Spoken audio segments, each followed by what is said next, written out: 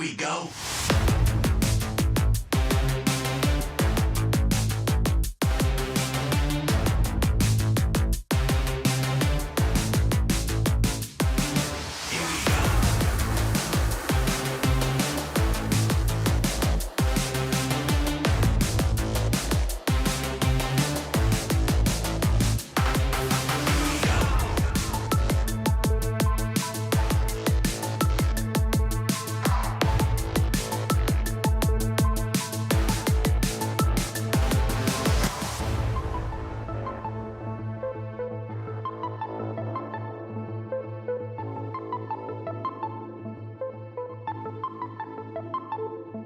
Here we go.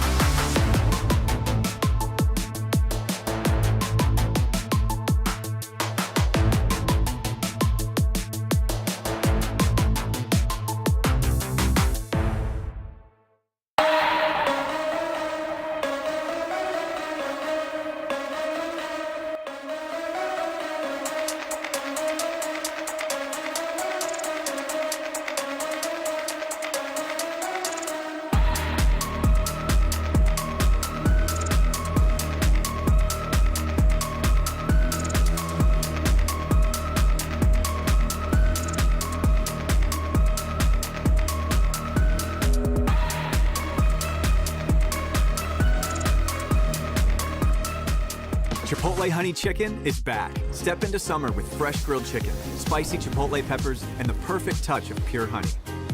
Open the summer with Chipotle Honey Chicken. It's taking heat and sweet to a whole new level.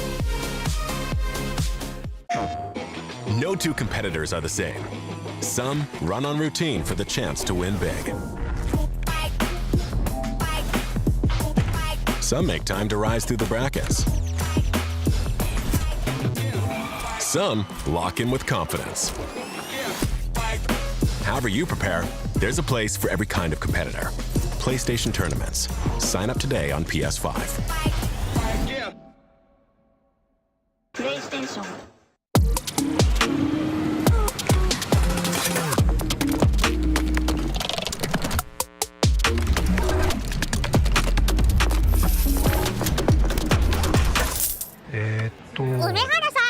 プルル？ビザにタッチ使ったことありますか？スマホをタッチするだけであっという間にお会計できちゃうんですよ。これは便利だね。でしょ？インサートコインから全てが変わった。ビザで、ストリートファイター4っていう形で格闘ゲーム久しぶりにやった時に、その時になんていうか、自分で特別なものがあったんだなっていうのを、思い出したっていうことがあったんですけど。I don't see myself quitting for at least maybe 20 more years. 気持ちは調子良かったですね。It's much more than just playing. It's being a part of this community.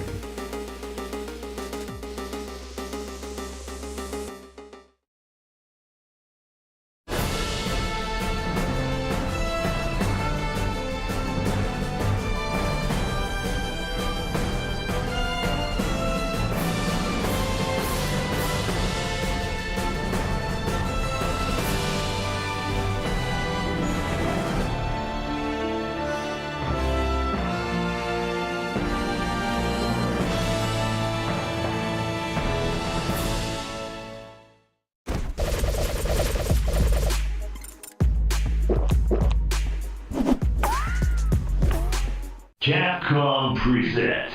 What is Marvel's Capcom 2? Damn! To be honest, it's just culture, man. Oh, he's so Pringles. Where your curly mustache at? It's a game with 56 characters. Select your heroes. 3v3 fighting game. Half the rosters from Marvel, half the rosters from Capcom. Tons of great players that brought a lot of hype. Justin Wong! It's a community game that will live forever. Marvel vs. Capcom 2.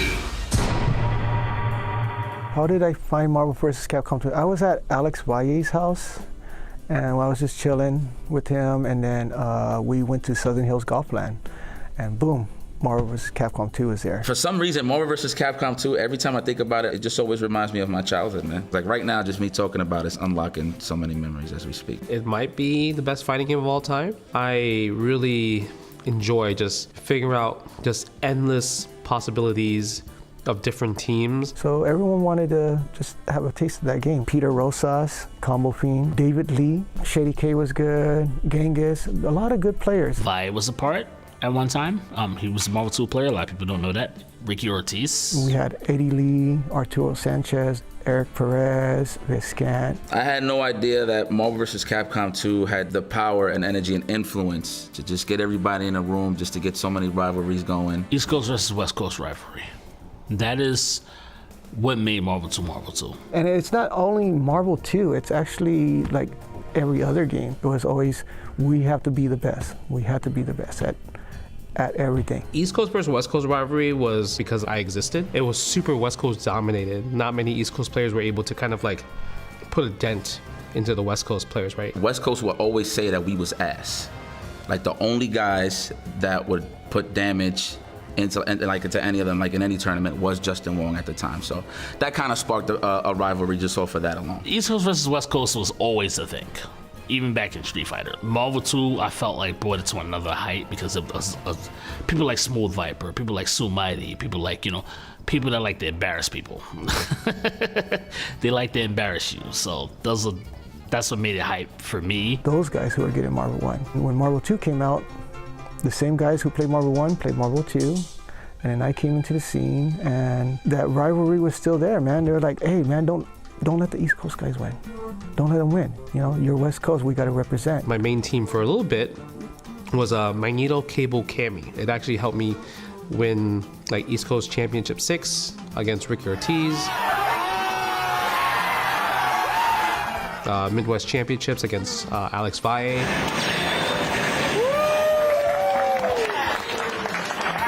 But I had a secret team prepared for B5, and it was Storm Sentinel Cammy.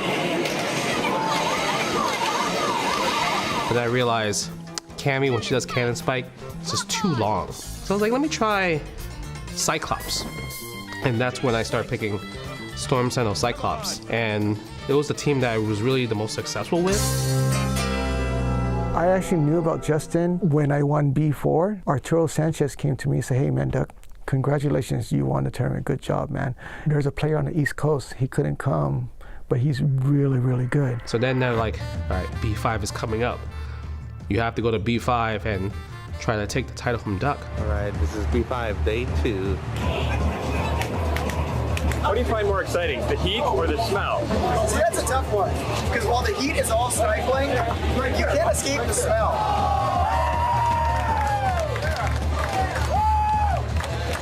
B5, boom, here we go. I'm playing Justin Wong. At the time, he was playing me with Spiral Cable Cyclops. I'm like, wow, this kid is really good. And once I beat him pretty bad when he picked that team, the grand finals, he's mainly switched to Spiral Cable Sentinel. And that gave me a huge run for my money.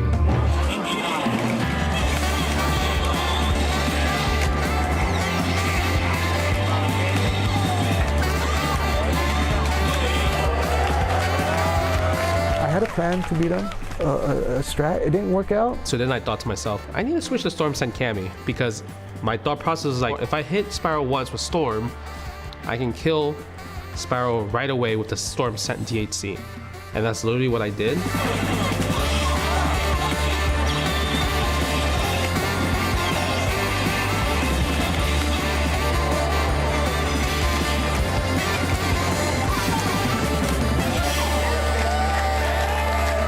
He's doing stuff that other people aren't doing. I was like, okay, good stuff, man. You won that championship. I would say the East Coast versus West Coast rivalry started because I like literally defeated their 3 best players of Ricky Ortiz, Alex Valle, and Duck Doe in the same year. They used to dislike him, because he used to win everything. It was literally called the Wong Coast versus West Coast for a very a very long time. He won 4 years straight. All locals, all majors, all evos. He lost no tournaments. He was that good. I never had that emotional attachment to that streak. I just thought about it as like the cash is coming. Random $100 here, $200, $300. I just want to keep doing good at fighting games and helping my grandma out, right? Justin was our savior. Justin was like, save us, Justin. Because nobody else was as good. That gave us confidence. To see him do so well, the East Coast started gaining more confidence because they're like, yo, we want to back him, we want to back him. We want to get good too. So we're not just relying on Justin to be the person that saves us. Marvel 2 was just always the sweatiest match, the sweatiest games, because people were really coming after me for that streak. There was many times where I was put in losers, but I never was eliminated from the tournament until 2004 against Sanford. Welcome back, ladies and gentlemen, to Syndicate TV. I'll be your host for the evening, Larry Flick. Match is starting. Bob Notorious, and Bob Notorious starts off with an unorthodox theme of Magneto Storm Commander. People don't give Sanford credit. I would say he's probably my greatest rival, more than like, I would say Daigo, more than like Chris G. Sanford is like the one person I don't want to lose to. He plays me differently than he plays everybody else. When he plays against other people, he plays like at 80%. When he plays against me, it's like 120%. Like for me, he tries to attack me a lot. Against other people, he plays more defensive. He's always gunning for me. He always plays his best against me. He adapts to the person that he's playing. So whatever style you have, he's adapting to that particular style to get the W. He knows when I want to press a button because he knows me in and out. And it's really hard to figure me out. So the fact that he did it, that's like the biggest respect ever.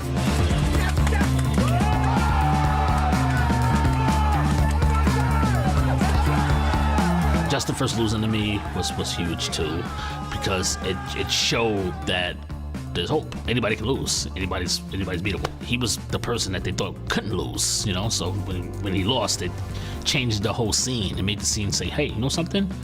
We just need to get good. We're gonna start bringing the game to a higher level so more players can be dominant like Justin, or get dominant like Justin, or get dominant like Sanford, or get dominant like Ro.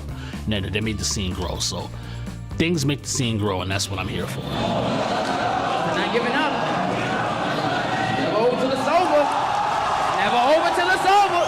This is Marvel, baby. Judging by just how good I was playing that year, I was excited to play Justin because he's been whipping my ass like this whole time. And mind you, I'm not like keeping an eye on brackets or anything like that. Like again, I'm just having so much fun and living in the moment. It's only right if you're staying consistent, you're gonna bump into this guy eventually. That was something that needed to happen for me just to prove myself something, Yipes as a player, Rushdown God, he just has so many creative moments where it's just, I can never guess right. Now, I talked a lot of smack about Justin in the past about how much of a lame player he is, and I mean that in a good way. That means defensive for people that don't understand. I don't think he's ever scared of anybody else's mix-ups. Everyone's always scared of his mix-ups. The will to win is crazy for him. Like, he will literally run down that clock 99 seconds in order to get the job done. Like it turns something to a real match. We just got a real match. We just got a real match. Let's go. Let's go. Well, the good news is we all been new about the Wong Factor, so there's been a couple of comebacks before that one. Not that severe, though.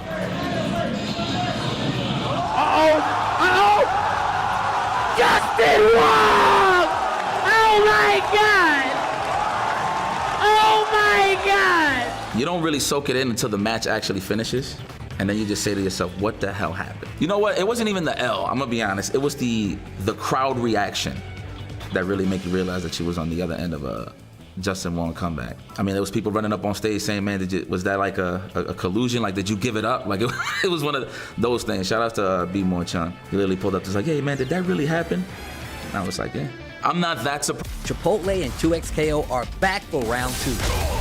Use promo code TAGTEAM at checkout to unlock the Chipotle Fresh Fit backpack and bucket hat for your avatar. Visit chipotle.com/2XKO for details.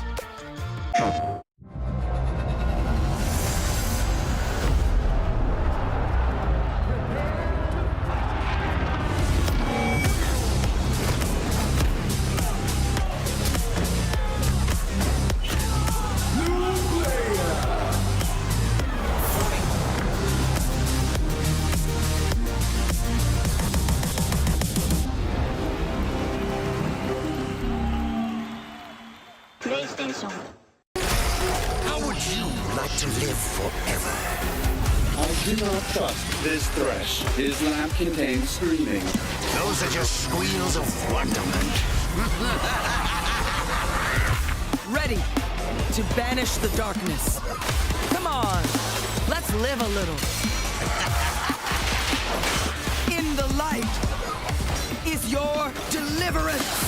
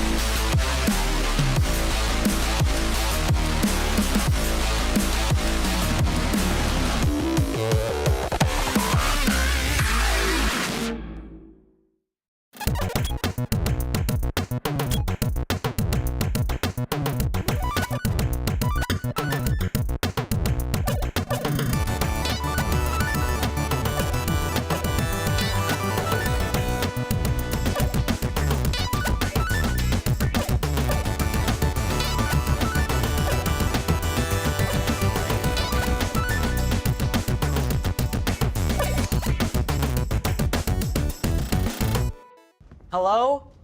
Whoa. Mama Gorgon 85 lives here? Yep, that's my mom. The absolute legend who went from gaming on her phone to ruthless online streaming slayer with no mercy for any living thing is your mom? Hey guys, apples with peanut butter? How is this possible? With AT&T wireless and home internet. Hey, text me if you need anything. Level up your connection with AT&T wireless and home internet, now available across the nation. No, she's so nice in real life.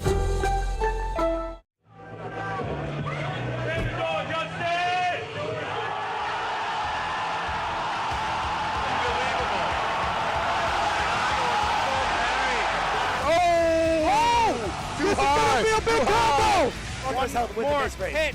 He's done it! He's done it! Oh my God! We're seeing it now! Seeing it not like this! What are you standing up for? Why?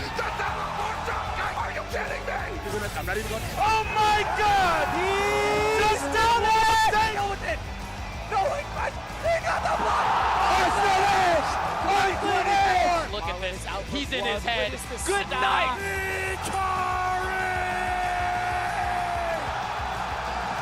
This is it, ladies and gentlemen. We're going to get some fire games, man. Oh, I can't wait. Let's get into it.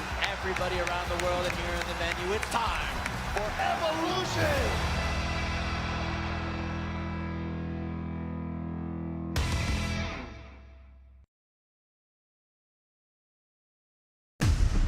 Good morning, Las Vegas, Nevada, and welcome to the 2026 Evolution Championship Series.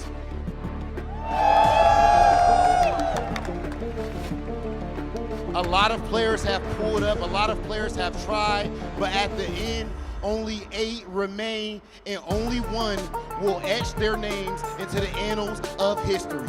Ladies and gentlemen, we have the Granblue Fantasy vs. Rising intro video presented by Visa. Let's get to it.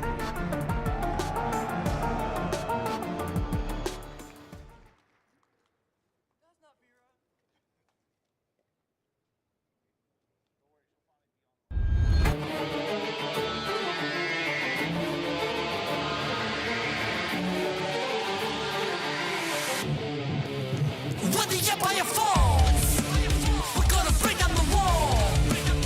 Into the night, we're gonna fight, we'll show 'em all. I've seen some trouble down this road. You hit me high, you hit me low. And now I wanna go.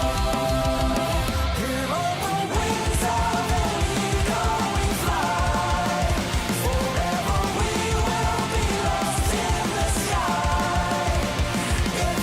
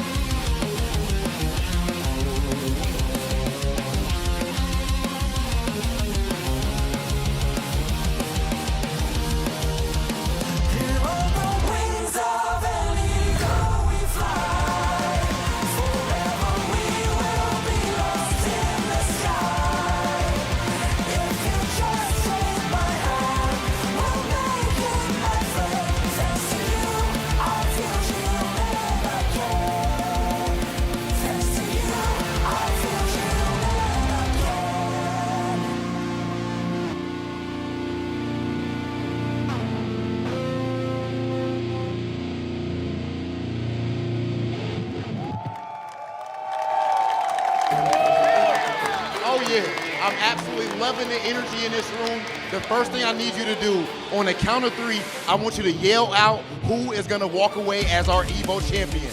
1, 2, 3. Ladies and gentlemen, it is time to introduce our top 8 players. This introduction, of course, presented by Visa. Player 1, fighting out of Japan, Shio. Player 2, also fighting out of Japan, Zandori. Next, the reigning and defending EVO champion, Koji Coco. From the United States, Monarch. Also from the USA, Insurgent. Put your hands together for Blue Sky God BSG. From Japan, Mirai. Love Mirai. And last but not least, show some love to paid actor. Ladies and gentlemen, do not let the name fool you. Of course, even though my man's name is Pay Actor, when it comes to him and everybody on this stage, this is the real deal, the creme de la creme, and we are about to find out who is gonna be our EVO 2026 champion. Let's send things over to our commentators, Zero and Tyron. Yes, indeed, folks. I have one thing to ask of all of you. I've been waiting all week for this one. On the count of 3, I need everyone in the crowd to shout "Believe in Victory." Y'all ready? 1, 2, 3, believe in victory! Granblue Fantasy versus Rising. It is a top 8 here at EVO 2026. Zero alongside Tyron, and man, I can't wait for this glorious action. I'm so ready for this, man. Some of the best when it comes to Granblue Fantasy versus Rising up there on that stage, and this is going to be so electric, man. We've got defending champions, we've got people that have come runner-up in EVO before. Yeah, it's going to be crazy. This is quite the spread of not only characters, but like you said, competitors across the board here. And man, I'm really excited to see how it breaks down because it's a nail biter. It's really tricky for me to really kind of figure out exactly who is going to make it into the championship seat and an invite to the Granblue versus Tour finals. That's right, 5-star event here, of course, at EVO Las Vegas. And yeah, we're going to be getting our players locked and loaded for you guys. We're going to have some amazing matches on the way, but let's see the bracket right here. Let's see who could potentially be taking their path to take that EVO trophy. And you can see right there, winners semi-finals. We are going to have Shio and Zandori. And then we're going to have Koji Coco, the reigning and defending champion, up against Monarch. Yes, indeed. And on the loser side, of course, Insurgent up against Blue Sky Guy. Man, what a way to start off that loser side. And on the opposite end of it, it's going to be Mirai versus Paid Actor. This is a top 8 that I could never have predicted. Of course, like we have our powerhouses here, some eyes to look out for, and y'all at home are going to have an opportunity to follow along on this path as well. I mean, this is quite the spread. I'm looking forward to seeing some of the performance here. Again, character spread is going to be phenomenal. I believe every individual player is going to be utilizing a unique character across the cast. We probably won't see any repeats. I mean, this is Granblue at its finest. Oh, it's going to be a banger for sure. Some unfortunate country team kills there in the early stages, you know what I'm saying? But, you know, hopefully that could provide for some variety as we go through the bracket there. But yeah, man, this is where it all pays off. This is where everybody has been striving to get that W, man. Everybody comes to EVO. They've been honing their craft, and yeah, man, this is going to be a big opportunity for the players, not only to qualify, like we said earlier, with the 5-star event qualification spot, but the points are huge at this event. Huge, absolutely. So points are definitely going to shake things up here. We do have some competitors that are qualified a little bit in the higher echelon of rankings here, but somebody wants to get a solidified position, and we do have some folks that are further down on the rankings here, scoring only at 20 points, that are looking to jump up through the ranks and get ever closer to that qualifying position. But let's not forget, I did mention that you folks at home are going to be able to help out with this bracket prediction. Let's take it over to those top 8 predictions presented by PlayStation Tournaments. And you at home can actually take the opportunity by hitting the exclamation point and number that you see here on the screen to vote for who you expect to take it at this EVO tournament. Who do you think, Zero?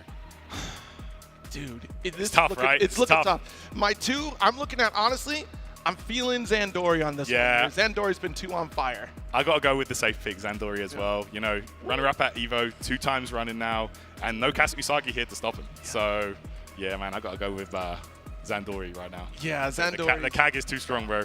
I mean, honestly, that dominant performance that we ended up seeing over at EVO Japan, and just the consistency from Zandori. I mean, no pressure, but I mean, that consistency is something to behold, but also consistent on the other side, too. I mean, looking at the jump up of Koji, who's been locked in. Yeah, that has been a player that has been very consistent throughout the series, and the champ also jumping. Dude, hold on a second. Okay, I see you now. I want to see some Insurgent love, honestly, because I was going to transition over like the consistency of competitors. Insurgent has had an insanely stellar year, but that can also be said for BSG as well. Like, that field is terrifying to try to make this prediction. Yeah, it's a tough one for sure. But right now, Koji Coco well in the lead. Look at that, 27% of voters getting in on that one. Let's see here. Yeah, there you go. All right. Looking at Koji Coco rounding out the prediction here, followed by Monarch. And again, Monarch on the Matera, so some folks are probably feeling pretty confident that the sniper fire coming from Monarch is actually going to be pretty difficult to deal with across this cast. We'll see how it plays out a little bit here before we get to our first match, but let's take a look at our upcoming competitors here that are going to be jumping into the match. I believe it's going to be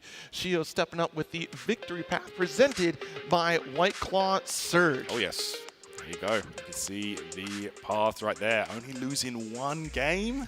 Bro, KTP? That's crazy. Yo, Shio is looking ready. Shio has been locked in, and let me tell you, Lawayne is a nightmare character to deal with, and Shio has been running it for quite some time now with that character, but also putting Insurgent into losers. A very tricky matchup there. Insurgent is one of those very consistent players that tries to overcome Lawayne, but not going to be doing it that time. Maybe get the run back here. But Zandori actually knocking BSG into losers out here for that top 24 run. But Zandori, no losses all across the board. No games. Indomitable Zandori. Unstoppable. That's why, bro. That's why I had to go with him as my pick, you know? Flawless. Yeah, we're looking at a flawless path for these competitors out here. And I'm really looking forward to see how it all plays out, because honestly, there is definitely, this is going to set it. Like, at least on the winner side here, the path is certainly going to be settled for the rest of this bracket in terms of ferocity, right? Shio can definitely overcome this Cagliostro, that's for sure. Lawayne has a character that is quite capable of being able to overcome Cag, especially when it comes to being able to do the set play with our X's across the board. But man, those homies in Sammy and Tomi are certainly going to come in clutch to try to cover things against Zandori. That's right, going to be, trying to close that gap, trying to, prevent Cag from setting up and running her game from anywhere on the screen. Lawayne definitely a threat. That character did get toned down ever so slightly, but Ever's still a menace, bro. Still a monster. I'm sure you're pretty well aware over in your region how menacing that character is. Europe is Lawayne territory, bro. I'm telling you. And you inspired the world. That's what it was. But, of course, we still have Cagliostro on the side of Zandori, and the absolute speed that Zandori plays with this character is insane to keep up with. I mean, how many throw baits did we see earlier coming up against that set in BSG? I'm sure that's at the forefront of his mind as we lead into this top 8 run and across everybody's mind as they walk this path to get ever closer to qualification victory. That's right. These two have played previously at EVO events, EVO Japan 2025 and 2026. Zandori taking that both times. So the EVO record definitely in Zandori's favor here. But Shio has got a W on him in the past. So, the beast can be slain. Yes. But can you do it here on the EVO Vegas main stage? Yeah, that's going to be an important thing here. And, of course, I know it's pretty early out here in Vegas, but, hey, it is about the afternoon for me on East Coast time. I'm with you, man. Who's got Shio on this one? Let me hear it for Shio fans out in the crowd. There you go. Jeez Louise, I heard somebody really feeling for Shio right now. Shrieking over there. All right, but what about Zandori, the young gun, the indomitable? Who's got Zandori taking this one? Okay, a split crowd there. Okay, Zero, I see him. Okay, I see you. Newly sponsored here, newly minted jersey, ready to go. Fresh. Look at that. Hot off the press. Yes, indeed. We're back at it again in this arena once more. The 4th year at EVO. It's a beautiful thing, the man. Battle begins. Let's go. Here begins Fate's episode as we take off to the skies. This journey of top 8. Cagliostro up against Lawayne.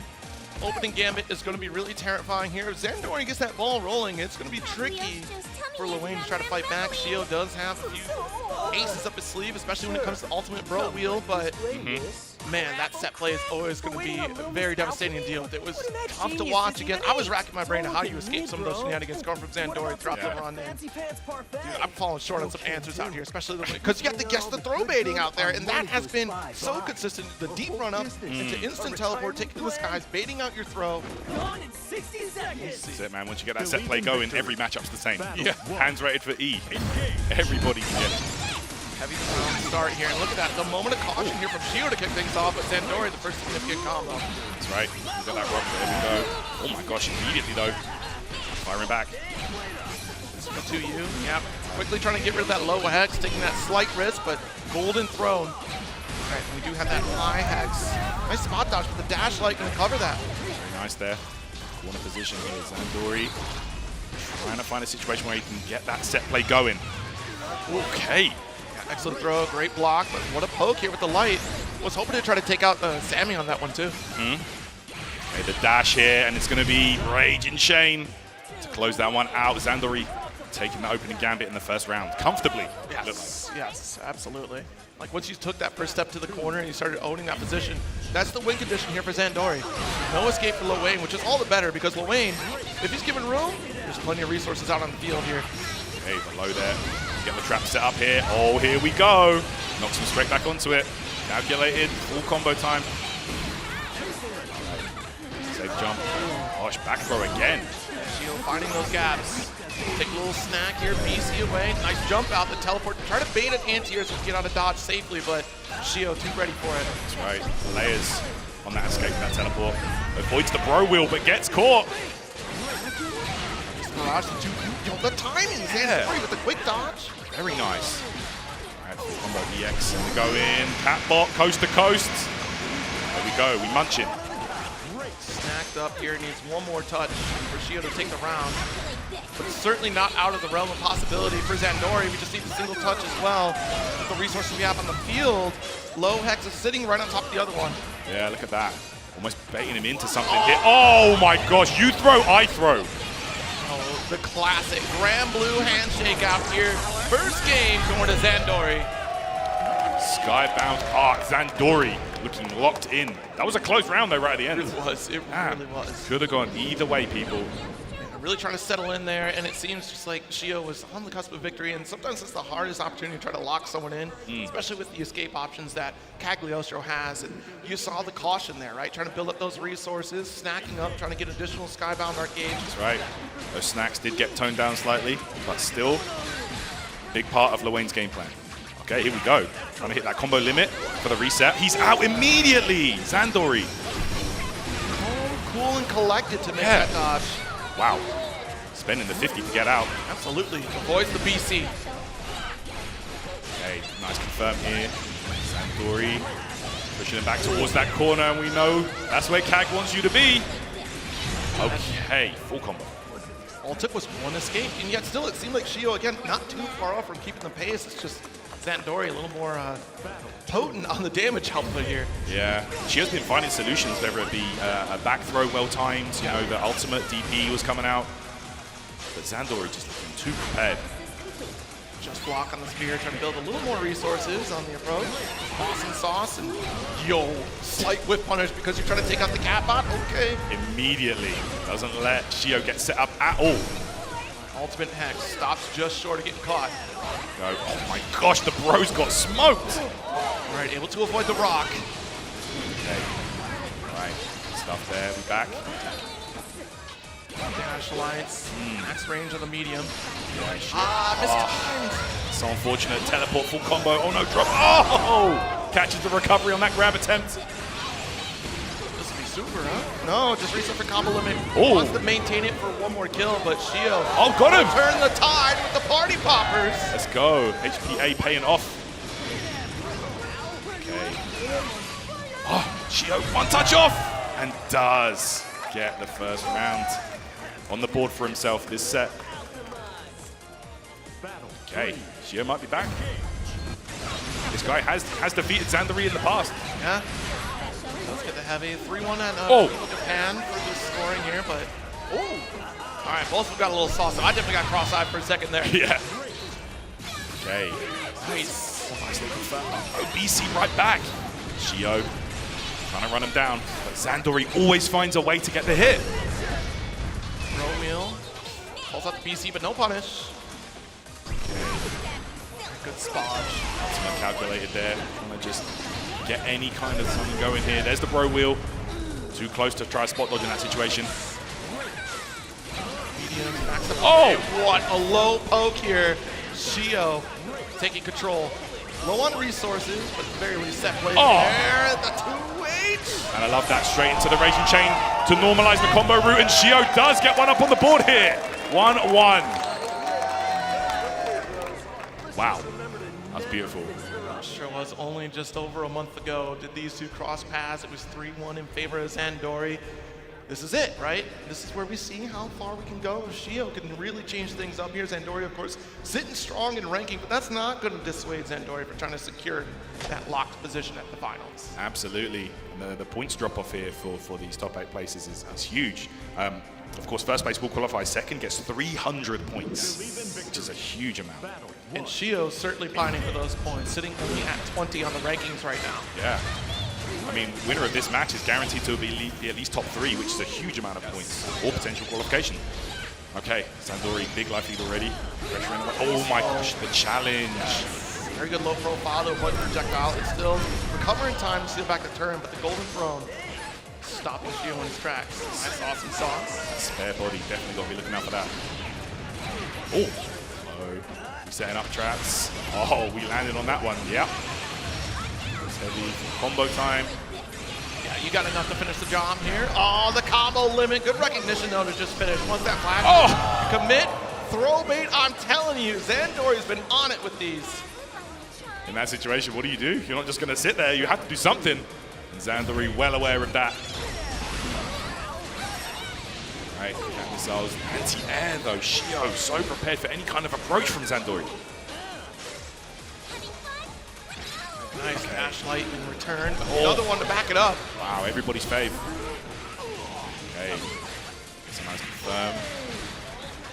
Alright, what's the setup going to be? Reset. Here comes the bros. Oh, the challenge on the teleport. Smart, but unfortunately going to get parry called out. You know, the upward hex, and you're in between a rock and a hard place. That golden throne there. No escape, but Shio finds one. Sammy told me the dash heavy not going to work. Oh my gosh, the bro rule just to clear the screen. So nice. I mean, this life lead, you can sacrifice a few interactions here, but Zandori is certainly threatening this corner. Right. Yes, for heavy challenges. Shio's been doing such a great job of avoiding any kind of set play situation. Gets the grab. Stagger, HPA, we're fighting for this chip. All right, let's see. You either get hit or you get chipped. Whichever one, I'll take it. The HPA, the ace in the hole. There we go. Yeah. Way! Let him know. Let him watch it. The mind games. Flashbacks of Evo France, bro. You okay? That was crazy. Okay. Oh, tasty. HP restored, but you already have full health. Yeah, that's right. You didn't want that. Would have preferred a parfait in that situation. Okay. Right, EX. Look at that big life lead on the side of Shio already. Zandori could be in trouble here, Zero. Dodge. Nice coverage here from Zandori with the heavy. This is where you start to up the ante. Okay. There's the trap, the lows. Trying to prevent Shio from escaping this corner. Standing at a range where you can't jump either. The wall bounce, full combo. Heavy, launch it. There's our super SSBA. Go and get that Grok in. The super skybound art should seal the deal here for Zandori. Drop a pose, get the dub. 2-1. Wow.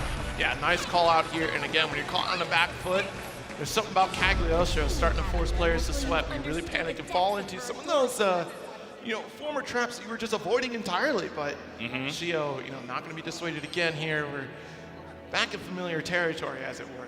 I mean, that was a comeback situation. Really was. Shio was cooking that round. That could have gone the complete other way. Avoiding more spears, the deep run, dash light. Was nominated best button for a reason, all right? Yeah, this character is moving. Full jumping now. Nice confirm off the catbot. Yep. Combo limit. Reset perhaps. Here we go. Right. Oh, he wants you to spot dodge it. Exactly. giving a little flavor what Zandori was throwing out earlier. And look at the coverage. Shio just taking a few steps back because of the change of the teleports, right? Getting those guaranteed positions. Man, look at this. Shio's been doing so good, forcing these comeback situations. Okay, ultimate Hex. Had to stay away from that. Row wheel, catwalk missiles. Oh, that was so good. That was so smart to do the double coverage here, to get close, to call out the Hex. But man, Zandori going to try to pay this back here. I want those resources. I've made an investment. The throw, good tech. Very patient, smart game plan here from Shio. But right now, it is Zandori on fire. Text that. Cross up. Right, to you, that's fine. I got out of the corner. Row wheel, he's out though. But expected the teleport there, that's why we backed off. Yeah, very smart. He's waiting for some kind of anti-air. All right, Zandori takes care of the bros with ease. The light, but now back against the wall once more. Yeah, I like the BC there. There. Oh, a light shuts down the ultimate wheel within perfect range. Zandori should be able to finish. Is this enough? Oh, there it is! Oh, takes that one. Zandori, set point. With 10 seconds left in the round. Wow. But another comeback. Shio has been winning these situations, forcing the comebacks from Zandori. There's the tech dash line. Yeah, safe. Ooh, all right. Once again, skedaddle, skadoodle out of the way, but still going to get caught with a spear. Over the laser, ultimate Hex. Okay. Ah. Got our jab. Awesome sauce going coast to coast. That's right. Gives you a chance to set up. Way! Hex. Drop them, the bros. Oh, Joel. Okay, got out and just immediately BC. Spare body. Wow, look at this. Oh my gosh, that was so good. The movement was clean from Shio. Oh no! It's not over yet. Oh, there we go. I was definitely getting nervous. You've been putting Zandori in this position time and time again. Oh, yeah. I was hoping you get the finish because, man, another comeback from Zandori would be devastating for the mental. And look at this. Shio is still in this. It's definitely not over yet. Backing off, body splash, great punish. Beautiful timing on that. And the back grab. Okay. Wow. How did you take that? Right, awesome sauce this corner. Massive lead for Shio to walk up. X. Combo limit. Tries the spare body. Did not work out. Wow, this is going to be huge. Is it enough to kill Zero? Coast to coast. Reset. Coast to coast we go. The damage output. Oh my gosh. Last touch scenario. Oh my gosh. Yo, using his reactions against him. That is so smart from Shio. And it's just the mental stack of just, so if I take this hit from the ultimate, then I get into chip territory. Yes. I'm still worse off. So I have to try to maintain what health I have remaining. Borderline checkmate situation. Exactly, exactly. One more step away here for both players. Dash M gonna get the knockdown once more. Awesome sauce for corner carry. This is it here. Strong start for Shio. Yeah, Shio's been getting these strong starts from Rip, honestly. Here we go. Right, and ultimate wheel. As a poke almost. Look at this. Forcing Zandori into a block stun situation. There's the BC. Oh my gosh, the ultimate. Look at this. Yo! But that's okay, we're still trying to poke out. Look, Shio taking their time because we only need a single touch, round up, and on set point. The tides have turned. Wow, I just looked over and Zandori did not look happy for that round. Here we go. Shio set point. What a turnaround it's been, Zero, like you say. Okay, interrupt. Max range, good block of the dash heavy. Knockdown. Parry to put. Oh! That's crazy. The layers, bro? It's calculated. Oh, yeah, calculated. Pun fully intended. Backing off. Oh. Still calling out the golden throw. Okay. Spacing on that one. Zandori, though, trying to rush him down. The BC from Shio, trying to maintain space. The splash.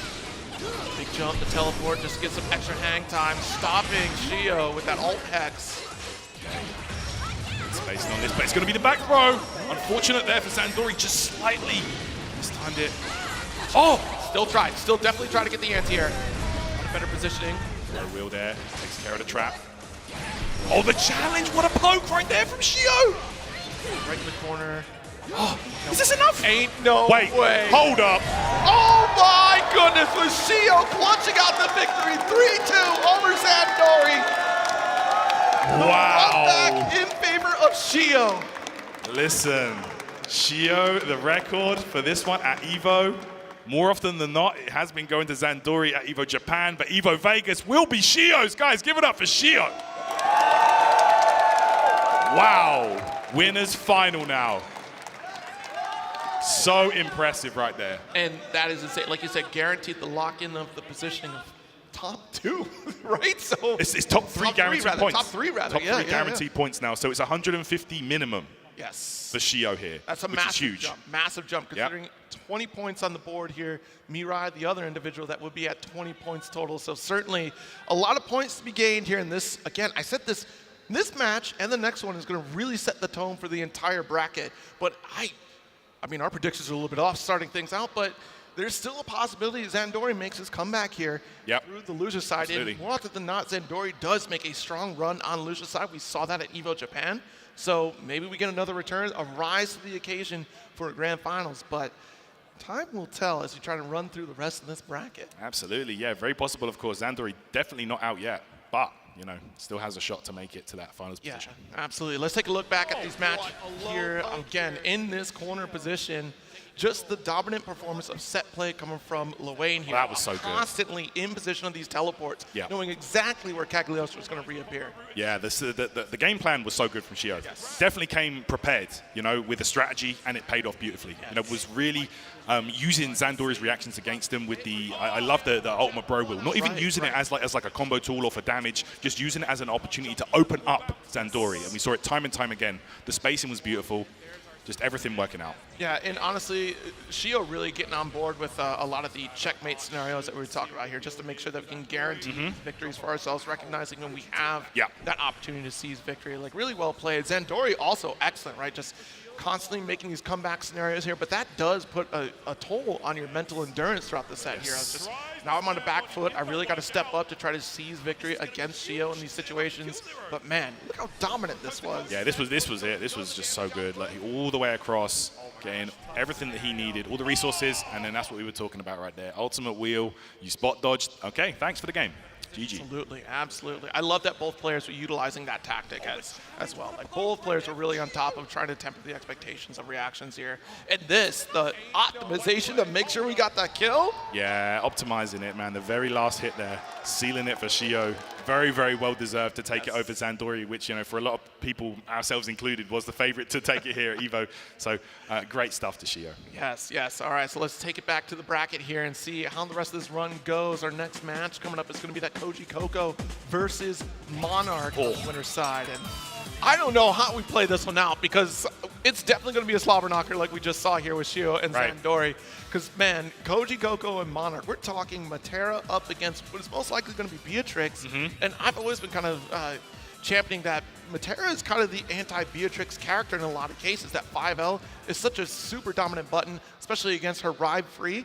And you think about the full screen zoning, like, yeah, she can do ride free full screen, but man, does Monarch keep that coverage complete against Beatrix here. Let's check out that victory path, though, up on the screen as we have Koji Coco.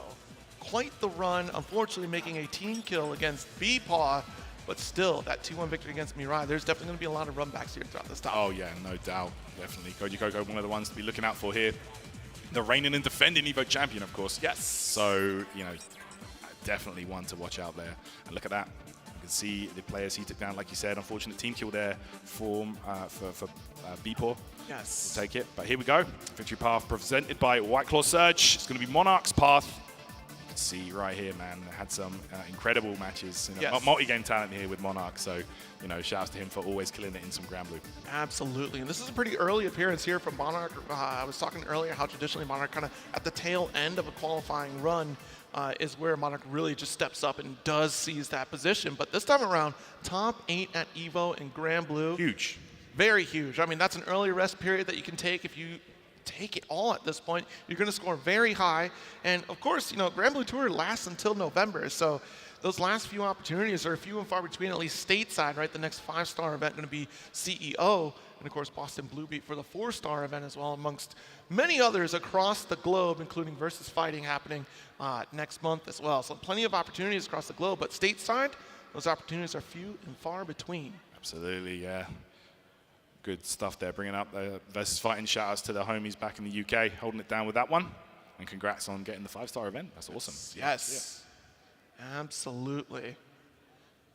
All right, as we try to get our players set up here. Koji Coco likely going to be committing to that Beatrix. I know, of course, that we generally have like that alternative character, but we're going to take a look at the Evo fantasy pick, the top 8 presented by AT&T. Wow, look at that. Everybody had Xandori. We did. We did. We definitely did. Shield had a 21% chance to win with Xandori over at 78.6% pick rate to win. Wow. I mean, you couldn't really go wrong with that pick considering the historical play that Xandori has presented over the last year. Just very consistent, top 3 competitor. But that just goes to show the level of player that Shio is. You know, coming with a game plan specifically for Xandori. You know, you've got to imagine, you know, going into this tournament, you have to have a game plan for some of these top players, and we saw it in full effect in that last game. But let's see if that happens here as well. Dapped up, we're going into it here. Let's give it up for these competitors here. Who's got Koji Coco taking the dub? Yeah, I thought there might be Koji fans, but look, Monarch is pretty calculated about this one here. Who's got Monarch fans out here? Okay, yeah, that's Kame's own right there. Oh yeah. You're talking about the big 2 of Granblue stateside teams. Already the rivalry begins. Let's get it going here, guys. Aether has been looking insane this weekend, let me tell you. You might be onto something. Doesn't change the fact I look badass though. You know, I mean, she's not wrong. She's spitting. All right, let's get it, guys. Okay, here we go. Other side of winners semifinals here. Koji Coco versus Monarch. Very quick to close the gap, excellent roll, and this is where you want to be as Beatrix, right? To try to put yourself into that corner position so Patera does not have the opportunity to keep you spaced out. Nice with the Thunderbird to the corner, late tech though. Okay. Ooh, the ultimate getting shut down immediately. Does get the side swap, nice throw for corner. Got that little hop, so annoying to deal with. Space in here from Koji. Dash, nice easy out. Monarch going off there, sends out the ultimate butterfly now.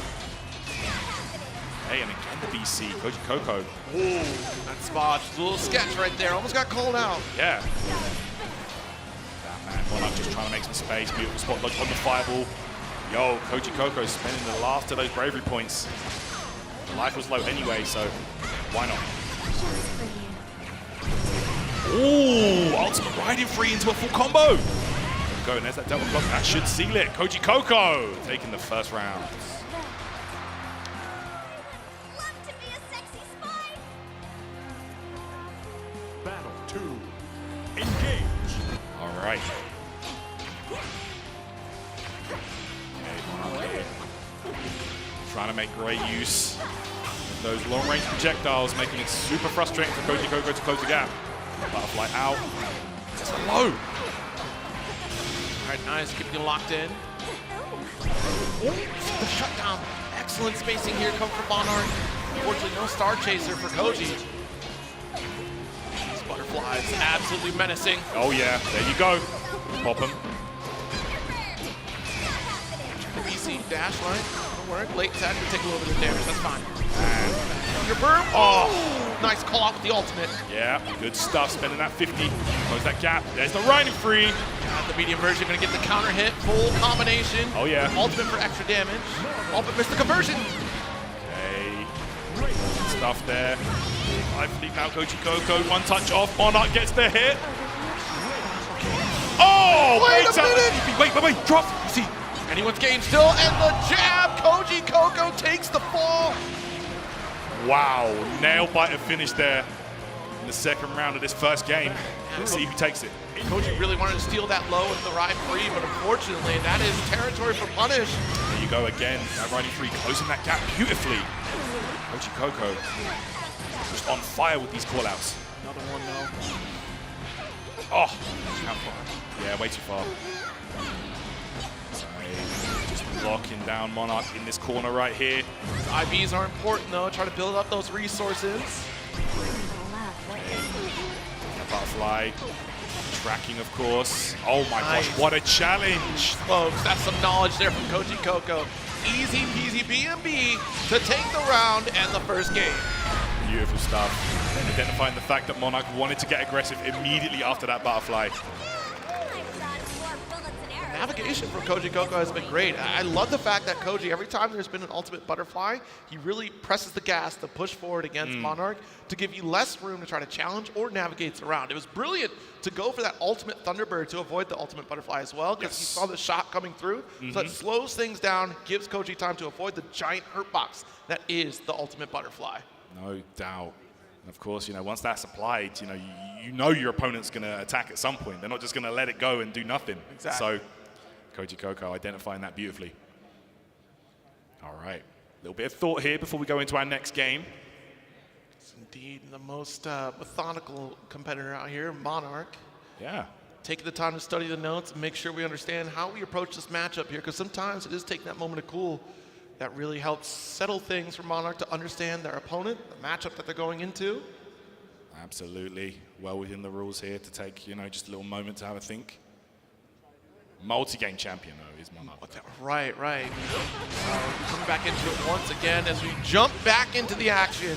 Let's get it. Okay. All right, Monarch here just trying to make space all the time. At any moment, that riding free could come out of nowhere. Okay. It's conversion here. Sets up. Oh. Great start. The double hop for the bait. That was genius. Yeah. Hop from Aether. Such a layered tool that she has. Monarch said noted. That first match was noted. Yep. That one though. We'll see. High free again. I mean, it is an excellent tool to get in. It's kind of a double-edged sword again. I'm looking for the 5L coming from Monarch to really shut things down. Get that maximum space, the quick recovery here. That's right. Okay. Oh, converts beautifully to the EX riding free full combo time. All right, we are doing it. Spend the 100. Big life lead. Bravery points looking bad. Oh, wait a second though. Wait a minute. Hard call out on the throw. SSBA trying to even things up. Not the full animation, unfortunately. Yeah, only gets one bravery point back on that. No! Oh! Misinput from Monarch will be his demise. There you go. Koji Coco closing that one out. Looking like he could be taking a 2-0 lead. Just one round off from doing that. Nice confirm off the air-to-air. Locking it down with the Star Chaser. Didn't have to block. Caught with the 2L. Thunderbird again, the medium edition, just to keep the plus frames. That's right. See? Yeah, that's 5L every time, but that was Star Chaser this time. Her box does kind of extend out a little bit when you start that up. Yeah, that 5L definitely useful in this matchup, like you say, Zero. Okay. Not going to contest there with that Star Chaser. The timing, Monarch and Matera just dominant in the zoning game. Oh, beautiful stuff. Fires right back with 50% as well. Okay, arrows are flying right here. Koji Coco, you know he's waiting for a moment to ride him free to jump, and there it is. Oh no, wait a minute, too far, didn't have a follow-up? All right, tries to ride. See, I'm telling you, 5L, that's enough for the riding free.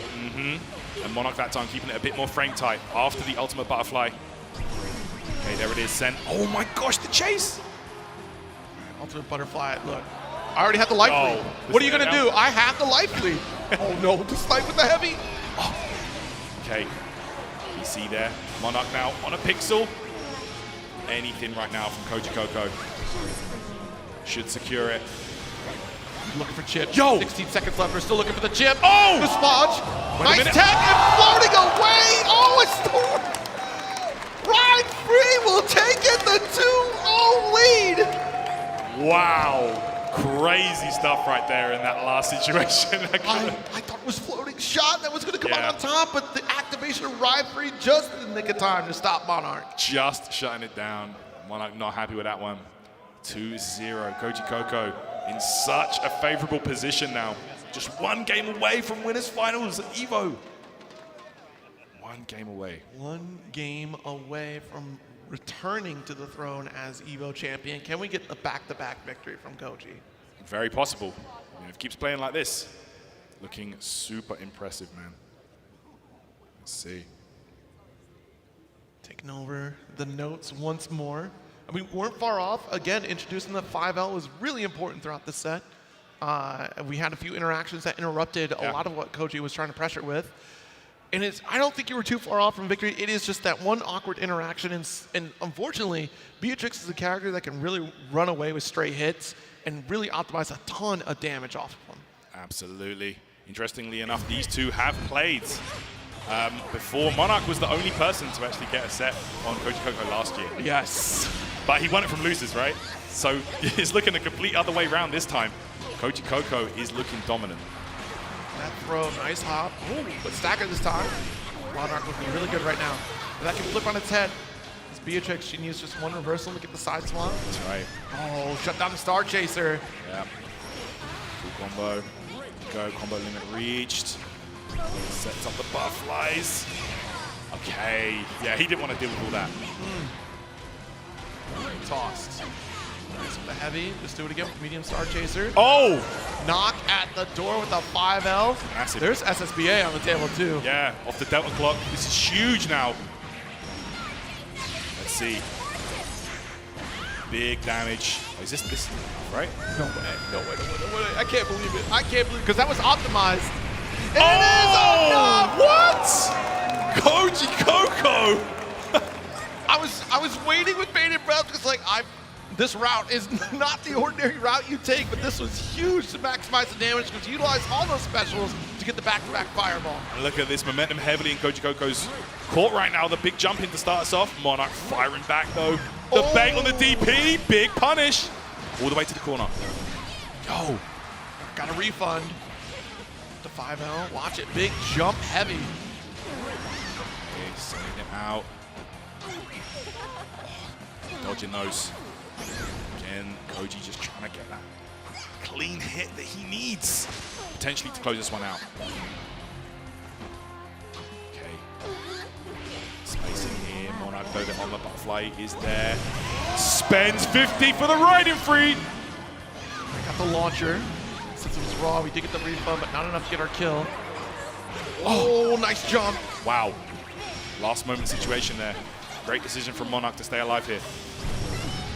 But it's going to be challenged. Not enough to get the punish. Not fast enough at least. And a 2L Koji Coco clean 3-0 with a dominant performance. I don't know what Monarch could adjust in this set because Koji had an answer for gosh darn near everything Monarch threw at him. Amazing play right there. Koji Coco says, you might have got the win on me last year. You still ended up winning the tournament. That is going to be different this time around. Koji Coco looking to take it from winner's side. Looking clean. This top 8 is looking pretty strong. I mean, a pretty good case to make a return to as the champion of EVO 2026. But we'll see. You have Shio to get through, and Shio was in top form, especially against Zandori. Let's check out the replays presented by PlayStation Tournaments. Let's check it out, man. That was an exciting set for sure, man. Some back and forth rounds, but Koji Coco, the decision making was just too good. I mean, look at this. This is the ride free that actually clutched out the victory here with 10 seconds left on the clock. The Spodge and immediately ride free to snipe out because you see the shot coming out from Monarch there and just barely missing.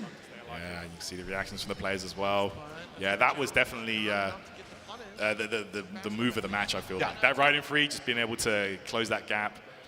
Yeah, it's definitely that showstopper. Again, riding free is always at the front of your mind in this matchup, but Matera does have that tool in 5L, which we saw about game 2 era where we started seeing that shutdown because it covers the ground, that quick recovery, but it just was not enough to stop Koji Coco from his game plan, and that's not enough to stop us from any of this action here, but we are going to take a little bit of a break. Don't go away. More Granblue Fantasy vs. Rising Top 8 action. We'll be back at you right after this.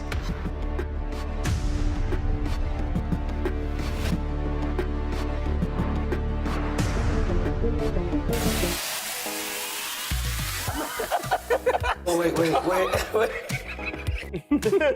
Nerd. Commentary is about keeping people engaged. Yes. Right? This guy lied to me for 15 years. I didn't know his age. That was like my first couple months in the game. I guess it's weird for you to call me daddy. That's very weird, Jay. I need to do a little better. I gotta avenge myself. Stop, guys. You're making me laugh too much. Oh, jeez.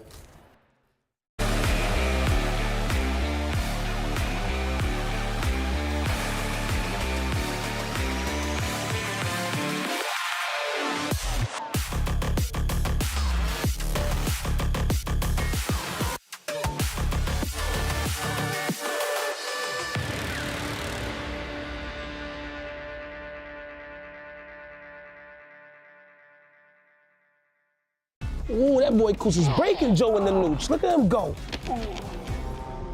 How is he beating me? This guy's a scrub. There's no way I'm a scrub too, right? Use them, Joey. Use the Zennies. They're built for blue light blockers and corrective lenses. Eyes fresh for the world now. I'm getting it gear. Any occasion with Zennies. Best gift of the year.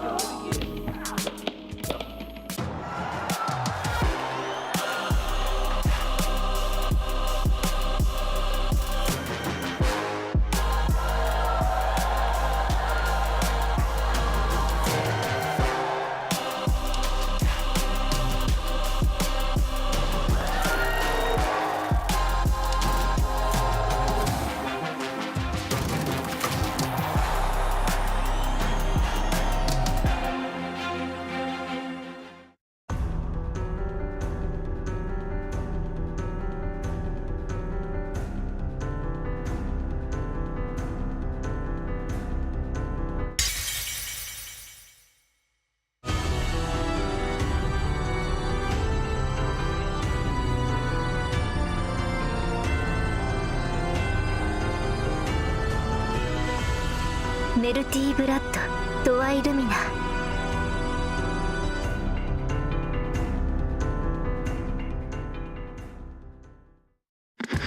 I got something new.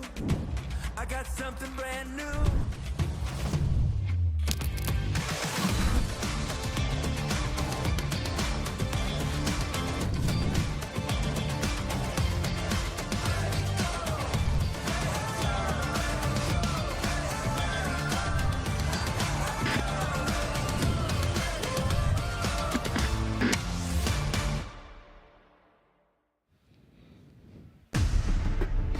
All right, people, welcome back to EVO 2026, Granblue Fantasy versus Rising. Yeah, okay, I like that. You guys are getting into it. Yeah, so check it in with the Airheads Air Cam. Make sure your LED Arena wristband is on to be a part of the action. Let me see those wristbands. Shake them up in the sky, folks, if you got them. Yeah, Airheads Air Cam, boy. Dude, I've been snacking on Airheads all weekend, all right? Yeah, man. I brought my own package of Airhead Extremes. I'm hoping to get more. Let's go, guys. In fact, anyone in back on Airhead Extremes for me real quick? Bring them up, No? All right, maybe later. Man, so far a stellar start to this top 8. That's for sure. Koji Coco versus Monarch really set the tone. Again, the top half is really going to set the tone for the ferocity, like I was saying. Of course. Coming back to that, but I don't think any of us expected Shio to come on top the way that he did. I mean, excellent performance, especially turning it around from EVO Japan. That's right, yeah. The game plan was just beautiful to see it come to fruition. You know, really prepared, and yeah, the strategy worked out. There you have it, man. So we do have our winners for final set. Shio versus Koji Coco. That's going to be a fire game. Wow. Yeah, absolutely. Especially with the consistency that Koji Coco has been showcasing today. There's just strength and dominance, especially how strong he's been. Let's take a look at the bracket so you can see exactly what we've been talking about if you missed out on those first 2 matches here. Because, man, Koji Coco heads off to Japan, locks in, starts training. It comes back a dominant force, but we'll have to rise up to the occasion against Shio. We're going to take you to the loser side of the matches first. That's between Insurgent Blue Sky Guy and Mirias versus Paid Actor. There you go. Let's see who is going to take it here. But, of course, guys, we're going to have to look at how the players for the Granblue World Tour Finals at Side Games Cup. And you can see the games that he had here. Losing out to Shio in that top 24, fighting out from the loser's side here. So it's not going to be easy 0. Certainly not, because you're up against Blue Sky Guy. Don't let the face fool you. this individual is quite a force to be He's a killer, man. as well. I mean, unfortunately falling short up against Zandori, but still a clutch victory against Iago Gorates. An excellent run to secure their position here on the loser side of top 8. There you go, man. I love the Blastoise fit, man. I've been loving the Blastoise poncho. Yeah. But man, BSG has had quite the story over the last year, really rising to the occasion, just falling shy of securing championship status time and time again, but finally securing that over at Texas Showdown. But now, this is where all the marbles matter here, right? We are trying to rise up to qualify for Granblue versus finals. Points on the board, but 20 is not enough. And if we look at the AT&T scoring here, the fantasy pick from the top 8 presented by AT&T, it looks like Blue Sky Guy up at 28%. I mean, I remember jumping up for Insurgent as well. Folks really picked Insurgent to try to take the whole thing. There you go. And Insurgent reminded us there with that hoodie, is the combo breaker reigning champion here. Did actually defeat Blue Sky Guy in that top 8. Yes. So definitely going to be a tough one here for Blue Sky Guy if he wants to overcome this guy. Absolutely. Blue Sky Guy, someone who has been pretty calculated on previous matches before, has come toe-to-toe against Insurgent time and time again. We'll see how this plays out because, man, that Vasaraga has to walk a long path to try to close the gap against Eustace. Granted, both of them from Society. Maybe this is going to turn things around here. Let's hear it for our next match, folks. Insurgent versus Blue Sky Guy. Let's get it, man. No, I feel it. Y'all are waking up right now. I feel it. Yeah. You know, the further we go through the bracket, the more we want to hear you guys. Oh my gosh. This guy is so scary. I love this fit, though. This is like my favorite costume, right? For Vasaraga. Very clean.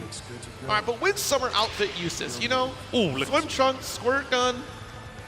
I'm telling you, it's time for the season. Hey, they match. No? Exactly, do match. The clean white, let's go. Hey, let's get it here. Immediately applying that Soul Forge buff. Okay.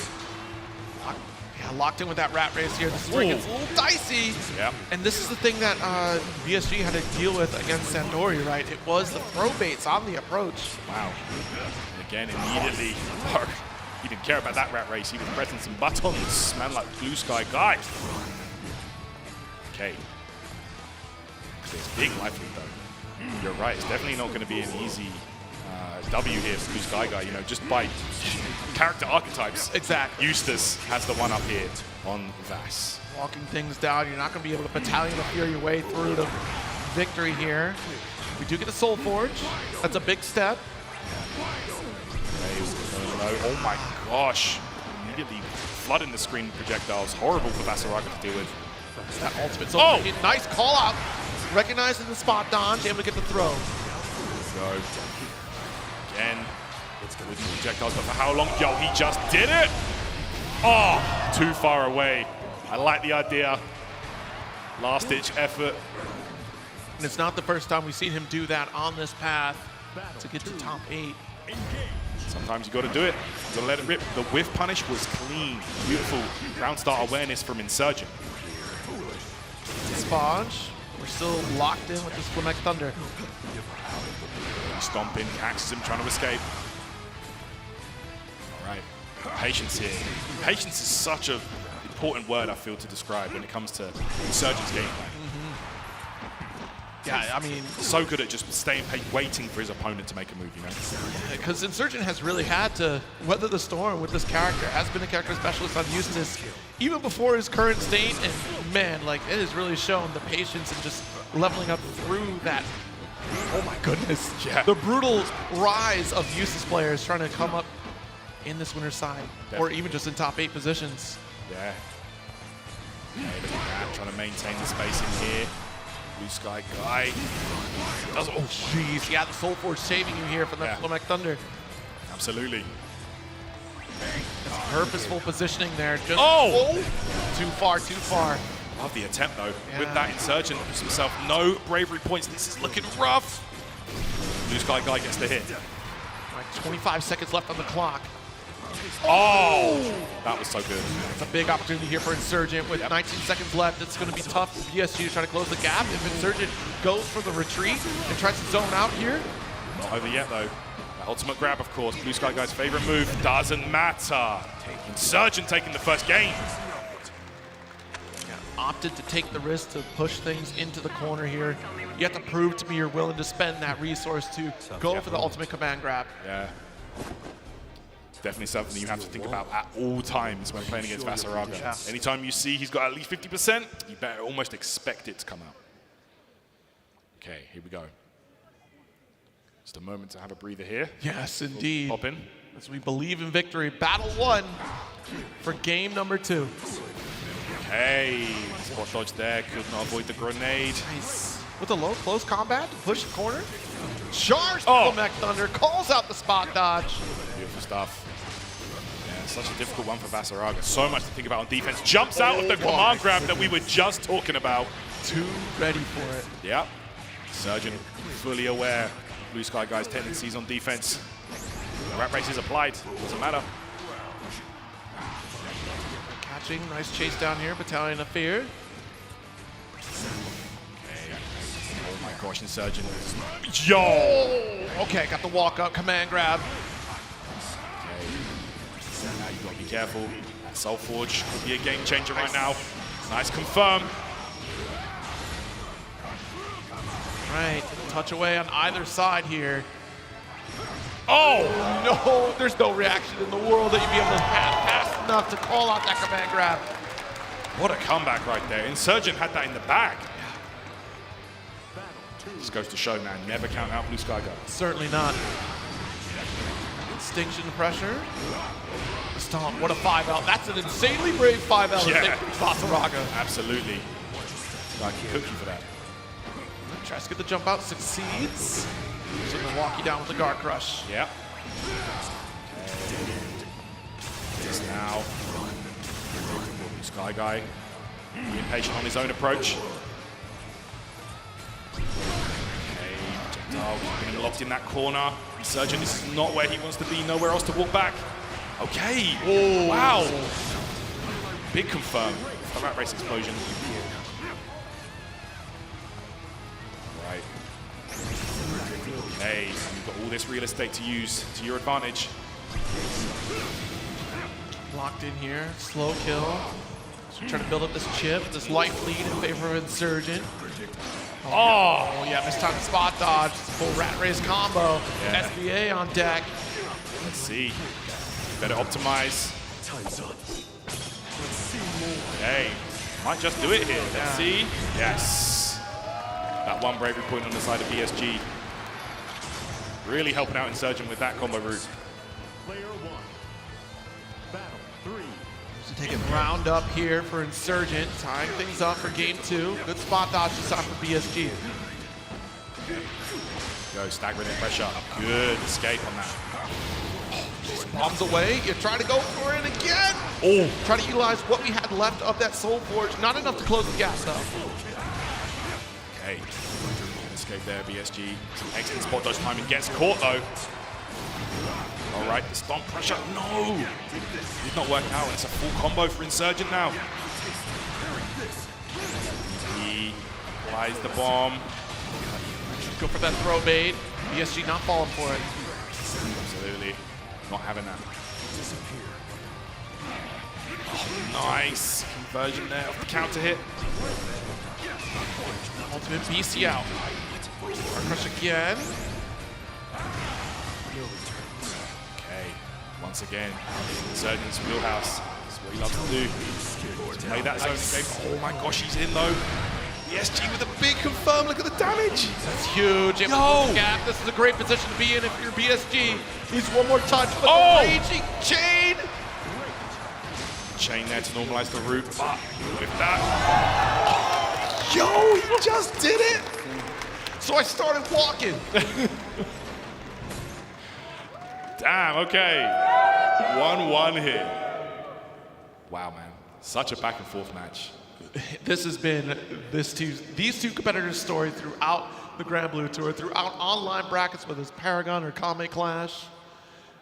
This has been the story. And even in the back rooms, right, just getting sets with each other. These are some tenured competitors out here. Hey. PSG off to a great start here. Insurgent with a mistake to start that round. Hey. Jeez, nice snipe with the light under. Dash heavy, not going to connect. That's all right. We're still keeping Insurgent locked into that corner position with a life lead. Yeah, as long as, you know, Eustace can't get full screen and start running his game. Great spot to be. Look at this. ESG full command right now. Oh my gosh, trying to get a little bit tricky with it there. Slow kill does go off the wayside there. What a jump. Fortunate for BSG to land just in time to block on the ground. Oh! Nice interrupt the slow kill. We don't have the Soul Forge, so not able to keep that safe. We do not.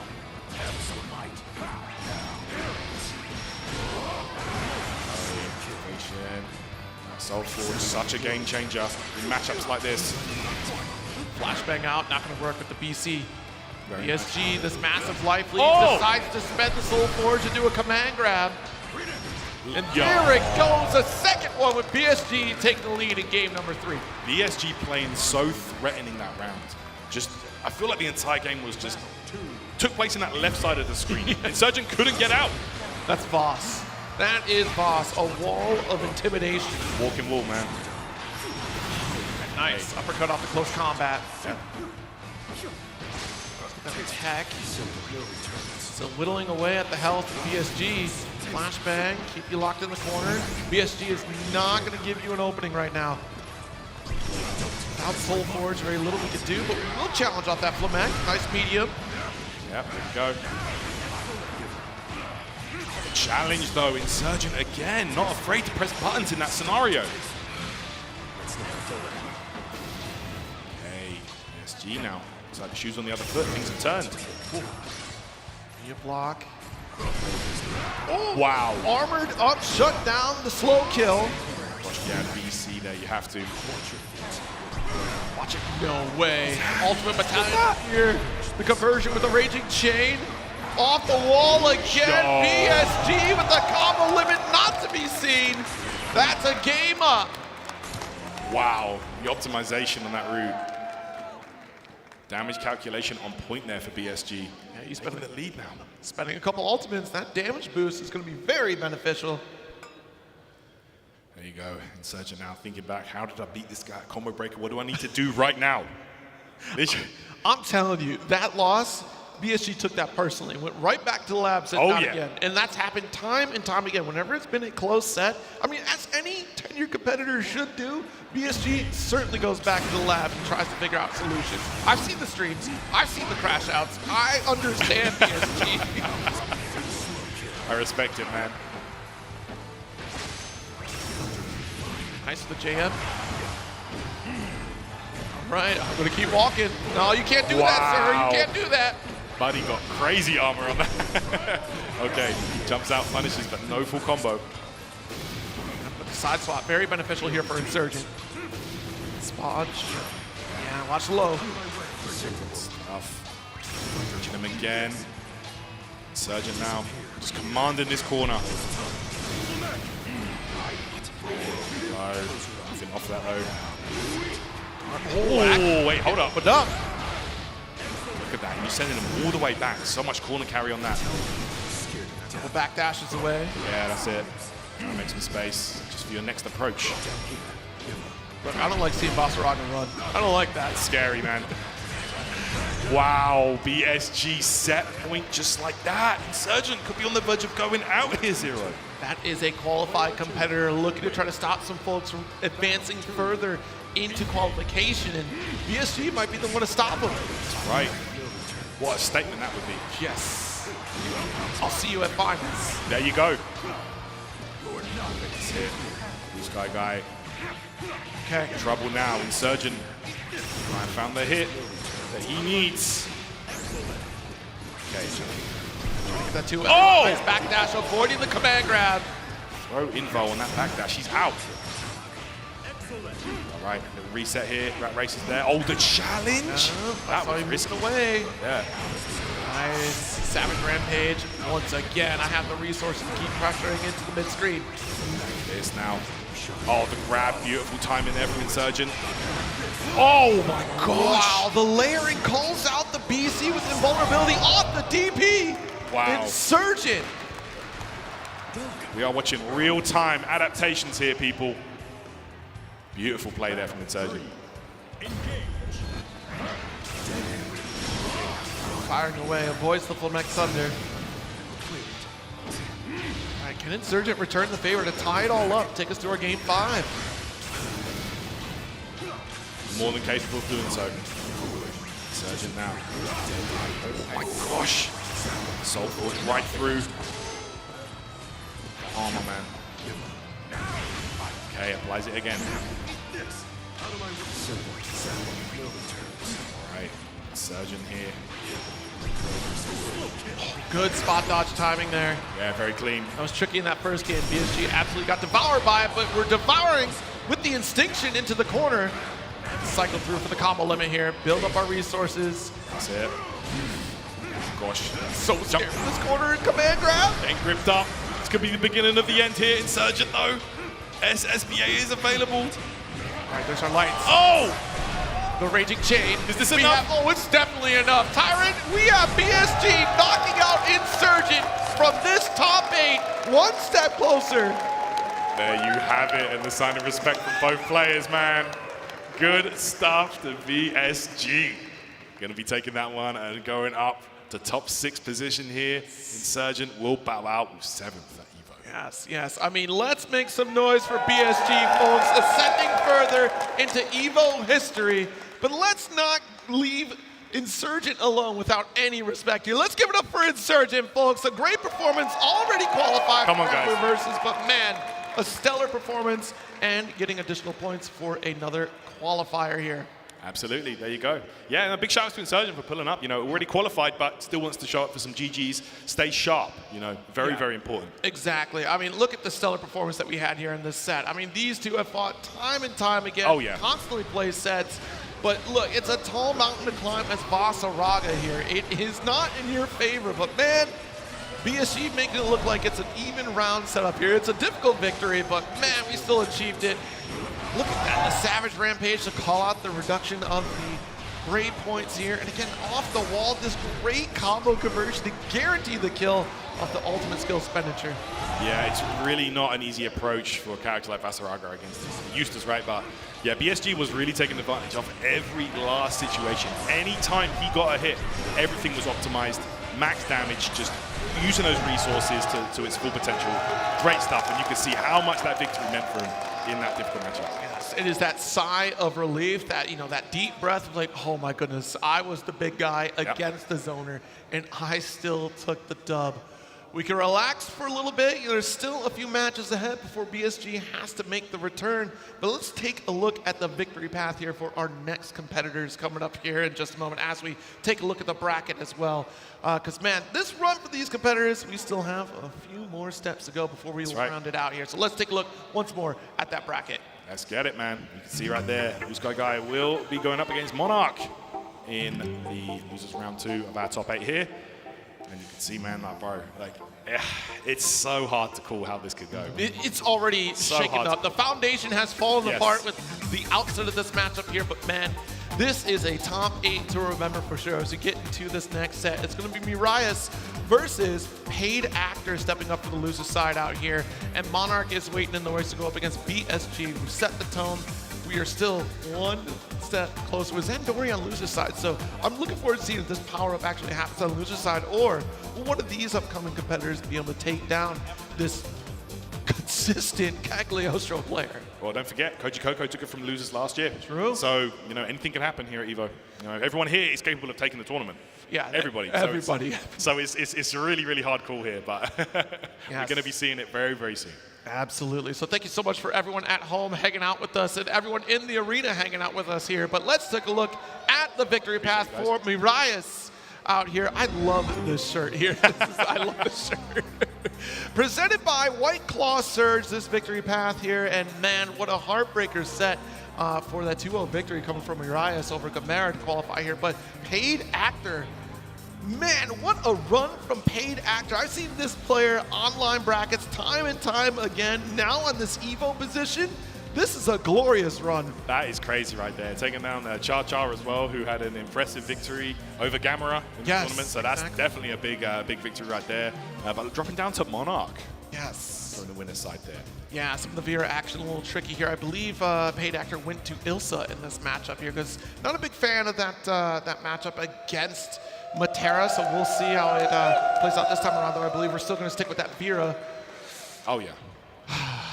Man, but yeah, let's take a look at that Evo Fantasy pick by presented by AT&T for the top 8 here again. We voted that Miraius was going to take it by 67%, with Paid Actor up at 33%. Well, I mean, anything could happen, man. But there you go. It's true. The people have said their piece there. They believed in Miraius.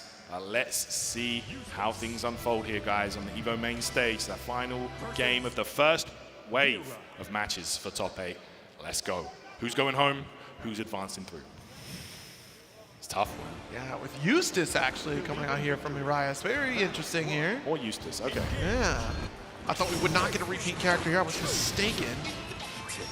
Okay. See this flavor of Eustace, which is going to be tough. Nice reversal coming from Paid Actor. Yeah. This is the thing. Vera has a hard time against some of these zoning characters here. Able to close the gap this time around, but Vera doesn't have like a tool to try to stop the opponent from throwing out projectiles. Luminaria just closes the gap, doesn't stop other projectiles from approaching. So right, I got you. Tough. Yeah. One more time here. Yes. Control in that corner position. Oh. Just trying to get anything going right now. As we said, Vera, not too many solid approaches against a character like Eustace. Okay. Side, we're looking for some of the jump scares, especially on that back special. Does get Luminaria set up to force the block. The stagger. You get that transformation from Paid Actor. Beautiful stuff. Now the matchup changes a little bit, right? You get that extra momentum, but slow kill is still going to be a showstopper coming from Miraius. Definitely. Yeah, powers up Vera big time when we get that transformation going. Let's see Miraius here. I know bravery points, but might not matter at this point with the low life situations for both players. Yo, just do it. No, no, no. That is not going to work out, and it's going to be a full combo and punish here. The Paid Actor takes the first rounds. Yeah, I think the idea there was expecting that Paid Actor was going to go for the jump, yep. Warp right on over. That was it. Not the case. Good patience from Paid Actor on this one. Yeah, very important. Hey. All right, Miraius here. Start things out big, gets the low. Yeah, that's what you want to do, man. Just zone her out. Don't let her get started. Yeah, and even if you close the gap, I mean, still Eustace has tools to keep Vera honest. Nice dash light. More position though, backing off, full screen. All right, he's taking the grab there. This though, Miraius, a lot more aggressive this time. Not giving a lot of breathing room here. It's a Paid Actor. We take a couple steps back, rat race, and close the gap here and try to catch the approach. Late spot dodge, a little bit early rather, from Paid Actor. Going to get caught by that rat race with SBA on the field. That's big. Yeah, we're going to spend it, take the massive life lead, strip away one bravery point. Put yourself in a one-touch situation here. Ooh. All right, see. Right back at you, though. There's Chip City now. Yeah. Any hit would have done it there. All right, Miraius firing back. Concentrate. With the swagger of Eustace on this one here. Hell yeah. Such a cool character. Push the 5L, good spot. Reposition. Fadeaway shot. Whoa. Nice confirm there. All right, get back. Paid Actor so good with these spot dodges. Opening up though, Miraius. Right. Takes side swap now. Yeah, gets out the corner. Very important. Don't want to be locked down there. Oh, dash heavy. Maybe expected an approach from Miraius. Spot dodge. Nice with the flurry. The ultimate addition. Slow down the startup from Miraius here. Yeah, going to get a refund on that too. That's massive. Oh. Standard throw. Another Lumi. Logic very cautious here with those throws. That could have been a punish. Especially with the fadeaway shot coming from Eustace. You get that back throw with no brave points inside of Paid Actor. Miraius just needs a single hit, but so does Paid Actor. Oh, yeah, we doing it for sure. We cashing out. Paid Actor is going to take the first game here. Wow, the patient Vera play. Yes, indeed. And we're going back to that character select. I suspected we'd be swapping this. The Seahawks. Here we go. making that switch. Gonna be playing a bit more aggressive here. Yeah, interesting start for the Useless. Kind of taking it back a little bit. I was expecting the Seahawks start. Maybe wanted to try to take advantage of the zoning here, but looks like Paid Actor has proven that he can close the gap and isn't too afraid of dealing with the zoning character. So Marias going to go back to the Seahawks. Oh my gosh, what a start there. Yeah. EX Bull Dive to kick us off. Far worse. Paid Actor not going to be dissuaded. Shimmy blocks the BC, but no punish there. Oh! Got a Lancy there. I was just looking at you, see what you were doing. The preemptive counter attempt did not pay off. A Paid Actor looking impressive here. This Vera is steamrolling right now. Okay. Let's see if Marias can adapt, because right now, unfortunate timing there on the spot dodge. That moves so hard to deal with consistently. Really is. Or we do have DP. DP's an option. That would be an option. But he can bait it. Yeah, Exactly. Tough one. Dash Light, great challenge here, come from Paid. Dash Light again. See, and right there is the exact reason why you don't consistently DP empty hand, because it can be baited out. That could have been a big opportunity, but Paid Actor opting to hold down back, trying to spot dodge. Yeah. See? I like Marias introducing he committed to it first, right? And since then he hasn't, but that could also mean that the mind games are in Paid Actor's court here. Transformation, that throw. Got a nice little call out here, not gonna get throw baited. Oh! Right staggers, enough finish, yes. Wow, look at this. Paid Actor could be on the way to running away with this set victory here. 2-0 leads. Marias has to make the right adaptations right now, or it could be over. Yeah, that throw bait off the Gate of Demons was not unfounded there, because we have seen Paid Actor attempt to go for a throw attack on those approaches coming from Marias, so not too far out, but that time Paid Actor made the adjustment to hold down back once more as we get scooped up. Oh, big opportunity, not with the heavy. Interesting that we don't start with the heavies to go for the bigger damage. Let's see. Marias. Okay. BC, still your turn. Marias, okay. Just pressuring away here non-stop. Oh, nice with the shimmy. Yeah, that's going to be enough right there. Immediately going into that Raging Strike for the minimum scaling applied to the combo. Good play there from Marias. That sigh of relief from 6. Literally. Was holding his breath the whole time. Yeah. Jeez. Nice DP. Wow. Interrupt the 6 claw. I respect it. You know, it got baited the last round and it spelled disaster, but don't be afraid to use it. One of your best tools. Back against the wall here, Luminaria. 50% life lead in favor of Paid Actor, but Urias on coast to coast once more. Okay, this time just relying on that BC to push back from that bull dive. The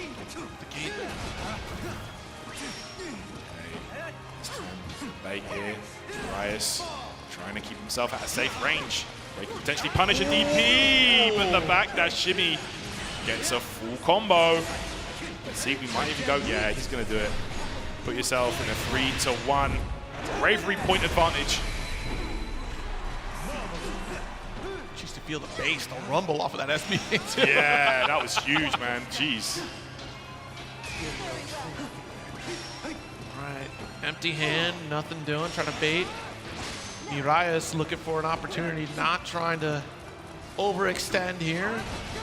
With a lower health pool, it gets a little scary. This Dash Light, Paid Actor looking to strip away what's left of Urias' brave points. Berserker Barrage gets out, gets the grab. All right, it's going to be chip point though. Wait a minute. Oh my goodness, that could have been a round for Paid Actor. Wow. Urias.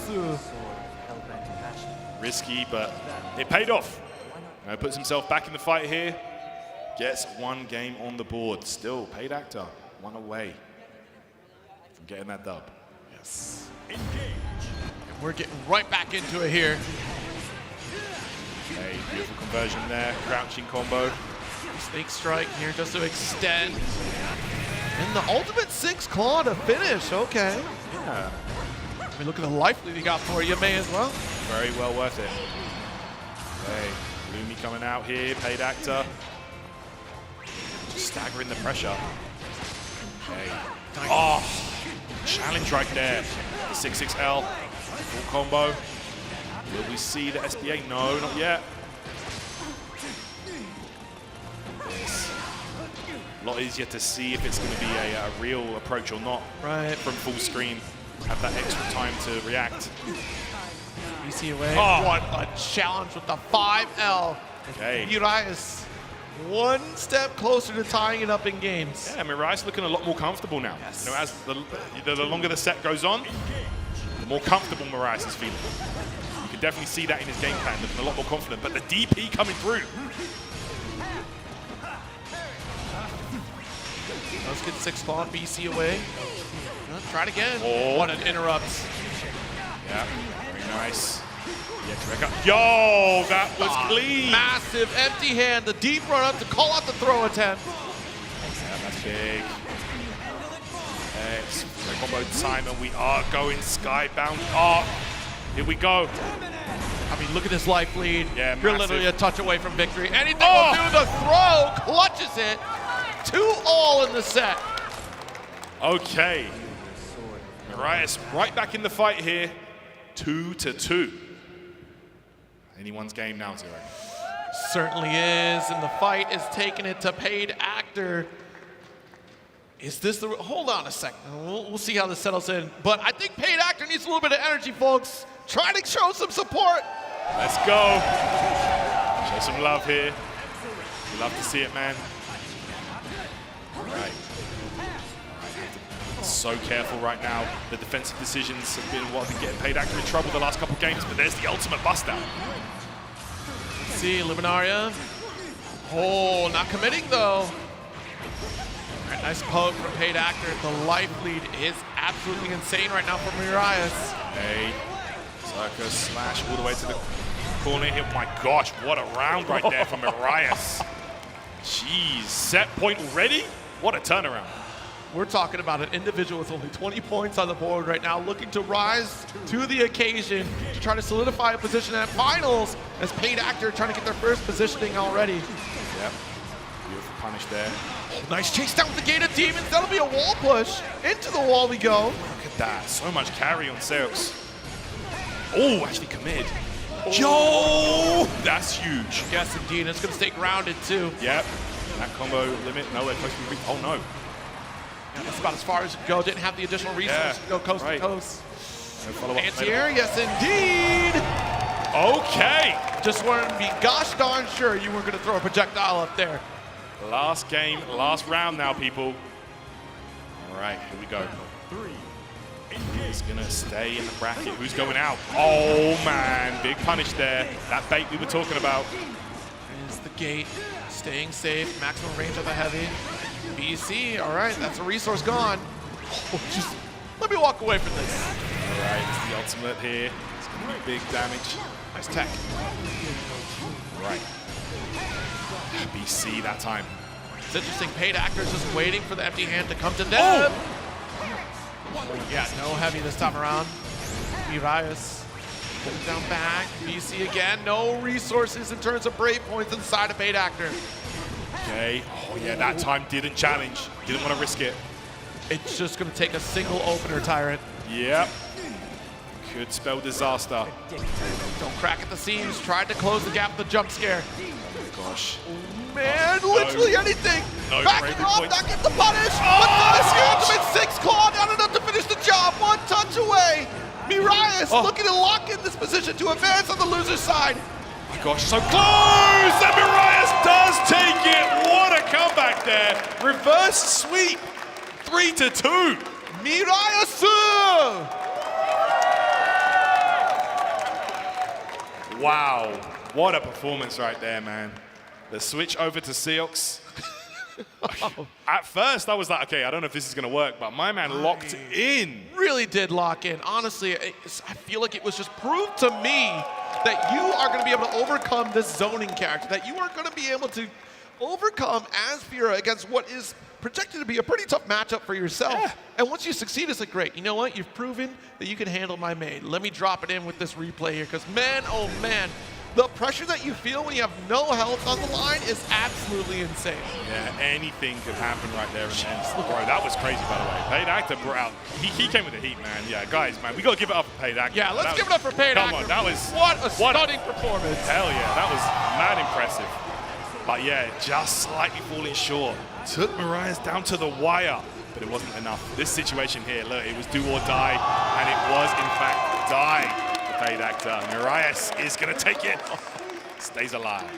Oh, man, absolutely insane performance. A great way to round out that loser side of this glorious top 8. One step closer as Marias will get additional points for Granblue versus World Tour qualification. So those finals are certainly on the horizon. I mean, all the competition stops in November for qualification here, but the competition doesn't stop here. We will take a little bit of a break, and we'll be back with more Granblue Fantasy versus Rising right after this. Chipotle Honey Chicken is back. Step into summer with fresh grilled chicken, spicy Chipotle peppers, and the perfect touch of pure honey. Open the summer with Chipotle Honey Chicken. It's taking heat and sweet to a whole new level.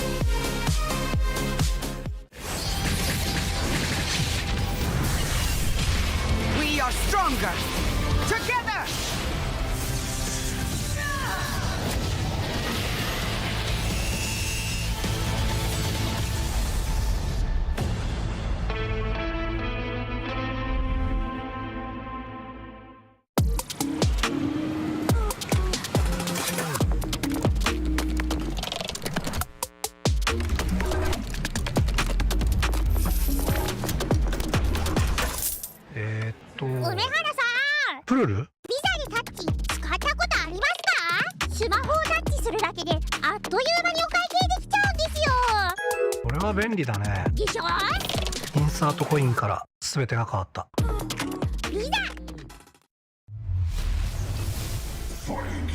This is looking really good. I'm not even gonna front like that. It's a bold hit.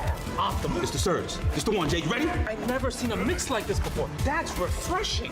That was a great combination. Right? What? Why does he get a White Claw surge? Did I get zoned out? Tough break, Jay. Gotta have that championship mentality. That's the best assist I've seen since Captain Cup. で、ストリートファイター4っていう形で格闘ゲーム久しぶりにやった時に、その時になんていうか、自分で特別なものがあったんだなっていうのを思い出したっていうことがあったんですね。I don't see myself quitting for at least maybe 20 more years. 気持ちは調子良かったですね。It's much more than just playing. It's being a part of this community.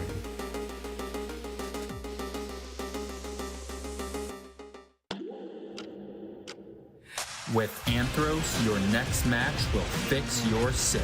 Try today, risk-free, for 60 days, or your money back guaranteed. Anthros.com/Evo.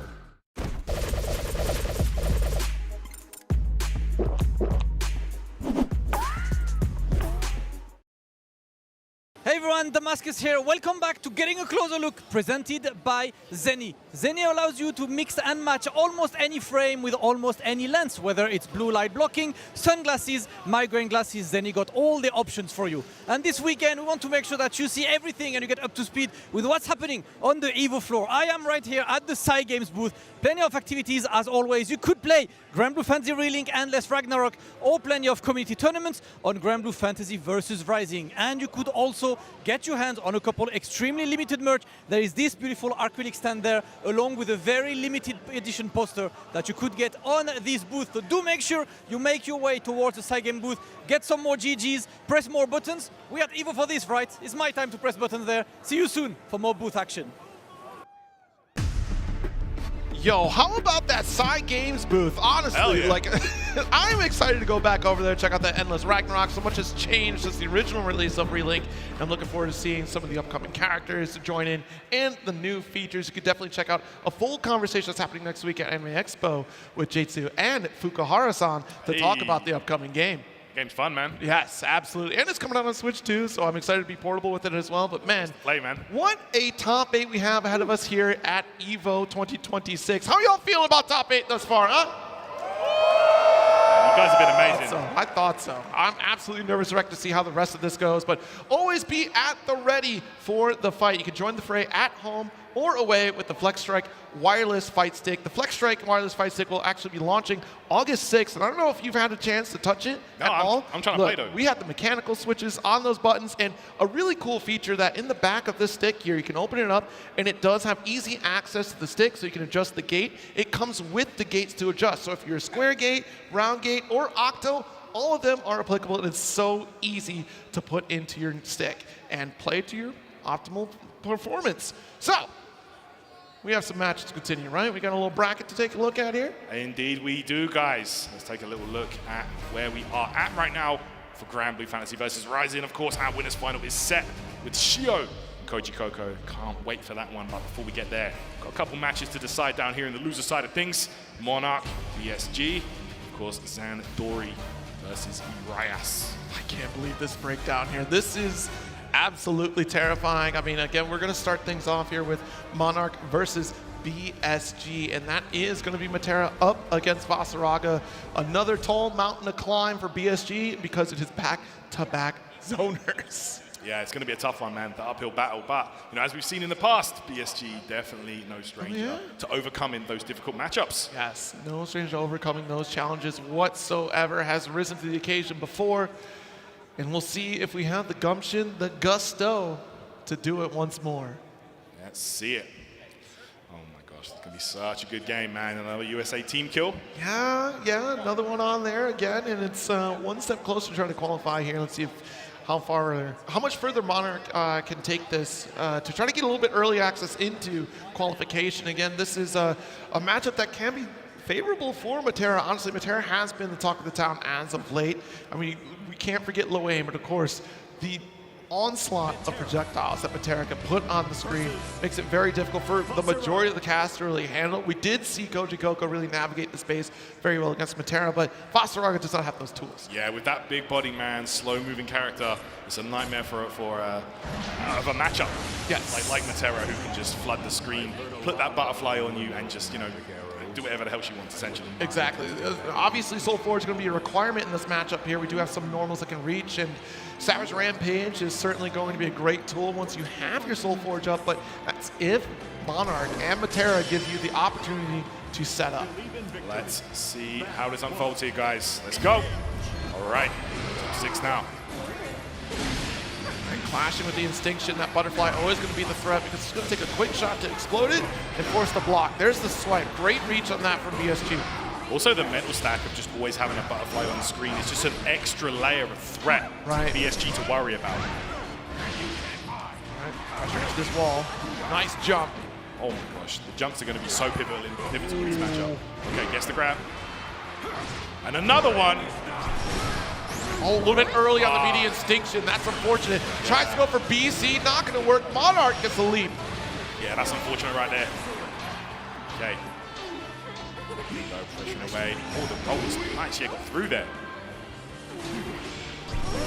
Right, tried to go for the EX. Not going to work out. Instinction. Looking for that grounded challenge. Low swipe going to get shut down. Monarch focusing on low shots. That is it. Yeah, just stop that approach. Prevent this big man from walking up on you. Wow, look at that play from Monarch. Absolutely textbook there. Exactly. You have to come to me. I have this life lead. It's small, but it's enough to finish the job. Monarch is definitely a player that will just time out as well. We've seen it at Frosty Fostings, just really comfortable in taking their time. Great stuff. As always, there we go, that acid rain. Look at that, what are you supposed to do? Yeah, big body just suffering. Try to build up another Soul Forge again. Oh. Throw bait once more. That's a habit that I've seen throughout this tournament run for BSG. Right.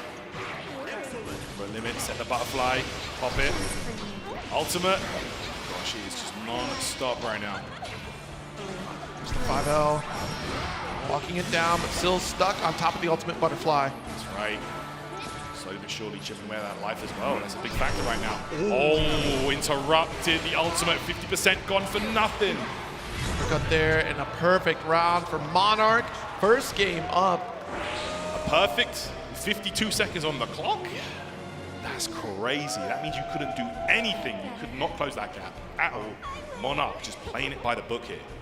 You do have a couple options in terms of characters. I know BSG had entertained playing some Willness, but I highly doubt we see Willness in this bracket here, especially for this matchup. I mean, BSG I know has been looking for solves for bad matchups in general, opting to go for Vasaraga still, just staying with the tried and true.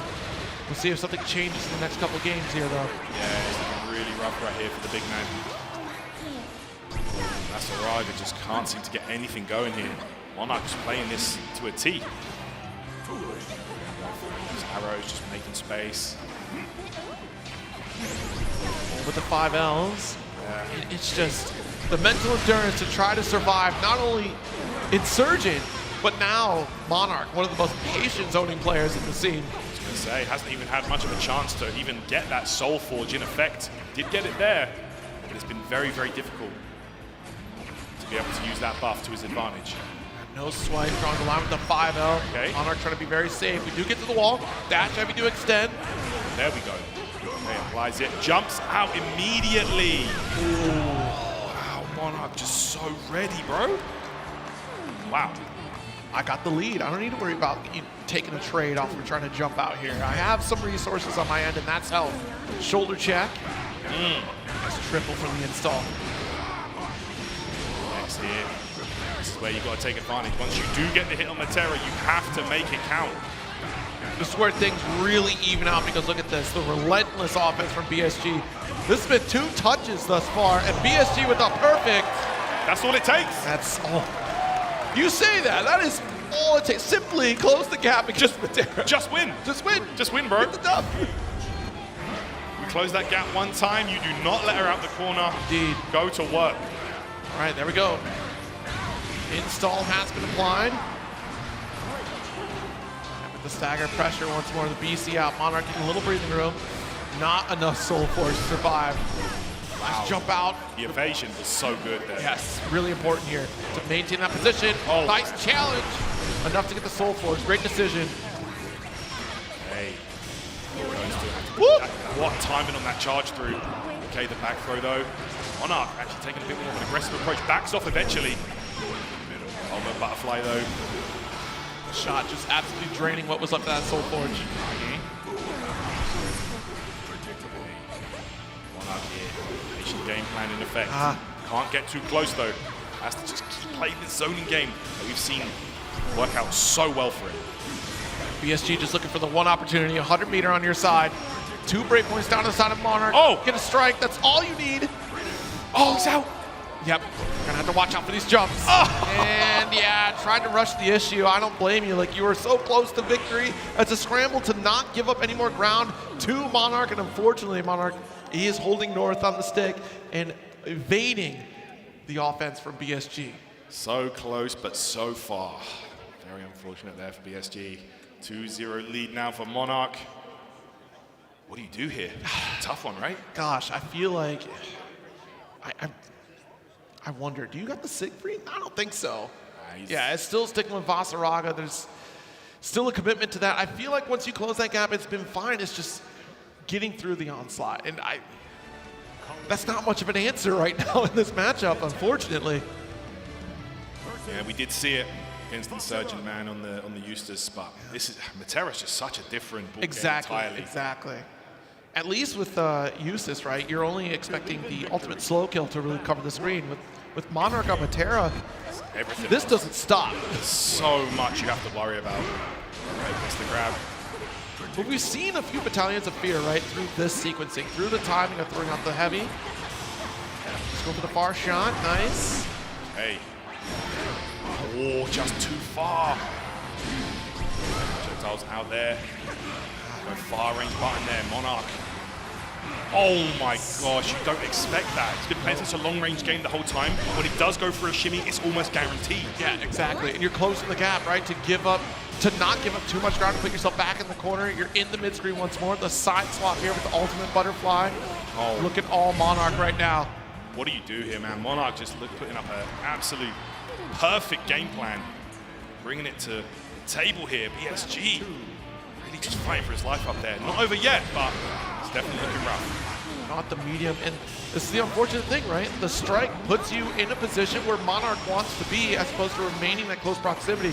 Now in the corner, we've seen those opportunities, but BSG has to really earn them and count on Monarch making a mistake, which is so few and far between.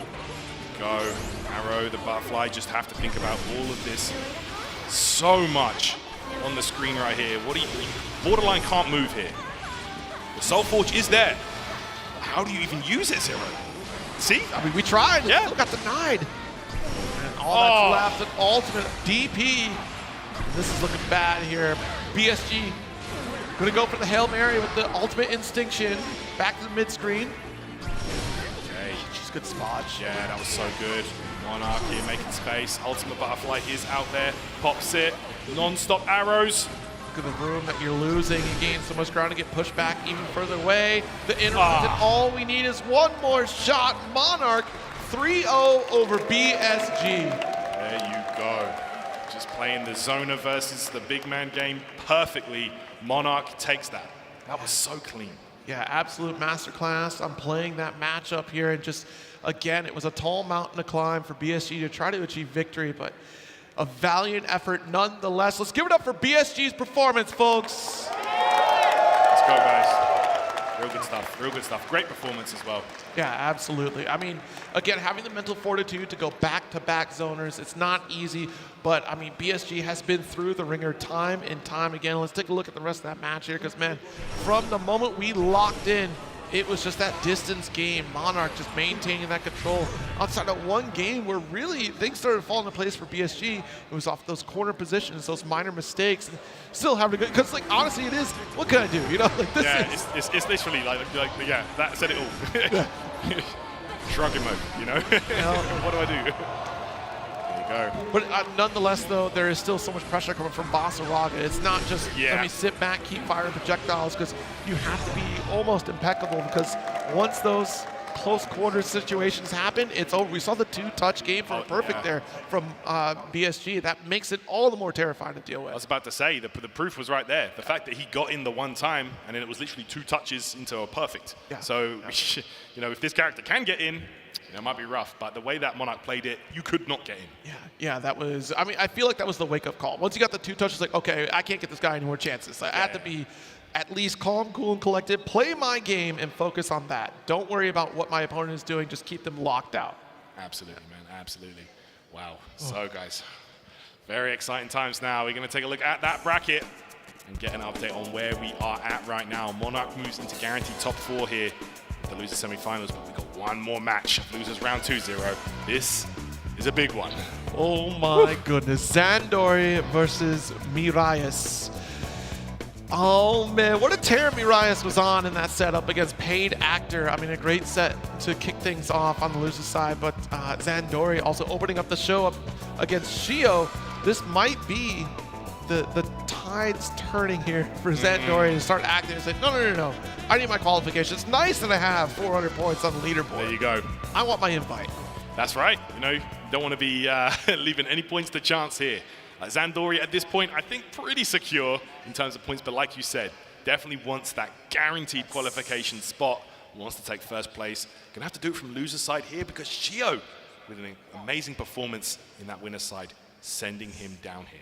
Absolutely. So we'll see how this Cagliostro can fare up against what I'm suspecting to be the Seahawks from Miraius, though. Miraius already has a ton of motivation going in this match, right? Because we're getting a step closer and closer to achieving upwards of 200 points for at least finishing second, or you just get that qualification. Wow. So that would be a massive jump to shake up what the rest of the bracket looks like. Absolutely here. All right, let's see how things go. Who's going to move on to that losers semi-finals? All right, where are my Miraius fans out there? Miraius, anyone? Yeah? Okay, but what about Zandori, the Indomitable?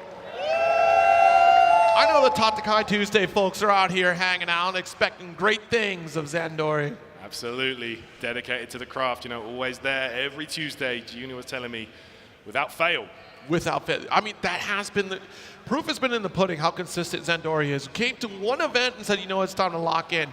And every week showed up and showed out to get better and better, and it has showed. I mean, that is the pedigree of competitors out here. As we got the emotes from Granblue front and center. Let's go, guys. This is what I'm talking about when it comes to Granblue, man. You guys pull up. Big shout outs to the crowd here at Evo Vegas. You guys are awesome. Let's go, man. Raise them up. Hell yeah. Oh, and great show. I mean, everyone's just such good friends despite the competition, despite how we are playing. The Indomitable, look at that. Indomitable Zandori and Tamagotchi from Urias. At least very consistent. We had a Tamagotchi shirt for the photo for top 8 and still wearing Tamagotchi out here once again. That's fire. Okay, there's the handshake. And with that, we should be getting into the action here. Oh my gosh, so ready for this one, Zero. Imagine if this matchup goes the way that Marias is expecting it to go. Man. This is going to be huge. A big shakeup because this is, again, one of the big competitors to watch out for. The expectation, all eyes on Zandori for this matchup alongside Koji Coco. But Koji already sitting fine for winners finals right now. That's right. Definitely looking good here to repeat the victory. We're going to let the intros rock. I offer a warning. Trust me when I say limitless power leads to self. That's a cool color for Seox. That is a cool color. I love this outfit for Seox too. Yeah. Like, this is my favorite outfit for the character. The matching weapon too. And of course the signature green Cagliostro. Nice about Cagliostro? Or talking me? Get it. She's so menacing. Watch out. I just can't believe it. How can I explain? Real equilibrium is We're trying to give you an honest warning. You're trying to fake us out with your kindness? I don't believe you. Oh my gosh. Here we go, guys. Let's get it. Wow, immediately teleporting in. Okay. Look, who's going to keep up on the teleports? It's either Zandori or Marias, and normally Seox is quick to push the pedal to the metal when it comes to offense, but Zandori just plays this Cagliostro in such a wild and frenetic way where it's hard to keep up the backdash. It's not even an immediate backdash. Slightly delayed there. So clean from Zandori. 6 claw, but okay, I like trying to get rid of that hex. Teleport does not get punished. Oh, what are we throwing? Hold on. All right, combo time. Mirayas looking good with it. All right, okay. Means that Rage to Strike is the sign that he is going to spend it, strip away all the bravery points. This is going to be close to death. Jeez, look at that. No brave points to do that to a fella. Wild. 70% or so damage combo right there. Marias optimizing the route perfect. Yes. The powerhouse that is Seox. Strong damage output, but weak constitution. Okay. It's the 2H. Extend a little bit further with that 5U. Yeah. Ooh. Excellent with the heavy snake strike. And going to go for the reset here. Just 6 claw. Nice. Yeah, the ultimate 6 claw there to end that one. Oh Did you my gosh. No spare bodies available here. Marias with the perfect. Did Marias know? There's no escape for you. I'm out of dodge. I don't care about the golden throne. I'm going to catch you with these empty hands. How you know? You just knew. So clean right there. And that right there is a statement game. Yes, indeed. That shows Zandori, okay, I'm here to play. You better be ready. Oh my gosh. I'm leaned back too after that. I got out of there. What do you mean? Zandori definitely won. That plays with their heart on their sleeve. Yes. You can see what this fella is thinking at any given moment. And that can actually be a disadvantage sometimes. Okay, the counter. Get the gate. Nice knock at the door to push for corner position. Wall splats. Oh, yeah. Oh, my gosh. The movement from Arias is amazing. Look at this, man. Go. This will be a round up here, actually. Yeah, it's over. Skybound Art on the way. Spend it. That's how quick this can end here for Cagliostro up against Seox. Right. Such a good character at closing that gap, not allowing Cag to set up, get anything going. Empty hand, and opens up with gate dash light. Not close enough to get the full conversion. Will challenge with the light. Okay, 5U again. Oh, air to air. That's massive, Zero. The Raging Strike. No way. You're going to spend it here. All right, let's see what you got. Yeah, I think that Raging. Yeah, that's it. That Skybound Art is coming out. Not going to be enough to kill, but still, Mariah's in an amazing position right here. Really threatening the throw, the backdash, the 2, and victory for Mariah's 2-0 lead. With the quickness. That was rapid. Oh my gosh. Zandori, it is do or die right now, my friend. Mariah's really wants those points. Bro. You've had enough, Zandori. Artist formerly known as Zangief Dream. Yes, indeed. But right now, it's time to lock in. You know, a lot of people, ourselves included, had Zandori as the favorite here. But some amazing play has really put him on the ropes. Yeah, but this is it, right? You start to feel that excitement well up in your body. Oh, like, yeah. I'm one step closer. And you see that deep breath. You're like, all right, wait a minute, hold on. The job's not done. No, it's not. You can't get too overconfident before the job's finished. No, not at all. It was getting to this next battle. Yeah. Folks, I think Zandori needs a little bit of your energy out here to try to rise to the occasion. What do you think, guys? That's it. We love to see it. Guys coming alive here in the EVO Arena as we get into our next game. Okay. 5L. Finally, a combo from Zandori. I feel like it's been a while since we saw one of those. Which is nuts. Yes, to say that, yeah. Yeah, we have yet to see the set play come out. Yo! So quick with the empty hand to voice the BC, but look, we are caught in this corner position. Hey. Deals with the Hex immediately. Max range, respecting the far heavy. That's it. All right, full bounce combo here. Full combo time. Strike. Is it enough here? Yeah, we got Shot. resources. We got those resources, baby. Okay, Zandori is back. Can never count this gentleman out. Not in the slightest. All right, here we go. Zandori taking a lot more of an aggressive approach here. Before it's been Mariah's initiating and really taking advantage, but now I feel like things have turned. Yeah, I mean, again, you put Zandori on a back foot, he's going to start to lock in. Urias, though, with the ultimate 6 claw, resetting the neutral. Oh. A little bit late on the approach there, I feel like. Yeah, busted out. Oof. Oh my gosh. Did not care about those traps whatsoever. Full combo. Urias, it's the reset. Oh my gosh, the PC was wasted. Good blocks here from Urias. Okay. There it is, the that's gate, it. we have SPA. That's it, that's it. Oh my gosh, set point Mariah's. Goodness. Just like that. We were holding on to that super for the longest too. We weren't going to spend right away, which would have helped in the battle of attrition there, but Mariah's confident to hold on to it even further.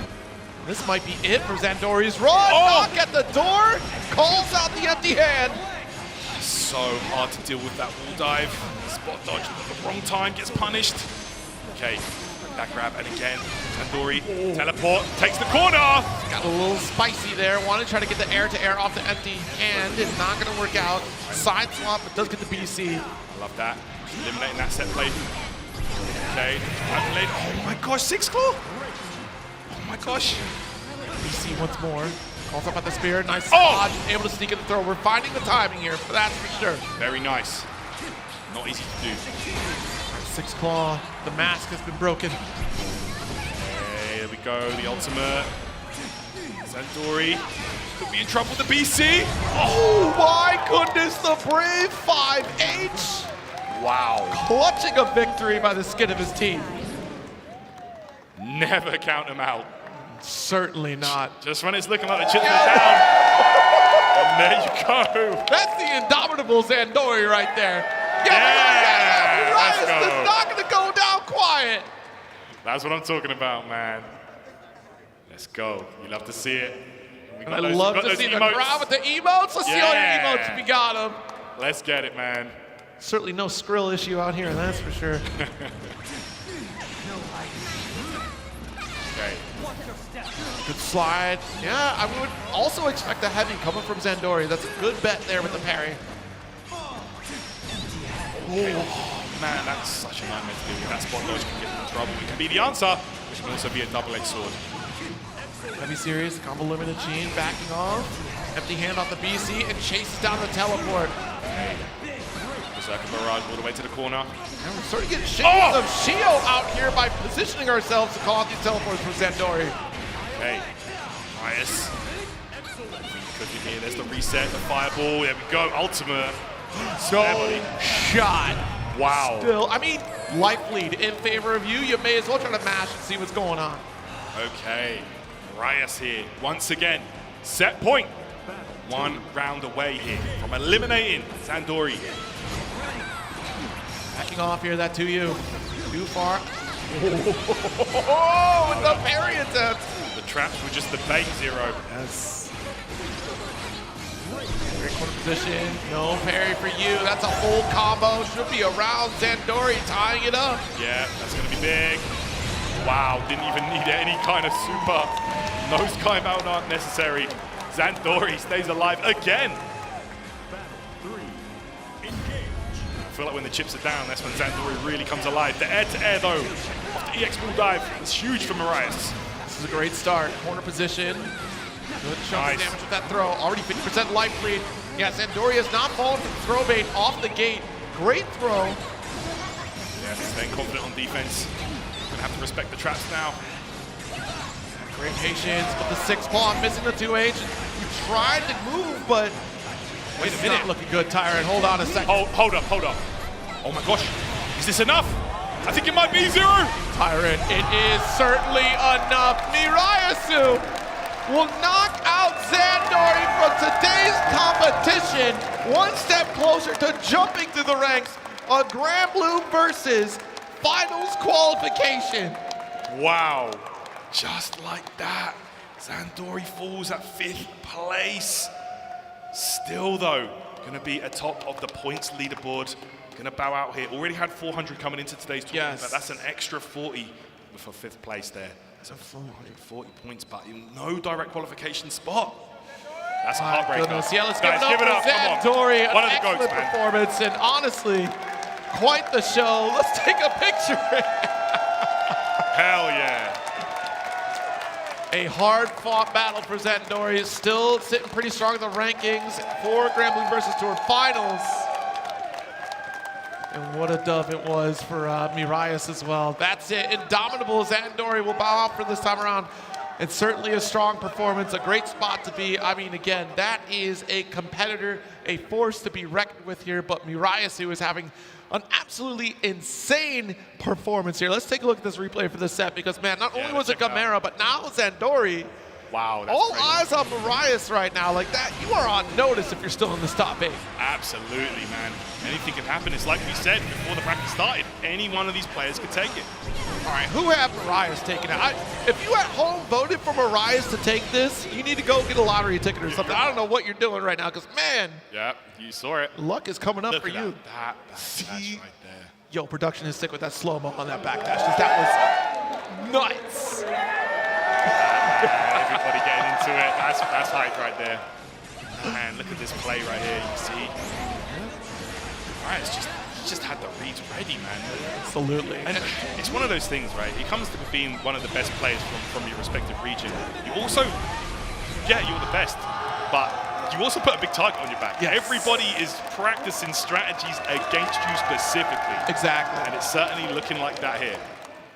Yeah, I mean, this is certainly all eyes on you, especially with the consistency that Zandori has had. I don't remember the last time Zandori has placed at this position in his career over the last year. Like, it has not been since he first showed up on the scene. Like, when he did that one loss and moved all the way through to top 3 finishes time and time again. And there's still more to come. We're actually going to take a little bit of a break, and we'll be back with more Granblue Fantasy vs. Rising right after this. 2XKO are back for round 2. Use promo code TAGTEAM at checkout to unlock the Chipotle Fresh Fit backpack and bucket hat for your avatar. Visit chipotle.com/2XKO for details. Come on, everyone! I'm in orbit, Quill. Too easy. Bam! Big fist coming in! Fighter, activate! With great power comes a great beatdown! Together, we can achieve anything! Ha!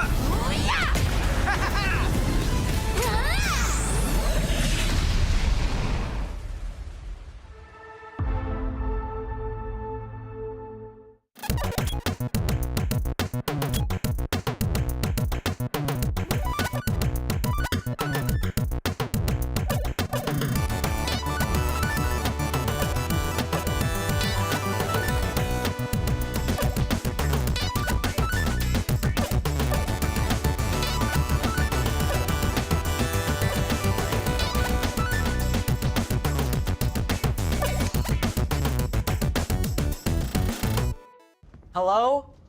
Whoa. Mama Gorgon 85 lives here? Yep, that's my mom. The absolute legend who went from gaming on her phone to ruthless online streaming slayer with no mercy for any living thing is your mom? Hey guys. Apples with peanut butter? How is this possible? With AT&T wireless and home internet. Hey, text me if you need anything. Level up your connection with AT&T wireless and home internet, now available across the nation. No, she's so nice in real life.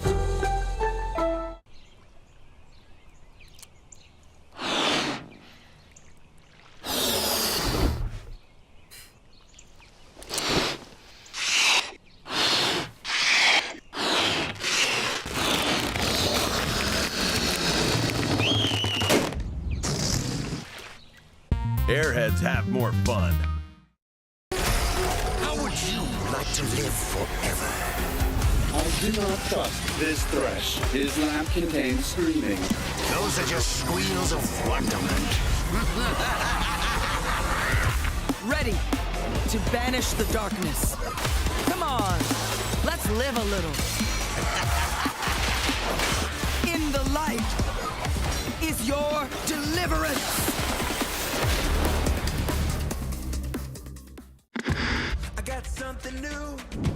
I got something brand new.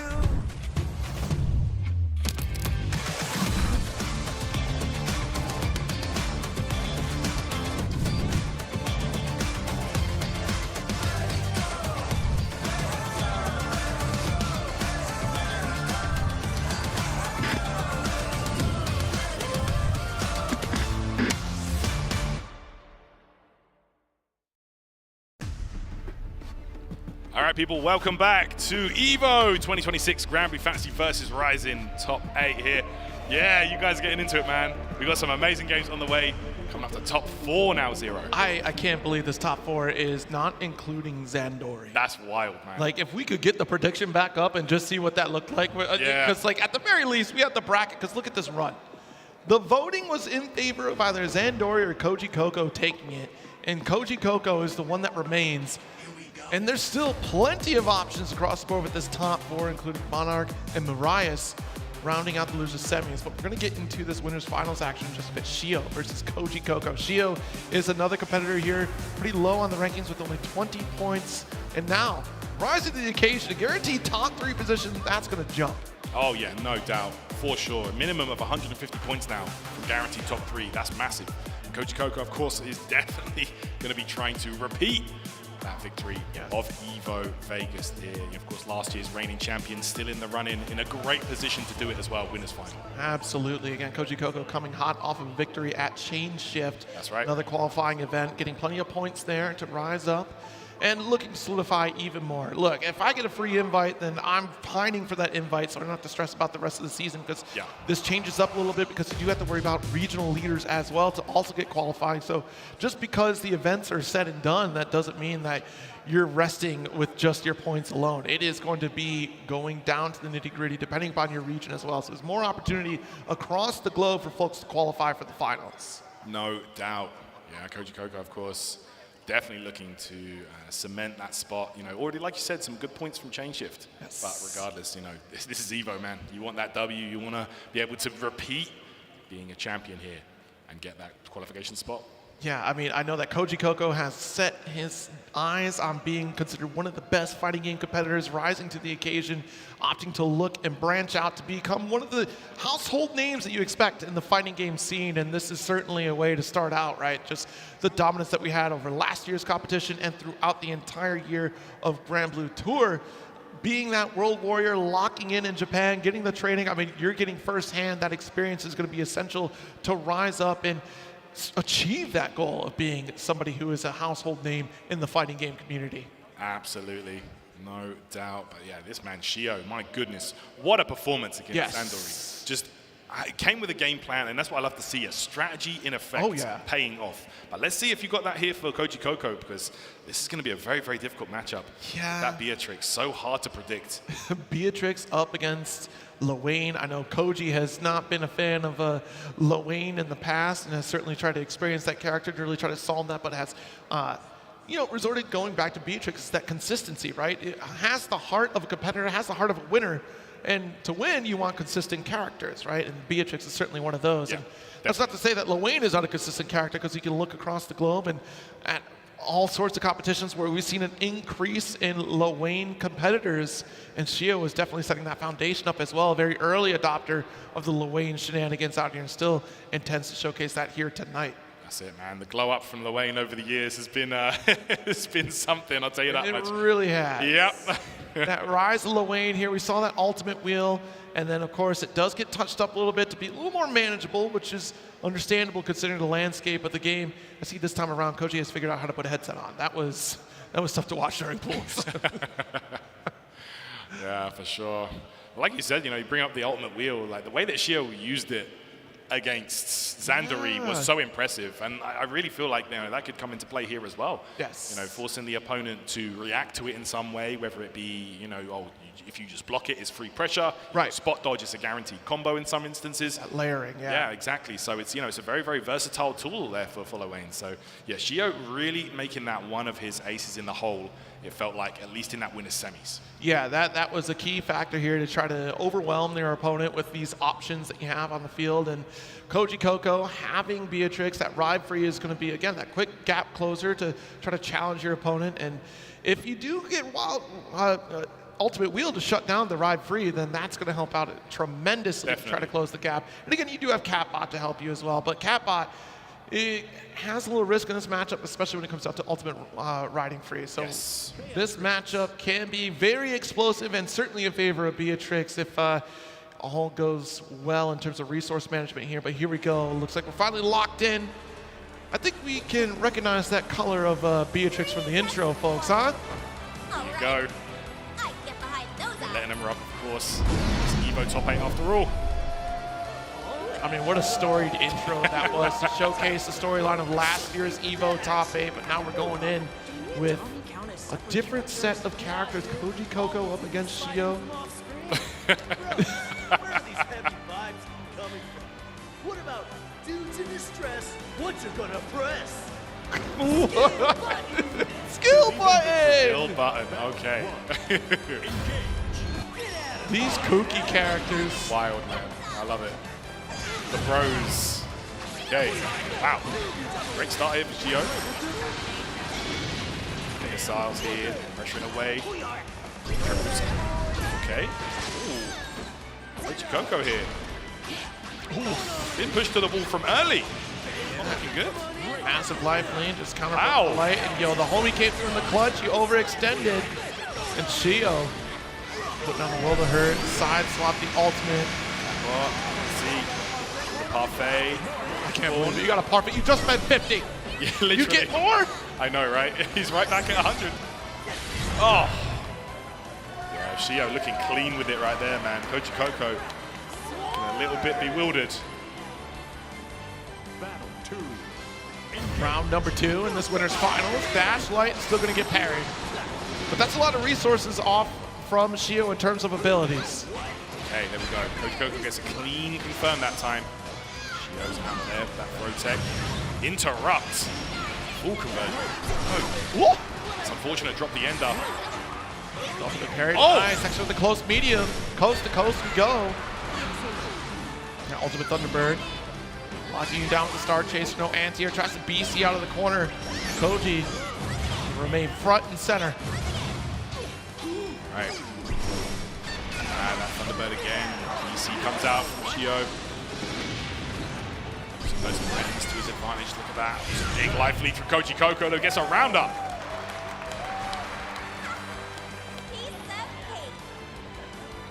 All right, piece of cake indeed. Well, let's see. We'll see how the rest of it goes, though. We snacking. Dash Light interrupting Sammy and Tomi, but no challenge from Shio. Here we go, Thunderbird, full extension. That's right. This is big for Koji. A little bit more hesitant to approach here. Shio, so unpredictable. Gets the grab. Wow, that paid off huge. Bro wheel. And again, this block dodge. Yeah. Very least, look, the eyes wide open from Koji Coco, the 2U, that's a conversion to finish. Excellent play right there. All right. Okay, now it's down to Shio. What do you think here? How are you going to adapt to that? Great question, Tyron. Actually, here's what I'm going to do. Oh, man. Yeah, trying to take a moment here because, man, Koji Coco was not getting caught unawares by the approach of Sammy and Tomi. A quick throw when Shio attempted to roll right through Koji Coco. It's a classic setup that we've seen before. It's a small window of opportunity to try to turn the tide in the JU cross-up. Big damage coming from Koji. Oh, yeah, always big damage. Beatrix. Ultimate Thunderbird there for the safe jump. Right, missiles.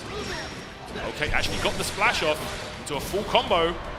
It's a great opportunity to get that setup going here. It's going to be the bro. Oh, the throw there just before he connects. The classic from Loane. Big heavy on the projectile here. Oh, deep run up, maybe expecting a throw or parry attempt. Missiles out there. Nice time. Yeah. Very nice timing indeed. SSBA, that's a dead individual right there. Yeah, that's going to do it. You are cooked right now. No bravery points to keep you alive at all. Koji Coco, another round up. He's doing such an excellent job at navigating through those projectiles. Really is. The missed barrage at a perfect dodge point. We called out Sammy and Tomi, no problem. And a big swing from the heavy, like Koji. Yeah. Sitting in excellent positions to run up 5L. Yeah, it's all the different choices.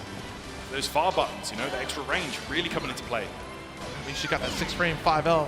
It's a super good tool. Yeah, really, really good one for this one, this matchup. Oh, dash under the splash and punish. A little bit of a roll. I don't need to worry about your dash, Heavy. You're that locked in? See you, Koji. I'm telling you, went up to the mountains. Been trading non-stop. Against this character, right? Okay. Oh, last second there as well. Tried again, once too many times perhaps. Yo, the stand out? God! Oh. We did the same against Monarch too. Oh my gosh, the light into the clock, into the full combo. That's how much of a threat Beatrix commands at that range. Right. That she can just stare at you like, I can't move actually. Oh my goodness! Beautiful stuff. Using that raging strike. Hard enough to finish the job, the stroke. Yeah, Iggy. Still. Okay, let's see. I think Koji got this. Hold on. Let's see. We're playing some DDR right now.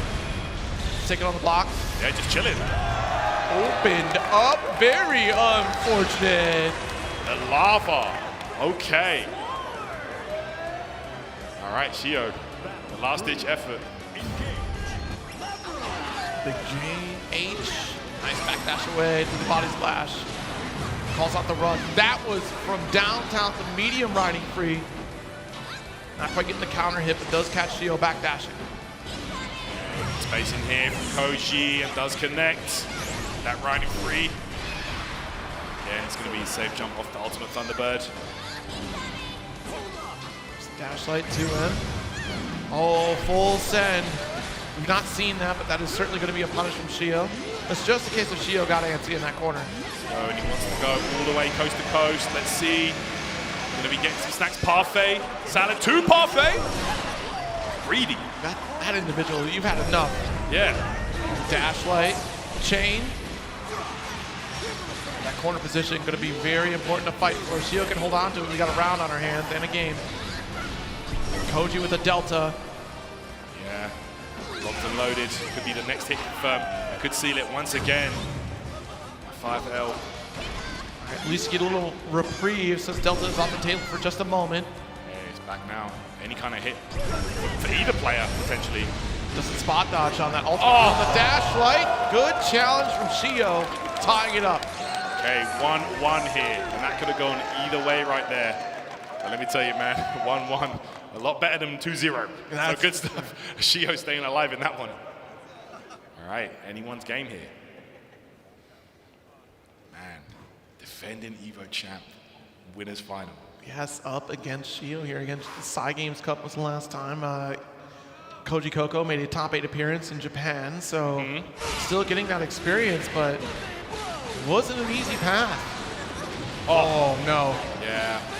Shio's he's been doing that a lot. He uses the traps and he throws just before the missiles or the bros connect. Koji Koko getting baited out that time.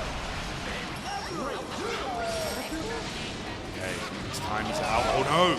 Anti-air whiffed. He does get the grab. Delta clock will be there. Even waited for a while on that one. Oh, and that splash. Shio taking the lead in the set now, Zero. Yeah, the dash heavy certainly going to try to change things up a little bit there. No doubt. Again interrupts. Sammy and Tommy not doing much in that situation. Projectiles out there. Okay, and again immediately challenges with those far range buttons, but that time Shio gets to confirm. Trying to slide into the DMs though. Missile barrage away. The lights. Hey, he's up in that corner position. Oh yeah. Oh. Bro, look at that. At least being able to challenge the dash light. Unfortunately, not going to open up with the ride free. That will be another corner carry with the ultimate awesome sauce. That's it. Combo time. Shio should be able to get a setup going as well. There's the bros and the catbot. The ultimate DP called out. Shio. 2-1 lead now. You can't stop this guy. Very hungry for those points. Oh yeah, amazing play so far. A free invite would be really nice. Absolutely. All the players here are fighting for at the end of the day. They want that ticket to the Psy Games Cup, man. Yes, all very hungry for it. I mean, Koji is sitting pretty good with the 200 points coming from chain shift, but Platinum needing a little bit more will certainly solidify their positions to get higher, get minimum 150 on the line. That's right, 5-star event here. Oh, are they the rock, paper, RPS scissors, the mind game. Oh, okay. Maybe for the side swap, perhaps. All right. All right, let's give it up as we get into this next round, folks. Up here, we need final, to people. see how far Koji Koko can go. Let's see. And again, Koji Koko would much rather try and do this from the winner's side. Yes, indeed. Well, I mean, last year was a loser's round, but you know, makes your life a lot easier. Do you want to go up against Monarch on the loser's side right now? Absolutely not. No thanks. All right, 2H, great combo starter here. Maybe that's the shakeup that we need, the psych out with the rock, paper, scissors. I hear that. This is all fun and games. I'm ready to knock you out of the bracket. Don't worry. Okay, there's the wheel. Spot dodge though from a good range that time. Went for the cat missiles to follow up. The 2L, not able to convert that Thunderbird though. Oh, I think we did try to go for light DP right there. Right. Combo. Let's go. Oh, the bait! Hold up the throw with the cat bot. That's wild. Shio thinking on different levels right now. This character's a menace. Yeah, Mary. The characters can seemingly do it all. Okay. Throw wheel again. Missiles goes low. Pressuring away. Koji Koko just unable to find any kind of an approach. The dash button connects into a full combo here. Ultimate auto source. Okay. Combo limit reset. Set up here with the bro. That Star Chaser to push out. Threatening with the heavies. Missiles in again. Oh, you see it at the wrong time. Koji Koko, for every point being stripped away slowly but surely. Shio could be on the verge of taking this one. Oh! The throw goes off the wayside. Raging Chain. We just got Delta Clock. Oh, yeah. Uh-oh. Oh, HP. Right, HPA. 13 seconds left. Oh. Spodge. Oh! No! Mistimed! Oh my gosh, that delay is everything right there for Shio. And with that, puts himself into set point. I can't believe you just psyched him out. That's set 3 overload right there. Oh my gosh. Something about this Evo stage, man. Brings Loane alive. Evo fronts, flashbacks, bro. He is a showman after all. Oh yeah, yep. A storyteller, if you will. And a story is being made right here in front of us for this winner's finals. Oh my gosh. There's that catball once again. The pressure sequence. It's just defense though from Koji Coco. Trying to minimize that chip. Oh my gosh, look at this. Okay, is it enough? Yes, it is. Gio goes into the grand finals winner's side. Wow, what a run so far.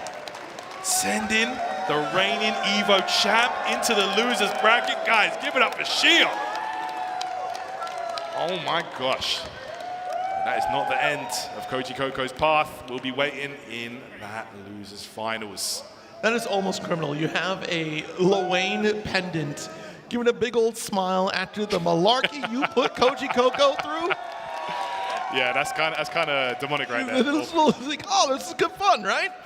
I wasn't having fun. I was getting beat up, okay? But man, oh man, I'm having fun watching this top 8. How about all of you in the arena, huh? You having a good time? These guys have been great, man. Yo, thank you so much for hanging out with us wherever you are, whether you're watching at home or you're watching on the Japanese stream. We can't thank you enough for hanging out with us here on Granblue Fantasy vs. Rising. It's a great time to play the game because, man, free to play right now, and all the characters available in that demo. So definitely check it out. But man, these replays. Oh, let's take a look at the action right there.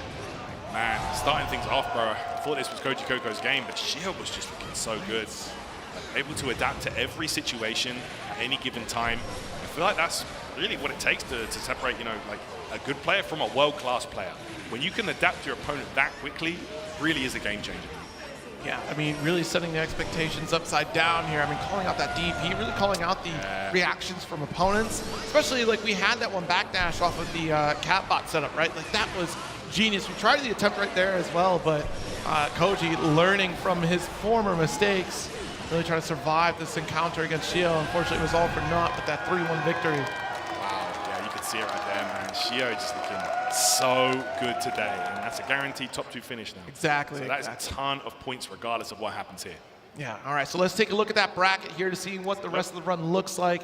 Again, Koji Coco still sitting in losers finals, has another shot to try to go back up against Shio, but first and foremost, we gotta get through this losers semis with Monarch versus Miraius, and man, it's going to be a Seahawks up against Matera. That's the one character I would like to see going up against Matera. You do have that empty hand to close the gap here, but Monarch is certainly not going to make it any easier for you with the amount of projectiles you're going to see on the screen. Yeah, absolutely not. Yeah, like you said, Seahawks definitely with some approaches that he can make against Matera. But the way Monarch's been playing, man, is just so crispy clean.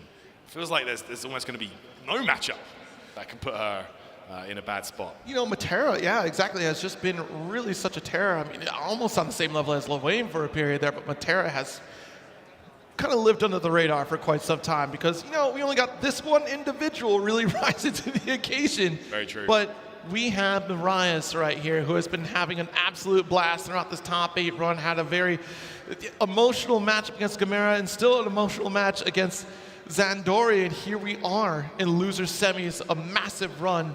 And we'll see if we can get a little bit further. Monarch, though, looking to try to make an early appearance to lock in some scoring for the Granblue versus World Tour. And that'll be a sigh of relief here, not waiting until the last minute up until November, right, to get those points and qualify for the event. Definitely, man. Miraius has been looking so comfortable, so relaxed, so carefree throughout the bracket. And sometimes that's the scariest opponent. When your opponent's having fun and just playing the game because, hey, the game's fun, then, you know, that can be terrifying. And let me tell you, Miraius has been having an absolute blast through this top 8. You're just getting mixed and your opponent's cackling at you. Laughing. I'm dying and you're laughing at me. Oh my gosh. All right, fist bump. Yes, indeed, the fist bump is locked in. Let's give it up for this loser semis. Let's go, people. Kame Zone, Monarch versus Miraius. Man, top 4 Evo. Big game right here. Who is going to go into that losers final to get that game against our reigning champion here, defending champion, but it's all about these two right now, Monarch and Miraius. All about business. I can't see you right now with this blindfold, but I know I'm going to fight and I'm going to do well. Show no mercy. Oh my gosh, Seahawks is so cool, bro. So cool. And this one is so diabolical. Can you chill? Can you, like, not? All right, let's go. Engage. Let's get it. Monarch here. Oh. All right, GG's. I'm out. See you guys later. That's fine. Okay. Resetting the situation like that. Very smart. I like that. Let's see. I mean, that might get a little scared of Marias. You know how to navigate empty hand? Wait a minute. Back off against the wall. Life lead in favor of Monarch. Yeah. It's a W because even if he tries to fake it, she's right up against you. Yeah. Okay. Wow. I'll take a few late attacks. I got a life lead. I ain't worried about it. Just blocks, build resources. Monarch here. Ultimate Butterfly is out there. Be tough here for Seox to navigate, but does find the hit. That's going to be that empty hand if you try to put me in a position where I have to deal with projectiles. I got an empty hand to close the gap real quick. I can skip the ground. No, Super Skybound art. No bravery points on the side of Monarch. This is going to be terrible. Very, very tough situation. The chip is a huge factor right now, Zero, but it doesn't matter. Empty jump throw. Marias is going to take that first round. Damn. I need to put respect on Marias' name right now. Need I? Let's he remind us. He's been able to make these comebacks under higher pressure. Yeah, but beautiful punish there. And that will die for Monarch. Ooh, yeah, got caught there. Was it the light? I'm not sure, but still going to get that forward special out. Yeah. Or back special rather. Good stuff right there. This, just peppering away with these arrows. Look at that, and all of a sudden your life is just gone. Marias. Damn, look at that. This is a tough situation to be in, Zero. Yes, indeed. Although, I have something here off the wall. SSBA once again is on deck. We don't spend it. We're going for the kill. Oh, but so is Monarch. Beautiful timing on that spot dodge right there. So critical of a moment for Monarch. Gonna get that back throw for the W. Here we go. All right, good roll. Once again to that empty hand, but slide with the 2U. Again. So good. Oh, the bait on the parry was so good. You see the hop, your brain goes to immediate, okay, she's coming in for the hit. No way. Monarch mixing things up. You locked in for the unblockable scenario. And a finish. Yo, Monarch looking nasty with it. My gosh. The moment you took to the skies, you sealed your fate with Monarch taking that first game in the loser semis. Beautiful play. Again, it's that textbook style. He plays it by the book. You know? He wrote it himself. There you go. We saw it in the intro. Man had the book out. Notepad. Right, again, every time it's the roll on the empty hand. Yeah, very clean. Of course, you can still try to bait that out. Can indeed. That time opting for a BC. Mixing up his options, not falling into one same decision every time. Spot dodge here, but shut it down. Ooh, clash of the projectiles. Yeah. That's right. Trading on that one, but it's going to be a full combo on that one from Marias. Into the gate. Ultimate 6 claw. Have it. Ooh, tries to base something out. Definitely the shimmy there. Yeah. Monarch challenging with a button in that situation. And the 5L. Stop you in your tracks. Yeah, that's right. Arrows are flying now. Okay, was able to take that time. Not a true punish. The ultimate, we're going straight in. Yeah, good stuff. SSBA. That should be just enough. It is indeed. Marias. A round up here in the second game. You're capable of more. Battle 2. Engage. Let's get it, man. Oh. Yeah, it's not a consistent answer.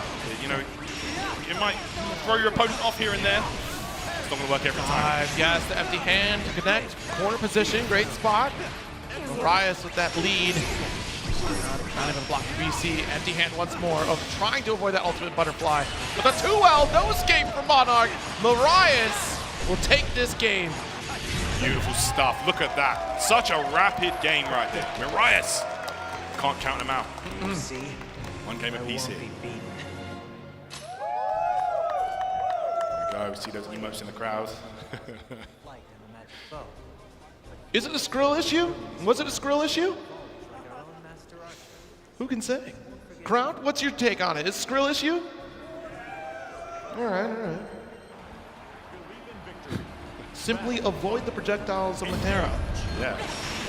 Just get in and hit them. Just get in and punch really, really hard. Yeah. Just. All right, there's that combo limit reset, gets the grab. 50% lead. Oh. And the spot dodge don't roll this time. A little bit too close for comfort. Sir. Oh, nice. Ready every time. There's that grab. There's the butterfly out once again. Pops it. Look, as a player who plays a character that uses geometry on a regular basis, I feel like you should have an understanding of spatial awareness against 6. Oh, yeah. You have to know those angles that he wants to approach. You've got to know exactly where on the screen he's going to be at all times. Sniped out of the skies. No gate for you. Look at that. Monarch is so aware of everything that's happening right now on that screen. Oh, the big jump, though. Yeah, the heavy. Oh, my goodness. Actual Tyrant. That's an easy confirm. That's a B&B. That is a round up for Marias. It is indeed. Always finding the answer here. Clap back. Only the strong survive. Okay. But that is the cost of the defensive options that Monarch chooses. As opposed to using resources for the quick reversal, generally Monarch going for BCs, which means more damage opportunity here. For a character as explosive as Seox, that's only a boon. Absolutely. Tons of leg tech. Oh. That fireball, though. Oh, we are going to go for the super here. Oh, yeah, that's going to be that. That's going to be another game. Rice could get the skybound art here for the kill. And it's a 2-1 lead. A much faster game than that first one. Yeah. It just goes to show, man. Like, yeah, Matera's got some incredible zone and keeps you out so easily, but the opponent gets in, can be curtained super quick. Exactly. And those defensive options become more and more important, whether it's the resources you spend for ultimate or it's for those Brave points. And Monarch doing his darndest by spending Brave points, just not enough to dissuade Marias from closing the gap, and already in this corner with the 6 claw. Hey, here we go. Challenge though from Monarch that time. Dashes up on him, taking a bit more of an aggressive approach here, but that counter coming through. All right. Nice. We'll take these late attacks. That's fine. It's plenty of damage for me. Wow, I love Monarch challenging with buttons in that situation. Sets it up. Ultimate. Okay, let me see that time though. All right, Raging Chain here. Monarch should be able to get a butterfly set up. There it is. Oh, he just did it. No way. He just did it. Just out of dodge. I mean, it worked out essentially. You're out the corner, but never mind. Monarch finds the hit. She was a bit too high up. I understand. Maybe we thought it was just a 5U interaction. Yes. Maybe the short hop, then you try to cap the super.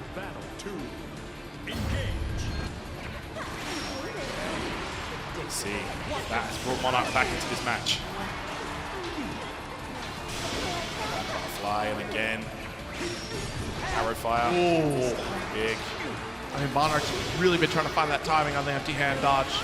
Yeah. He's been so consistent with it, honestly. Nice. Once again, just ready for it, but late tech. Yeah. Coming from Marias. All right, the counter though. Stop the 5L. Oh, and we're going for it here. SBA time. Just trying to take a life lead as early as possible. The hop, the challenge though. Marias not afraid to press some buttons. Another swing.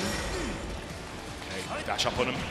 And again, the challenge with buttons has really been the deciding factor here. Yeah, but no meter to convert for a Raging Chain, so all that we need is one more shot. And Monarch going to succeed with a 5L, tying it up at this loser semis 2-all. Yeah, that 5L is such a good space control tool. You know, controls that ground in front of Matera. And Monarch's been using that to great effect throughout the bracket so far. All right, here we go. The final game for losers semis. Oh my gosh, anyone's game, honestly. Oh jeez, what a snipe out of the sky. That perfect angle. Absolutely. With the forward roll there. Corner, that's big. Arrows here, projectiles flying. Marias. Okay, just spends it 50% on the ultimate to try and close the gap. Did not pay off, and Monarch is going to take full advantage now. Sets up the butterfly, the grab tech, gets the hit. Oh my gosh, that's a round right there. It's indeed a round. Monarch answering back in kind. What was so consistent for Marias is now starting to crumble a little bit.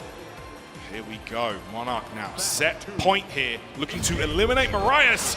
1 round away. Okay, go. Corner position once again. Monarch just looking absolutely comfortable right now. Look at this. The 6 claw backing off. Shot. Oh! Popped right into the gate. That's ultimate 6 claw and bring it right back down. Yeah, that's unfortunate. Dodge. Good break. Twice in a row. Butterfly here. Nice empty hand. Perfect position. We have SBA on deck. Full round as well. That's it. That is a round up. That is it for sure, because there's no bravery points. More than enough damage there for Marias to get that kill. And we are going to it, guys. Final game, final round. Wow. What a nail biter. Yeah.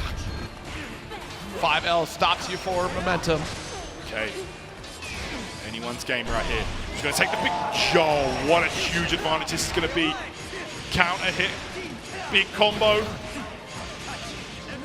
Combo limit here, so close. Right. Monarch trying to keep that composure. Can't let this crumble away now. You come so far. Rolls out. That's so important. Absolutely. Oh!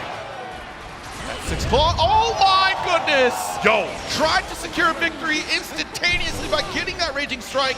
Not going to connect. Getting too hungry, and Monarch was one step ahead. And you've not showcased it yet, but Monarch still has the reactions. Yes. And that is unfortunate. The jump heavy will secure it. Marias keeps it simple. Wanted the anti-air, but unfortunately got the standing heavy instead. And that means it's victory for Marias. Wow, there you go. Moving into the losers final, guaranteed top 3 finish now. Monarch is going to bow up at 4th place, but that was an incredible run, guys. Give it up for Monarch, seriously. So good. Marias grinning ear to ear for that victory, but is now in it for the long haul.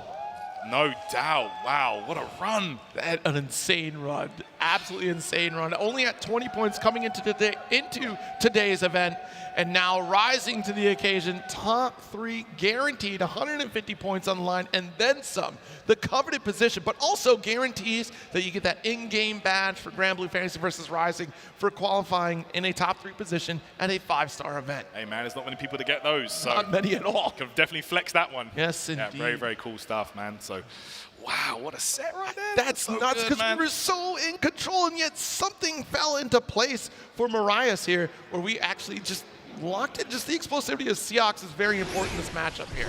Yeah, for sure. Despite navigating through empty hand time and time again, Marias still fell back to it, was trying to test the actual reactions that Monarch had. And I feel like that's why towards the end we got that raging strike attempt, because surely at this point you're so worn out mentally that you cannot react to this. But yeah, so conditioned, but it didn't work out that way. You know, he could smell the victory, was perhaps a bit too hungry for it. Monarch well aware of that. But yeah, it was just such a back and forth game right here. You can see it right here.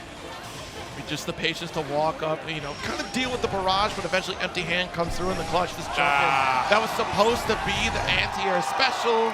That's what he was looking for, and just did not get it. Miss input, and that is mistakes like that really cost you, especially at this level, right? You take an inch, it's going to turn into a mile at this caliber of play. There you go, man. One mistake, that can be all it takes for you to be bowing out of the tournament here at EVO. And that was the case there.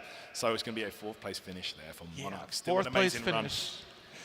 Man, absolutely stellar performance, but that is going to take us to our next break here. We're still going to get to the losers finals and, of course, the grand finals. And definitely stay tuned, because I heard there's something special coming from Fukuhara-san, self-edited there. So we'll see a little bit later. Until then, we'll be back with more EVO 2026 right after this.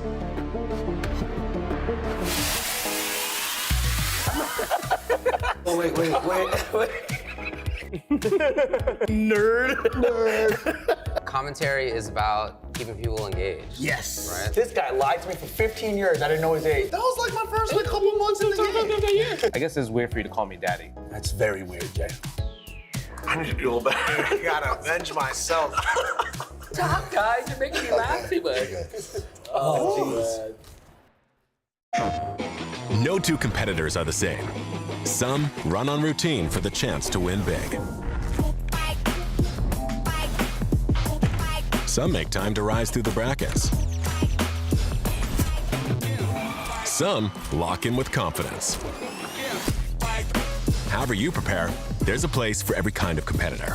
PlayStation Tournaments. Sign up today on PS5.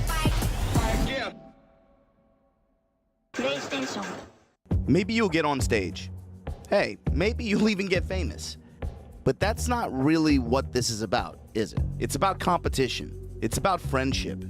It's about our love of our games. That's what it's about for us, at least. Since 2011, our broadcasts, events, and merchandise have been top quality and grassroots at the same time. 10-0, forever we fight.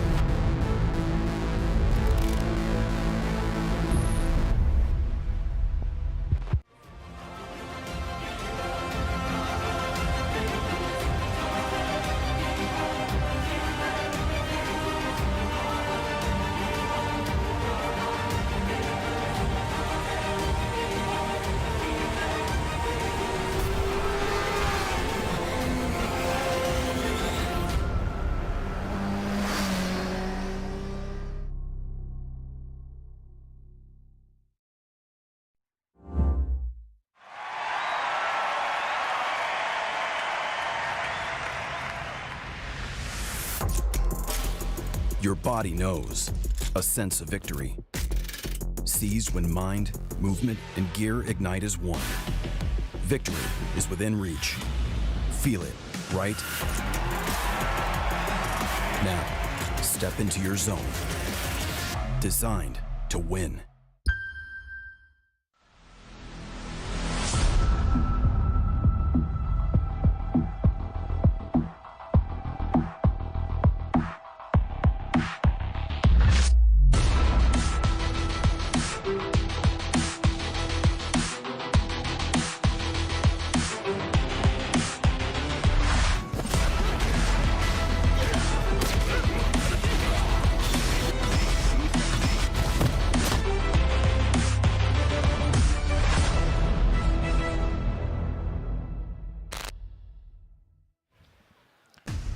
Welcome back, EVO 2026. Airheads is bringing the fun to Las Vegas during the event. You can power up your candy game with Airheads. As we take a look at the Airheads Air Cam, let's see those wristbands. If you got, I want to see flashing lights throughout the arena. I see y'all picking them up, putting them out there. That's huge. I see a couple of you guys out there with the Airheads wristbands. Yes. There you go, man. Big shout outs to Airheads for sponsoring the event, man. I know. I've been chewing on a couple. Exactly. Yeah. Like, it's just so easily accessible in the back room, of course. Trying to pick up a couple snacks as we lead in to our next stint of top 8. And before I get to this bracket look here, guys, how is this top 8? Let the folks at home know how we feel about this top 8, right? Been crazy. Yeah, big shout outs to you guys, man. You've been a crazy crowd. Granblue Fantasy versus crowd always pulls up, man. You know, you love to see it. You guys have been electric as we see the players' paths during this bracket here. But we're down to the final 3-0. What is happening in this bracket? Hold on. Shio is still waiting in the works on the winner's side of Grand Finals, and we're about to get to the loser's final set. It is Koji Coco versus Miraius. And man, oh man, this path that Miraius has been putting on today since yesterday. I want to take a double check on what the voting was for this. How many of you have picked for this run here? Because Koji Coco's still in it. Of course, one of the favorites to take the whole thing.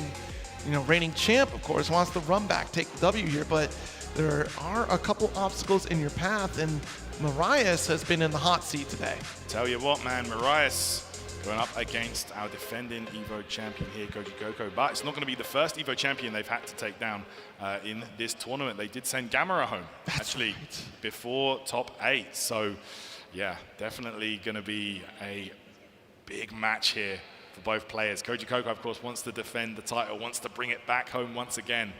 But Miraius looking to make a statement here. Yeah, I mean, that just goes to show the landscape, how it's changed drastically in the state of Granblue Fantasy versus Rising.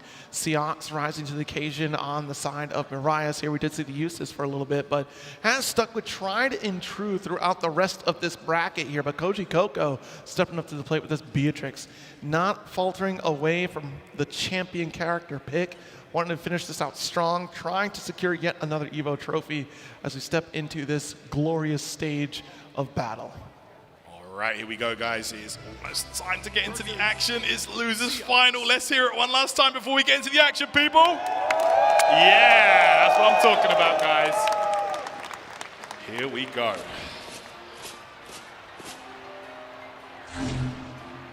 They say only in the darkest shadow does your will burn bright. Show me how the feud between hope and despair. Light can prevail! Man, he's so edgy. Jeez. Serious. Seeing as I'm fighting an Eternal, I'm gonna be firing on all cylinders. She has no idea. She literally just pulled out and was like, I don't know what I'm doing. That's so cool, man.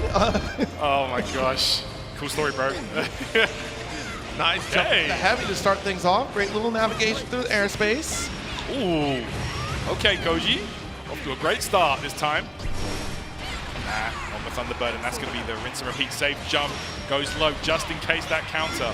Absolutely. Really like that decision there from Koji Coco. Oh, we got a round on our hands. Let's launch it. 1, 2, 3. Not even necessary. The perfect round to advance here for the first opener of Losers Final. Wow, that was a dominant start. Really was. Statement round to kick us off here for Losers Finals. Koji Coco showing he's serious here tonight. I mean, you already did a little bit of work for me at character select. A lower health character on the side of Seox. Yep. Beatrix, the damage dealer powerhouse. Exactly. Again, look, here we go.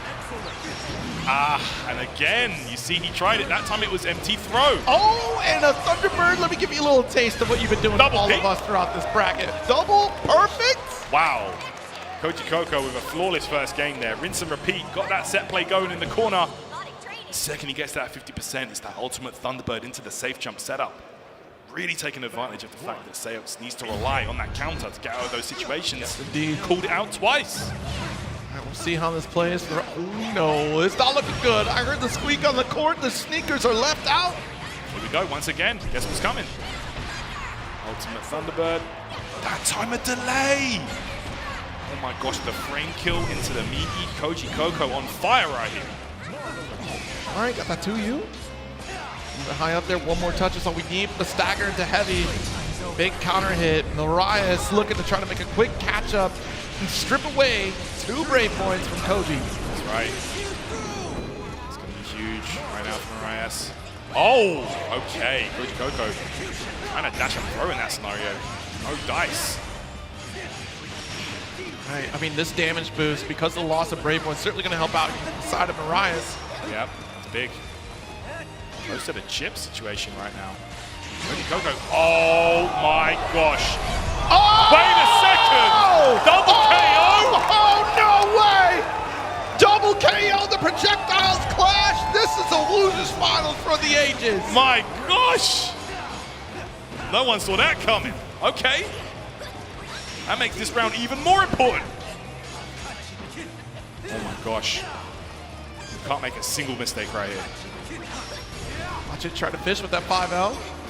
Oh, actually with that button, get the full combo here. Wreck a sequence. Fireball here, 5U, full combo. Okay, BC was blocked. Oh, dash light. That's a great way to get out of that corner here. Oh yeah. Thunderbird keep chasing for the East Coast. Watch it. Heavy swing, BC. Okay, right in free, BC on those as well. Backing off there, the fadeaway, trying to bait something out from Koji perhaps. Really is. Like trying to call out potentially DP reversal. Yeah. Being very cautious, the 5L. Not close enough for the 2-1, but the dash light with Delta Clock to bonus this out. Okay. Send it with SSBA to strip the final 2 brave points on the side of Marias. That's it, giving himself a massive advantage right here. Marias cannot get hit a single time right now. Oh my goodness. Serious, bro. All right, it is how Koji Coco qualified to get in the top 8. You know, like, you do it once, maybe the second time it'll work out. My gosh, brother. Mariah's not playing around. So, no, I'm not afraid of you. That's crazy. All right, one game apiece here. That double KO actually making the job a little bit easier for Mariah in really that case. Heavy big jump and try to connect with the JM.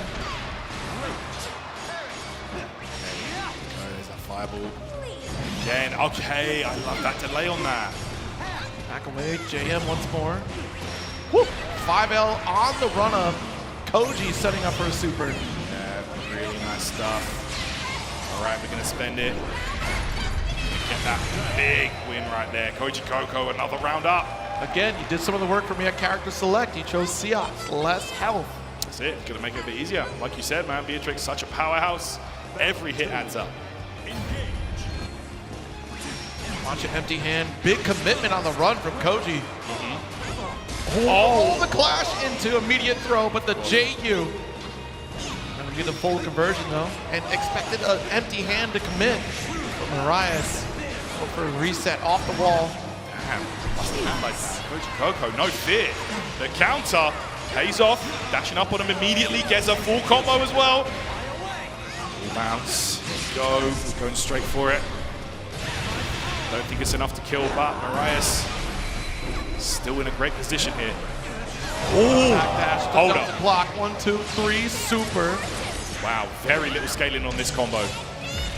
And again, Seops with that low health and only one bravery point. This is gonna hurt.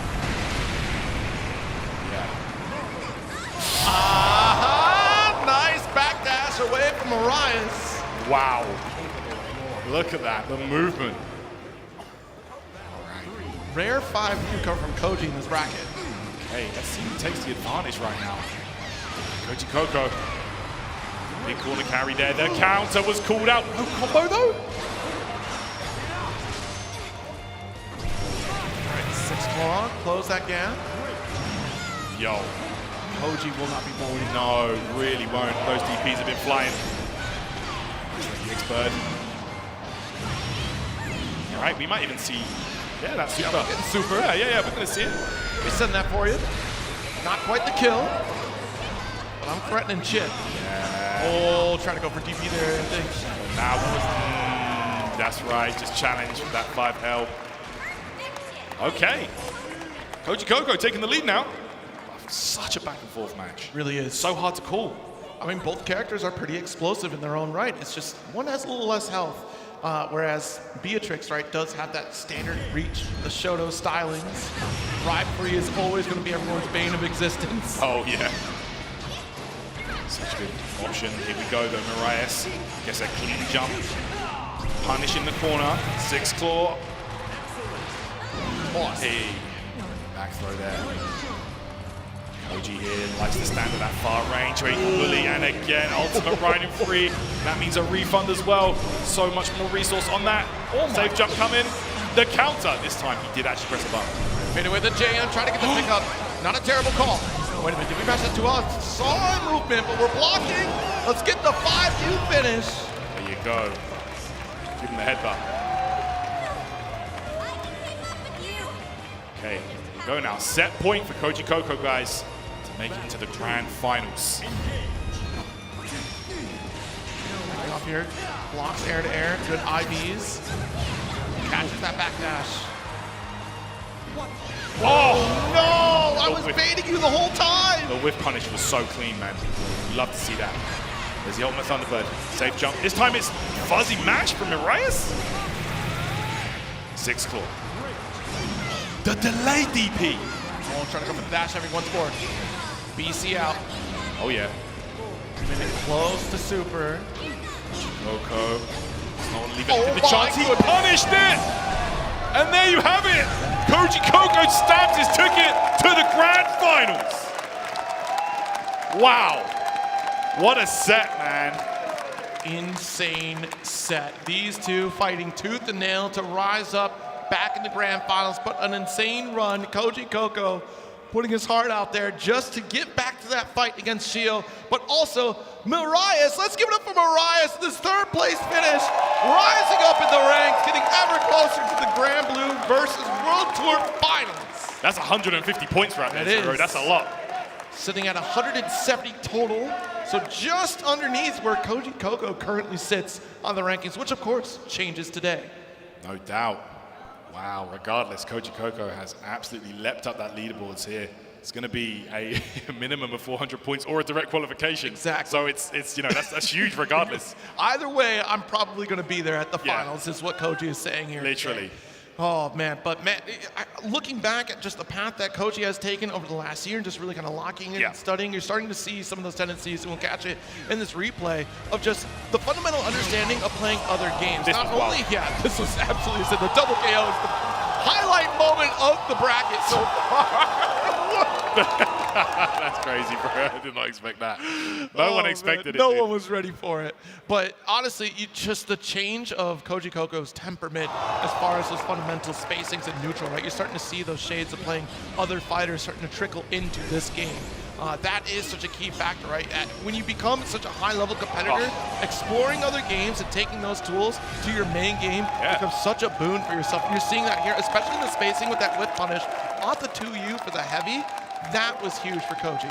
Absolutely, man. You want to be sharp, you want to be ready, just for any situation that comes up. And you can see it right there, man. Koji Coco just looking super prepared, man. Don't forget, last year as well, did take this tournament from the loser's side. So more than capable to do so here. But Shio, what an opponent waiting in a grand final winner's side. Yeah, this has been an extraordinary run, and I feel like that win over Zandori was all the motivation that Shio needed to go, I hear that. I can do this. Yeah, absolutely. Surely there was no doubt once he made top 8, but then that confidence boost that you're getting from taking down such a threat in the bracket, that'll make you run high pretty far in this bracket. So Shio on the winner's side of the coins with Koji Coco trying to challenge once more, having to win 2 sets to try to take the W. Definitely, perhaps. I mean, I think it's safe to say not the top 8 outcome that we expected when you look at that bracket path right there. But let's go. The Granblue fam has pulled up to Las Vegas here. We've got those emotes in effect. And bro, it's going to be a crazy grand finals here, Zero. I can't wait for this one. All right, crowd, I got to know, this is the last time I get to ask you, who's got it for Koji Coco taking it back once more? But what if you want to see something new? Who's feeling like a change up in champions? Who's got it for Shio? Wow, yeah, you guys are. That is a split crowd right there, man. Everybody's excited. Regardless of what happens, I know this is going to be an electric grand finals. I'm ready for this one. Lil Wayne. That's a tale as old as time. No context. Lil Wayne. Yeah, say no more. Say more? That's all you had to say, bro. But then Beatrix. Oh my gosh, yeah. So absolute killer as well. It's going to be a tough one.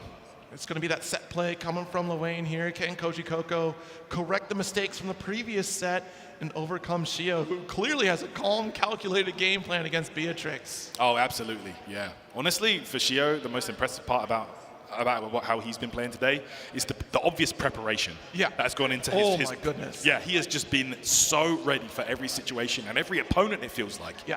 Almost switching up his style according to who he is playing against.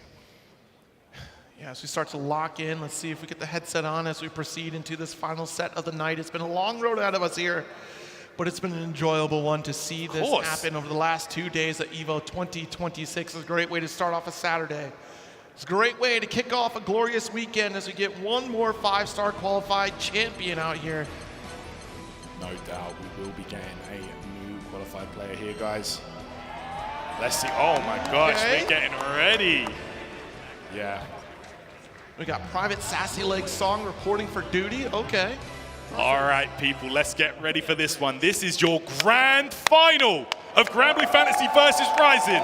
Let's get it. It's EVO. Something special's in the air. Let's check this out. Donning the colors that we have for the intro once more. Can Koji Coco make the repeat? It's quite the story unfolding in front of us here as we get the homies out. Lil Wayne. Yeah, those bros are going to have to work overtime, let me tell you, up against Beatrix. Yeah, dude. All we do is slide in from off screen. I mean, he ain't lying. Do they count as extra characters? Is it 3v1? Is this a tag fighter now? Is it like, what are we doing? What you gonna press? Skill button. Skill button. Skill. It's all skill. No skill issues here, boy. Grand finals time. Jesus, all right, medium is the start. Stop running right there. Right, literally. Full combo time. Oh no. We're just gonna go for that pressure sequence there. Coco locking them down in that corner. Gonna be super difficult for Shio to get going from there. Great poke. There you go. The light, setting up with the barrage. Okay. Oh. Oh, wow. Alt wheel was the decision. Yeah. Interrupted though on the startup. There's that Thunderbird to close that gap. Okay. Throwing out here. Okay, dash up grab. Oh, no. We missed the plus frames. We're trying to go for the meaty 5L. Did not connect whatsoever. Oh yeah. 50% being spent left and right. Sure is. Yeah. Oh! Not the punish. There's the cat missiles here. Shio trying to catch him off guard. And there it is, the throw. Brings him in. BC on that one, and the challenge. Delta Clock coming in clutch there for Koji Coco. Huge.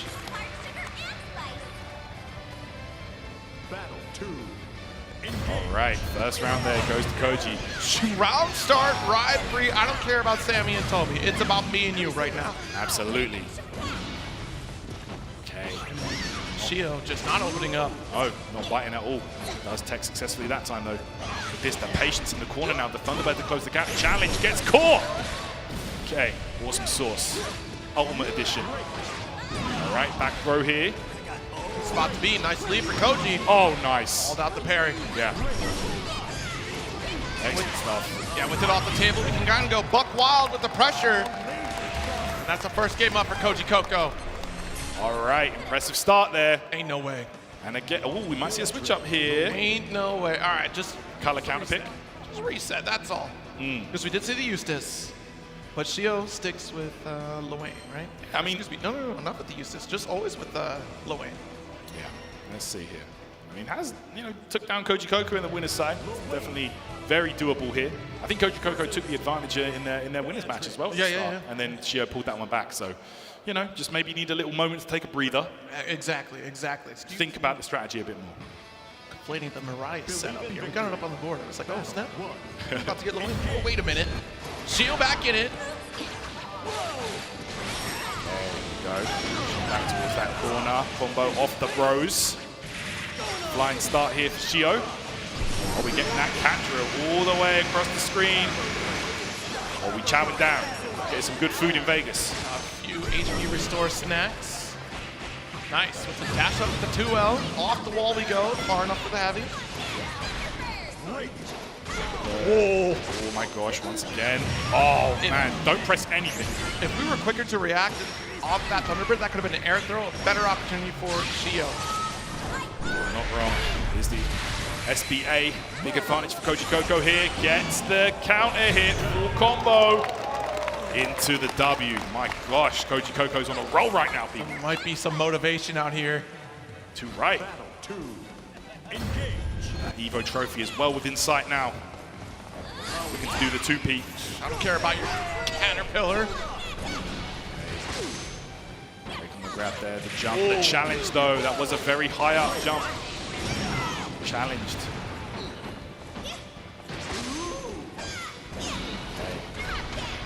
Thunderbird here, we BCing out. No frame advantage for you. Pressure your ultimate wheel. That will deny the ride free if we decide to get a little frisky on the approach.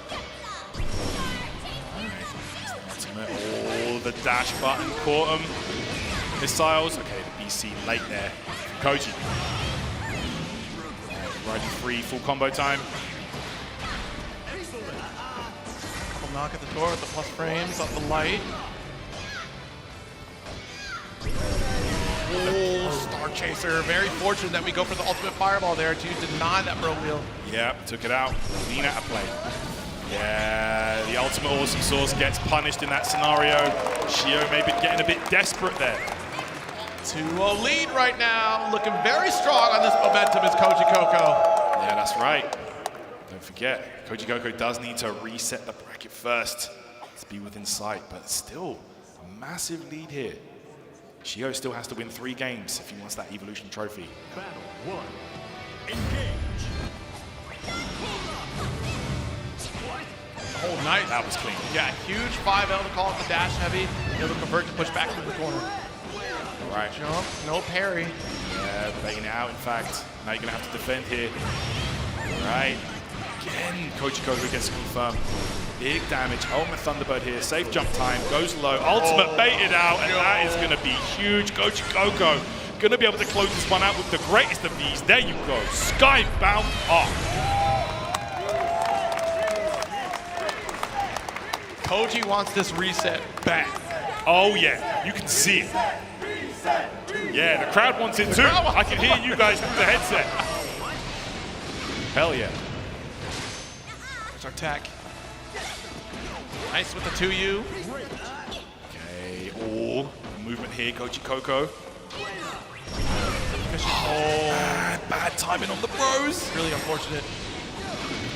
Koji felt the disturbance. Able to get that throw.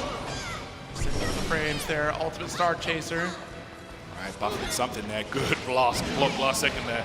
And that's still your corner. You're not allowed to go to mid. Oh, again, baited out zero. Is that going to be that it? is 3-0 sweep.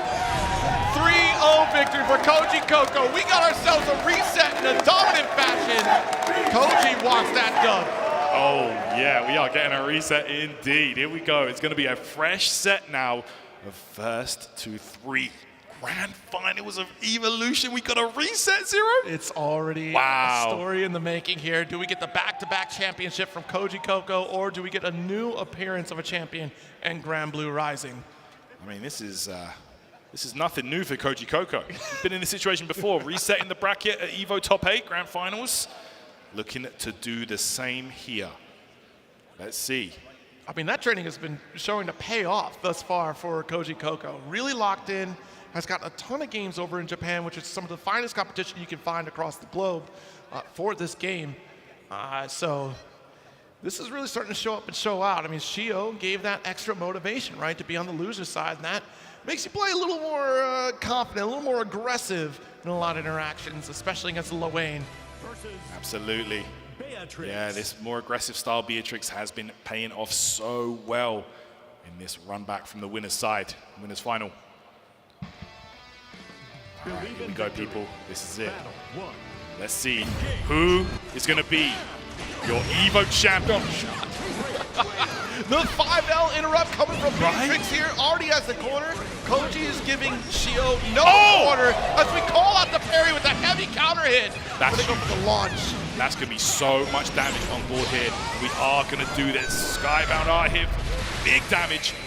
Won't have to kill, but the scenario gets the hit. Oh my gosh, no way! Your fault, that's your fault. You got hit, that is your fault. Wow. Koji Koko. Saving. Yo, you can't bring that double clock over to this round. All right, there's the parry. I mean, Koji Koko sending Shio reeling that last round. Nice. The medium, if you're going to backdash away, I'm going to close the gap quickly. Big splash. Oh, bust out.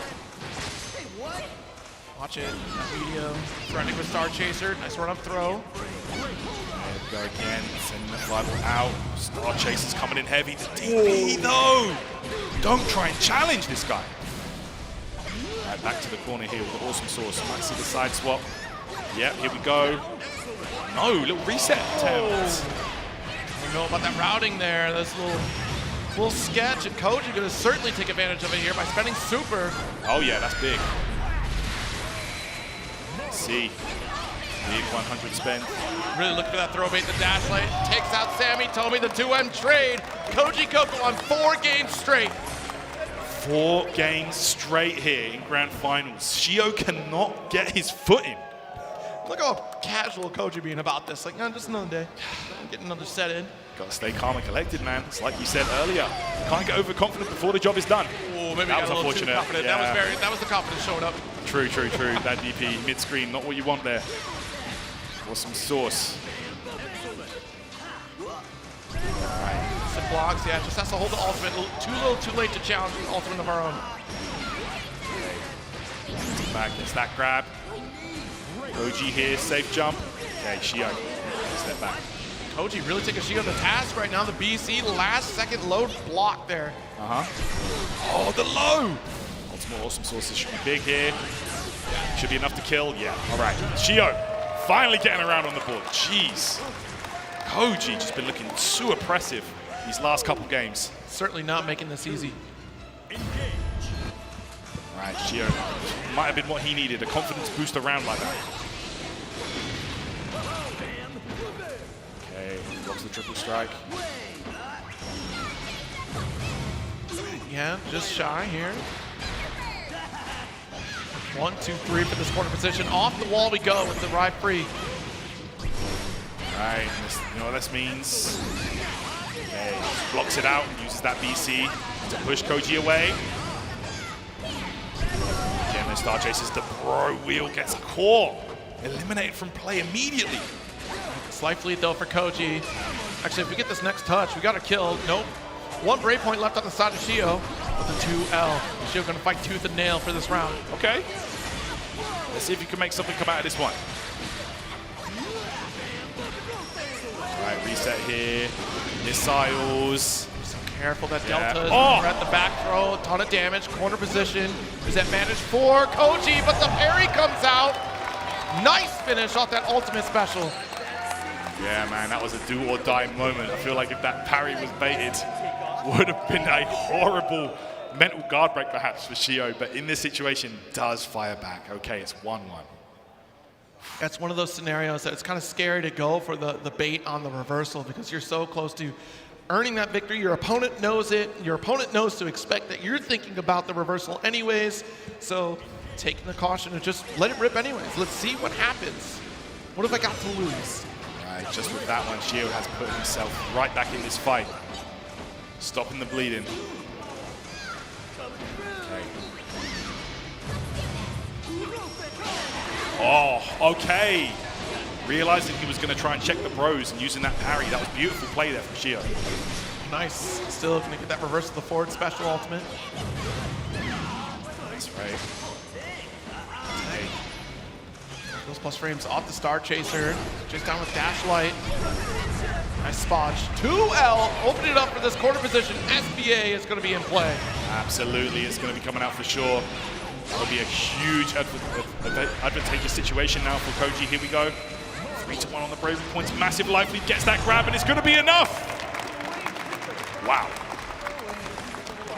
He's missing brave points. Really going to set the pace. Oh, yeah, it really does.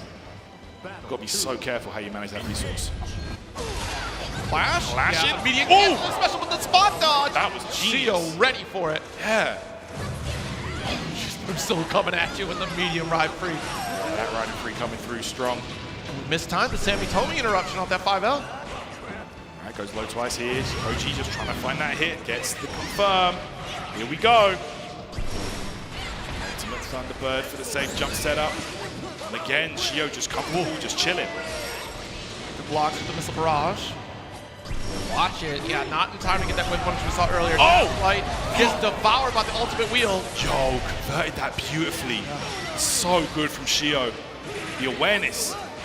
Oh! But we have Delta Clock on our side. It's big. Is it enough, Zero? I think we're bomboing here. It is going to be the basketball. One more strike, and it should be enough. Wow. Koji Coco taking the lead here. 2-1 now.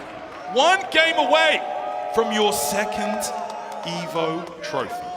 Were it not for Delta Clock, that would have been different. Just reset to neutral, would have back to the mid-screen, and a dicey situation, a high-stress scenario, but that raging strike to Chain Cabo guaranteed that victory. Koji Coco a step away, Dash Light and a parry. Shio trying to protect Sammy Tomy now, but look how expensive in terms of abilities that was. Yeah, Shio just gonna have to keep it simple from now on.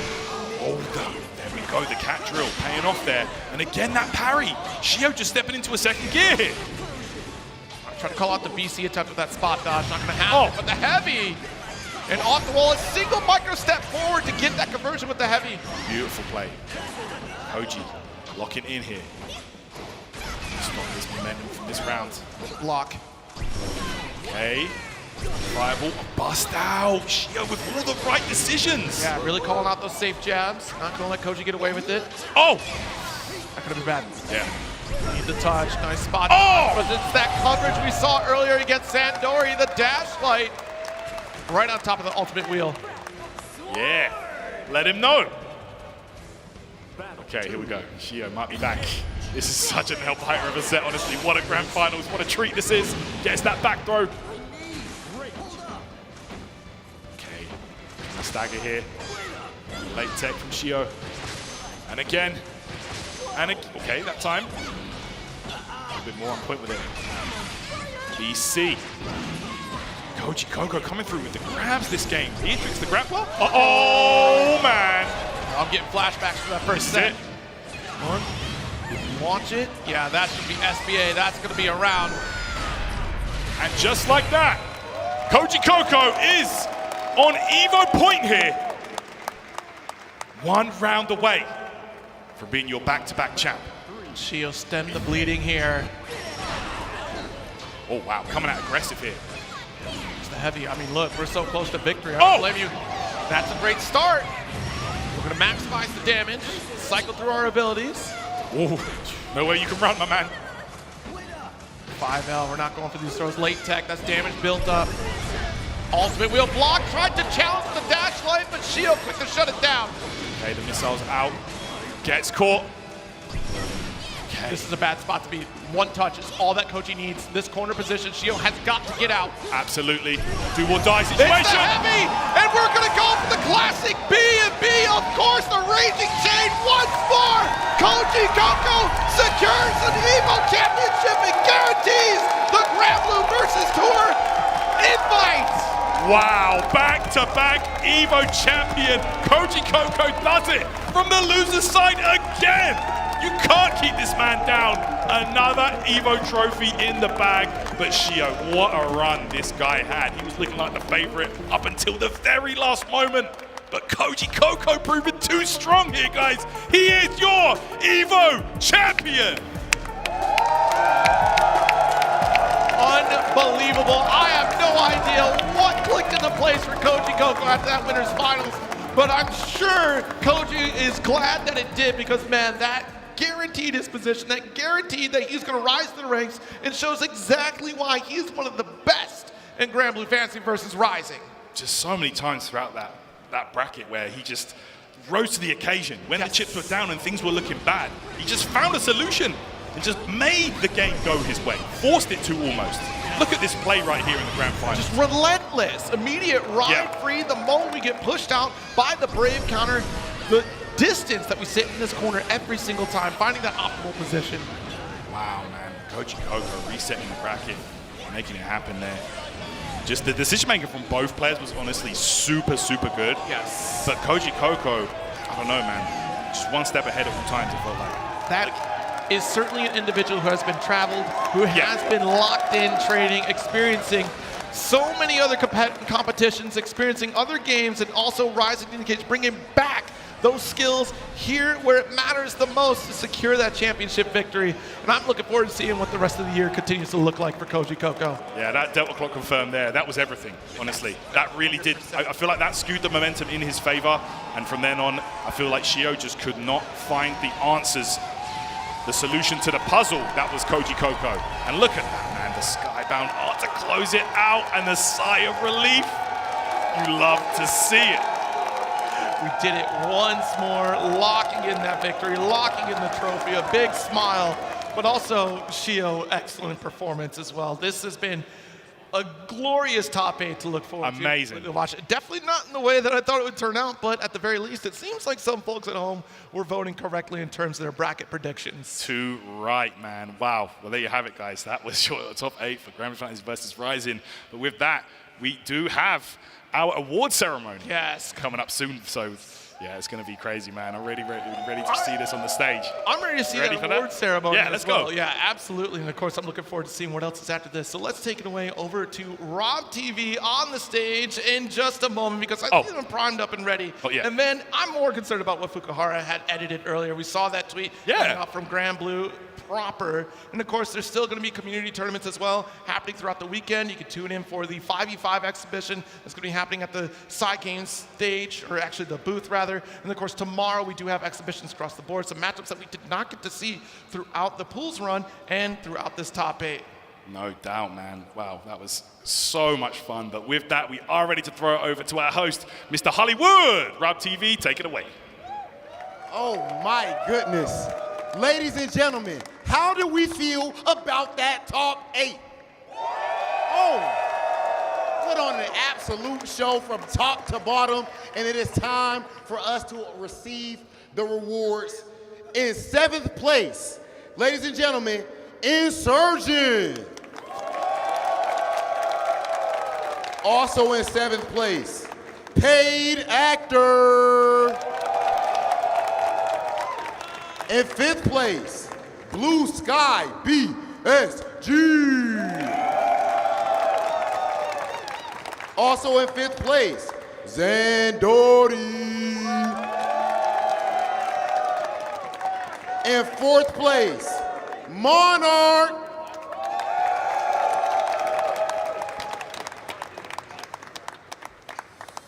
That man put on a show. Okay. In 3rd place, put your hands together for Miraius.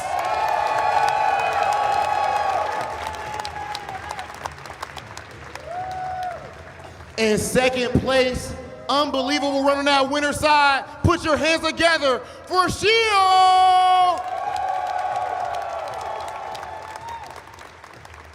And last but not least, your back-to-back Evo champion, Koji Coco.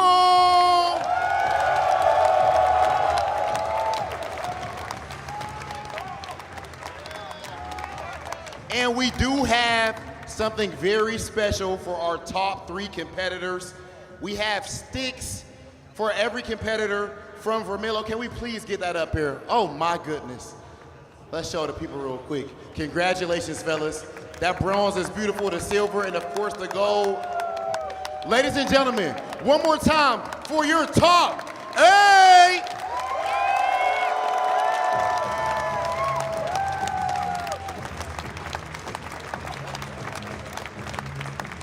Koji Coco. Okay, I need to talk to you real quick, brother. Come on. Come on, man. I mean, my goodness. Only 19 years of age, and you're able to win back-to-back Evo championships, the definition of a prodigy. Of course, this interview is connected by AT&T. I have to ask you, brother, did you believe that you would be able to win it again after doing it last year? Yes. What gives you that level of confidence? I would say that I think like recently the level of competition in North America has gotten really high, and I've also traveled to Europe, I've traveled to Japan in this game, I've competed in tournaments all over the world, and I feel like I have a very good grasp of, I guess, how where everything is, and I think that's an advantage that is pretty much exclusive to me. So it's like a great privilege in that sense, and I'm happy.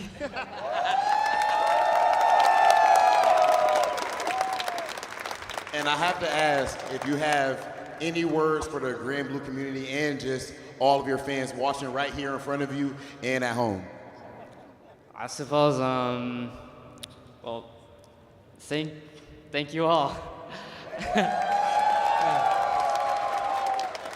Only 19 years old, back-to-back Evo champion. You cannot make it up. And we do have more than just a medal for you. Of course, you know how this thing goes. Where is Koji Coco's trophy? Let me go ahead and back up. Ladies and gentlemen, please give it up one more time for your back-to-back champion, Koji Coco.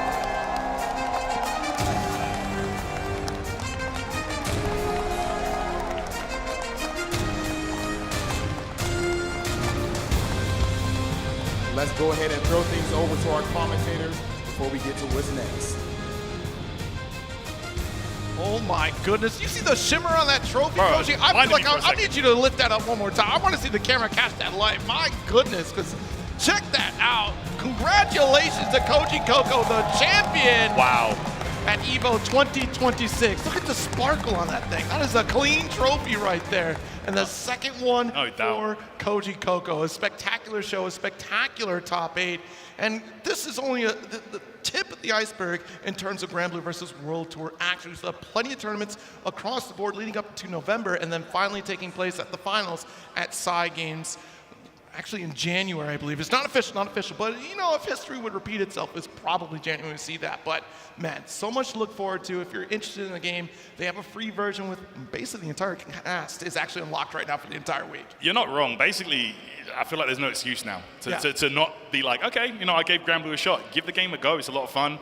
And yeah, you know, you never know. You might find your new favorite game. And like you said, you know, the free version with every character available, give it a go. Yeah, you know? Absolutely. They do rotating characters. You can actually pick up the DLC characters with the in-game currency. It's a ton of fun, really easy to pick up and play.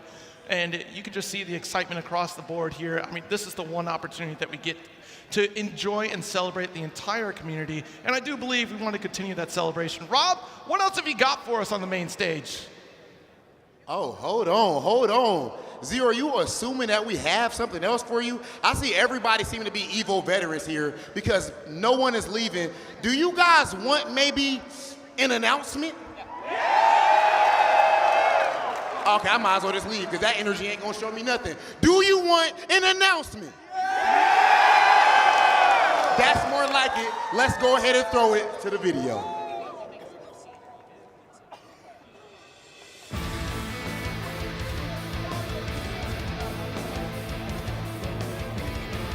Across these boundless, turbulent skies, strife without end, we spiral into chaos. Into its churning depths we fall. Is this our destiny?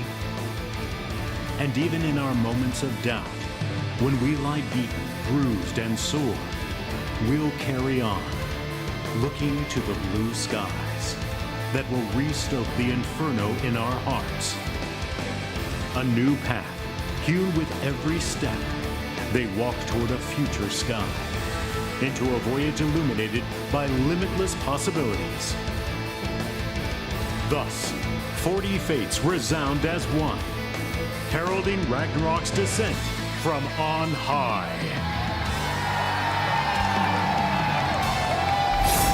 竜の力よ、受けてみろ。行くぞ、ベア。投げ払う。これはどうだ。やらせん。油断したな。見えている。くらえ。空叩き伏せる。甘い。抵抗は無駄だ。俺は空の世界を守る。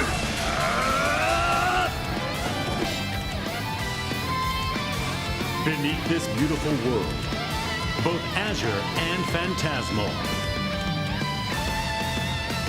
forge your glory in the flames of battle.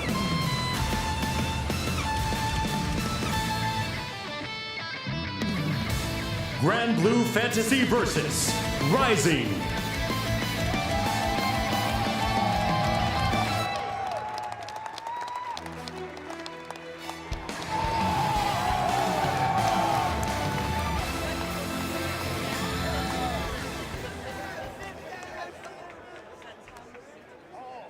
All right, baby, how we feeling about the announcement? The energy in here is absolutely amazing, and with good reason. Of course, that was our first game of day 2 of EVO, and after this, we have top 8 for Guilty Gear Strive. We'll see you guys after this break. Chipotle Honey Chicken is back. Step into summer with fresh grilled chicken, spicy Chipotle peppers, and the perfect touch of pure honey. Open the summer with Chipotle Honey Chicken. It's taking heat and sweet to a whole new level. No two competitors are the same. Some run on routine for the chance to win big. Some make time to rise through the brackets. Some lock in with confidence. However you prepare, there's a place for every kind of competitor. PlayStation tournaments. Sign up today on PS5. PlayStation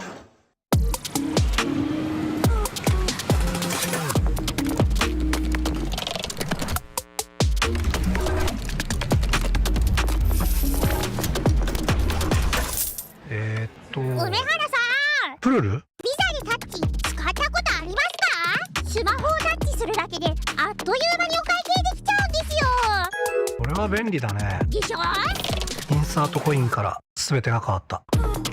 ビザで、ストリートファイター4っていう形で格闘ゲーム久しぶりにやった時に、その時になんていうか、自分で特別なものがあったんだなっていうのを、思い出したっていうことがあったんですけど。I don't see myself quitting for at least maybe 20 more years.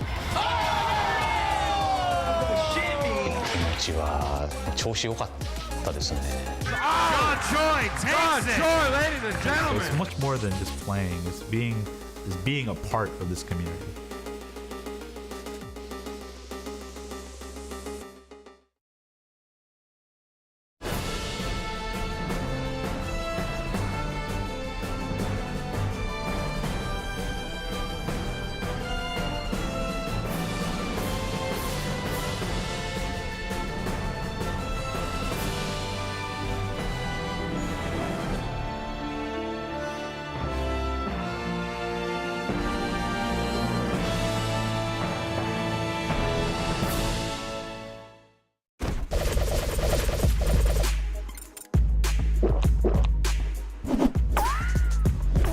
Oh yeah, this is the reset. This is the one. This is the one. I got you right now, brother. One? I'm gonna highlight this fire. Right here. Ooh. Look. Come on. That was good.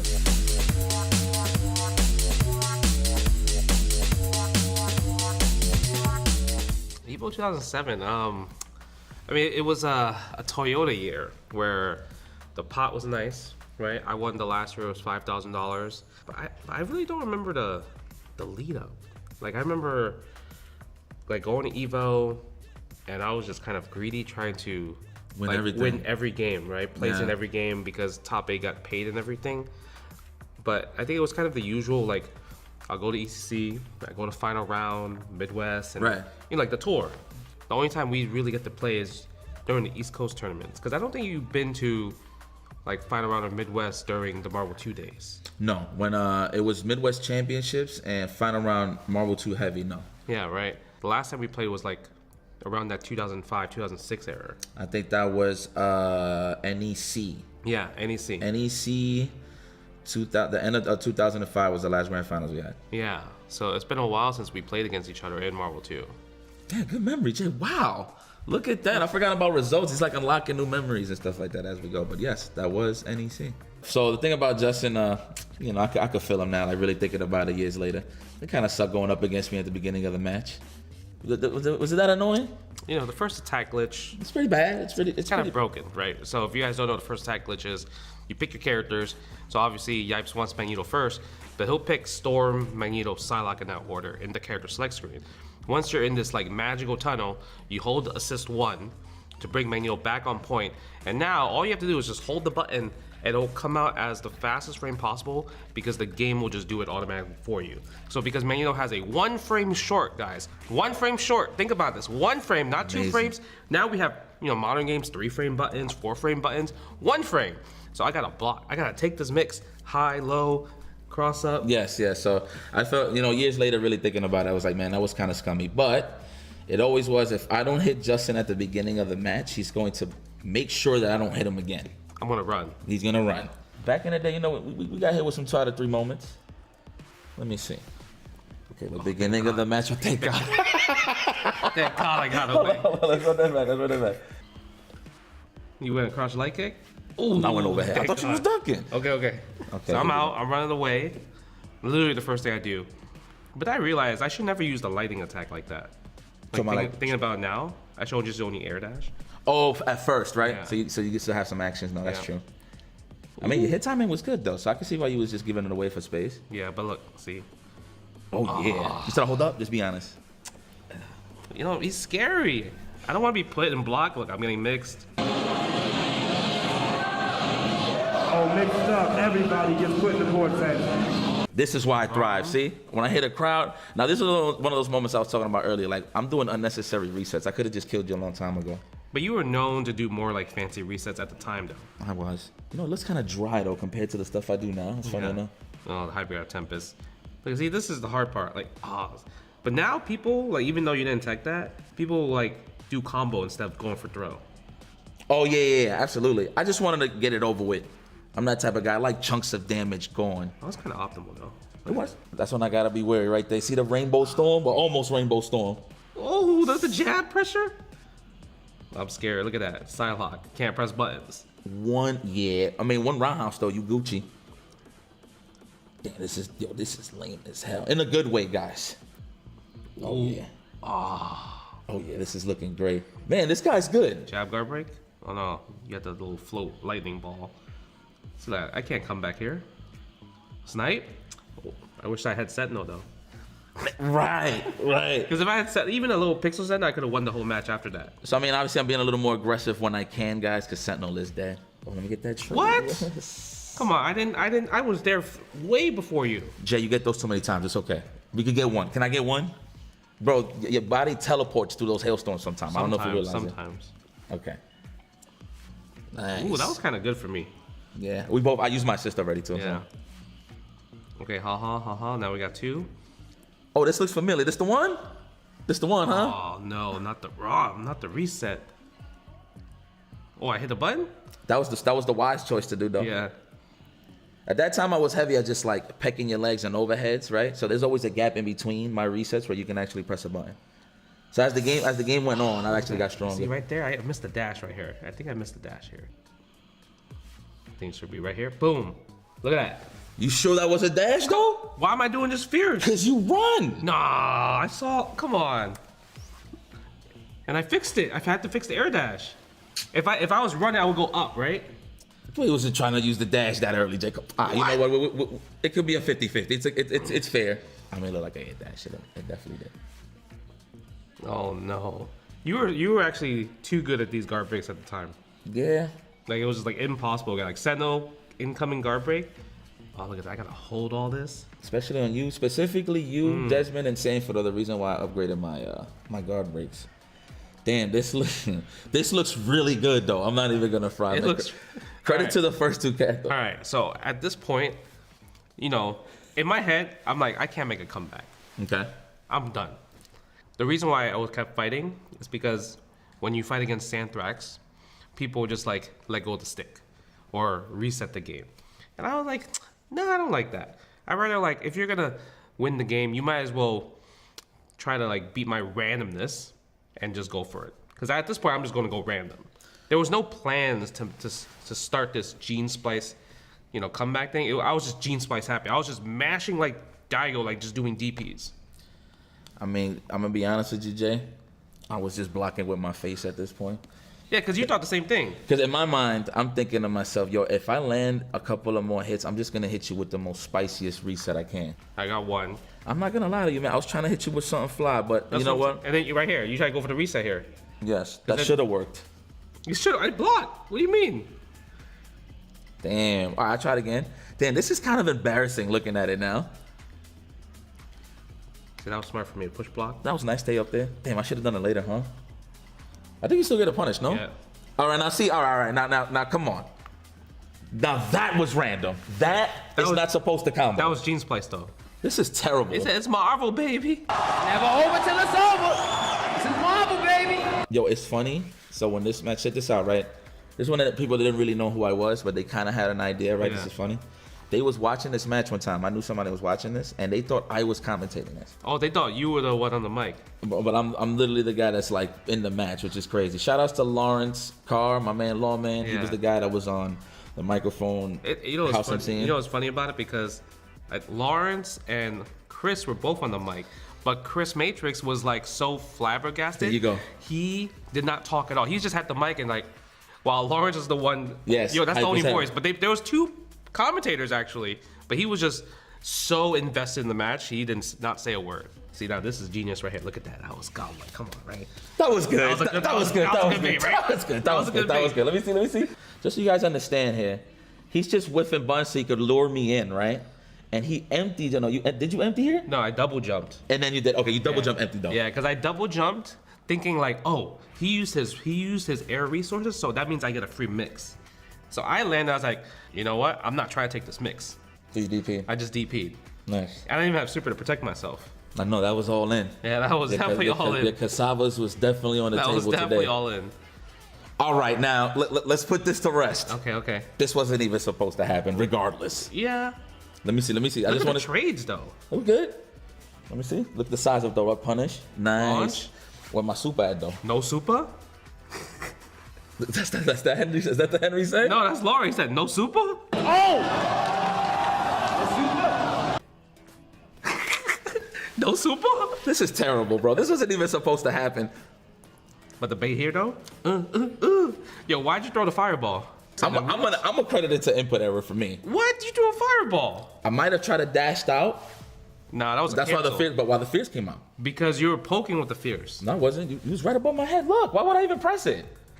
I'm gonna be honest. Oh, you're talking about the push block? Yeah. I'm saying why the fireball? Maybe I tried to dash. Got the inputs incorrect or something. I don't know.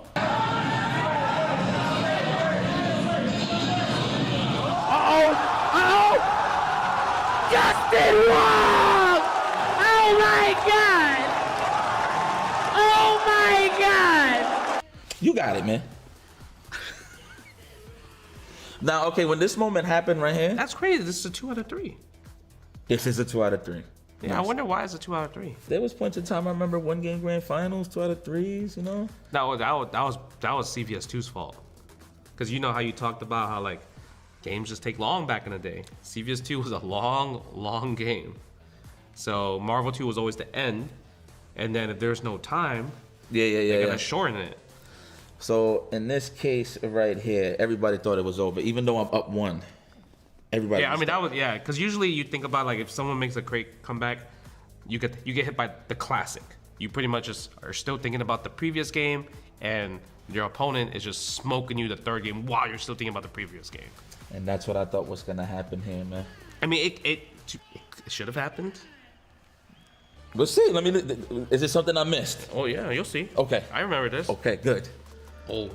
You lucky I didn't get that dash early. No, you didn't believe in it. That's all. I just want to see where the error was at. I'll show you. It's gonna happen. You're gonna see it. You was watching this match? I didn't watch it recently, but I remember it. Oh. Come on. No, that was a scramble. That was a scramble. Come on. That would have ended that a long time ago. Yo, but that was a scramble. Come on. You crossed yourself up. You on the right to the left. I was very mindful of it though. Okay, nice throw. Yeah, you're cooking. You're aggressive right now. What did you land? Let me see. Wait, hold on. Yo, I'm on your dog ass right now. You are. You got 2 levels. You know. Oh! Dance, America's favorite. Oh, he misses it. I remember that. I actually don't feel bad for you here. You know how many times we've dropped combos on you, Justin? I'm just saying that I hit DHC. You did. But I feel no remorse behind this, actually. There's a lot of things that could have happened, shoulda, coulda, woulda. Yeah. But it didn't happen. But that was very important. That was an important punish right there. It's a very important punish. Very important punish, yes. I still didn't kill him. Nice. See, I didn't even need to do that, but just for positioning sake, I needed you that. want to get the Hyperguard Tempest in the corner. Look at this. Look at this. Yeah, you know I wanted to keep it short and sweet. I was doing the normal jump infinite, though. I don't even like doing that variation. Oh yeah, the baits, He won out. Look at Justin, he won out. I'm trying to DSC out. I'm trying to get out. Look at this. No guard break. Pressing the super. I didn't DSC there. I think was your assist still cooling down? Let me see. Because you called Cyclops, no? No, but he left. He left a lot. I think he left. No, right here. Hold on. Let me see. Nah, look. Look at the watch. Right here. Hold on. Here we go. He's still in there. Oh, he's gone. Is it a say okay? Yeah, he's gone. You was just shook, Jay. Yeah, you were rushing me down. Damn, that killed. You know I had a bone to pick with this guy. You heard Lawrence said he has 3 levels. Oh no. Cyclops had to die there? Ooh. Ooh, hold on. Wait, why is this in the way though? Hold on. You had good movement there for a second, Jay. Yeah, I was working. All right, so let me tell you something. It was an exciting time. I'm not gonna lie. That puts me in the grand finals. That was a good match, though. That was a good match. Couple of errors there, but I ain't gonna lie. It's like this guy was so clutch at the time that it wasn't even guaranteed that I would win this regardless. Because like I'm in the grand finals, okay, I gotta win one set, whatever the case may be. But I've seen him in so many moments where he gets hotter and hotter as the set goes that it's kind of tough to beat him. So. Even now, there's like lots of players that just play better when they're in the loser side of grand finals. Conk, you see that a couple of times in a lot of tournaments nowadays. So, but man, you know, if that GHC hit, Magneto would have been dead. So you think my storm was whack? It would have been harder. Okay. Because you couldn't kill Sentinel in one hit like that. That's fair, right? Besides, though, listen, tough break, man. Look on you, Snap. Oh my God, you were so dead there. I just want you to know. Silent. Oh, okay. I forgot about that. Well, I feel like you crossed yourself up. I feel like you crossed yourself up in that scenario. But I see what you're trying to get at here. It was supposed to happen. Well, I mean, get launched, buddy. But still not bad, because I still have Magneto's Psylocke. I still don't think it's a bad thing here. I mean, you landed some hits there. Did I get out? No. Oh, what? Yes. Oh, come on, baby. I had the gloves. You got the mash? Come on, B. Ooh, whoa, you blocked that? Oh, you're so sharp right there. That was good. I'll give you that. It's okay, yeah. Because even I believed I hit you. Because you committed to it already? Yeah. Oh, yeah. Yep.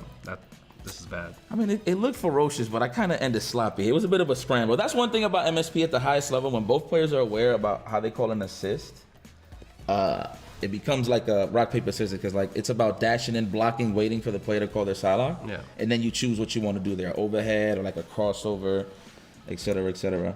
Damn, you just didn't want to die, Jay. Yo, you run so much. I had no choice. You got Psylocke. You did it. But I would say, watching this, you're really good at punishing the assist at this time. Yeah. Because not a lot of people were doing that yet. Oh, you know that was my favorite reset to hit you with, Justin? Oh. Yeah, it's too hard to get. Damn. You would have blocked that? Y'all would have blocked that, no? Yeah. And 2-0? You heard Matrix like, and Justin is at the mercy of Yikes. He's trying to be all esporty and stuff at the time. Justin is at the mercy of Yikes. Hell yeah, I'm doing it. Yes, this is a wrap. Oh yeah, this is the reset. This is the one. I got you right now, brother. The one? I'm gonna highlight this. Fire. You're gonna like it. I promise you. Here we go. Right here. Ooh. Look. Come on. That was good. And that was on me, son. Oh! So I'm gonna tell you something right here. I'm pretty sure you can agree with this. I feel like you conditioned me for this moment the whole time. I was supposed to get hit with that one the first time. I don't know. You're with Fierce? Yeah. But this whole time I'm running with Storm just to get positioning to call a safe Ian Destructor. The way Justin is jumping, he can like avoid the Ian Destructor and like mount offense at the same time. So you're gonna see what I'm talking about right here. When I land, right here. I think it's not here. I cannot believe you I could have hit. killed. Lawrence said it in the footage. You could have killed. He said, why you ain't super? I don't know, dog. I feel like something like magical would have happened if I did do that. Like a fierce or something. Look at my life though. Ooh! I was a good stagger. That was good. That was Street Fighter. Do I do it? I had to do it. That's a championship mentality right there, what you just did. That was so sick. I actually thought you would have comboed that. I think I was scared of Psylocke. Ooh! You that scared of my Psylocke, bro? Well, I mean, the assist is kind of annoying. How did I lose this? Come on, I did a fireball too? Everything is working out for you. I feel like I'm cooking. How did you lose this? Yo, my Psylocke kind of cooking. Maybe I gave too much confidence in Psylocke? I don't know, but I ain't blocking nothing. Oh, I hit you with a good old Street Fighter. That's that good old Street Fighter right there. Seen that? Psylocke, roll. The string. Like, see, I could have just supered. Like, why? I would have still lied. But I still would have had a nice lead, though. Yeah, but I think at this point, it's like you just want to get one more reset, you win. And just get it out the way, yeah. Oh, this is intense. Right here? This is actually pretty good grand finals. It is. Missed the try jump, but who knows if you block or not. Oh! That was for the reset too, by the way. Okay, so here it is. This is the size up the whole time. I'm actually surprised I blocked that in time. This would be the short. See, look, you see how I did the lightning attack again? That was good. That was good. It was That's not good. You blocked every time. And that's what led me to the chip, baby.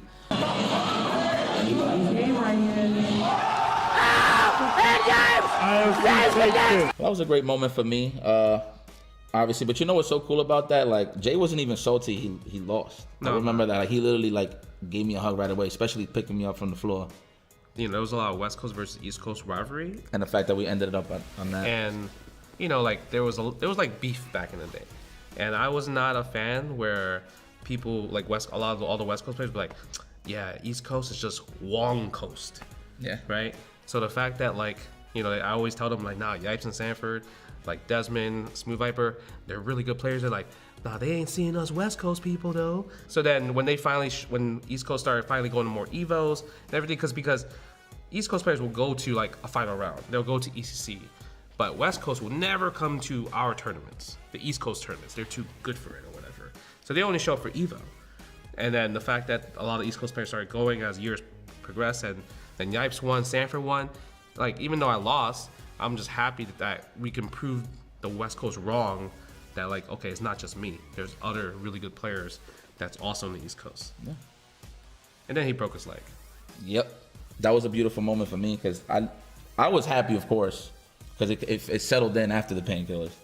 But it was more so when I looked behind me and seeing how many people was so happy for me. So guys like Dominion, Smooth Viper, even Triforce at the time, Triforce. Yep.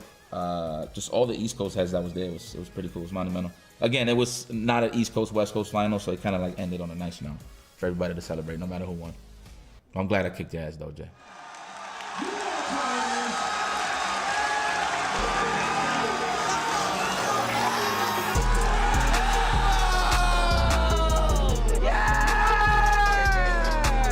Nice, JD. Finds the counter hit. This should be it. Punko. The pepperoni presser out. What a pursuit. What? Keep him out of the air. It's like old school Chun-Li. Oh! It is the crouching medium kick from Punko. And Punko feeling like he exercises one of his demons here, able to defeat Smug and take it with Seth.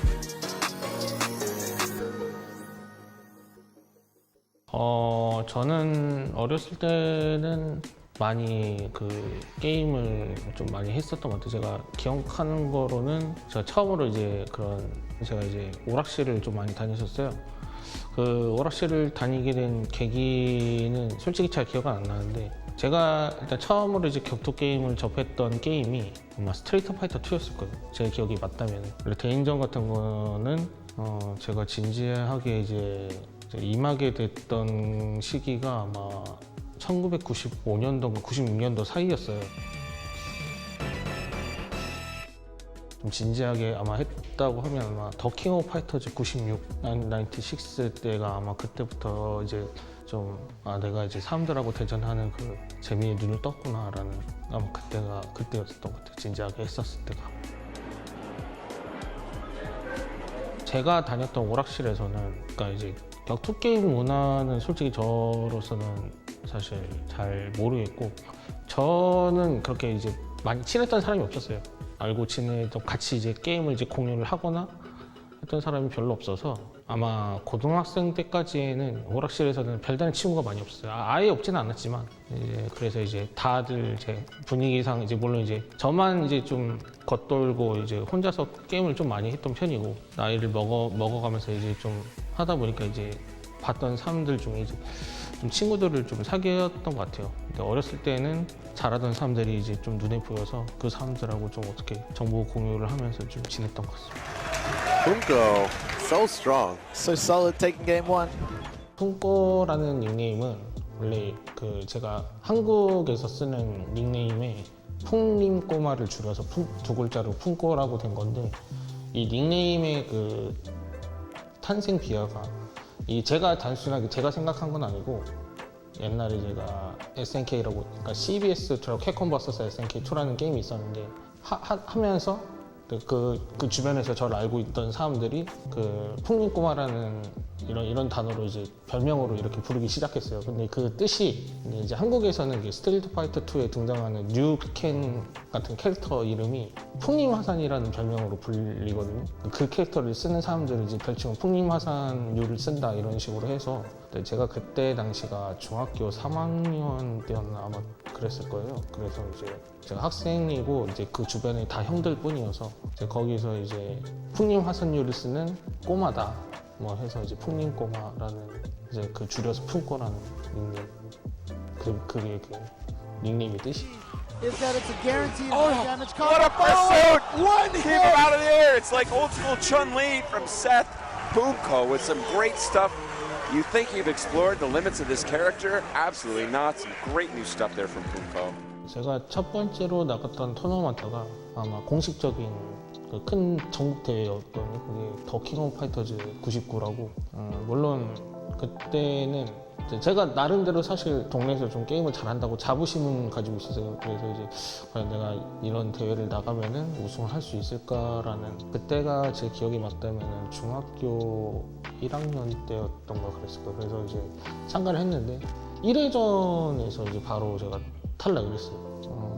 그래서 이제 그때 좀 굉장히 뭐 슬럼프 같은 시기라든가, 사실 그러니까 물론 그런 게 격투 게임은 이기는 게 중요하니까 좀 그때 첫 공식 이제 큰 대회에서 이제 그렇게 바로 떨어지고 나니까 좀 그런 기억이 있어요.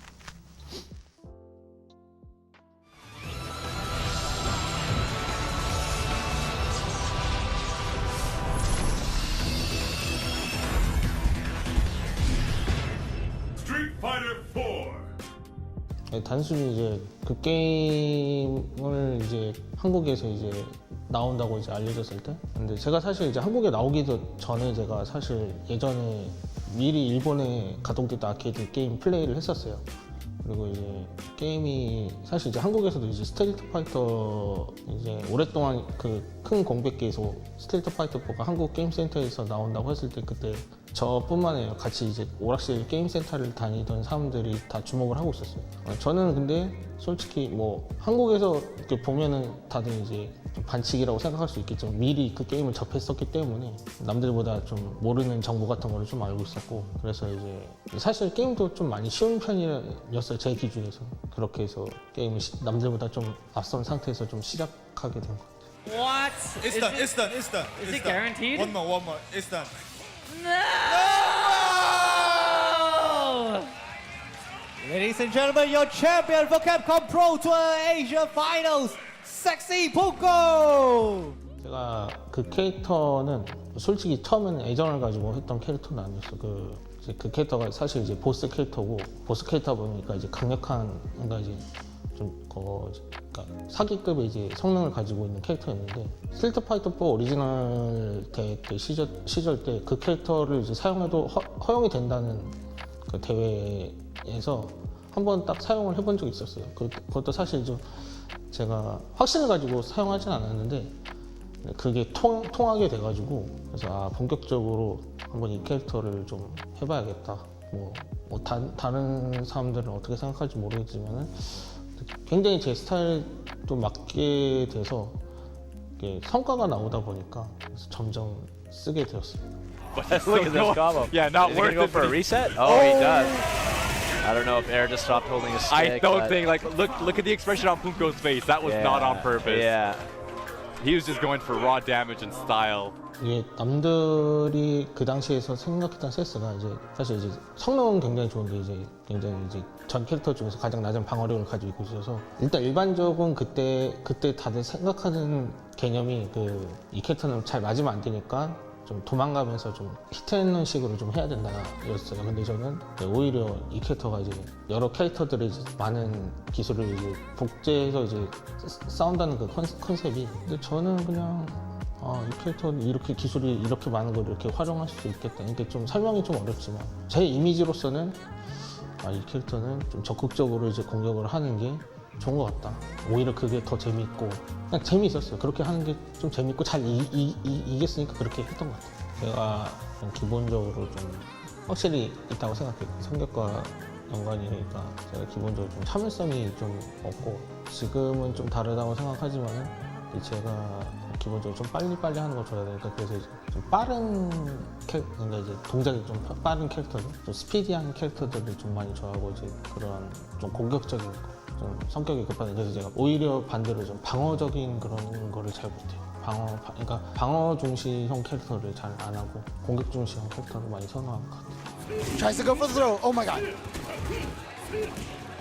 Oh! The crouching medium kick from Punko. And Punko feeling like he exercises one of his demons here. 확실히 우승을 하고 나서 이제 자신감이 좀 많이 붙었죠. 아, 내가 검증이 그때 안 돼 있었으니까 과연 내가 지금 여태까지 해오면서 해왔던 게 과연 이게 세계 내 자신의 실력이 이게 통할 수가 있을까라는 그게 계속 의문을 갖던 시기였는데 어떻게 보면 좀 운이라고 생각해요. 지금도 항상 그렇지만은 샤도우 셧다운 우승 이후로 제가 앞으로 그러니까 우승을 했기 때문에 앞으로 제가 이제 어떻게 이제 플레이를 해야 된다는 그 방향성이 아마 그때부터 잡히게 했던 것 같아요. He's cut him in the corner now. Jump roundhouse keeps him out. Back throw. Oh, that's it! Punko is the Showdown 2011 champion as he holds the Red Bull to the sky. Punko the machine!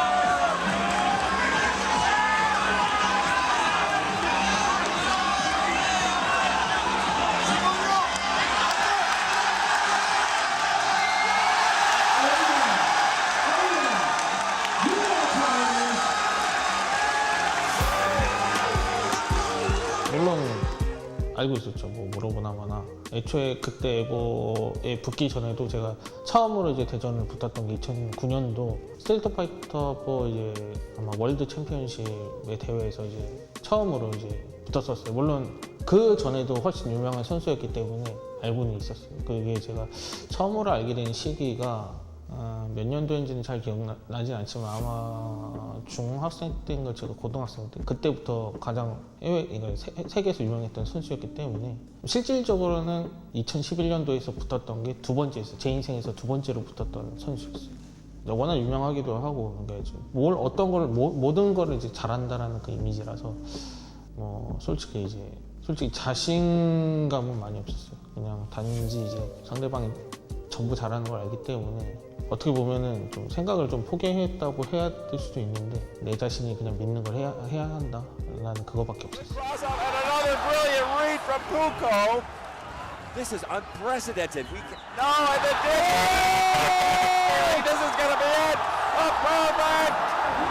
Punko with a perfect, knocking Daigo into loser's bracket. Blowing up the beast. We have never seen a beating like that in Daigo history. Wow, people picking him up, his crew, cheering him on. It seems as though the tournament is already over, judging by the reactions from this crowd. And the crowd has adopted Punko just like that, James. 그때 제가 굉장히 그냥 단순하게 제정신이 아니었던 것 같아요. 그게 워낙 대회장 이제 회장 분위기가 워낙에 그 뭐라 해야지 막 이렇게 달아오르고 막 다들 사람들이 관중들이 이렇게 보고 있으니까 그때 제가 긴장을 진짜 많이 했어요. 원래도 긴장을 많이 하는 스타일이에요. 대회에서는 항상 긴장을 하는데 상대방이 아까 다이고 우메하라 선수가 워낙 유명하기도 하고 잘하니까 반드시 이겨야 되는데 어떻게 하면 좋을까라는 그런 진짜 긴장을 너무 많이 해가지고 워낙 또 이제 외국에서는 그런 쇼맨십들을 좋아하다 보니까 제가 좀 2판 4판 정신으로 그냥 그래 한번 이런 퍼포먼스를 해서라도 좀 나 자신에 대한 좀 기합을 넣어야겠다라고 아마 그래서 그때 그런 퍼포먼스를 했던 것 같아요. 그랬는데 뭐 지금 와서는 물론 굳이 그런 걸 안 해도 됐었는데 그때는 내가 확실히 이때는 이런 게 내가 좀 그런 게 있었구나라는 생각이 좀 있어요. 지금이라면 아마 안 했을 것 같은데 그때는 제가 확실히 그렇게 사실 아까도 그런 이제 퍼포먼스를 했는데 만약에 지면 아무것도 아닌 거죠. 오히려 진짜 창피할 수도 있는 상황이었는데 그냥 일단은 뭐 이겨서 다행이다. 근데 사실 그 순간은 우승한 게 아니기 때문에 그렇게까지 그러니까 환호해 줬다는 거에는 물론 감사할 일이지만은 아마 그렇게까지 큰 만족은 아니었던 것 같아요. 이제 큰 산을 넘었구나. 이제 우승까지 이제 조금만 더 이겨야 된다는 그런 생각이었는데. Oh, he's gonna get away. Oh, what a great read into toe taps. He might have missed the overhead there. Oh, just getting out of dodge right now. Caught him tricky. Oh, baited it out. we got it. That's gonna be it for Funko. DJ Latif. Again, the shockwaves, they keep coming from that stage. The evolution stage just sending out shockers one after another. 일단은 제가 지금까지는 계속 스트리트 파이터 시리즈를 통해서 이제 대회 활동을 했었는데 시티 오브 우즈 같은 경우에는 우연히 일단은 좀 신작 게임이기도 하고 해서 이제 사실 그렇게 진지하게 할 거라는 생각은 기대감을 가지지는 않고 그냥 했었어요. 처음에는 단순히 그 게임을 하게 된 계기는 이제 제가 이제 가장 좋아하는 캐릭터인 가토라는 캐릭터가 있었는데 이 가토를 한번 좀 해봐야겠다. 뭐 일단 재미가 있고 아닌 거는 일단 해보고 판단을 좀 해보고 근데 그때까지만 해도 저도 이렇게까지 지금 대회 활동을 할 거라 생각은 안 했는데 그 가토라는 캐릭터가 이제 저랑 일단 잘 맞는 것 같기도 하고 또 어떻게 기회가 주어져서 대회 활동을 해서 이제 성적을 내다 보니까 계속 지금까지 하게 된 것 같아요. Flailing each other out. Nice JD. Finds the counter hit. This should be it. Punko with the most masterful play. Moving on over Japan's Koji. KOG. 요즘에는 확실히 이제 옛날하고는 다르게 제가 이제 저를 예를 들면 저는 그러니까 오락실을 통해서 이제 게임을 알게 되고 거기서 이제 저는 원래 파이팅 게임만 하는 게 아니고 뭐 오락실에 있는 게임 중에 대부분의 게임을 많은 게임들을 좀 플레이했었어요. 근데 어떻게 이것저것 하다 보니까 지금 파이팅 게임을 좀 오랫동안 하면서 이제 대회에도 경쟁을 가지게 되었고, 그러니까 좀 오랜 경험이 좀 쌓여서 지금 이제 하게 되었는데 요즘에는 정보 공유가 옛날보다는 좀 빠르니까 그때는 옛날 당시에는 인터넷도 없었고 지금은 이제 인터넷을 통해서 많은 사람들과 정보 공유가 다양하게 이루어지고 또 이게 오락실에서 이제 만나는 번거로움도 없이 이제 온라인도 이제 쾌적하게 이제 플레이를 할 수가 있으니까 사실 파이팅 게임이라는 게 이제 어떻게 보면은 단순히 그냥 게임을 넘어서 그 싸우는 그런 그 모습이 저는 옛날에 그 만화나 애니메이션이라든가 그 홍콩 액션 무비 같은 그런 걸 이제 보면서 좀 동경 같은 게 있었어요. 아, 그런 애니메이션이나 이제 홍콩 무비에 나오는 이런 장면들을 나도 게임에서 싸우고 즐기고 싶다. 그게 제 격투 게임을 하는 원점인 것 같아요. Double perfect? It's gonna be a P? No, the machine.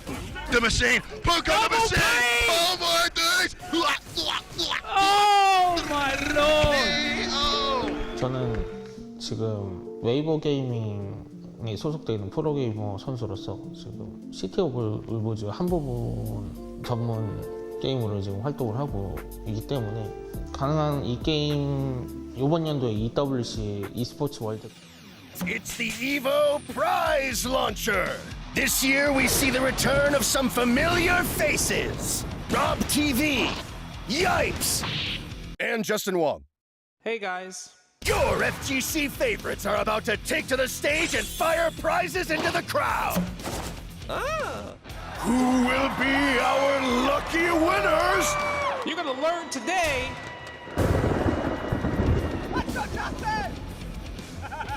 Ladies and gentlemen, welcome back to EVO 2026. That animation was absolutely hilarious. I gotta say, everyone's looking very beautiful. I'm loving the energy that we have. So I have to ask, how do you guys feel about some free prizes for the crowd? Okay, of course that means I cannot do that alone. There's a lot of y'all out here, so I need to bring out my peoples. Can I please have some of my friends pull up to the stage right now to help Big Hollywood out right now for the peoples, for the people. Make some noise for Justin Wong, man. Tyrant and Valentine Zero, come on. Come on. Okay, everyone, this is the Evo Prize Launcher presented by AT&T. Now before, hold on, all right, Justin, don't shoot it yet now. I gotta make sure y'all know.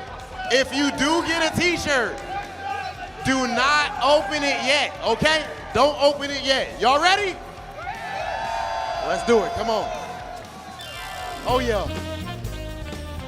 Oh yeah. Let's go, Justin. Let's go, Justin.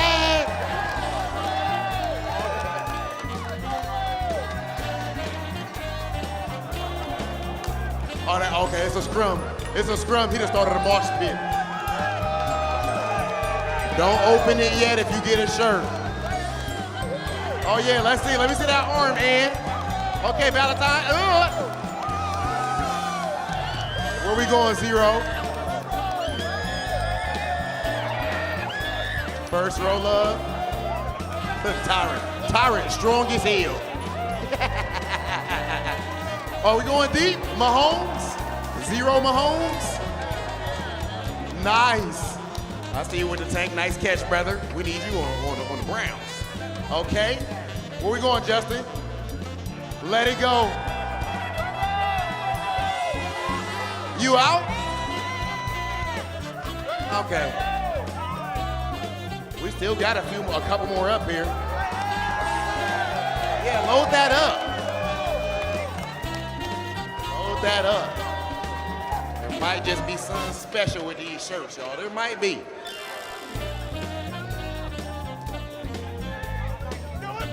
Somebody said, Justin!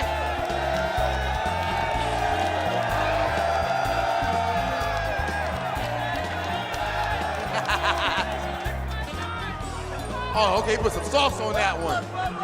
Okay. Okay. If you caught a shirt that was shot out of the cannon, go ahead and open it up because you all just won a free smartwatch given to us by our friends at AT&T. So go ahead, take those winner's cards over to the AT&T booth on the Evo show floor, show it to one of their lovely staff, and claim your item to make sure you visit today or this weekend before they close. Love, we got a couple of t-shirts still left too. Oh yeah. Well, that was our last one. Okay, thanks y'all. Of course, we'll see y'all later on today. Shout out to all my peoples. Now, for everyone watching at home on Twitch, you also can win an awesome prize. Just type in chat, !prize for a chance to win one of 50 available Invincible vs. Standard Edition Steam codes. Experience the brutal, bone-shattering 3v3 tag team combat in Invincible vs. where fan-favorite characters from the Invincible universe collide in explosive, blood-soaked battles. The fight intensifies on June 30th with the launch of Season 1, introducing formidable newcomers, Universa and the Immortal as the game's first two DLC fighters. Winners will receive a Twitch DM with the game code directly, so keep one eye out. Again, !prize. That said, ladies and gentlemen, are we ready for some Guilty Gear Top 8?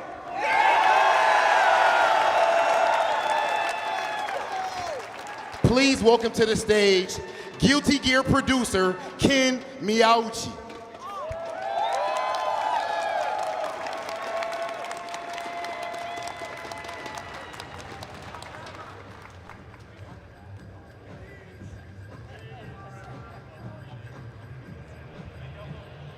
Hello everyone, I'm Guilty Gear Strive producer Ken Miyauchi.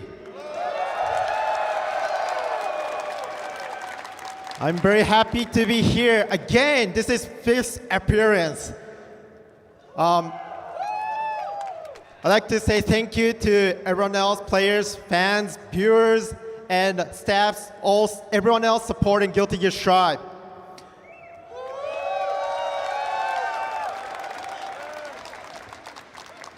You are expecting for RoBoKai trailer today. All right, let's roll it then.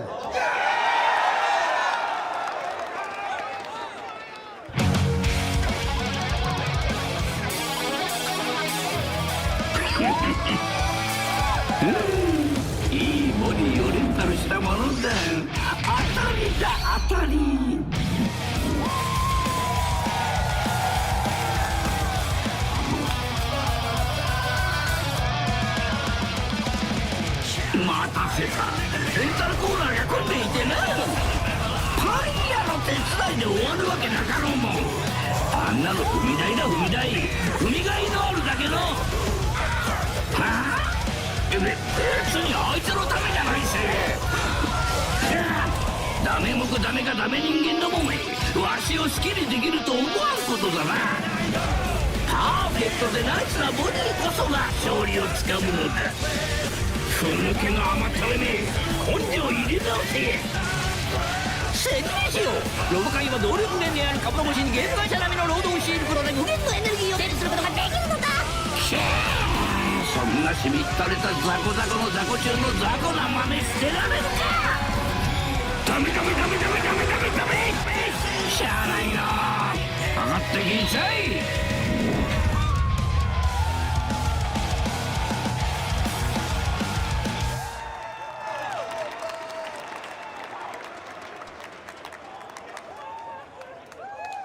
So, RoA2 is releasing in July 2nd.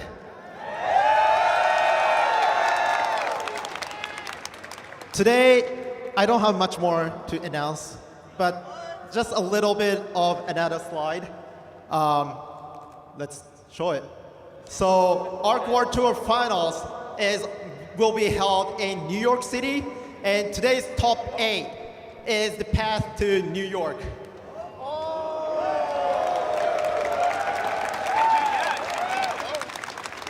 Now, thank you again, everyone. Please enjoy Guilty Gear Strive Top 8.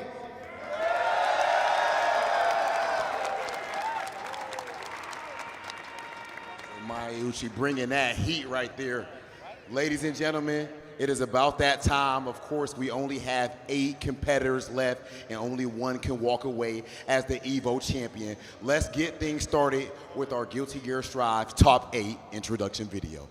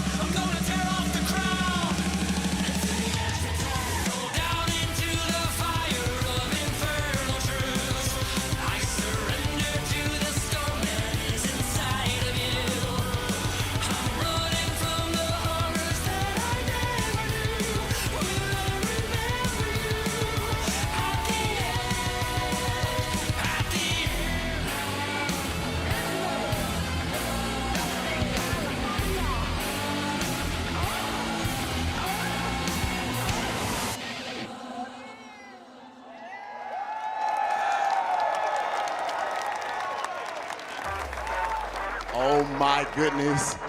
You can feel it. You can feel the tension in the air. It is time for our top 8 player introductions presented by Visa. To start things off, please put your hands together for Kermit!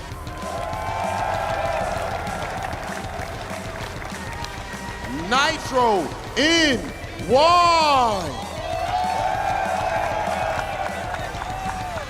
Chero! Red Ditto! K-Shu what the move! Jiro!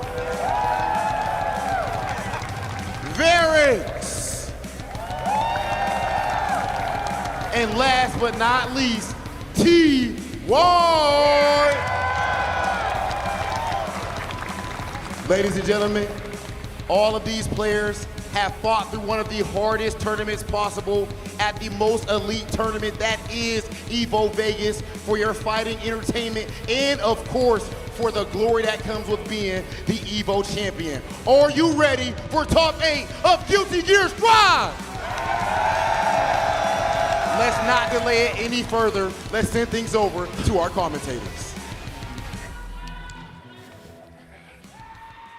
Multiple champions of previous EVOs coming through to try and take another trophy. Multiple champions of ARC World Tours coming to try and add another one to the cabinet here. 8 incredible competitors, but only one can be the champion. I mean, Rob with the perfect intro. So good to see everyone. Welcome back to EVO 2026 and welcome to Guilty Gear Strive. My name is Proxy. An honor to be joined by C4. It's great to see you, my man. So excited to be getting us started here with this Guilty Gear Strive. Bro, I don't even know where to start, but I think the best place for everyone at home, everyone here, is to look at the bracket to get ready for these insane matches that we're about to embark on. Look at this top 8, bro. We was in the back, watching, commentating some earlier matches. These names fully deserve to be here. Yeah, genuinely unreal. Kermit versus Nitro, the lead-off hitters here. And on the opposite side, Cherio and Red Ditto set to clash. And then, heading down into the losers, K-Shu attempting the repeat here, having to face off against Jiro, and then Varix and TY, top to bottom killers. Unbelievable situations we're going to be in. This is going to be an unreal top 8. I cannot wait to see how the story plays out. 100%. Like, the journey to this point was amazing as well. If you haven't seen those, definitely get the VOD later. But right now, we can get to the main feast, which is this top 8, right? And one important thing, no repeat characters. Dude, a super exciting thing to see. It's time, though, to get into our top 8 predictions presented by PlayStation Tournaments here. Here in the FGC, we love to have our opinion. So if you want to have your opinion heard, this is your chance. You can go with exclamation mark with the number corresponding to your favorite player who you think can step up to be the champion here for yourself. C4, I hate to put you on the spot, but I absolutely am going to. Where would you be voting? I have to go with Varix. I have to go with my guy. Second, though, Nitro. He's the Leo player. Okay. GBVSR heads have to stand true, but yeah, Varix has come a long way, and he's been here before. He's no stranger to top 8 at EVO. Definitely agreed. For me personally, coming through the winner's side, a bracket with a couple tough matchups to potentially deal with here. Super excited to potentially see Cherio come through the winner's side. I really am hoping to see him come through. As you can see right now, currently the lead is actually coming up for Cherio, for Nitro, 24%. A lot of people are believing in the man from New York here, a player who has already proven himself on the stage. And it's looking like he is locked in. He is y'all's favorite at home. Not a surprise to see, though, considering the pedigree of Nitro. Yeah, 100%. Like, we all know that location in America, New York, that is a great spawn location for champions. No, absolutely. Definitely agreed. As far as, being able to have your training partners and being able to level yourself up within your own region, New York about as good as it possibly can get here. But we are going to be moving now into our players and seeing a little bit more about them as we're going to see our victory path presented by White Claw Surge, as we can check out Kermit here, who had a fantastic run all the way through, coming through the winner's side, and has just been blasting players top to bottom. Hardly 4 games dropped the entirety of his run here, even with the victory over K-Shu, to actually make it in through the winner's side. That is such an insane power-up to have, right? Beating last year's champion, but this is a champion in multiple games. Nitro, Fly Quest's finest, taking out he beat Neos in the Leo mirror. Yep. I'm glad I didn't see it. That would have broken my heart. But some other big names, Kazam as well, taking it out. So no stranger. Like I said, Nitro knows what it's like to be at the top. Yeah, seeing the victory paths here, presented by White Claw Surge. Super excited to see if they can continue this type of performance, keep that same type of momentum here. A winner's side berth, a victory here to guarantee yourself up into the winner's finals. A massive potential victory, guaranteed podium, one step away. It is, how do you stay focused in a moment like this, man? Couldn't be me. Couldn't be me, sorry. To let anyone down. This is so stressful, and as well as the prestigious EVO Championship, we've got ARC World Tour points on the line, Platinum Plus event. Nitro already qualifying, right? Winning Combo Breaker. So he's, got a comfortable position in the ARC World Tour, but it doesn't mean he has to rest on his laurels. He's still got points to go. And Kermit, who got 17th at Combo Breaker, now top 8. Winner's side with the Bicon. Hey, the Eagle flies. We're about ready to go. Everybody in the stadium, are we ready for Guilty Gear?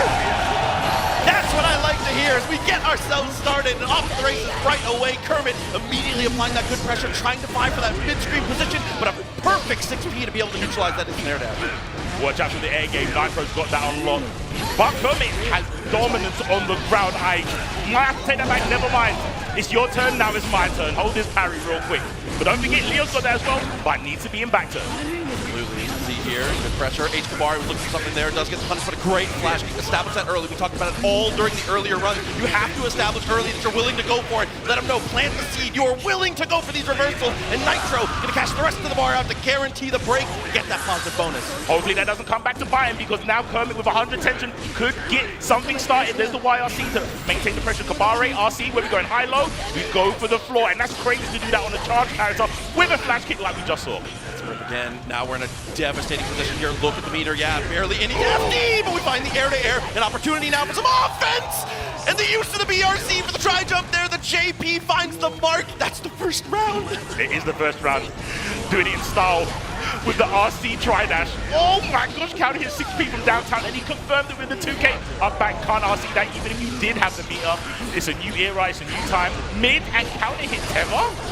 Escobari, not the starter you want to see. Max distance, so great to go into the Rekka, and good confirmation of the confirm. Falling jump S is able to guarantee us the break, so now positive bonus again to go to the resources right.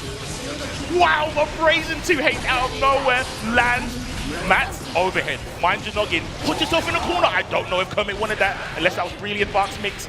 Oh my gosh, he is dancing on him. Bro, the route to try and avoid the burst, so smart. An opportunity now. Not much life to play with here. You can see he goes H. Kabari, but doesn't want to overcommit. Escobari this time, but the trade. Nitro's timing on these challenges, unbelievable. Zero hesitation from Nitro. Zero hesitation. And again, I have to stress, charge character. The muscle memory to hold down back against a character that has your Zanshin, which is like an instant overhead, is paramount to this matchup. Yes. Pressure there, H. Kabari, no follow-up. I like that here. Nitro's already shown, we've already represented the quick answer. Tommy on the ground seems to be something we're leaning to a lot, actually. Love the placement, but unfortunately, lands straight into the headbanger's ball. Doubles up on it! Break that glass. Leo Whiteback, quick round from Nitro. And something you pointed out, he is literally a tiger, a lion in the jungle, just stalking the ground, letting Kermit take the air and go, well, when you land, you can't block. Even there, closes the distance, just gets hit with mid, was trying to be a little bit more aggressive, tried to beat him to the spot, but Nitro, he's a hard man to catch sleeping, is now, let's line us up here for potentially one more mix, but a big throw, potentially will change the tide. Oh, here we go, Proxy. We may be getting a back throw incident, but there's a burst there from Nitro. Didn't want to take the charge dust damage. 5K, 6K, didn't want to knock down from the flag peak. Kermit going back to neutral, meter on both sides. Nitro's going to pop the RC and maybe, just maybe, end this round. Slash through, absolute perfection, guaranteed damage on the shatter, helping out 2 games straight. Nitro looking in prime form right now. I mean, cool, calm, collected. What else can you be for a Leo player, man? You've got to have your head about you. To play a character that makes you go a little bit wild, you need to be very zen yourself. It's a good balance. Yeah, no doubt. You know, lions don't concern themselves with nerves. we just don't do that. Ooh, reversal got eaten up by the throat. Oh no, he's in flow state. He's in flow state, Proxy. Can anyone stop him? Oh, ripping the super and putting us in a terrible position once again. Not a lot of life to play with here. The dash up 2H. Stance, unstance. Go fancy in the mid-screen, but here we go. A knockdown for Kermit. Chasing down, flanking, spotted. This time, is Nitro gonna burst again? Goes for a late one. Got a little bit of damage. BRC killed the neutral. Gets the cross up. Oh my gosh, that was such a good parry. He's able to close this off for 2, finds the connection once again, has meter, and is able to break through. An opportunity now as we're going to slice it up. The guaranteed shatter with the overdrive is certainly going to be enough. Kermit on the board. This is how that momentum can begin. You have to stop it. You have to stop Nitro. Otherwise, it's going to be a very long day. But this is how you fight back. Don't be too deterred of Nitro's defensive options. You've seen him. You know he's capable. But you can't let that dictate your offense. Definitely agreed.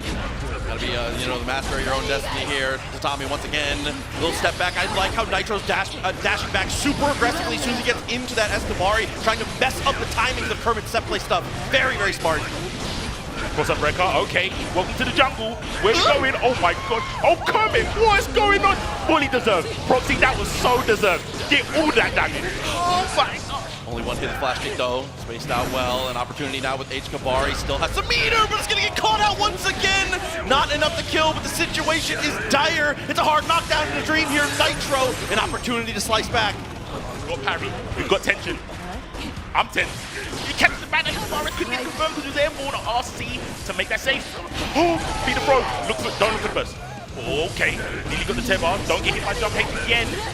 Nitro is scheming. There's bar. Oh, you saw the hesitation from Kermit, right? Got the tempo, like, uh-oh, this is Nitro I'm dealing with. What's he gonna do? In a spot like that, when your opponent has been so successful challenging. Oh, and the 6P a little too close for the Escabari. Tikto dealt with well, though.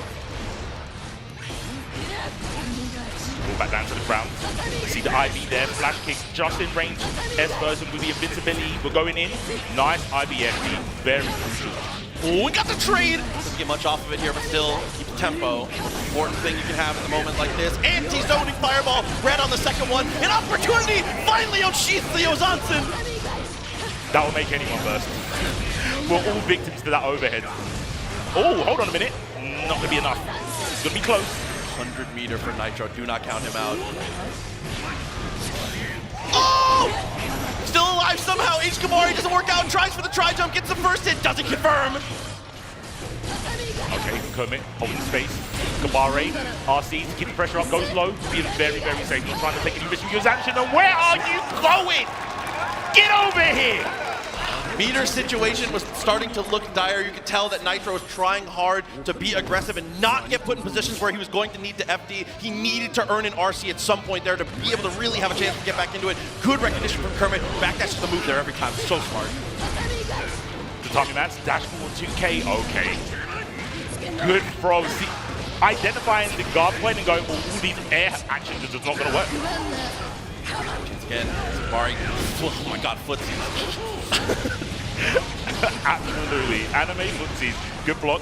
And you see how Nitro just said, oh yeah, you parried me once, it looked cool for the camera. I'm like, they're going to do it again, right?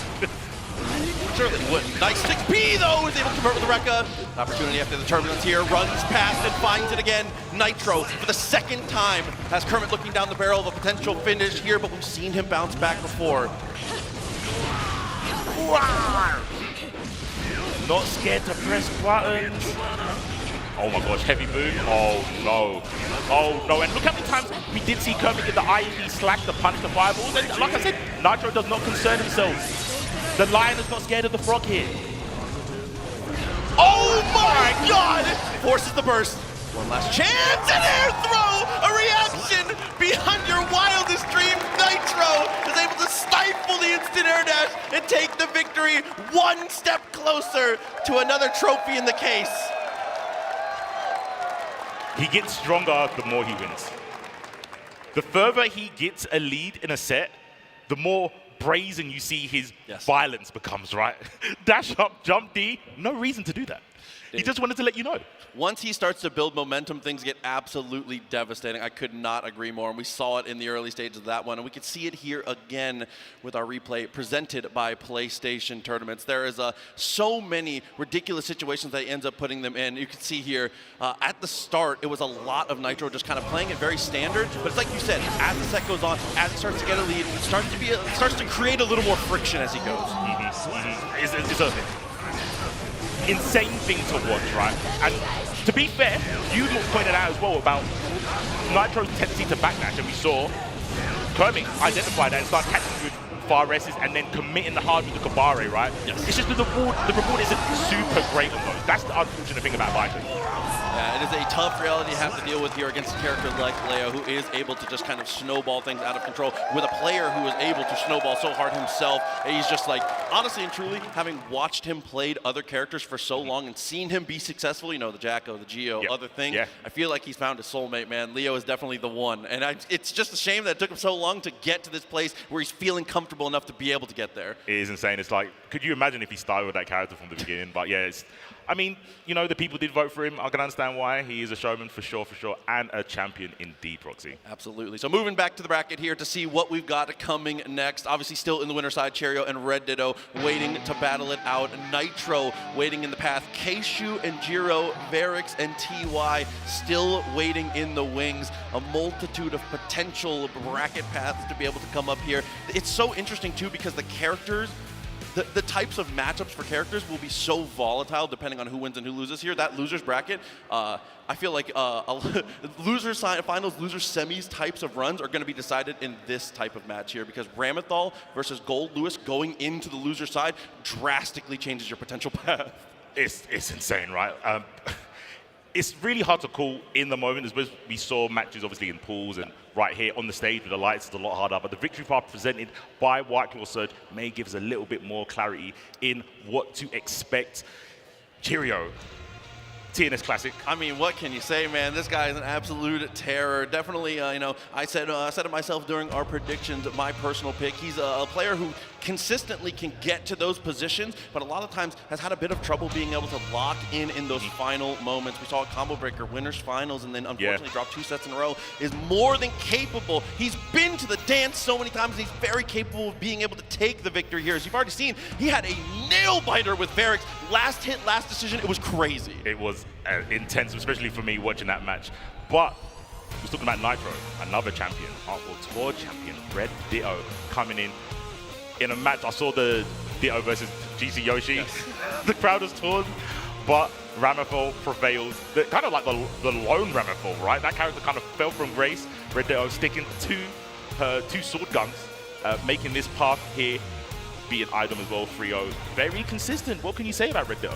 I mean, he's just a player who is absolutely at the top of the game when it comes to North America. A lot of players, know this guy for different online tournaments, though. But the Evo Fantasy pick, the top 8 presented by AT&T, actually is heavily in favor of Red Ditto right now. Nearly 91%. They're not believing in the big man. They're not believing in Cheerio. Y'all think Gold Lewis can't do it? That's tough. That's tough. I question if people have seen a Gold Lewis match before. But with that said, I mean, Red Ditto, obviously, both these 2 players top in the North American scene, do incredibly well online, and there are a multitude of terrors with both of these characters on the scene. So a matchup they are both intimately familiar with here. So, it's going to come down to the nitty-gritty. Can Red Ditto rise to the occasion and play the way that we know he can, or can Cheerio find and keep that consistency that has brought him to this position? A winner's side berth, already a big victory. But, it's a job's not done type of situation. It's not. And I think the job for both players is going to be pretty simple. Can I get you to the corner and make you block? There's so much mix between the 2 characters, right? With BT, which is Behemoth Typhoon, with Gold Lewis, how it works with the loads, with the overheads. He's got insane jumping buttons as well. Yes. Pretty scary to anti-air. Even with Red Ditto's phenomenal anti-air game with Ram. We've seen him do 6Ps into wreckers. Air-to-air game is really clean from Red Ditto, which I noticed as well. But I don't know if you want to meet Gold Lewis in the air. When he's doing jump D and you've only got like the little catch scratch with jump P, I don't have to, that's the game. But Red Ditto's control of the neutral is going to be key here, with Gold Lewis being, a bit of a big body. He does have a run, but it's not very fast. Yeah, I was going to say, he's got a little bit of a get-up at the start, but he doesn't quite have that speed. Another winner's bracket matchup coming through. Cheerio and Red Ditto. North American Classic here is, again, the air-to-air is already highlighting him, like you said, doing such a good job of kind of retreating away. And then on the opposite side of the coin, Cheerio, the retreating JD, beautiful choice. Big jump in H, don't want to mess with that button. Got some earth bending is here. There we go, Red Ditto. And Cheerio just backs away. They're so calculated in terms of like, I only need to hit you once, and I've got a 99 anime seconds to do that.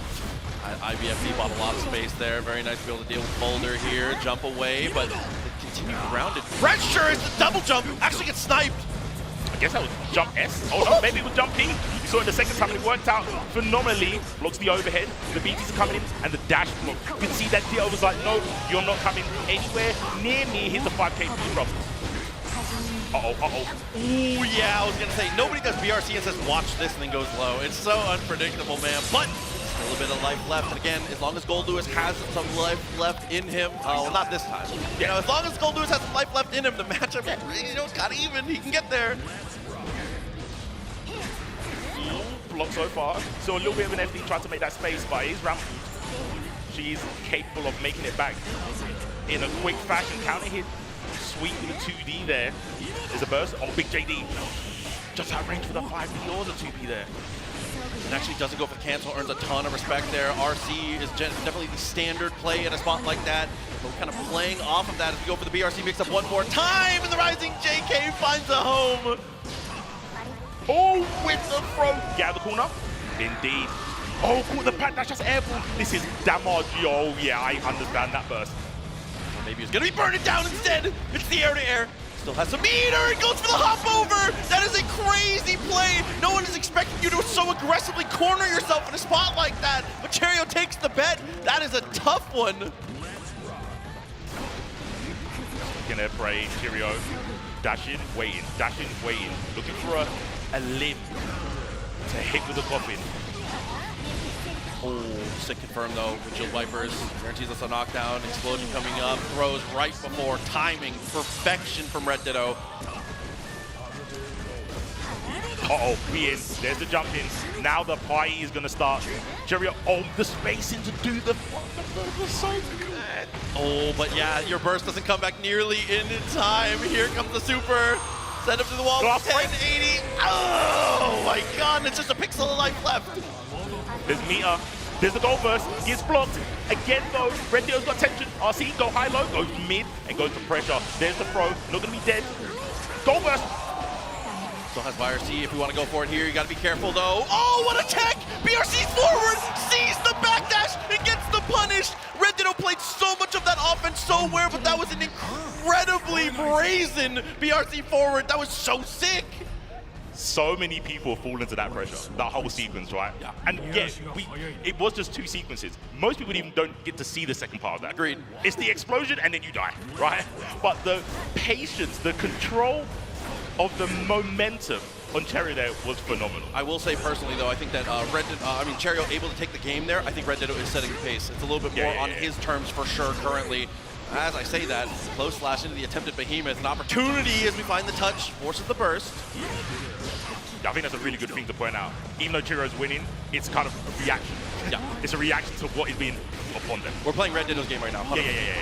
Windshield Vipers, RC fakes the cross up and is going to delay a little bit. Great tech, but is still in a bit of pressure. Oh, dash under. Oh my gosh, the Muay Thai elbow. That 5P is criminal. Oh, one of the crypto CP as well with the backdash. Red Ditto even knew, but he dashes not quite far enough. And with this much meter, this many behemoths, full security, doesn't even need to spend it. 100 tension on deck said, I say that for later. We don't need that. That's Gold Lewis, Mr. Dickinson. Biking to work. It's all good. Yeah. Right through, clean connections. Windshield Vipers once again. Again, no, Red Ditto still setting the tempo here. Still kind of playing his game. A great whiff punish, and again, a great confirm. Leaves us about 30% life. Knock, who's there? Rams at the door. Better open up. Oh, what confirmed by Red Ditto. That was so sick of the tiny taps of the toes. No burst for Cherio. I mean, this is so winnable. Oh, as I say that. Oh, full security here too. Recognized. Yeah, that's a weird thing. You feel like you normally would be able to get over it, but you can't. 2P stops it, but great PRCs on both sides as Red Ditto takes back control in the corner. Great pace, Cherio, to do the PRC back and not press a button. So, it looked so passive, but it made so much sense. Like I said, identifying that Red Ditto is so good at anti-airing. It's a perfect break though, as we are able to secure ourselves into the final round. A hell of a whiff punish. Ram is the queen of the mid-range for a reason here, and Red Ditto showing why he is the conqueror when it comes to these spots. A step back again, set up the sword, and the hot pass. That mix-up is so devastating. Okay, but that one does get blocked. Running in Draven 6 speed, we have to take that. We can't complain about it. There's one BT, and again, stopping the flow the aggressive play from Cherry was just a simple 5K. Delay, a bit of a weird spot. Has meter, has resources, not gonna get to access not a one of them. Red Ditto, you know, the classic Guilty Gear combo, JPP, PPP, all the way down, completely cleans it up and brings it to 1-1. Yeah, this is extremely hard to call. Extremely hard to call. Red Ditto is just so calculated in every decision. And it kind of shows in the plays, like, there's nothing surprising Red Ditto when you look at it in a match. It's like, even when it fails, it's like, oh, maybe it's timing. It doesn't ever look like he was unexpected this first response. I'm definitely agreed. Snare dash back, both swords committed here. One more explosion still to go. Finds the low. The damn near telezone, but that, again, the Muay Thai elbow, one sword in hand is gonna force the burst. Does make some room for himself at least. Gets both swords back as well. Oh, the 5B's miss. He's gonna react. There's the dust, the explosion in perfect synchrony to get the confirm. Close S hit, no confirm. Ooh, my, okay, Marcy ends up working out. Down with the JK, still full control for Red Ditto here. Recognize we had some time before the drone actually makes its mark. A chance now, but a perfect challenge! Perfection to stop the behemoth! Not a chance to swing there for Cherio. Red Ditto plays like they can't get counted. Yeah, they're so happy to go like, oh, tap, stop doing stuff. But who are we? The question, it's working. Pressure up again. Feel like normal, despite not having the swords. Once again, the falling JP is working wonders. Quick break on the last hit of the Rekka. In a dire situation for Cherio, but does still have full burst, full security as well. All the confirmed the 5K airborne that time. I think everyone to try and make Red Ditto miss a streak, but the sword just has so much range. When you see the empty group, you wait to just throw a sword out. And that's why that burst is so good, because he sees that grab is weaponless. There's no arsenal, but she's still got the toes. I was gonna say, no martial weapons. We still got these hands, dog. That 5K is paying our rent right now. The footsies are incredible from Red Ditto. He's doing such a good job of always beating Cherio to the spot. We're not getting any of these big Goldus committal normals to actually even get to swing. Yeah, it's so frustrating because you, like I said, you identify the win conditions. Like, oh, you've got no swords. Yeah. I've got like 5 seconds for me to get in. But if Red Ditto's just okay to be like, oh, yep. That's a good 5K from you. Thank you. I've received a lot back in the day. Thank you, Zando. So it's back to the character select for a little bit of mental slowdown. I'm not expecting a character swap, but you know, sometimes we were talking about this in the earlier stages. Sometimes you just need a moment for yourself. You need to kind of recook your game plan here, have an opportunity to go within for just a moment.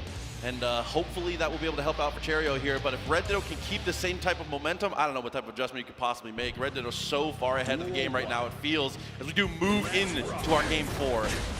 You do say that, but the score is 2-1, so there is a way, there is a timeline where Cherio can beat Ditto. And I think what you said is so true. Going back to camera, lets me by the occasional. Let me think how I won last time. Full security, but still trapped in the corner. Okay, and delays it here, the jump back. Again, he's almost baiting the anti-air with where he's jumping. You see he's at the perfect range where it feels like that 6P is the right move, and he just perfectly weaves back out of it here as we do find another throw. Oh, the dust is whiffed. It looked like Cherio was ready to block it. The second one, though, that is going to find its mark. Gets the tension after the wall break. Got that sort of dire situation. BRC sees the 2K and acts accordingly. 5K into the sword, though, once again dominating the mid-range and dominating the round. It's a perfect for Red Ditto, and it's set point. It finds the jump in right away. Doesn't fully confirm, but still a chance for Cherio on the jump in. So hard, and you've seen it again, the jump hate, that down attack is so difficult to beat. Holding the corner, I think Cherio's just like, you're close enough, it doesn't matter where I'm on the screen, I just need to get you with one attack. And Ditto's so smart, not giving up the weaponry, going for the earth bending. Bro, Far Slash the movie. Absolutely handling business right now. Has the meter to be able to keep it safe. Knockdown once again. In fact, it's the same song, same dance. Has to burst to make some space. I love the retreating offense there from Cherio. Gets the 2K2D. It's time to get the fight started. Just one thing goes for the mid. I think they just want the corner position. Oh, what an air! Big chance. Tries to go for the jump over. A masterful jump to escape. The late behemoth doesn't work out. Still has burst, but the RC4 is going to guarantee the kill. Wow! clinical RC. When you said burst, he went, you're right. Ooh, that's an explosion. And Cheerio. Grab back into that momentum from the last round to get us to 2-2. There's a big jump in. A back throw. This guy has no fear. Oh my God, not a care in the world. We do go for the hop forward and opportunities. We send it closer to the wall. Intentionally doesn't extend to have one more chance. Calvados doesn't kill. It does! Absolutely enough. The spending of the meter perfectly caps it off. Red Ditto falls behind in the early stage, but answers back and never once takes his foot off the gas pedal once he gets rolling. I think it's...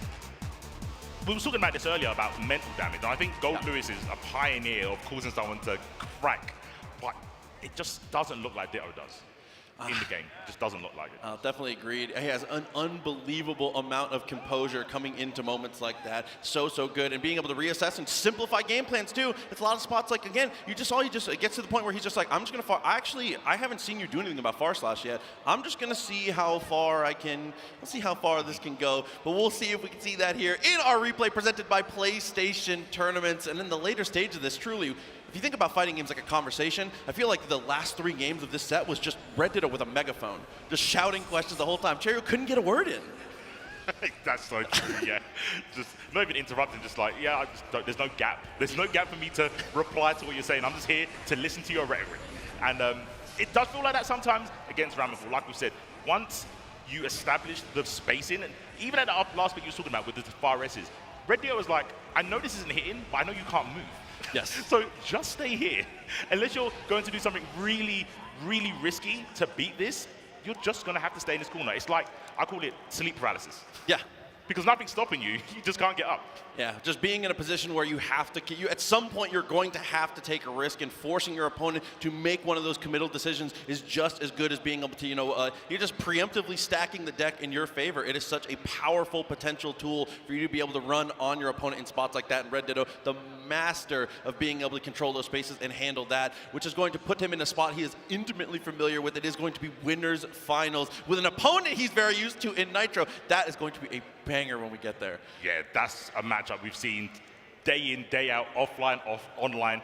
Maybe with different characters, because we was talking about Nitro, right? Having the progression through the cast. And I would say, like, back in the day with the Jacko, the Geo, mixing it up, Jacko's a pretty difficult character to master. So seeing him do this potentially with Leo, like you said, the Leo versus Ram, it's going to be hard to call. They've both got really good range. We was talking about the whiff punish potential from both. But we are going to see that a little bit soon. Before that, though, I think we both need a break. We've been going 100 miles an hour from the first game, so we need a breather. I'm sure you guys too, and we'll catch you in a little while.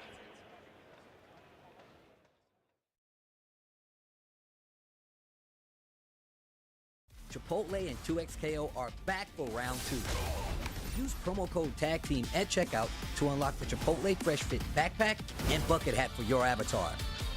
Visit chipotle.com/2XKO for details.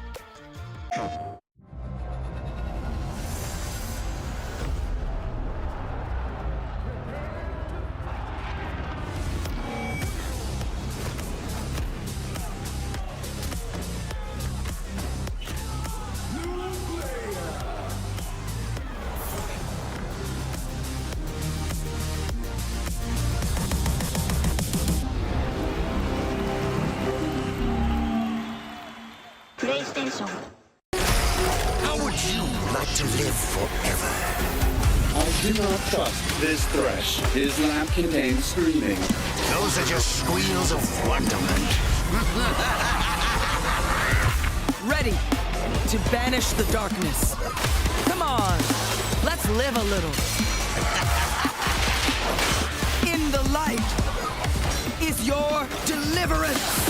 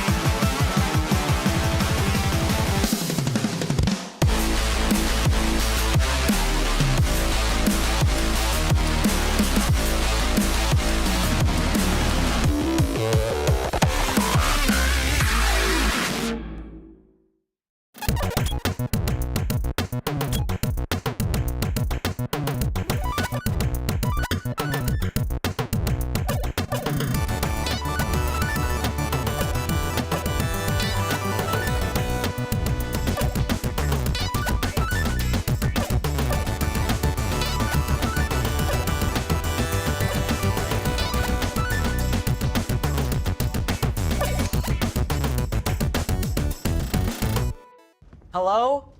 Whoa. Mama Gurgan 85 lives here? Yep, that's my mom. The absolute legend who went from gaming on her phone to ruthless online streaming slayer with no mercy for any living thing is your mom? Hey guys. Apples with peanut butter? How is this possible? With AT&T wireless and home internet. Hey, text me if you need anything. Level up your connection with AT&T wireless and home internet, now available across the nation. No, she's so nice in real life. I got something new. I got something brand new.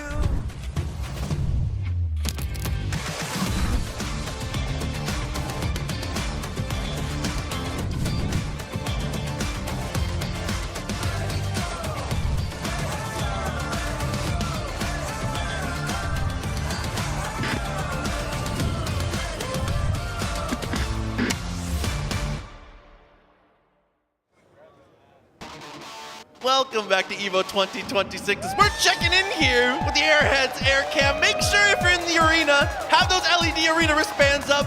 You guys join in the fun. Glad to see all the, the beautiful colors, beautiful people out in the crowd. It's a wonderful time to see everyone. Thank you very much for joining us here in the arena.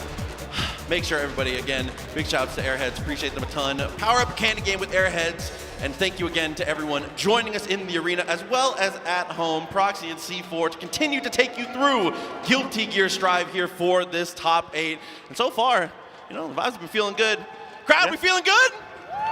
That's what I like to hear. I love you guys. They make it worth it, right? They make it worth it, yeah. Super good, yeah. And obviously, if you couldn't make it, we're here for you guys at home. Like you said, Proxy, you stream chats. We know you're there, and we will hopefully get these games very shortly, and we can jump back on this train. This high-speed train with these players. They're just so good. As you can see in the bracket, Nitro, Red Ditto, sitting in winners finals. Sitting pretty. Both players have shown how good they are. Who is going to triumph today? We'll see that a little bit later, because what we're getting right now, Proxy.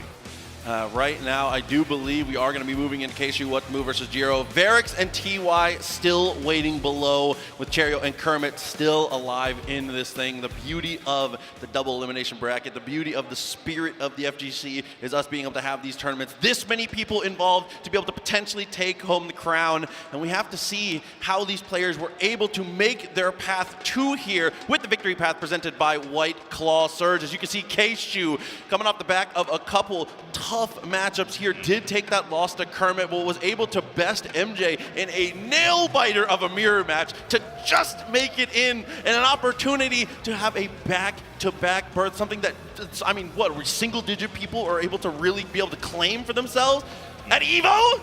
It could happen back-to-back. That would be so cool, and it would be with two different characters.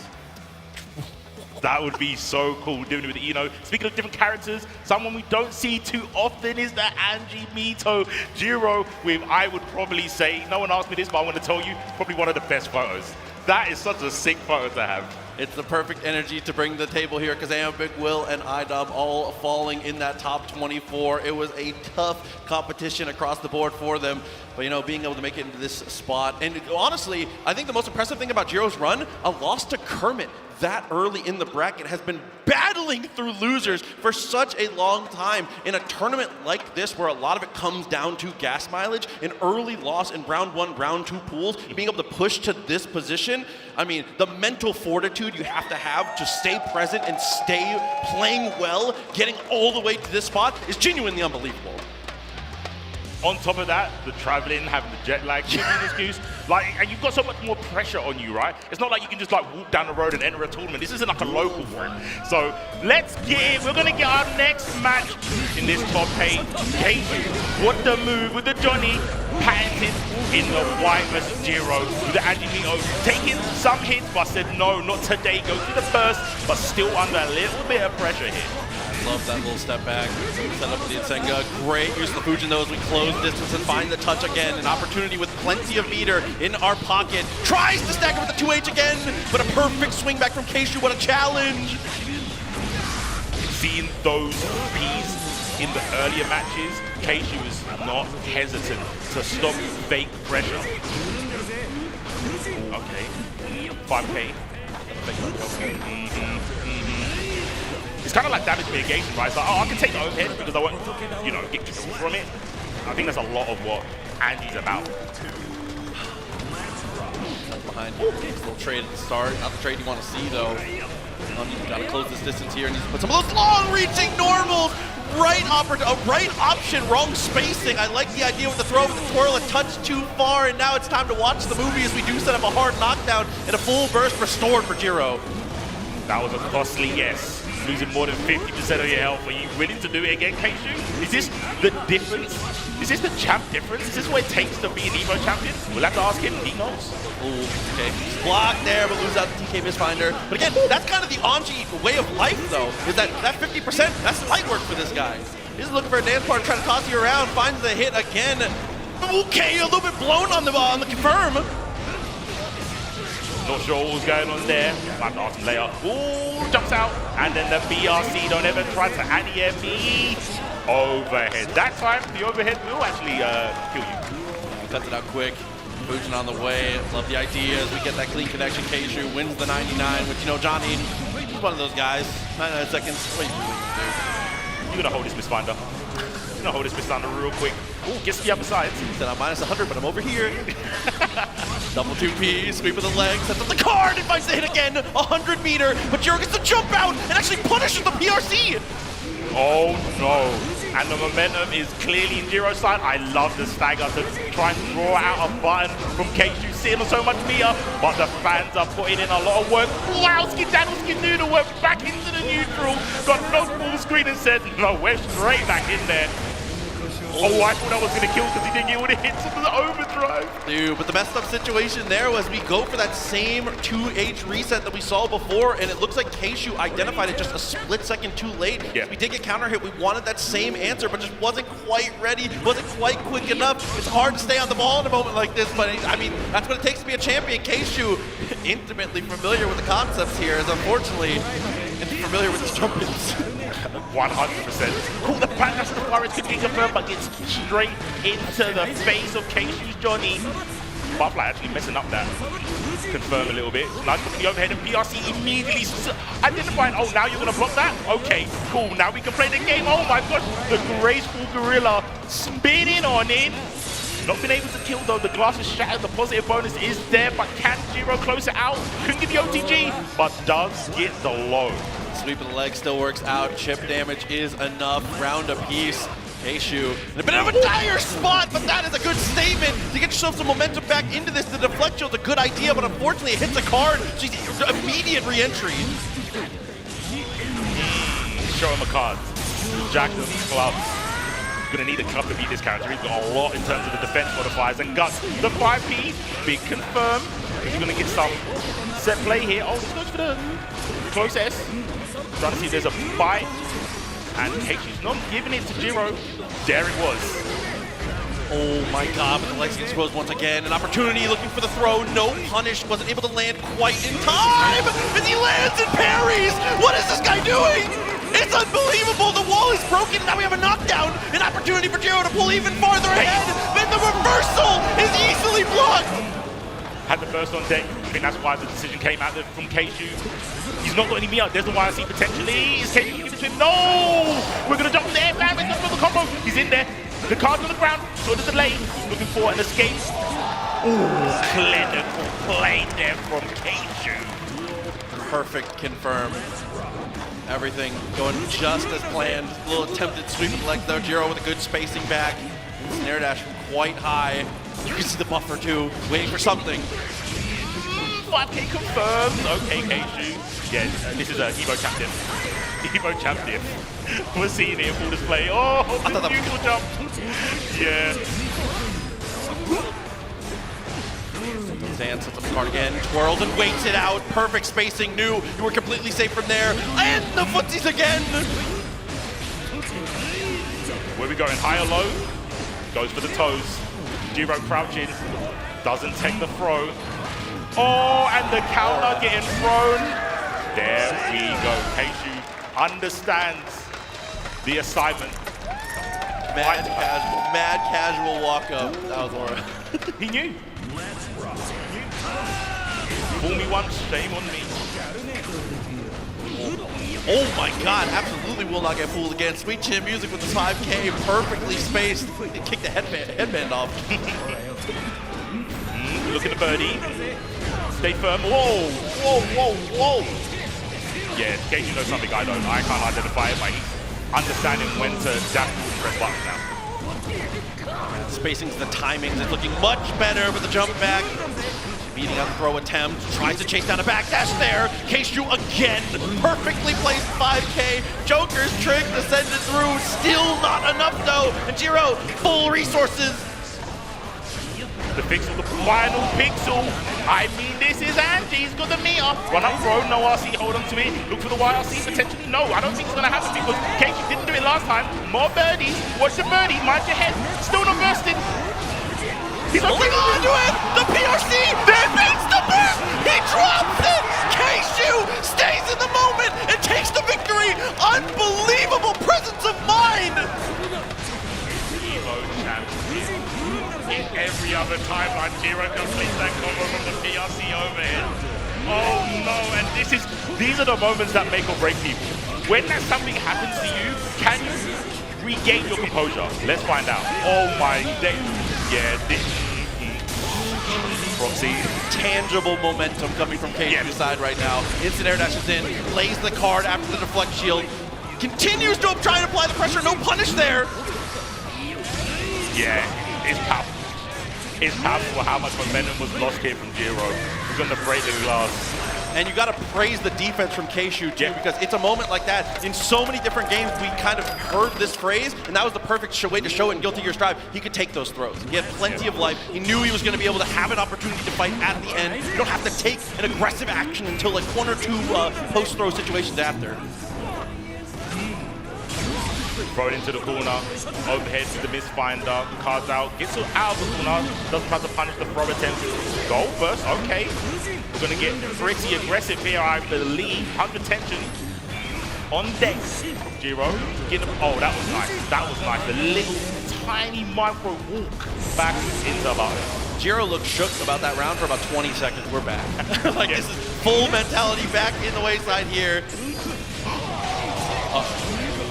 Okay, we live it because we're Angie. No bar though, no counter, no YRC, but we have got defense blocking the overhead. There's a card. Bro, Jiro's not pressed the button, and it feels like a lifetime, but there's the overhead. Oh, and he won't be able to burst. That was so unfortunate, the timing on the wall splat.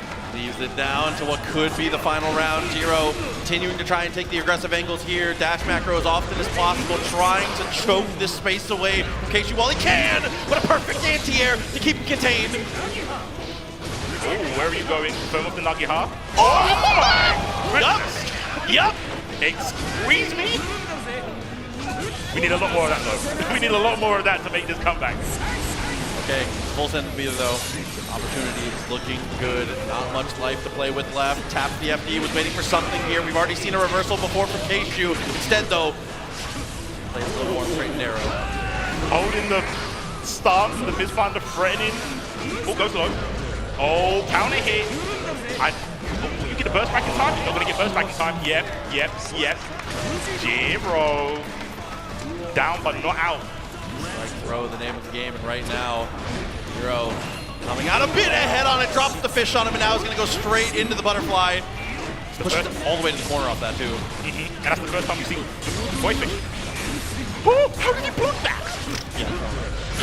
Nice confirm. Misfinder to come through. Uses the dust to get the pop-up here for the extra extensions. Does get the wall stick. So positive bonus on the way. No meter penalty either, so a lot of resources that we're going to spend right away. Instantly gets the hit. Instantly cuts the super. What's his name? I believe it's J for Johnny. But I think Jiro's still alive because that's Ava Amito. Oh my god! It's J for Johnny, but it's V for victory! Keishu, an incredible sequence to end it out. You see the parry, and you know you have the resources to bait it. Unbelievable play to stifle the run from Jiro. Keishu, man. I think he knows what he's doing in this game. I think he has a good idea of what needs to be done. Like you said, I think the mental damage mitigation on terms of, oh, what can I afford to take and what can I not? Yeah, keep throwing, keep throwing, keep throwing. I'll take these single overheads, that's fine. And yeah, it paid off. And the nerves are still from both players there. And I do think that that match didn't really turn Jiro's mind off. He was still like engaged in the match and not thinking, oh my gosh, I should have had that round. Definitely agreed. We have to show the love though. Jiro with an incredible run to make it into this top 8. Definitely well deserved. Honestly, the path to victory for him was unreal. But we got to take a look at this match once again. So we are going to go back to our replay here, presented by PlayStation Tournaments. As you can see early, it was the Jiro show in those early spots, right? 100%, man. And this is the situation. The final picks from Jiro's Angie. Look at the birdie. Gets the overheads. Dust. And I think it was that air that. Oh, and even bait, but that's the thing too, I think is what happened, is we did bait the burst, we did get the jump, but we put ourselves just a touch too far. I think that how delayed the burst from Keishu was ended up putting us in a spacing we weren't ready for. That's so, now that I've seen it again, that's rough. Oh, Keishu with the composure of a champion. Only a player who has been there before is able to, have mastery of situations like that. It is so hard when you get into the scramble to return back to restore your humanity, Yeah, that's the best way to put it. It's not easy to do, especially in these obviously high stakes situations.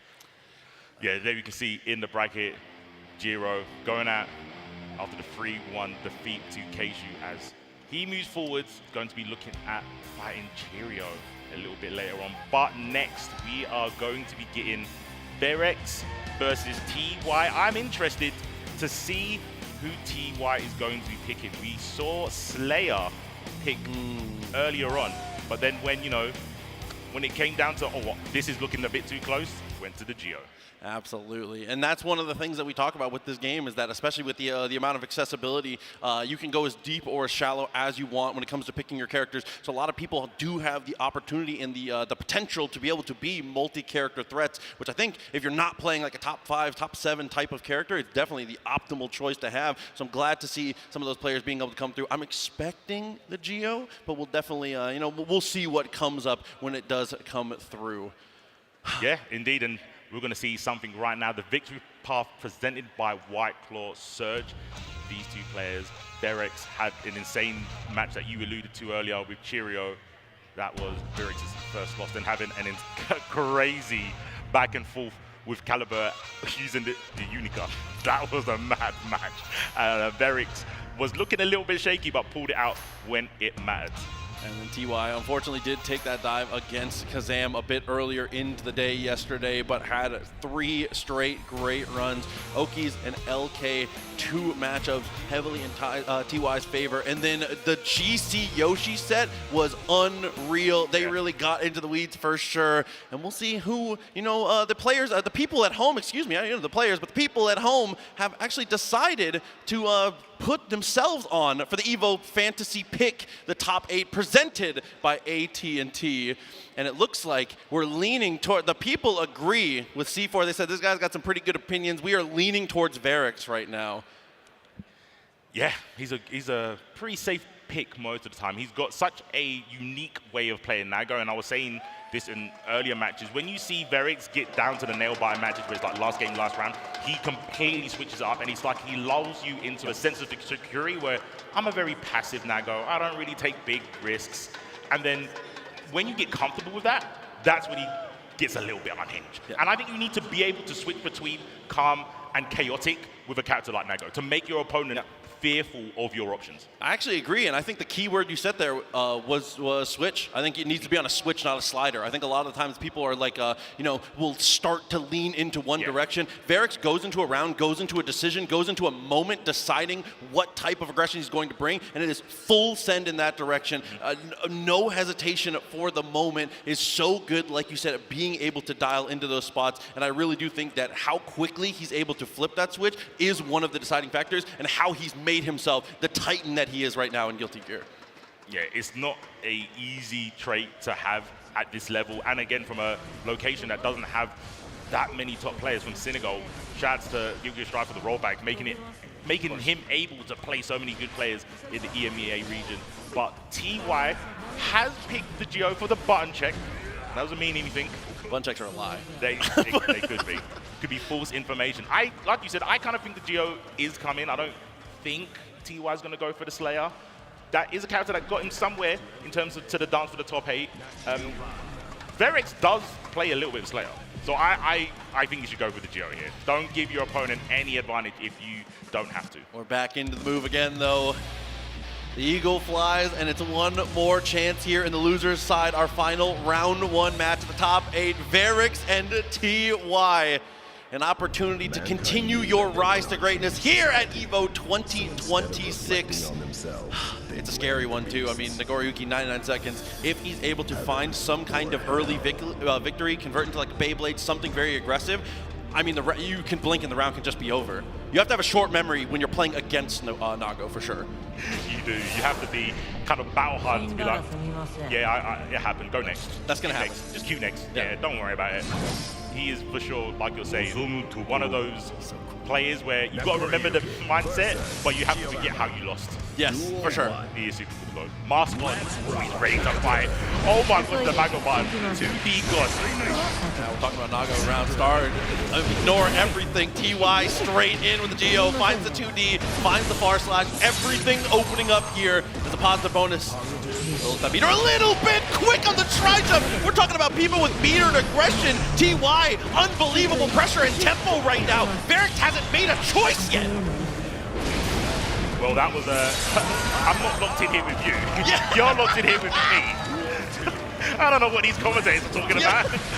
Okay, big follow-up there. Saw the Shizu, knew we were going to be able to go for the burst. Smart stuff. Doesn't matter. Momentum straight back to TY side. Burst to get some space. This passive play does not look like it's going to be working out for Verix. There we go. A little bit more explosive power I think is needed in the neutral, because I don't think TY is going to let you do that whole like Santo Koji game. Definitely agreed. The back dash. Okay, back dash. We got the big body back dash though, so we're safe on that one. Quick RC and continues the pressure, building a lot of the blood gauge back. Continuing to chip away at the life with a knife edge chop. The 6B, it's perfect. As the Shizu follows through, a great answer from Verix to stay in this. Okay. Now we're getting to level 2 Verix, where he's going to do preemptive 6Ps to stop the approaches from Geo, which makes a lot of sense, right? A lot of those high or mid-ish attacks can lose to 6P, but you can see straight away TY presenting the 2S, double hitting, easy to confirm it. But because you can't react to Geo's dash, you have to do preemptive buttons.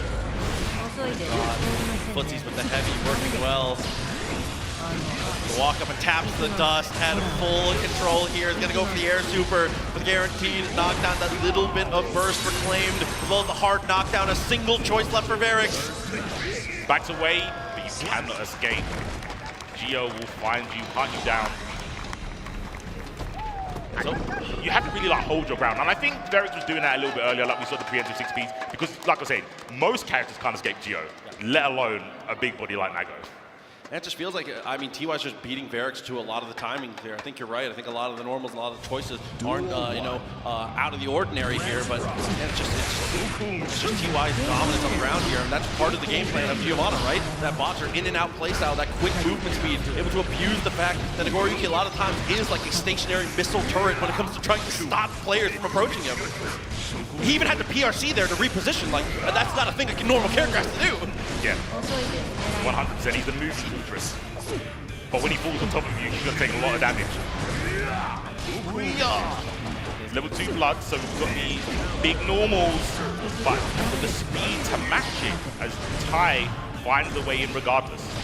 Because even there, 1 5H whiff, TY steps exactly outside the range of the 5H, and then the next interaction, he's just completely on top of you. But Verix with a great callback and a great clutch up. Shizu and the follow-up, the blood getting high, but it's not gonna matter. We get the stick just in time. That was wall-to-wall as well. Yes. That's some screen carry. Like, halfway through the combo, I was like, is he thinking about what route to do? Like, I could hear the cogs in his brain going, I think I can get the wall here.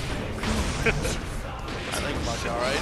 Okay, Shizu follow up, doesn't get much for it here. I love the burst for momentum. Keep that spacing, keep that pressure. Empowered spiral arrow, and gets the hit again with the heavy. Break the wall with to overdrive. Both players sitting on 50 tension, but one of them, T5 with the positive, goes straight in, dash up dust, and that's going to be asbestos. He died from it. I do like the call though. Save your burst. Have the resources for the next one here. Oh my god, again that 2D. Pull the backdash again with the far rest, the low follow-up. Trade. I think you have to accept it. You got to take trades like that. Oh yeah. A little bit more of the vibe here. What a reposition. It's a decent little mix-up, and it's mostly about getting back to the mid-screen. But unfortunately, as we saw in the previous game, it doesn't matter if you make it to the mid-screen. Every touch takes you to the corner. We're cashing in. We have maximum blood. It's a quick flip. Nothing needed to be spent. A little flip of the wrist, and the round goes his way. Varix 1-1. There's the switch. It's not a sliding scale. It's this mode, that mode. And you've got to keep up. But TY showing, it doesn't matter what mode you're on. If I'm so aggressive, you can't do anything about it. Oh my, he's going on him. Okay. Yep. Party time. Get the fight, win the fight. That's what I heard back in the day. Oh, but TY's trying to destroy scripture and rewrite history. Oh, that was a sick just block there. Makes a ton of space. An opportunity as we get the wall stick here. Pop comes Put your swing. Send him home. That was a crazy one from Varix. What a swing out of the park. Up into the nose bleeders. And I'm still not a liar. Get the fight with the fight. But I don't think TY's going to let that happen again. I think we're going to get a more active TY right now. There we go. Straight away going for the jabs. Not letting a repeat of the last round happen. Oh. There, 2S actually does find the mark. TY, love the FD. Great backdash. Just was so aware of the potential of the bite there. Like you said, getting that blood back and being able to be a little bit more aggressive is the key factor that we've seen change up here. So TY recognizing and crafting our defensive plan around that. Super smart, and I mean, just a great adjustment. Oh, big call out with the 2S and a massive reward here. I mean, it's actually bad for Varix. Yeah, gets the throw. Now burst on the table for both players. Stay here. Trade. Couldn't get it confirmed for the knife. So where are you going? Release yourself from the skies and get back down to the ground. Varix turning it around. It was looking peak for him earlier on. But like we said, the switch. And that's TY. Is it Slayer time? That's such an uncomfortable place to burst there too, because there's the potential for him to just OTG 6H afterwards. But it looks like a little bit of a switch to dandyism. It might just be the Vampire's ball here in this top 8. Loser side action. TY, are you willing to risk it? If you play Slayer and you win, you are locked in. Can you take 2 in a row? It's the conversation you have to have with yourself. And TY says, damn right I can. Well. Gonna bet on the Slayer. The aggressive nature for both camps is very different, right? Slayer's a lot more in terms of like mixed left, right, high, low. We did see that a little bit with the Geo, with the flicks, but it was, like you said, more for repositioning, not for trying to you wasn't ready for this mix. But like I said, Varix plays a little bit of Slayer. He is a vampire connoisseur. But can he deal with the dashes? That's the question. So far, the footsies have been immaculate here. Perfect spacing around everything here. And again, it's 5H every single time, even if it's blocked. Such a huge win as we double up on the Shizu. Blood pops, and one more time with feeling. He drops, but it's okay. Varix, you're going to be winding up in all sorts, bro. Come on. He normally does 5P there to guarantee he went for 5K. I'm like, no. Oh, he's got the range. Slayer. No one corners Slayer, right? There we go. Slayer does the cornering. With Dandy in it up. 5K. The button slide, here we go. Burst. Knows what a power bunk will do to that pull in your body. Oh, with Dandy. Perfectly weaves out of the way. Finds the hit on the same side. It's 2H after confirm. One dash, then waits. Did he wait long enough? He did. Absolutely a great call from TY. Game sense on point. It is able to even it up. It is still set point for Varix, but TY not out of it yet. It's amazing to see the bait with a pull when Slayer's so used to dashing through. Oh, but it's clean connection and things. Starting to look a little bit messy here. I love how Varix is, trying to turn up the tempo. The step back is huge. Yeah, I like that PRC. Don't mess about. You don't want to get too close to Slayer and give him the freedom to throw those hunches. There's the slide, there's a punish, same side. Wants from Ferrix. Don't the yard 5K, don't approach. There's the burst. And straight into the sword you go. Ferrix dispatching these kinfolk vampires. Only one can stay alive. Oh, dude, it is a masterclass with the double 5H. Incredible performance from Verix. But with that, unfortunately, that is going to be the exit. Please give it up. The losers run, incredible TY, everybody. A hell of a run, an incredible performance. Such a good story to see once again, but with that, Verix's story continues. Another chance to put another title in the the trophy case for himself, and we'll see if he can keep that same energy that we see here in the replay presented by PlayStation Tournaments. As again in the early stages, was just kind of thrown off the game a little bit. It seems maybe that passive play just wasn't quite working out, and when he realized he needed to be a little bit more in the driver's seat, everything changed.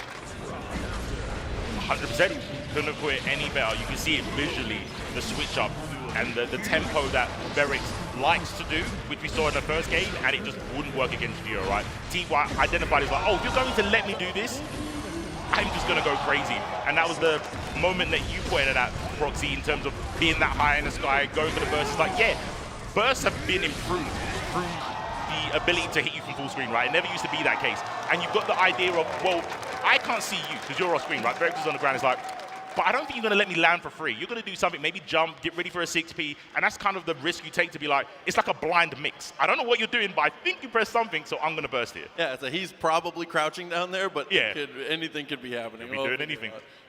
That was a good answer back, though, as we are going to move into the bracket here, seeing it once again.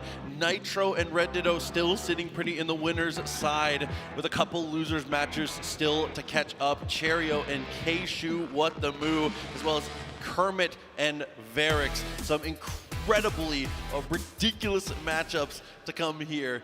It's going to be super, super sick to see it pop up. I cannot wait to see these players, be able to battle it out in this loser side of the action here. With that, though, coming up next is going to be the Chipotle Burrito Meter. So spam those custom Chipotle emotes in the chat to fill up the burrito meter to unlock Chipotle rewards. And you got to get ready for it. So get ready by unlocking those custom emotes, which is Evo Chip Plush and the Evo Burrito. Man, I'm hungry after that. I'm super hungry. But with that, though, make sure you're spamming it up. Make sure we get that thing filled. We are going to take a quick break, and straight after that, it's going to be even more Guilty Gear Strive action. So don't go anywhere. Guilty Gear Strive will be back in just a moment.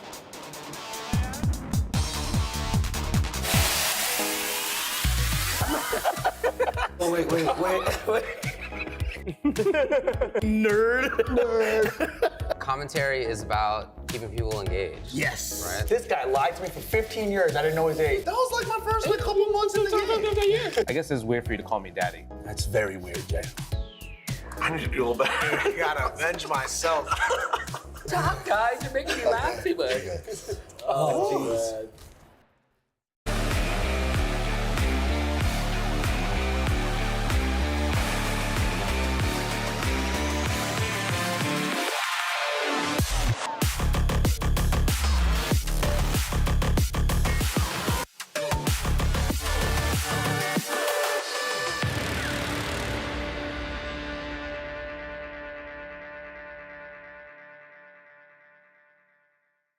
Ooh, that boy Kus is breaking Joe in the nooch. Look at him go. How is he beating me? This guy's a scrub. There's no way I'm a scrub too, right? Use them, Joey. Use the Zennies. They're built for blue light blockers and corrective lenses. Eyes fresh for the world now. I'm getting it gear. Any occasion with Zennies. Best gift of the year.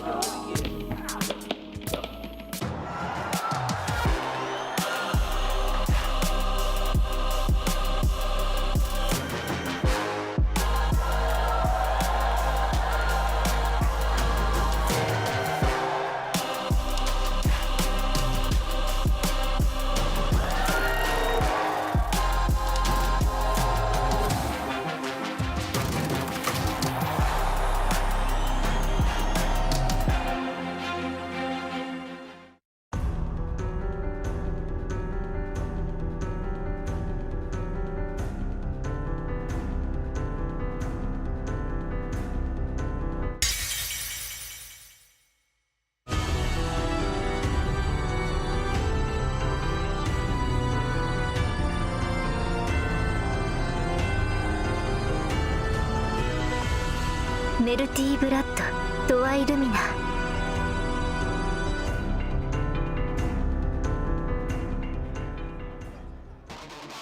Ladies and locals, boys and boomers, we are back here at EVO 2026 GBVSR Drive. We're going to go straight to the action. Down in the basement, Proxy, we've got some losers matches to start commentating. Absolutely. Cannot wait to see how the matches are going to go. As we know, we do have our bracket here to take a look before we do get ourselves into these next ones. As you said, heading to the losers bracket first. Super excited to see who can battle through, as now it is going to be Cherio and Keishu Watamu, as well as Kermit and Varix still alive in this loser side. With our two players in the winners, Nitro and Red Ditto. Again, two players familiar with the spot, but willing to continue to try and keep that momentum and continue the greatness on both sides.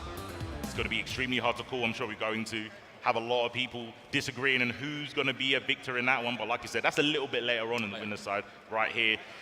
Some dreams are going to be shattered, unfortunately, but that is the nature of the beast when it comes to tournaments, right?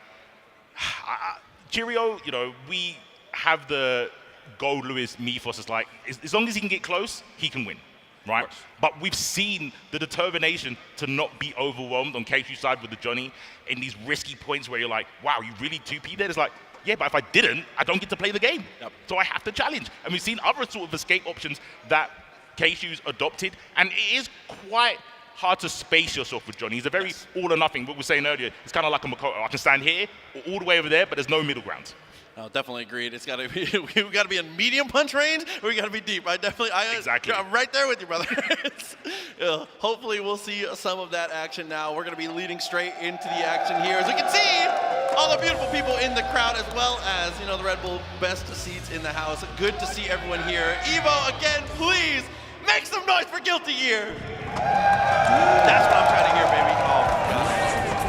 Straight into the action again, though. Cherio and Keishu, the loser side. Early wall break, nearly 50% of Gold Lewis's health, but don't worry about that. That's all currency to get in. That's how he loses his HP. And there we go, Cherio with the patented orange. Making the pressure start. Oh, what a big whiff. And now Keishu's gonna meet up. Osman's Keishu, you don't want to be blocking BTs. Oh, we still have security too to actually go for cancels if we so choose, but instead just continues to rain down pressure. Max security. How do we spend it? Now just trying to build up the meter. Just have that RC available now. Finds a 2P and closes distance. The 2Ps? Be no scared. Keishu no scared, bro. You can't do anything. Like, I think the next level is that Cheerio starts to want it to BT the 2Ps, and the nothing mix gave me anxiety, Proxy, by the way, just so you know. My fighter flight. Lance does nothing twice in a row. Empty jump finds the hit, though. It's max resources for Gold Lewis as the absolute defense continues with the offense. Full security spent, but does find the hit in the end. Oh, this, he's gonna get a wall. Oh, no, he missed the 6-8. Never mind, the shoulder, man.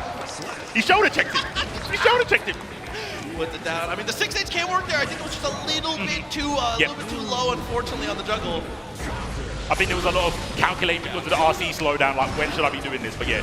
Ooh, get out of my skies, Johnny says. And we're gonna have to say his name. Would it be Proxy? Listen, Jay's in the chat, as Johnny's gonna be able to let you know about it. 50% life still left here on Cheerio. Ooh, and the tap of the FD, helps sell the mix up there. Same side throw as we keep pressure in the wall. Dash up 2K, yeah, I would have burst as well. The cheek of it. You know who I am.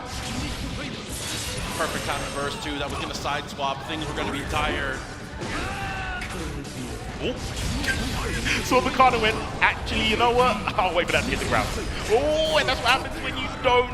You get misfired that into card, which equals guard cross. Simple algebra. Yeah, trying to just send the full jump forward there, it felt like. Knew that if something delayed came out, we're going to be able to try and steal the turn with JD. Definitely a good idea. And finds the 2P. The side swap comes through. Keishu, despite being in control, a lot of this is in a heap of trouble now as the Cryptid 6P completely stuffed the instant air dash. Oh, I never knew the Boogeyman had hit that high. That was so right above his head. All backs away. Oh my gosh, hold the back of my hand, Gold Lewis says. He's got horseshoes there, bro. That's gonna hurt. Oh my god, and once again is able to stuff it. But now, a little bit of life left. The chase down, the run forward, no hesitation.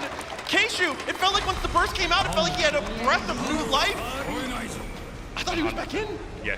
You know what it looked like? When the burst happened, it was like, you can be scared. Yeah. You can be scared. Okay. You've got a little bit of nerves here. And like I said, just chasing him down with the far edge, the back of the horseshoe to the face. Everyone is going to take humongous damage from that. And that's something really important to identify. Is like, what makes you nervous? Yeah. And I think Cherio's getting an idea of that. It's close. Trying to make me a little bit nervous here with the throw. His card set up, it's jump over, nice punish, but no follow-up. Too far for the attempted Behemoth side swap. Did it press a button? Oh my god, any other Gold Lewis pressing JD there. Cherio, I've said it before, the patience on Cherio is actually phenomenal. Nice stuff, leaving his mark. And the orange now, big choices to be made. Zoom 2P, that's a hell of a choice. And you know what I think that was from? The empty jump throw from last time. Yeah, Cherio's like, no, okay. We're understanding the pattern, but can you get out of the field? That's more important right now because Keishu, what did he do? Take the first round in the second game. That little delay, that tiny little stagger is enough to make anybody, kind of reel back a little bit. That moment of hesitation, catching you flat-footed for just a split second is always enough in a moment like this, but a great tech between the two as we continue to battle for the mid-screen position. Ooh, ran up with a P. But Keishu being a bit elusive in the skies there, not getting hit. Thunderport. All that real estate you give them. Just sending that security. Ooh, whiff is with Mythfinder. Double jumps out, a little bit of a drop confirm. Lone optimization puts us in a weird spot now. Cherio tries to stalk the prey a little bit, but Keishu with a perfect answer back. I love the swing, and we're back to mid-screen. Ooh, stay in the corner. BRC forward. Jumps. I thought it was going to be a back throw. Oh, stay here. What throw? Oh my gosh, Cherio can smell it. He's like, look at it, how fast it doesn't matter. I'm only 2 hits away from winning, good sir. There's a headbutt. Oh, the old man Skanky Leg. Did you see that, Roxy? Quick stop. Finds the jump in. Continues to rain down Behemoth's gear. It doesn't matter if it's on hit or block. Look at the life total. Starting to dwindle. Still has burst, but the chance is starting to get away from him here. It's the overhead again. Keep going. He's gonna get Roxy. Oh my gosh, the first save through as well. He was dancing on him, and it doesn't matter about the health bar. We said this, it's Gold Lewis. As long as he's got 1 HP, it's even Steven. Oh my god, he reacts to the shimmy with a jump forward now. We're starting to play some extra layers here. The JD finds the mark. Just to make space, back to the mid-screen. Good check. It's a little bit uncomfortable as we get to the wall, but the 6K close. Backdash, shoulder check, and now we're gonna see a lot of red on Keishu's life bar. Almost in the corner. Oh my gosh, get mixed by the coffin. It's gonna break. Why it's not gonna kill. The reposition was genius here. Max securities, we do find the throw. You can take a couple more of those, so don't do anything too risky here. Keishu, the objective, win the screen position, 2P. Don't hear what I'm saying. A little Muay Thai action from the big man. What a save. I hope there's a Saga cosplayer in the audience going, I approve, yes. Oh, that's been the bane of many players and characters. The 2Ps, the elbows from Gold Lewis, it seems to just out-prioritize things. It's like, I'm at least getting a trade here. 2 games up, Keishu. Gonna have to turn it up right now. That card did give an opening and got the burst out early from Cherio, but the spacing.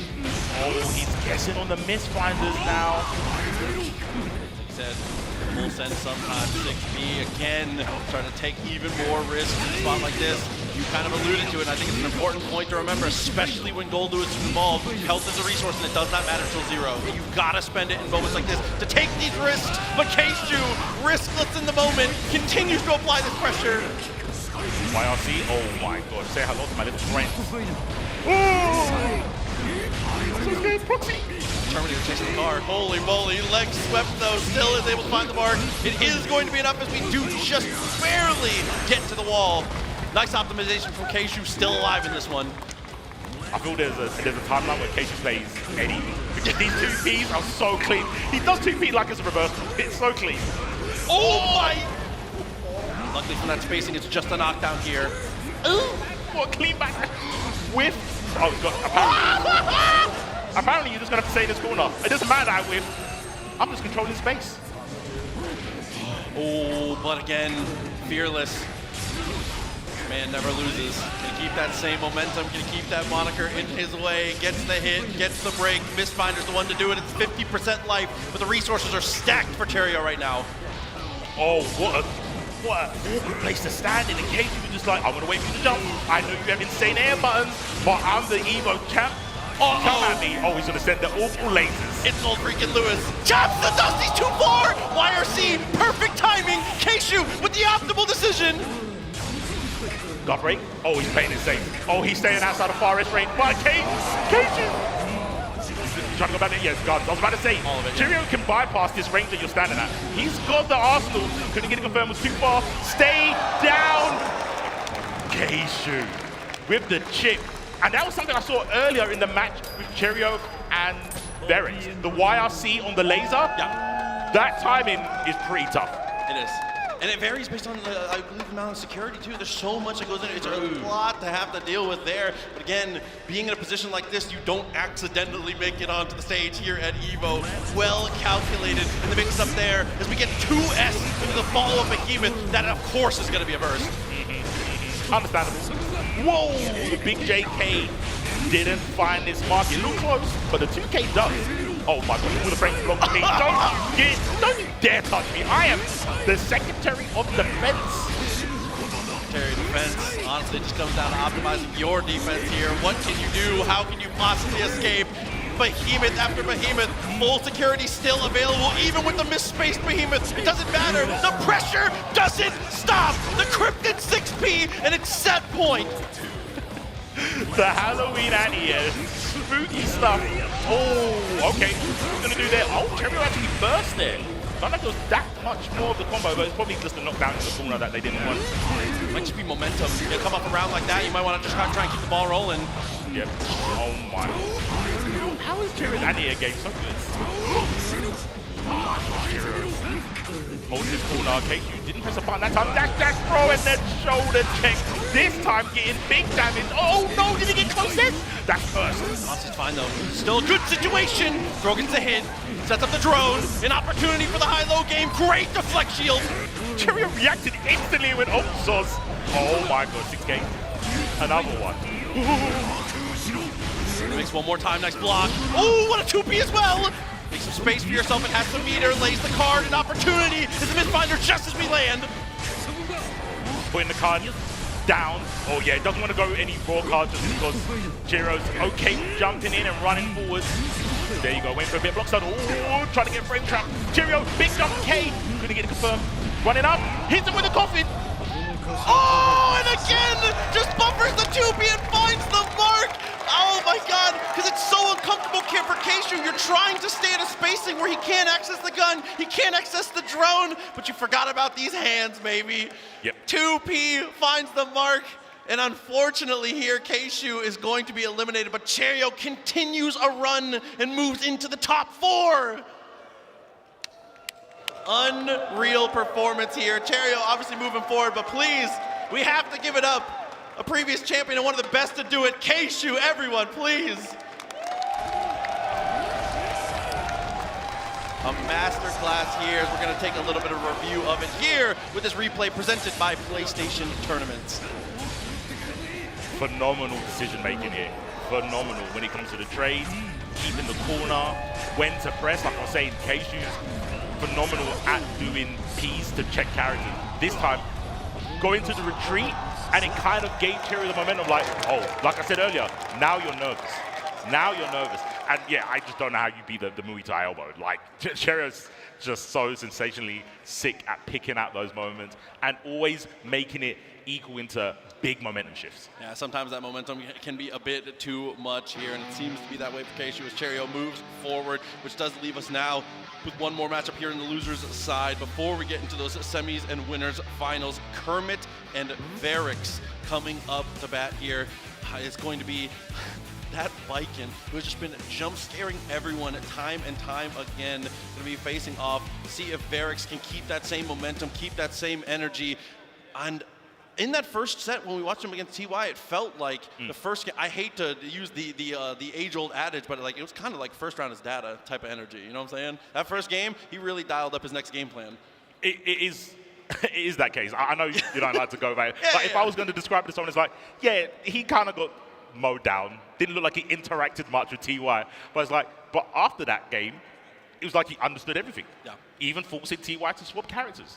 That's how much of an understanding he got from Gio. And he got all of that from getting punched in the face multiple times.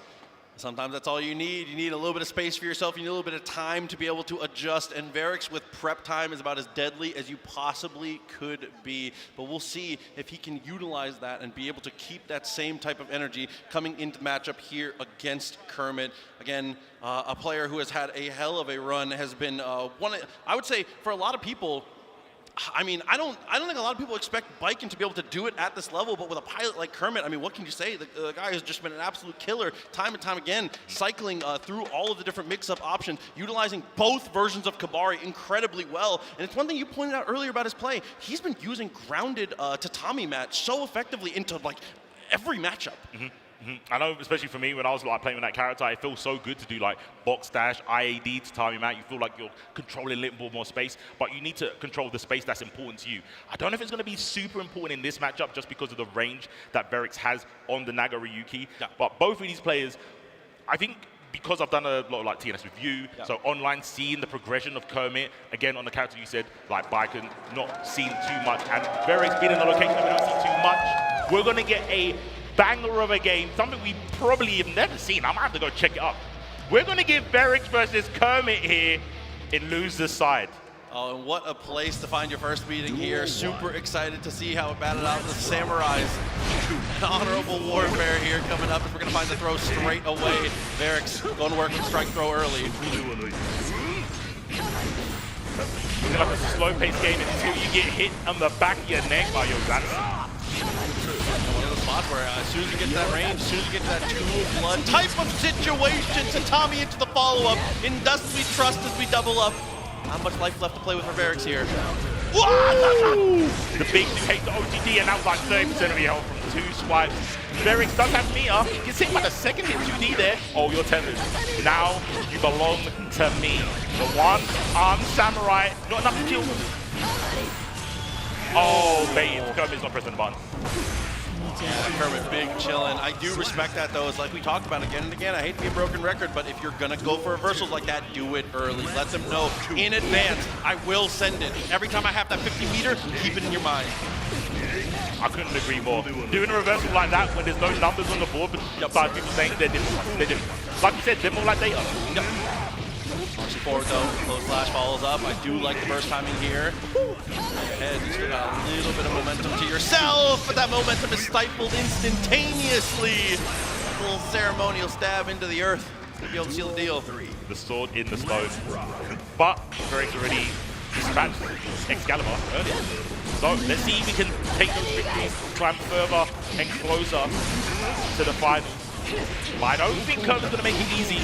OTG, oh no, got caught counter hit and airborne. Look at the damage on Blade do damn hard. Like total, you know, not looking so good here. It's 5H. At this point, that's the Varix. He has been dominating people all weekend long, getting to 2 blood in that like 25% life range, and starts to look for it, knowing that just about every character in the game will fall to that one footsies win. S up to the Kabare, so brave. And also Kermit showing their brave too, going for the parry straight after. Turn the momentum, put that 6P away. That's not going to work against Baiken jump. Heavy slash. Good here though. Slash holds up. Gets a bit of chip, gets a bit of blood back. Kabari delayed follow-up. I love the idea of doing the Escalari now. Again, mixing in both versions so effectively. We have a knockdown in the dream. Tear it up. What way we're going? Cross up. How did he block that? Oh, he didn't block that. He got counter hit indeed. And there's Kermit. This is the problem with the tether, when you're mentally going, okay, but I blocked the mix-up. Is it not my turn? Can I not press the button? Oh, we're congruent to mine. Are we trying to get the win in this fight? It's looking like it right now. Varix on a sliver. There you go, the positive bonus. Tipping it over so the tension's over 50. Caught the clone on the other side. Oh my god, the full spin, another jump in here. No blood to work with, but does have max resources. The meter is looking tasty. But what can you do with like basically no access to your special moves? That's Rufflon, the tether, not connected. 6B gets blocked. Kermit taking their time, blocking these heavy slashes, like you said earlier. The moneymaker. I think that was a throw tech, but we would take those. Yeah. we take those. Yeah. You know what, Proxy? I think you're right on that one. Yeah. Oh, 6B again, no press buttons on the way down, and you're fighting, of course. Why would you not fall down with those buttons? They're so good. And having it dialed in there, close slash, not quite what it once was. But still, a spot like that, you have time to be able to press the jab. It'll be 6B and reposition once again. Varix with his signature move, the double 5H, and it's a perfect. Trademark Varix heavy slash, bro. Who makes mids this annoying? It's not the start you want to see. Flash, Shizu in the follow-up finds the low, that pressure. It's a little bit too much to deal with here. It's 50% of your life already cooked, and finally Kermit gets a chance to answer back. Check the 5B. Oh, the follow-up from the Kabare to the corner. No, Varix doesn't want to go there. 5K with 2K. Oh, he's hesitating ever so slightly. Oh, so nasty. So nasty. Is it classed as mixed? No, that's the question. On wake up overhead from range, it is mixed, right? That's definitely mixed. I think did it hit though? It's always a question one to ask yourself here. Oh, the spacing! Tommy wasn't gonna get pulled in just in time. The 6P in the 2S follow-up. Eric's huge momentum. We haven't seen BSU in a while. Thinking about it. What? That was it! Wow. In your face. Real quick, gets over and the throw punish on the other side with the 2S. My eyes! My eyes! Oh my god. Stop at the feet. An opportunity now as we close distance and throw again! 6H! And an exclamation point here for Varix. What a finish! Able to take the victory here, sending Kermit unfortunately out of the bracket. It's close. He's getting way closer. I believe last time he got 5th. I'll have to double check that later. I believe that is correct. A big shout out to Varix, a fantastic performance. Everybody please, Kermit, an unbelievable run. 100%. Seeing biking at this level, at Evo, absolute pressure. Shout outs to Kermit. And another person to show, like, just grinding online can get you to this point, man. Absolutely, you know, has had those offline results as well, but like you said, being in this position, being able to get to the point where you're able to break through and get to these Evo top 8s is an incredible, incredible honor, an incredible, like, you know, well-earned situation for him. As, you know, we'll take another look at how Varix was able to break through on that one with this replay presented by PlayStation Tournaments. So, I mean, it's kind of like we said, the use of the Kabaris was working out very, very well, but in the end, Varix just was able to dial up so effectively. Just the end game footsies, the guy just transforms into the final boss. The second phase Varix is something we were not ready to deal with. It's so awkward as well, because I think a lot of Baikon's strong tools are in the air. Yeah. They cover different angles, like the JS, like we were saying, the jump heavy, we saw that just demolish a 6P attempt. But like you said, and we've been pointing out, it's the spacing on the ground that Varix occupies makes it hard for you to pick what move to do. And he didn't present 1-2 H, I don't believe, in that whole set. He was just standing at a range like, you sure you want to press that right now? And then when you could see Kermit was trying to go back to space to like play the grounded game, that's when the H came out, the mid. Yeah, definitely agreed. But with that, though, we are going to throw it over to a quick break. In this break, though, just a reminder, make sure you keep those custom Chipotle emotes rolling to try and, you know, fill that meter and get yourself some free Chipotle rewards. But with that, we are going to move over to a break once again. After that, we're going to move up to the winners side of the action. Do not go anywhere. Guilty Gear Strive Evo 2026 will be back in just a moment. Chipotle Honey Chicken is back. Step into summer with fresh grilled chicken, spicy Chipotle peppers, and the perfect touch of pure honey. Open the summer with Chipotle Honey Chicken. It's taking heat and sweet to a whole new level.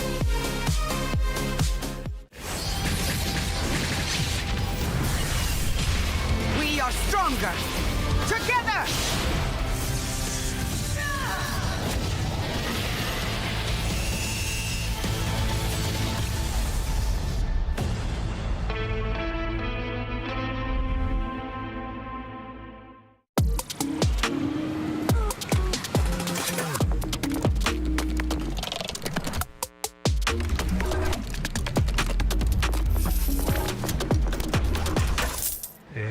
梅原さん、プルル？ビザでタッチ使ったことありますか？スマホをタッチするだけであっという間にお会計できちゃうんですよ。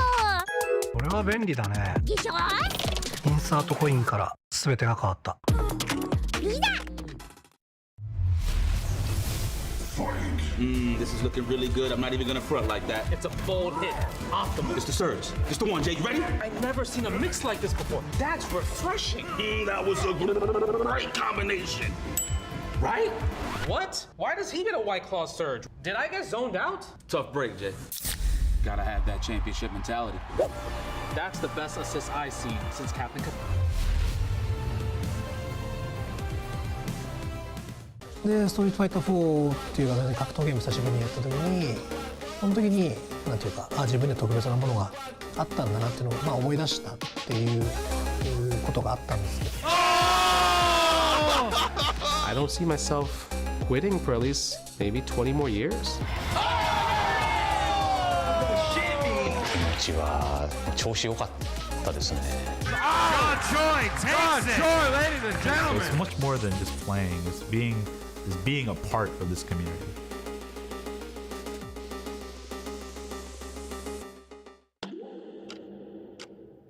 With Anthros, your next match will fix your sit. Try today, risk-free for 60 days, or your money back guaranteed. Anthros.com/Evo.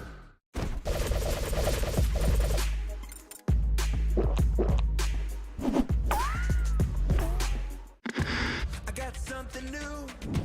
I got something brand new.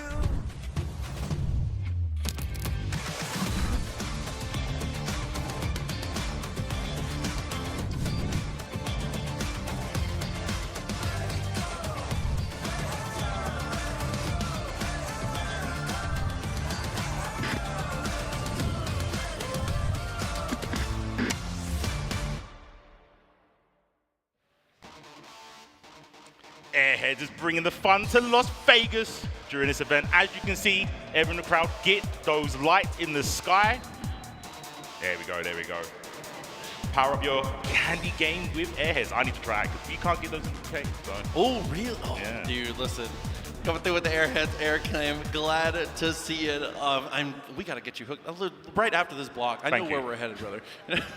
With that, though, we were able to fill up the meter here, so you have earned it. We will give it. Text VDA279 to 888-222 for a chance to receive a free entree. Again, VDA279 to 888-222. You know, good job. That's good work from you all being able to fill that up for yourself. Hopefully we can fill you up with a little bit of Chipotle. Big shout outs to Chipotle for being able to provide, continue to keep the FGC fueled and rolling. Big shouts to them. We appreciate it a ton as it's time to take a look at this bracket and see where the path has brought us now, C4. It's been a long journey starting from yesterday and only 4 remain. Cheerio, Verix having to do some crazy battles here in the basement bracket. That's our picks also, which is oh yes. You are no, and it's a run back. It's a run back, and it's a run back. You couldn't write this any better. You could not write this any better. But that's something we're going to get later. A little treat for you guys. But now we're going to move up to the penthouse where we've got Nitro versus Red Ditto. Who's going to make it into that grand final seat so they can wait for the person to challenge them. Yeah, an opportunity at greatness to move into it here. Taking a look, though, at the EVO Fantasy Pick the Top 8 presented by AT&T. We'll check the percentages here, and it looks like it's a close one, but it is actually in Red Ditto's favor. But I would like to ask our crowd here, listen, if you would like to see Nitro move forward in the winner's bracket, let me hear it! Pretty good, pretty good. Yeah, that's pretty solid. That's pretty solid, but what about the Red Ditto fans? You think he's gonna make it?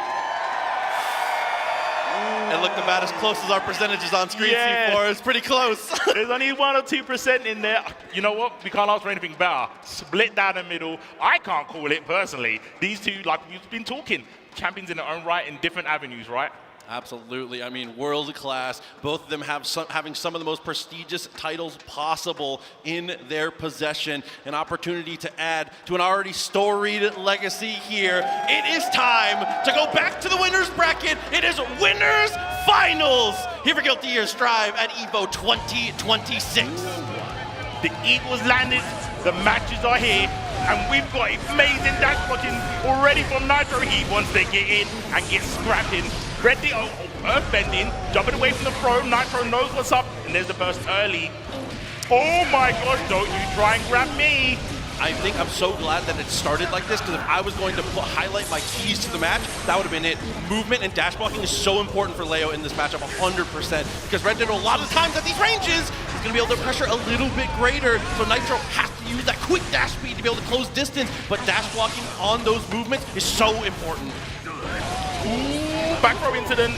Oh, that is brown bread, sir. Get him out of here. And Nitro, explosive start. And I think you need to do that against Red Ditto, because we've seen Red Ditto get harder and harder to beat the longer the set goes on. He's also a player who plays with, like, you know, I say it in the Blue Lux sense, a little bit of ego, man, in a good way. He gets that momentum. He starts to feel himself. He is able to build on his own momentum. As you can see there, sees the guard point and says, I'll see you one better. Mordobato straight through the wall. I'm going to answer for that. Ooh, and Red Ditto claps back in fashion. Wait a minute, though. The king of the jungle is still alive. Dash up 2K. He's on the smidgen. Banks in the corner, takes the explosion. Tries the dash block, but the sword from above. And Red Ditto answers back with a perfect. The dash forward into the jump back. Nitro trying to scheme for something there. Perfect spacing. Unfortunately, straight afterwards, loses out on the footsies as Red Ditto confirms with the 5K extensions.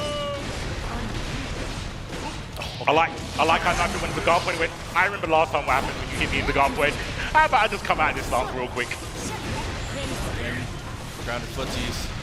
Such an important piece of the puzzle here that's so difficult to navigate. 5K continues to be a menace, but the flash kick answering that well. He really does whip punish 2S. That has like 0 recovery frames. How did he do that? He is just Red Ditto.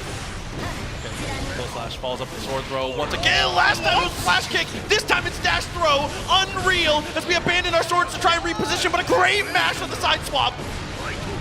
Red Ditto does not want to be another statistic to the back turn stuff. He's going to challenge FD, counter hit. Uh-oh. And this is the problem. I missed the stomp from back turn. That would have been insane damage. He has attention to overdrive at the end. Oh my. Did you go overdrive?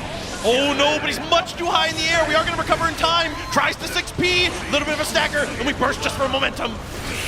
Oh, we got to land on the other side and block, but he gets hit by the stray sword. Both characters dual wielding, but one can projectile them at you, so there's no safe point on screen. Red Ditto, I think, reversed the momentum. It's like judo, right? You had Nitro coming at full force with the Leo and Ditto, and somehow he reversed the energy and thrown him back. Level the 5Ks looking good, closes distance, has all these long-range normables, but chooses to continue to utilize these 5Ks. What a stopper, what a wall break, positive bonus again. Jumps over, landed and went for a throw, but Red Ditto already took to the skies. Oh my gosh, confirming with the counter hit 2K. Okay, we're gonna survive this. Vice looking bleak for White West Nitro. The sword is barely able to clip. She had her hat off, it would have whiffed. Goes for the run pass, gets the hit again. Reversal timing! The jab looks good, but it's not safe. It's not safe. Ooh. Okay, simple. Recorenda, then backs away. Fares doesn't chain into the H. This time, goes for the S again. Maybe thinking, oh, the H won't work in this range. Oh my god, 5P. Scratching the king of the jungle out of the sky. Nitro, down back in. Getting hit, counter hit.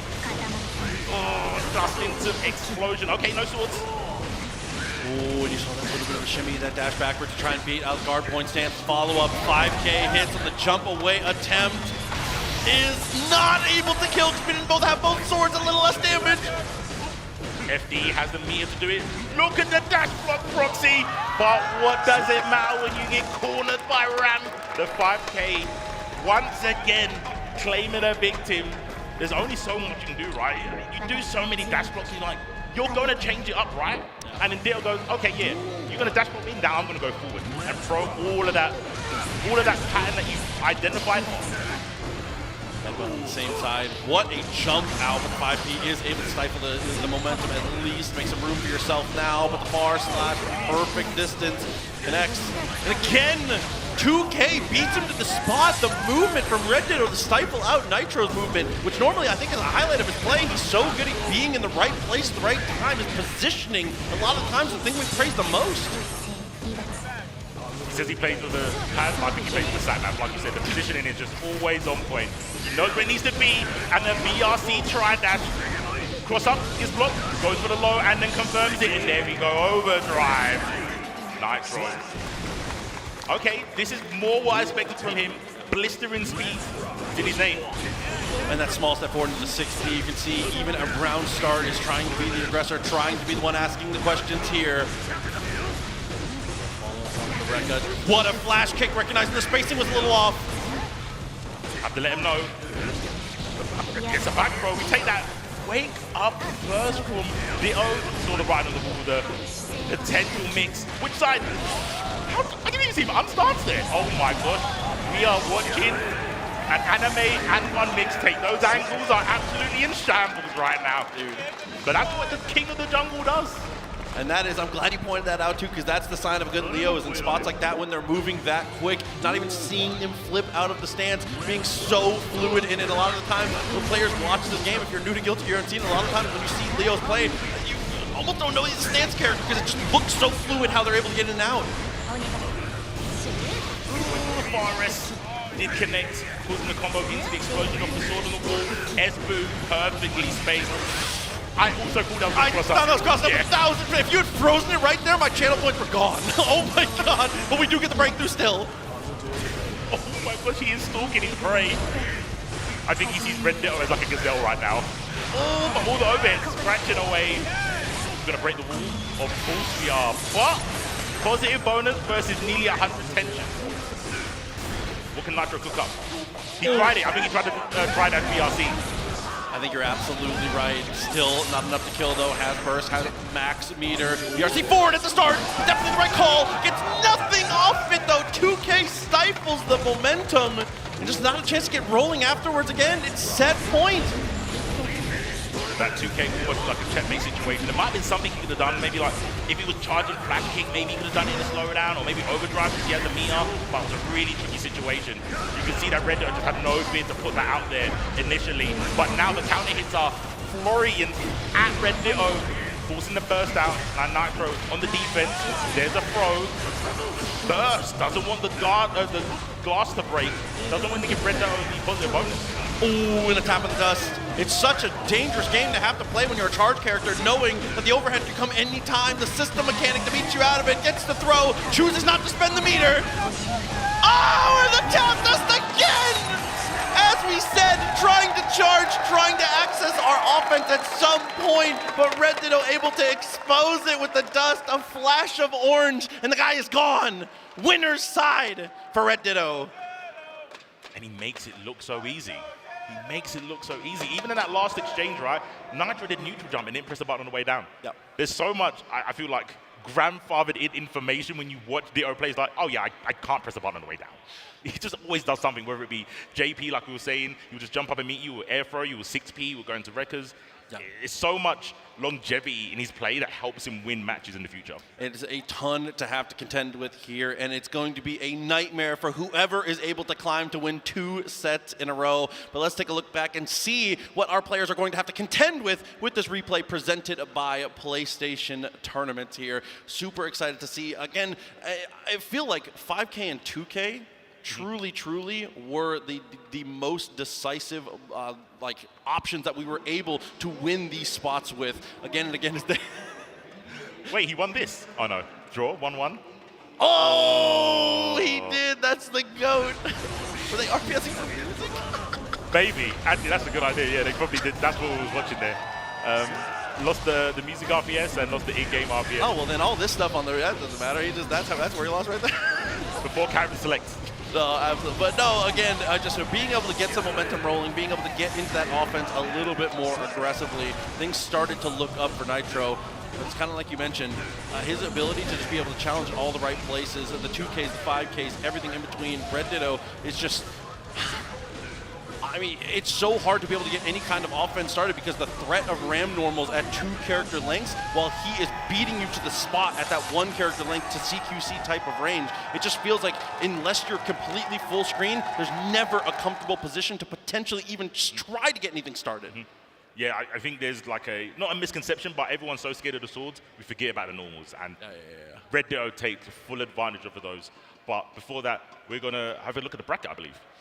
You know, we got I think before we get into the bracket here, we got one more thing to be able to talk to you all about, because as a reminder to you all at home, Marvel Tokon Fighting Souls is coming out soon, and pre-orders are actually available right now. You know me, I'm a big fan of my Marvel games here, so you know, what a time to have the 2 versus commentators come up for it too. If you all want to get involved with it, make sure you get your pre-order in. It is going to be an incredible time. Cannot wait to see Marvel Tokon actually get panned out, man. It's going to be a wonderful time. I'm going to be there, hopefully, in the bracket. Maybe something like this. Who knows? I might get good. I doubt it. But here we go with the Cheerio versus Beric's run back. This happened earlier today. Yes. Dostro and King Jobber, shout out to those 2. They commentated that match. It was phenomenal. Spoilers, I guess. Beric's went 2 games down and brought it back to the last round. It was very, very close. A final scramble decision ended up securing it for Cheerio, which is extra crazy to see between these 2, because I think that both of these players are extremely capable when it comes to those scramble situations, and they play characters that can go to the mud if they would like. They don't necessarily always play that style, but they're more than capable of getting down and dirty if the time comes. I think if it's anything like the match they showed earlier, I think we're going to see the progression of that, like the evolution, the stages, where the first game they played, it was super slow. Both characters were walking. There was hardly any running. So I am super excited. Sounds like the crowd are getting a little bit excited too, as we get big bodies on screen right now. Gold Lewis Nago, Beric versus Cheerio. And like you said, the run back from today. A lot on the line here. Round start, a hell of a bet. Cheerio tries to play it a little bit more passive while still moving a piece. Fortunately there, Beric's able to take the victory in the early stage, but the early stage matters not when the damage is this damn high. Clashes between the 2.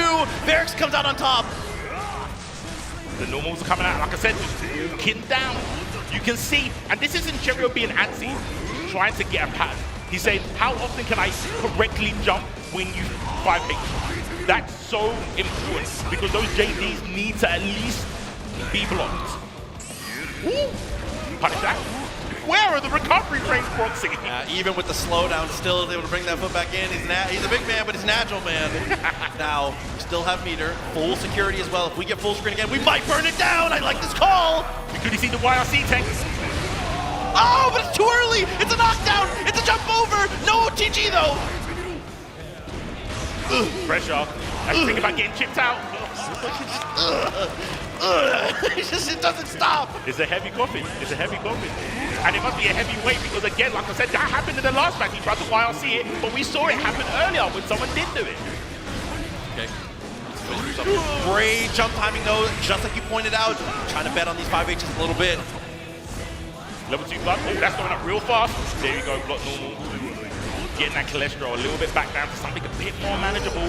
Wow, the horseshoe on the back of the hand connects, and now Cheerio can smell blood. Oh, and this is a vampire. He's gonna take yours, overdrive, and I think he's gonna kill him.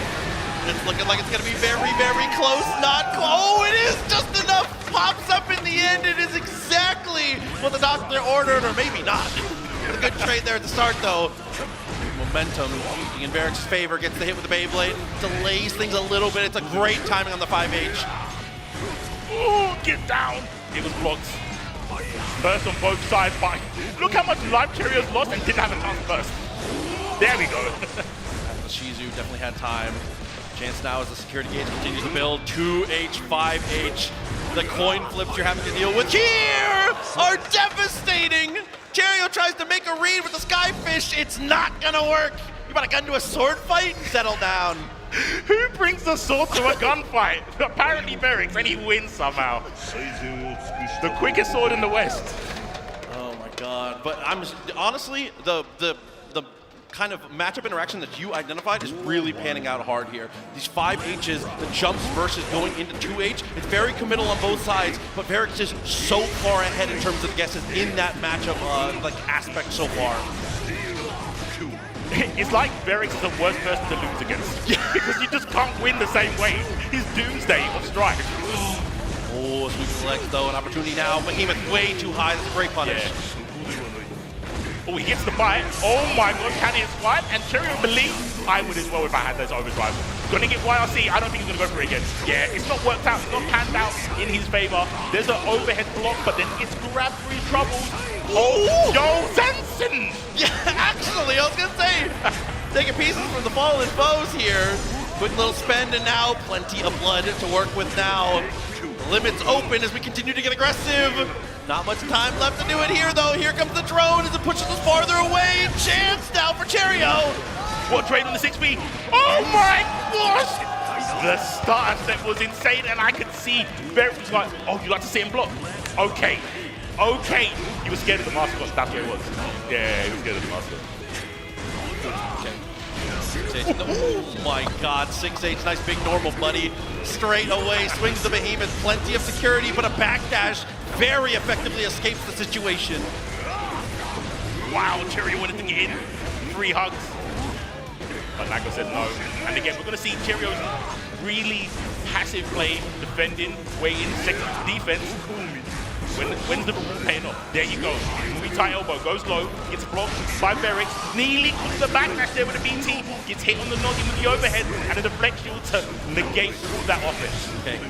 Oh, I like the timing on the burst there. It's gonna go Skyfish straight afterwards. Blood. An uncomfortable position now, delaying a little bit to get some security, and now chooses to close distance. It's a clean hit and a knockdown here as we look for the cross-up and finds the low. A big chance now for Cheerio. I don't think it's... Oh, Skyfish actually, it would have killed. A great burst. Oh, for the poke at the RC, clones are in, stays away. Oh, he's popping. Game time. 6P on the way up. On the way up. What a stop, the knife edge chop blows it up. Back to character select for a little bit of a slowdown once again. Cheerio just a step behind in the mix-up here. In that second game, we saw him, he was so dissuaded from jumping. All those successful full sends, he was able to get over 5Hs. As soon as Verix was able to tune in and get active with that 2H to stop it, it feels like Cheerio has just kind of moved away from that and is now trying to keep it much more grounded, which he can win in, but he just couldn't do it. It's possible, but it's hard, man. Yeah, that's the thing, right? It's possible, but it's hard. But what other options are there, right? Yeah. You've seen Verix being so solid, and I remember back in the day seeing him sometimes like accidentally pop blood.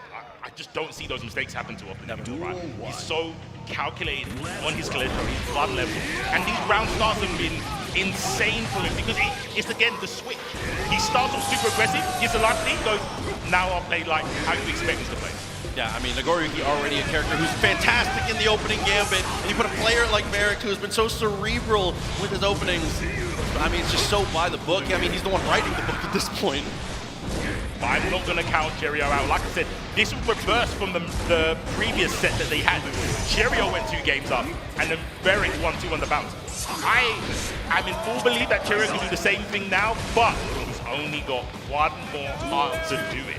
Verix getting out of that round with full burst still intact is a nightmare for Cheerio here, but we do find the 2P enforced. The burst! Shizu for the connection. Wall certainly shattered. No, instead, it's a reset on the wall. Okay, avoids the grab and does a back throw in return. Cheerio's time. Big jumping, big BTs, and big systems. We're going down the glass, breaking in the glasses, on the glass, full smash, positive bonus. Pretty good life lead here as well for Cheerio. It's messy though. We go forward. Blood. Bit of a weird spot. Max security. Immediately drones. I like that. Take all the screen space back now. Verix back against the wall. Position we've been in before and we're comfortable to fight out of. Oh, the relentless jump-ins. blocked the first 2H and went, okay, you're not just going to spam that. So I think I've got an opportunity now. I see the gap. I see through the window. The opportunity's there. One attack. Okay, for the follow-up here, max security again, goes for the hop over, 6P on the landing. Verix takes advantage, gets away from the drone gear, gets pushed back, fights back to the mid-screen. That was such a risky swipe because if Kirio blocked that, Thunderbird would hit and it would have been a very long day for Verix. Listen, we're trying to clock out early, 5H, hit again. A meter two. Oh, you said it was mixed. And he blocked the burst for good measure. Verix, after getting knocked into losers by Cheerio, gets the 3-0 victory. Verix gets his vindication. I was gonna say a masterclass in the matchup here. A crazy performance to move on to face Nitro, but we have to give our flowers. Top 4, one of the best to do it. Please, everyone, give it up for Cheerio. TNS's very own. Dude, I tried to hold it in so bad. I'm so proud of this guy. This guy's ridiculous, man. Let him know. So good. TNS's very own. Love that guy. So glad he was able to do this well. As we get into the replay here, presented by PlayStation Tournaments. This was the pressure, and so many people would fall here. Oh, bonk on main. Oh yeah, we was demonstrating. We had to do visual representation for people here in the stream. I can't help it. I mean, it's needed. You know what? BTs are very hard to explain to someone. You have to show the motion, right? Yeah. If you give me a standing desk, I'm going to do the animations. I'm sorry. Straight very through though. Couldn't do it if you were sitting down. That's what I'm saying. 5H is working out though. It was so good. And even there, being able to get into the position, sometimes the threat of using that move and opening up the idea of being able to use that extra blood is enough. Verix did nothing with the potential credit that he opened up in that spot. It was just enough to make Cheerio feel like he needed to make a move, and you're able to capitalize off of that. Verix has the reaction time and has the game sense to punish you in a spot like that. Just honestly and truly a perfect performance. What a choice and what a set from one of the best to ever do it here in Guilty Gear Strive. And it's only going to get better. These matches are going to get super intense, but I don't know how you're feeling, but I'm feeling like I need the break, bro. Yeah, listen, man, it has been a top to bottom incredible performance from all of these players, and it is going to lead us now. I think you're right. We're going to take a little bit of rest. I'm going to get some water. You guys get some water for yourselves as well. Guilty Gear Strive. We will conclude our bracket here in just a moment. Do not go anywhere. We will be right back with even more EVO 2026. Chipotle and 2XKO are back for round 2. Use promo code TAGTEAM at checkout to unlock the Chipotle Fresh Fit backpack and bucket hat for your avatar. Visit chipotle.com/2XKO for details. Come on, everyone! I'm in orbit, Quill. Too easy. Bam! Big fist coming in! Fighter, activate! With great power comes a great beatdown! Together, we can achieve anything! Ha! Yeah!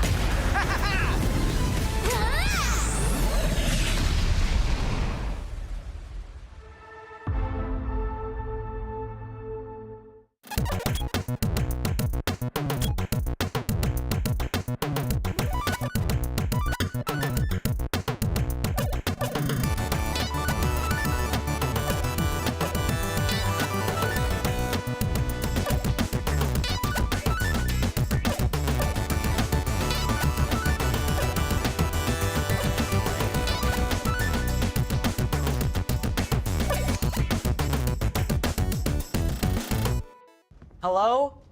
Whoa. Mama Gorgon 85 lives here? Yep, that's my mom. The absolute legend who went from gaming on her phone to ruthless online streaming slayer with no mercy for any living thing is your mom?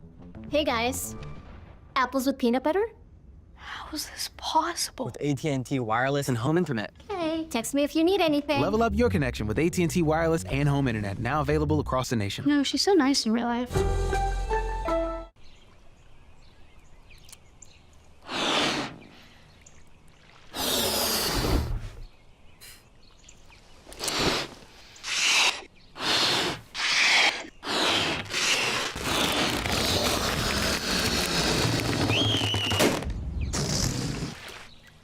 Airheads have more fun. Would you like to live forever? I do not trust this thresh. His lamp contains screaming. Those are just squeals of wonderment. Ready to banish the darkness. Come on, let's live a little. In the light is your deliverance.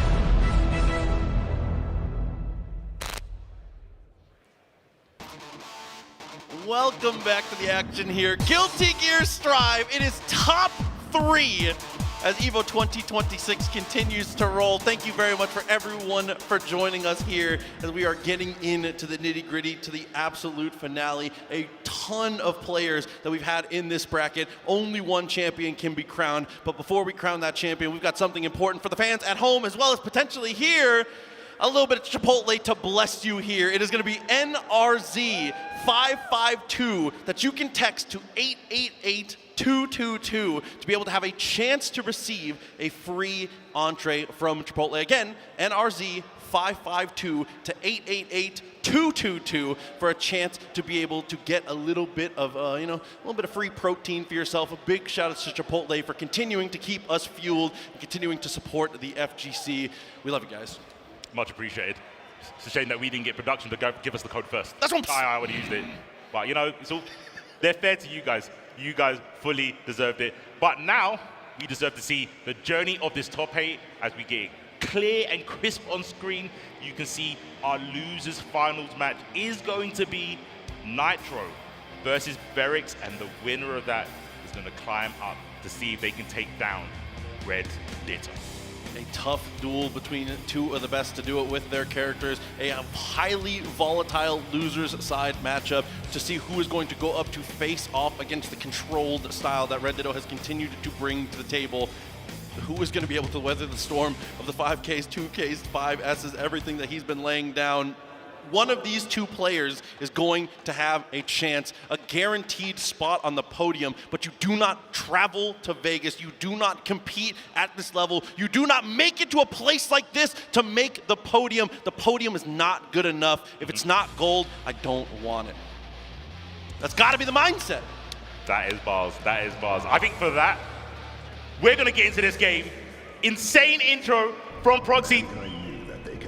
Can I get some noise for this losers finals? Absolutely. Thank you very much. Thank you very much. Loving the crowd here. The action has been so nice. Unfortunately, a touch too short on that one there. Level 1 blood doesn't quite reach. And the cross-up is going to be our netted victory off of it here. Nitro looking for the whip punish with a back throw. He's going to put us in a little bit of a compromised spot.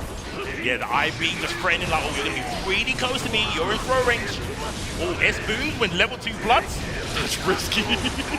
And what did Nitro do? Oh, you did the button I wanted you to do. Now I'm going to whip punish with dash breaker. Do it again. I dare you. Yeah, doing it just enough to try and set him up for it. I love that. Playing it from exactly the right spacings now as the headbutts follow through that little stagger. Just barely landing on the knife's edge and is able to find the punish. So the IB still committed to the flash kick. There's the RC, but hold on a minute. Side flip, and also there's a super here. I think that's brown red. It's time. Proxy, swing, bada, bada, bada. Send him out of there. Not quite what you need. Nitro, a terrible spot to find yourself in, but it's just around. And a back throw is able to secure himself a huge advantage now. It's a wall break, a positive bonus, and a ton of resources to sit on.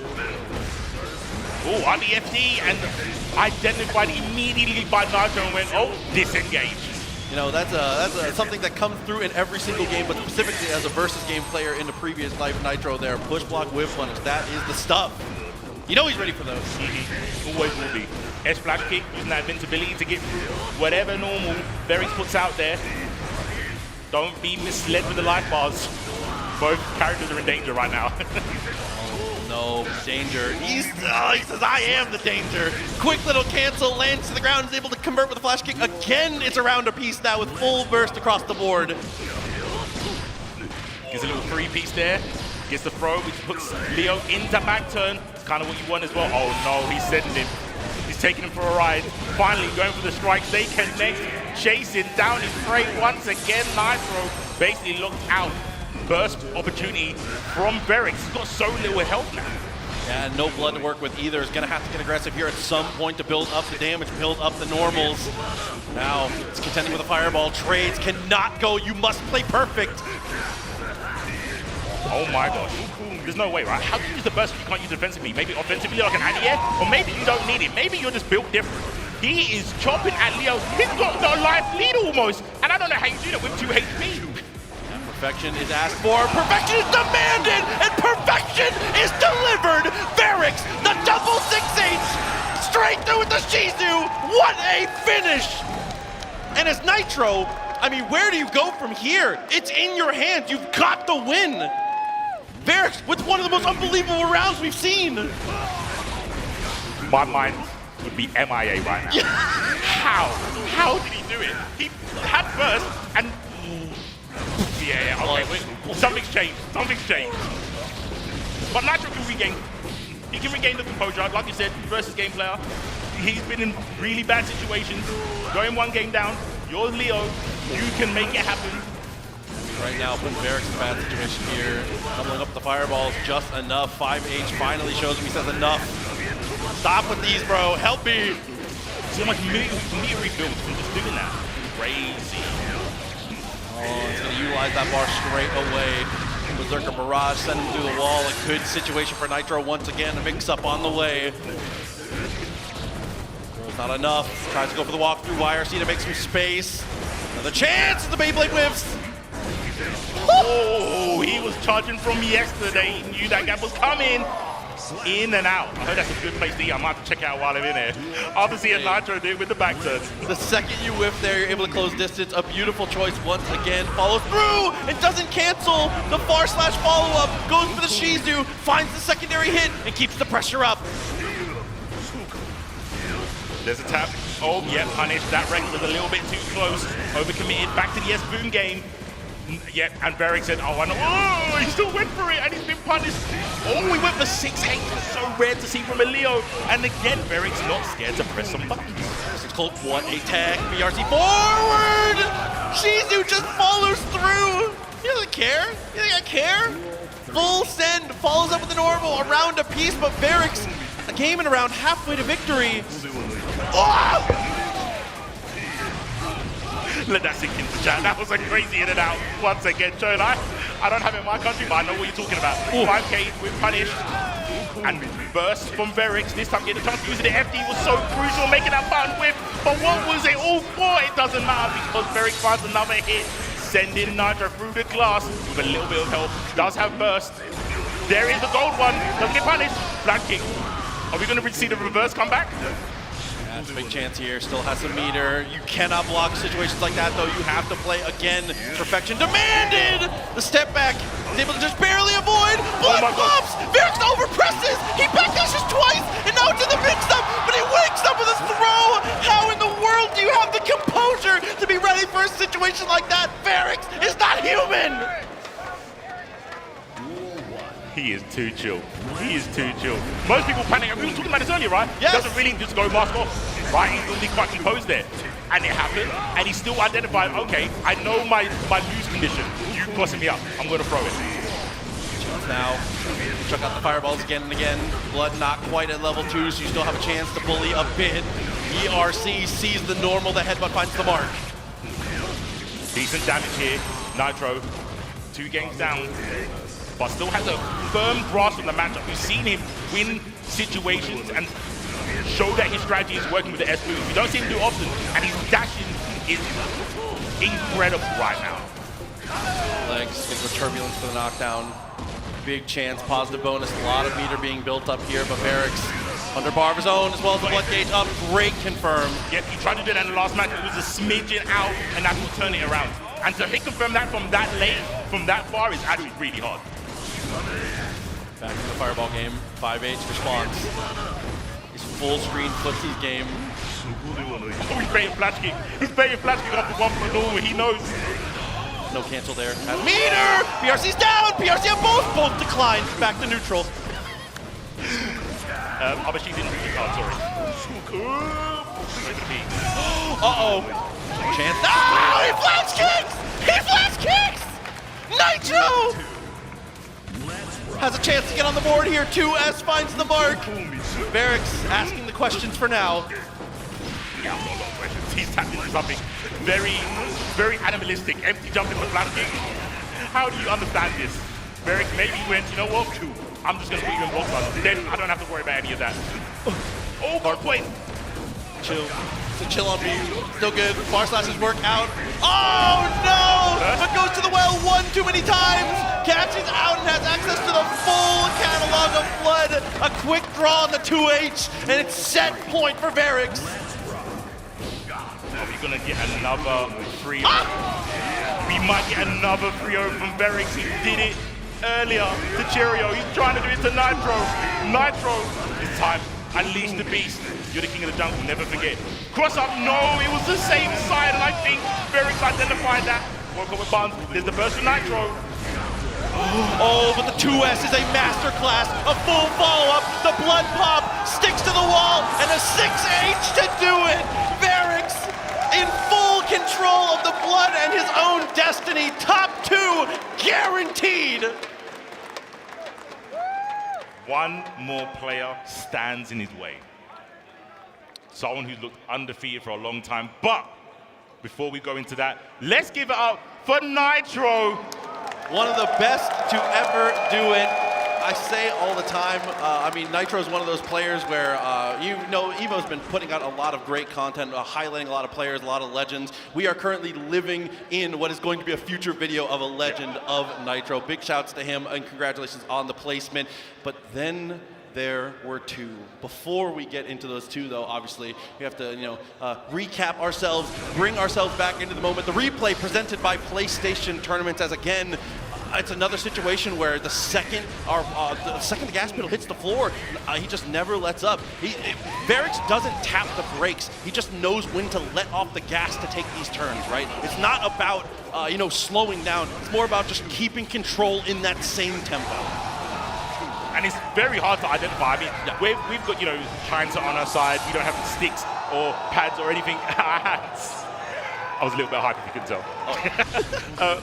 But yeah, it's really easy for us to identify it. But in the moment, it's such a shock to the system when he does that kind of thing, right? Oh, but with that, though, it's so incredible. This was the craziest moment here. Yeah. When that blood pop goes through, being able to keep control, the double back tap. You even saw Nitro, he's like, man, I had it. Oh, dude. Situations like that are so difficult to have to deal with. And just being in the moment in a spot like that, seeing it pop again, it is so hard to actually keep yourself in the moment here. Varix somehow manages to do it again, and it's as you pointed out, I mean, just straight games right now coming into this matchup against Red Ditto. Yeah, I don't know what Red Ditto's thinking, like watching that happen, but I know what I'm thinking. If I wanted to get into this, if you're looking to get into the action yourself at home, PlayStation Tournaments lets you compete right from your console. From your PS5, it's so easy. Look down here. Get involved. It could be you next time here. Absolutely. It was so cool to get to see the players that were able to, you know, attend EVO because of those PlayStation tournaments. Big shouts to, you know, PlayStation for supporting the FGC and bringing even more of these players to be able to bring into the spot and be able to, you know, compete at the highest level in these types of moments here. It is so, so sick to get to see. Again, I mean, PlayStation, big shout outs. What can you say, man? Yeah, much love. You can send in players from my neck of the woods in the EU over here. But right now, you mentioned it, we've whittled down to 2 more players. One of these players is going to be our champion, getting the prestigious EVO Grand Final. champion trophy, and some Arc World Tour points as well. Yeah, being able to put yourself in a spot to go back to the Arc World Tour, have a chance to head to New York and be able to take the victory here. Two players who have already experienced that victory, two players who have already won the big one on that side, but here at EVO have a chance to try and do it for themselves now. Two of the players who have the most prestigious rap sheets in the game, in the business when it comes to Guilty Gear. It's brought us to this moment. Red Ditto and Varix down to the wire. EVO, I need it from you one more time. Are you ready for Grand Finals? That's what I like to hear. Game time right away. Varix has been undefeated, undisputed at round start. Red Ditto cleans that up instantly. Yeah, none of that. I've seen what you've been doing to other players. I'm not them. Oh, he said I'm not them, I'm him. Into the Rekkas. What a follow-up, bro. That was crazy. Bro, you have to think, Dale's been sitting here. He's coming out full force. He's got things to do, people to see, maybe some games to play in the back. But he wants to be dealing with Varix super fast. Maybe he saw what Varix did to other people and I'm not going to give you a chance to do that. Ooh, tri-jump works out. Maybe part of that there, because Varix's 2H has been a key portion of the game plan. They're stopping a lot of these approaches. The BRC to make sure you get there in time is so crucial that the round ends up going Red Ditto's way. A clean conversion and a clean win to take round one.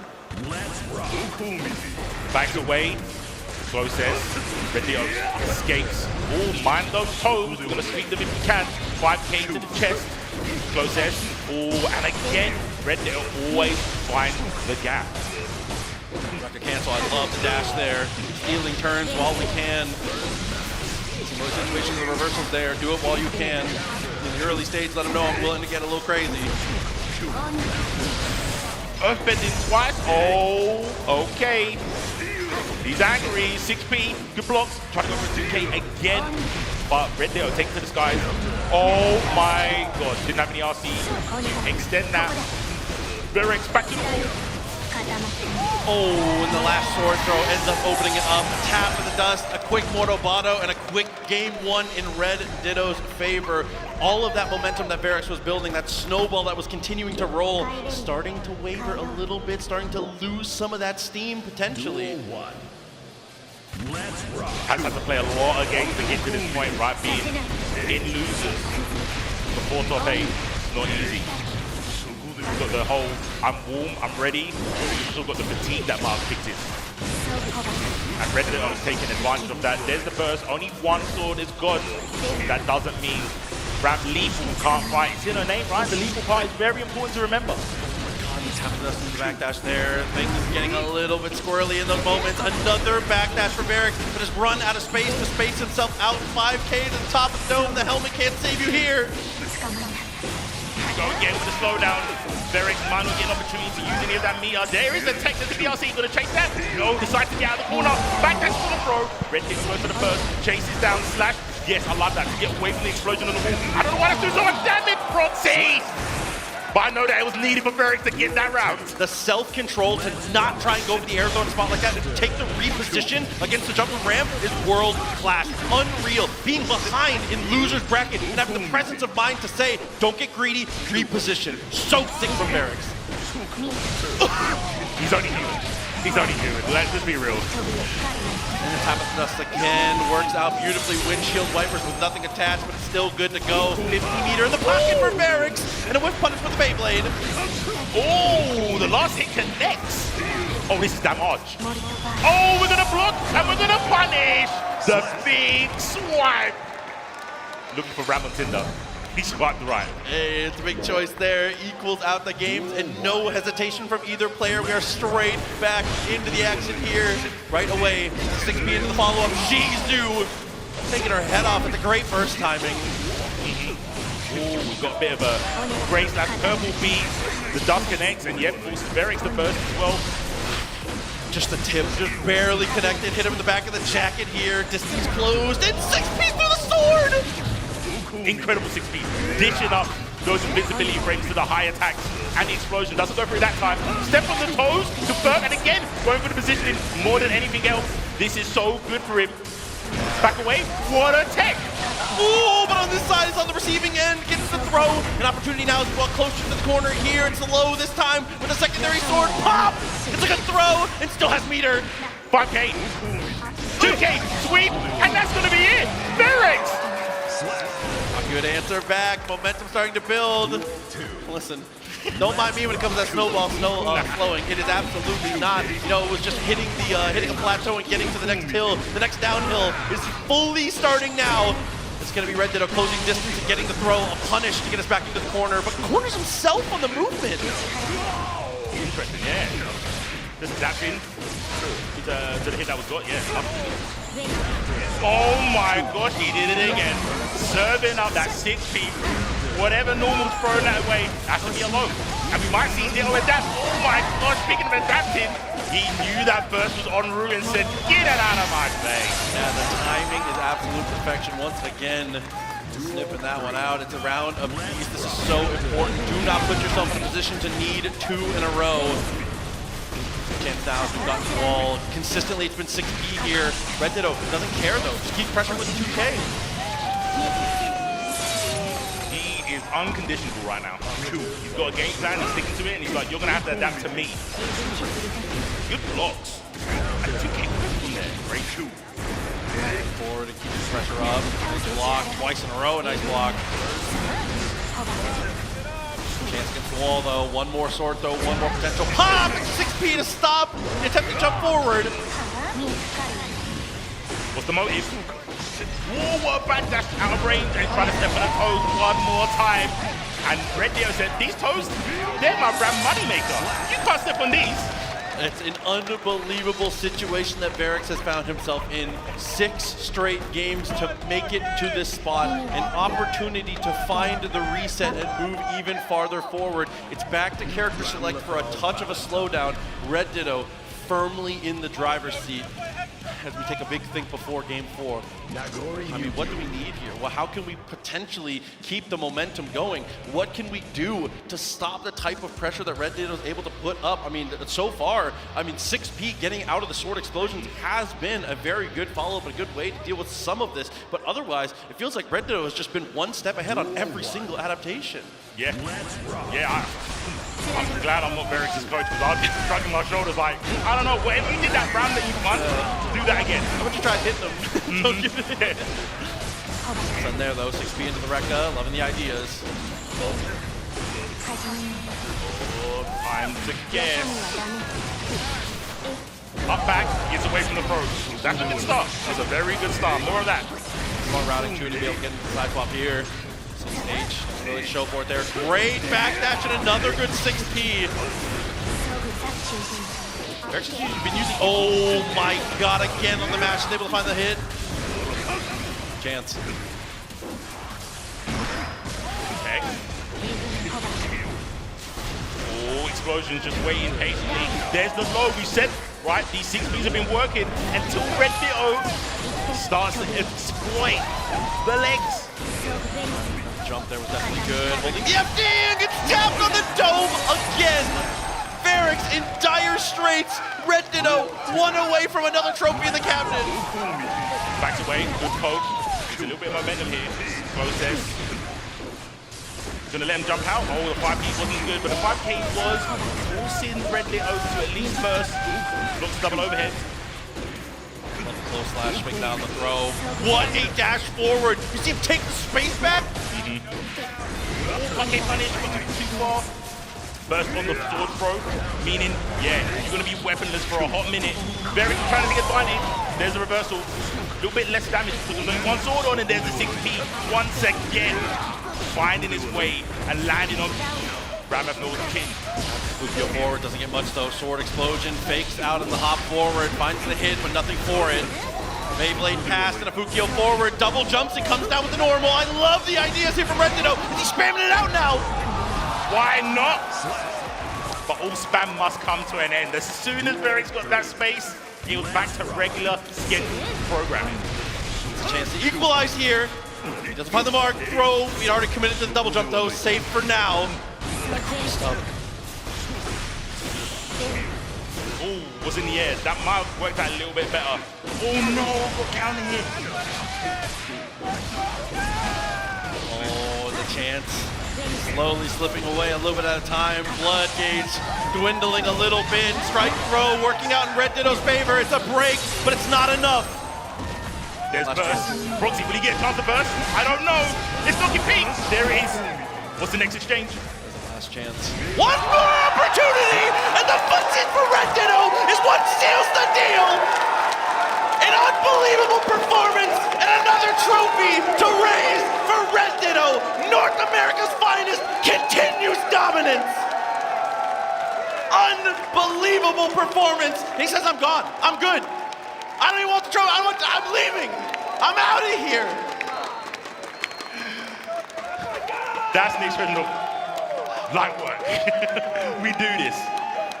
An unbelievable performance from Red Ditto, a huge victory. But we have to give the flowers, obviously, an incredible showing from Varix. Red Ditto, though, is celebrating with the crowd, celebrating with the homies. Live in the moment as you should. This is your championship moment. Fully deserved. And it was kind of fitting to see, like you mentioned, I didn't even realize until you said it, an Art World Tour champion and an Art World Tour champion getting here to the finals of EVO. Champions, like you said, in their own right, in a different field, coming here to Las Vegas to battle it out. Varix, in loser's side of the top 8, having to, gruelingly get through other matches and getting a couple of 3-0s. And like you mentioned, it might have been fatigued, he might have been getting tired. While Ditto was just sitting there with his ram, saying, "Can you stop me? I'm a current Art World Tour champ. Yeah. You're the past." Hey, listen, a player who has staked his claim again and again, even through moments like that where he was able to get sliced up, was still able to keep his composure, still able to bounce back and keep the momentum in his favor all day long. It has been Red Ditto asking questions in the footsies and everybody getting confused by the pop quizzes he continued to put up. I mean, just a fitting win, and playing Ramathal, I feel just like the way she's intended. At every single turn, this guy has just perfectly shown off the strength of the character here, as we got one last look there with that replay presented by PlayStation Tournaments. Amazing. Thank you, PlayStation, for that. We needed to relive it. And the celebrations, so humble, so wholesome. Like you said, shouting out the people that got you here. Honestly and truly, just happy to be in a position to be able to take the victory here. So glad to see everybody supporting their champ. So incredible. Red Ditto, I mean, all the congrats in the world. So much more to still give to our champion here, but all of our players throughout the entirety of the bracket here at EVO 2026. EVO and the things that are able to happen here, the stories we're able to write, the situations and the moments that we're able to live only happen because of every single person in this venue, every single player that comes through, and especially these top 8 competitors that we saw top to bottom. And Red Ditto, I mean, consistently through this bracket, through winner's side, he only needs one game to be able to get tuned up and ready to go, it seems. Everybody gets one. He's a very giving champion. He likes to give to the community, like you see, giving to the players. 3-1. You could say, everyone gets an opportunity to take a shot at the champ. He takes one in the chin and goes, okay, now it's my turn to hit you back. And we are going to be hitting the main stage in a second to see those medals. So I think we're going to throw it over to Mr. Hollywood himself, Rob TV, as he gives these top 8 finalists what they deserve here with their medals. Speaking of giving them what they deserve, I need this audience to do exactly that. How did you enjoy top 8? Fire, top to bottom. Let's get to this top 8 awards ceremony, starting with, in 7th place, T.Y.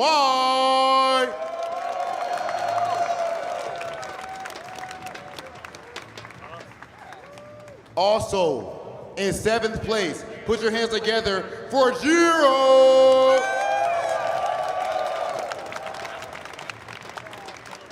In 5th place, K. Shu with the move. Also in 5th place, put your hands together for Kermit.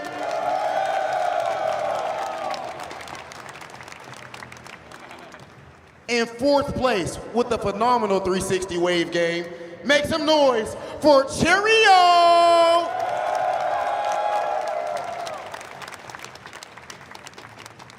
In third place, repping that Fly Quest, Nitro NY!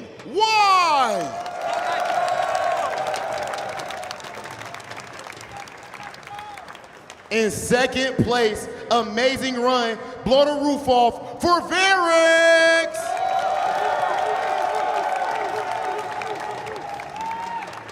And now for your champion, the man himself, Red Ditto!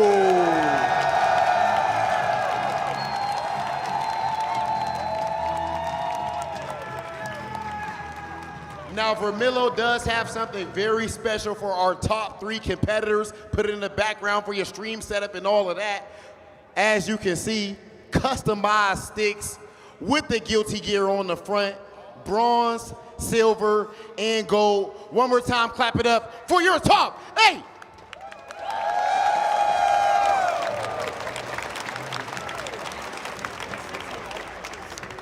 Red Ditto, I need you, brother. I need somebody to grab this stick for you real quick, because I got to talk to you after that amazing performance. Okay, there we go. We got to make sure we handle that gold with care. Pull up on me, brother. Come on. Okay. Red Ditto, congratulations on an amazing performance. We know that you're someone who literally went at the Arc World Tour Finals, LCQ, won through LCQ, and then won the entire tournament. How does this compare now that you're an EVO champion? I think Arc World Tour felt more meaningful to me because this is my first one. But this is my second one now, like a major win. So it feels pretty good. Okay, now, as far as, of course, clap it up for my mans. Ditto. A tournament like this, a lot of us will never know what it's like to be on a stage this grand with that much pressure. How do you perform so strongly? Do you feel the pressure? No. I think I always come to tournaments and like if I didn't prep well enough, I deserve to lose, right? So when I play, I make my decisions with like, oh, I'm gonna make it no matter what. I don't care if I'm wrong. So like, why should I be scared or like nervous? Man, inspiring me. You inspiring Big Hollywood up here, man. Hold on. Last but not least, of course, I have to ask if you have any message for the beautiful people here and any of your fans watching from home. I'd like to shout out Jonathan Tene. He helped coach a lot of sets for me. So I like went over a lot of matchups I would run into, like Bedman and Leo, which came up today. So shout outs to him. I give shout outs to BoxBox and SageJam. They invited me to do slam events this past month. It was very fun and like helped relieve my mental like pretty well. I wasn't like too stressed on like grinding, so I give a shout out to them too. Clap it up, ladies and gentlemen. Now, can we please bring Red Ditto his hard-fought, well-earned trophy? Let me step back, give my man his moment. Ladies and gentlemen, one more time for your Guilty Gear Strive champion, Red Ditto!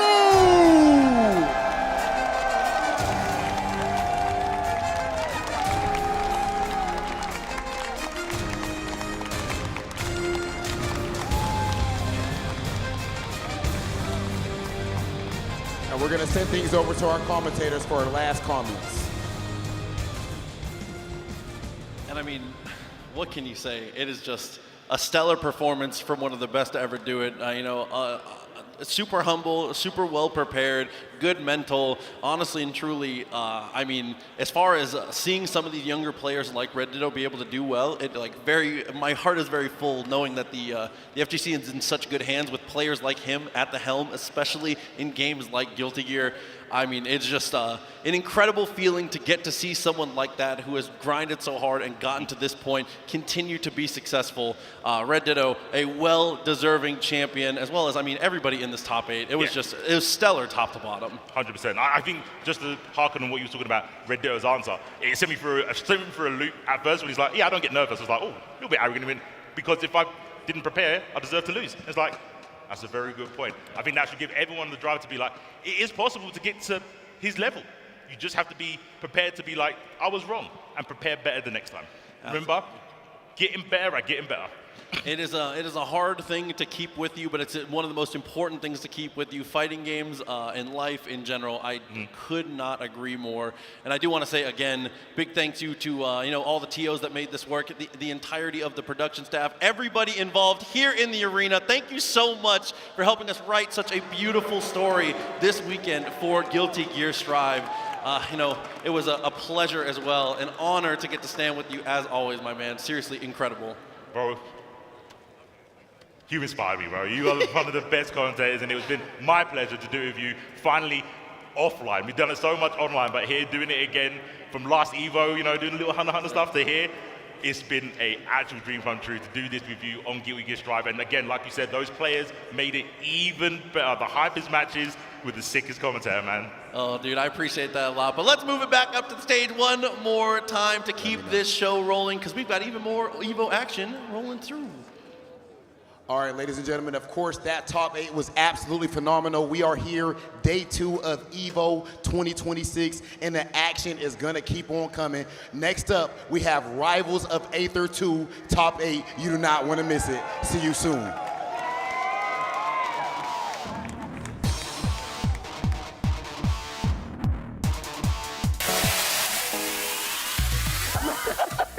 Oh, wait. Nerd. Commentary is about keeping people engaged. Yes. Right? This guy lied to me for 15 years. I didn't know his age. That was like my first couple months in the game. I guess it's weird for you to call me daddy. That's very weird, Jay. I need to do better. I gotta avenge myself. Stop, guys. You're making me laugh too much. Oh, No two competitors are the same. Some run on routine for the chance to win big. Some make time to rise through the brackets. Some lock in with confidence. However you prepare, there's a place for every kind of competitor. PlayStation Tournaments. Sign up today on PS5. PlayStation. Maybe you'll get on stage. Hey, maybe you'll even get famous. But that's not really what this is about, is it? It's about competition. It's about friendship. It's about our love of our games. That's what it's about for us, at least. Since 2011, our broadcasts, events, and merchandise have been top quality and grassroots at the same time. 10-0, forever we fight.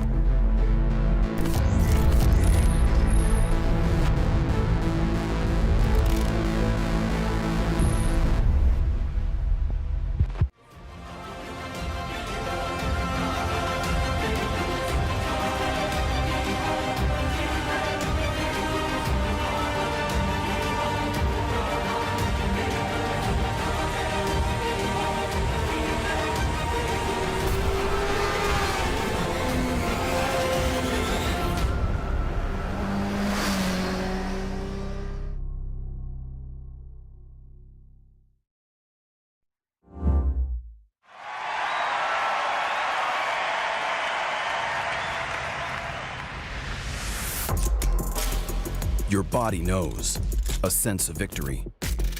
Seized when mind, movement, and gear ignite as one. Victory is within reach. Feel it, right? Now, step into your zone. Designed to win. The 5 gods of fighting games. It's a moniker given to 5 Japanese players whose skill in multiple fighting games became the stuff of legends. Haitani, Sako, Tokido, Nuki, and Daigo. These names have become synonymous with the genre, but that wasn't always the case.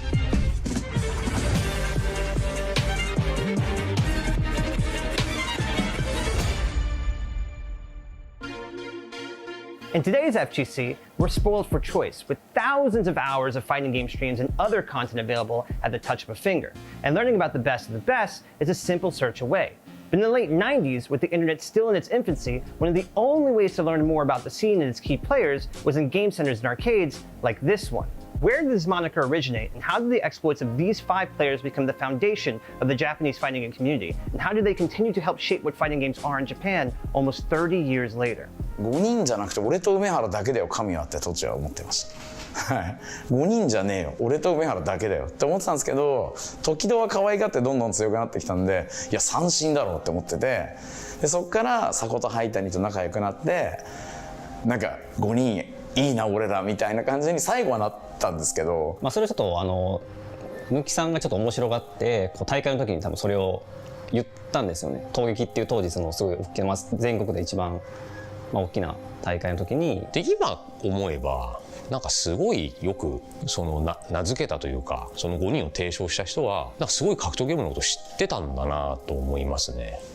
というのは、僕は東京で格闘ゲームをずっとやってるんですけど、その当時その佐古さんとそのハイタニのことはもう全然知らなくて、東京から大阪までゲームセンターを練り歩いて、多分全国行ったかもしれないですけど、だからその知りようがなかったにもかかわらず、おそらく多分全員と対戦したことある人なんでしょうね。ただ当時今と違ってプレイ動画みたいなものがほとんど見る機会がなかったんで、都市伝説みたいな感じで、その中で強かったプレイヤーっていうのを5人を挙げて、で僕はその時まだ全然大会の実績とかは少ない、ほとんどないプレイヤーで、自分としてはこうステップアップをしていきたい感じだったんですけど、いきなりそんな風にちょっと呼ばれてたのは、ちょっと自分では戸惑いましたね。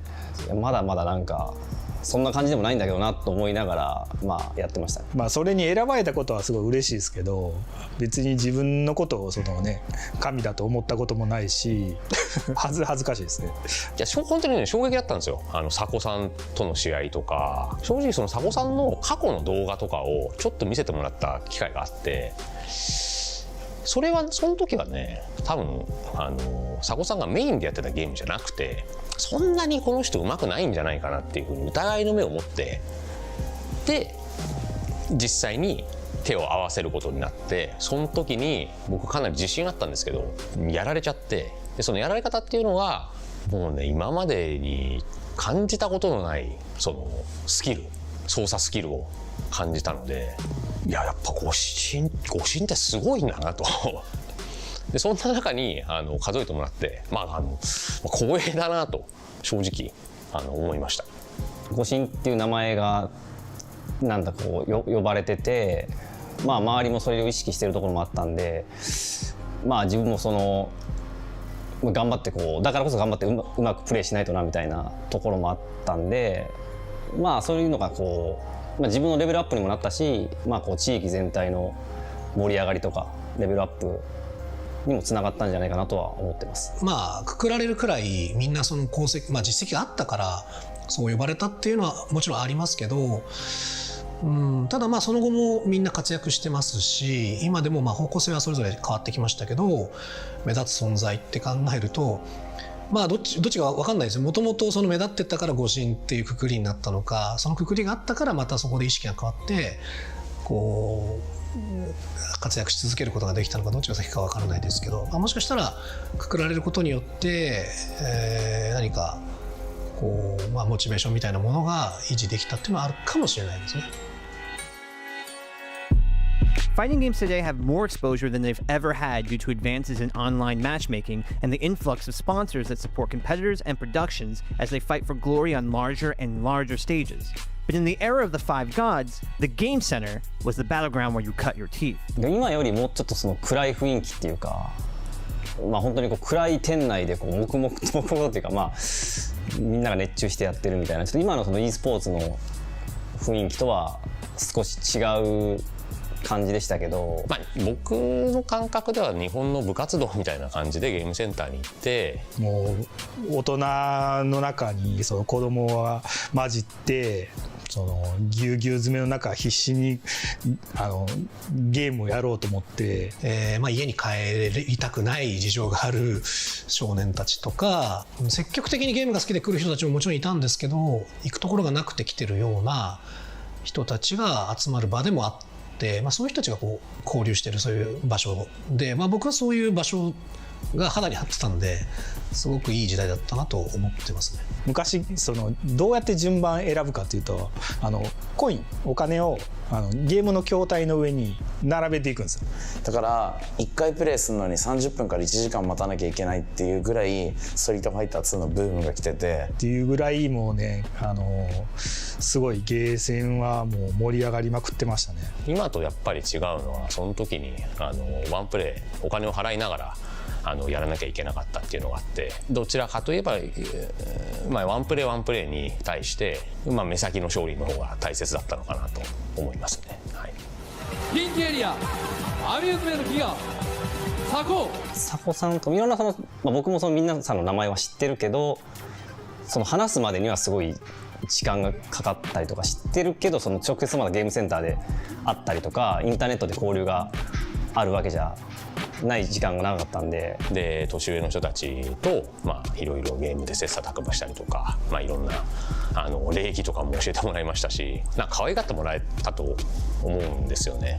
ただ中にはやっぱり本当にライバル関係というかで、そんな中ちょっと派閥みたいな大貫グループと梅原グループがあって、東京にはだから梅原と大貫と時戸っていうのがいて、関西には灰谷と佐古っていうのがいてみたいな。けどお互いプレイ動画とか見れないから、どのぐらい本当は強いのかっていうのも分かんないしで、僕はどっちかっていうとその時大貫グループに属してたんで、なんとかして向こうの人たちをうまく倒すことができないかなとか作戦を考えたりとか。貫さんや時戸さん梅原さんは東京のプレイヤーで、東京にはこういう強いプレイヤーがいるらしいみたいな、そういうのもすごい楽しかったりとかで、手も合わせたこともなければプレイ動画とかっていうのも出回ってなかったんですよ。Despite being separated by region, the rumors of the Five Gods' individual strength in multiple fighting games spread throughout Japan, and it was only a matter of time before they decided to test themselves against one another. 梅原は最初は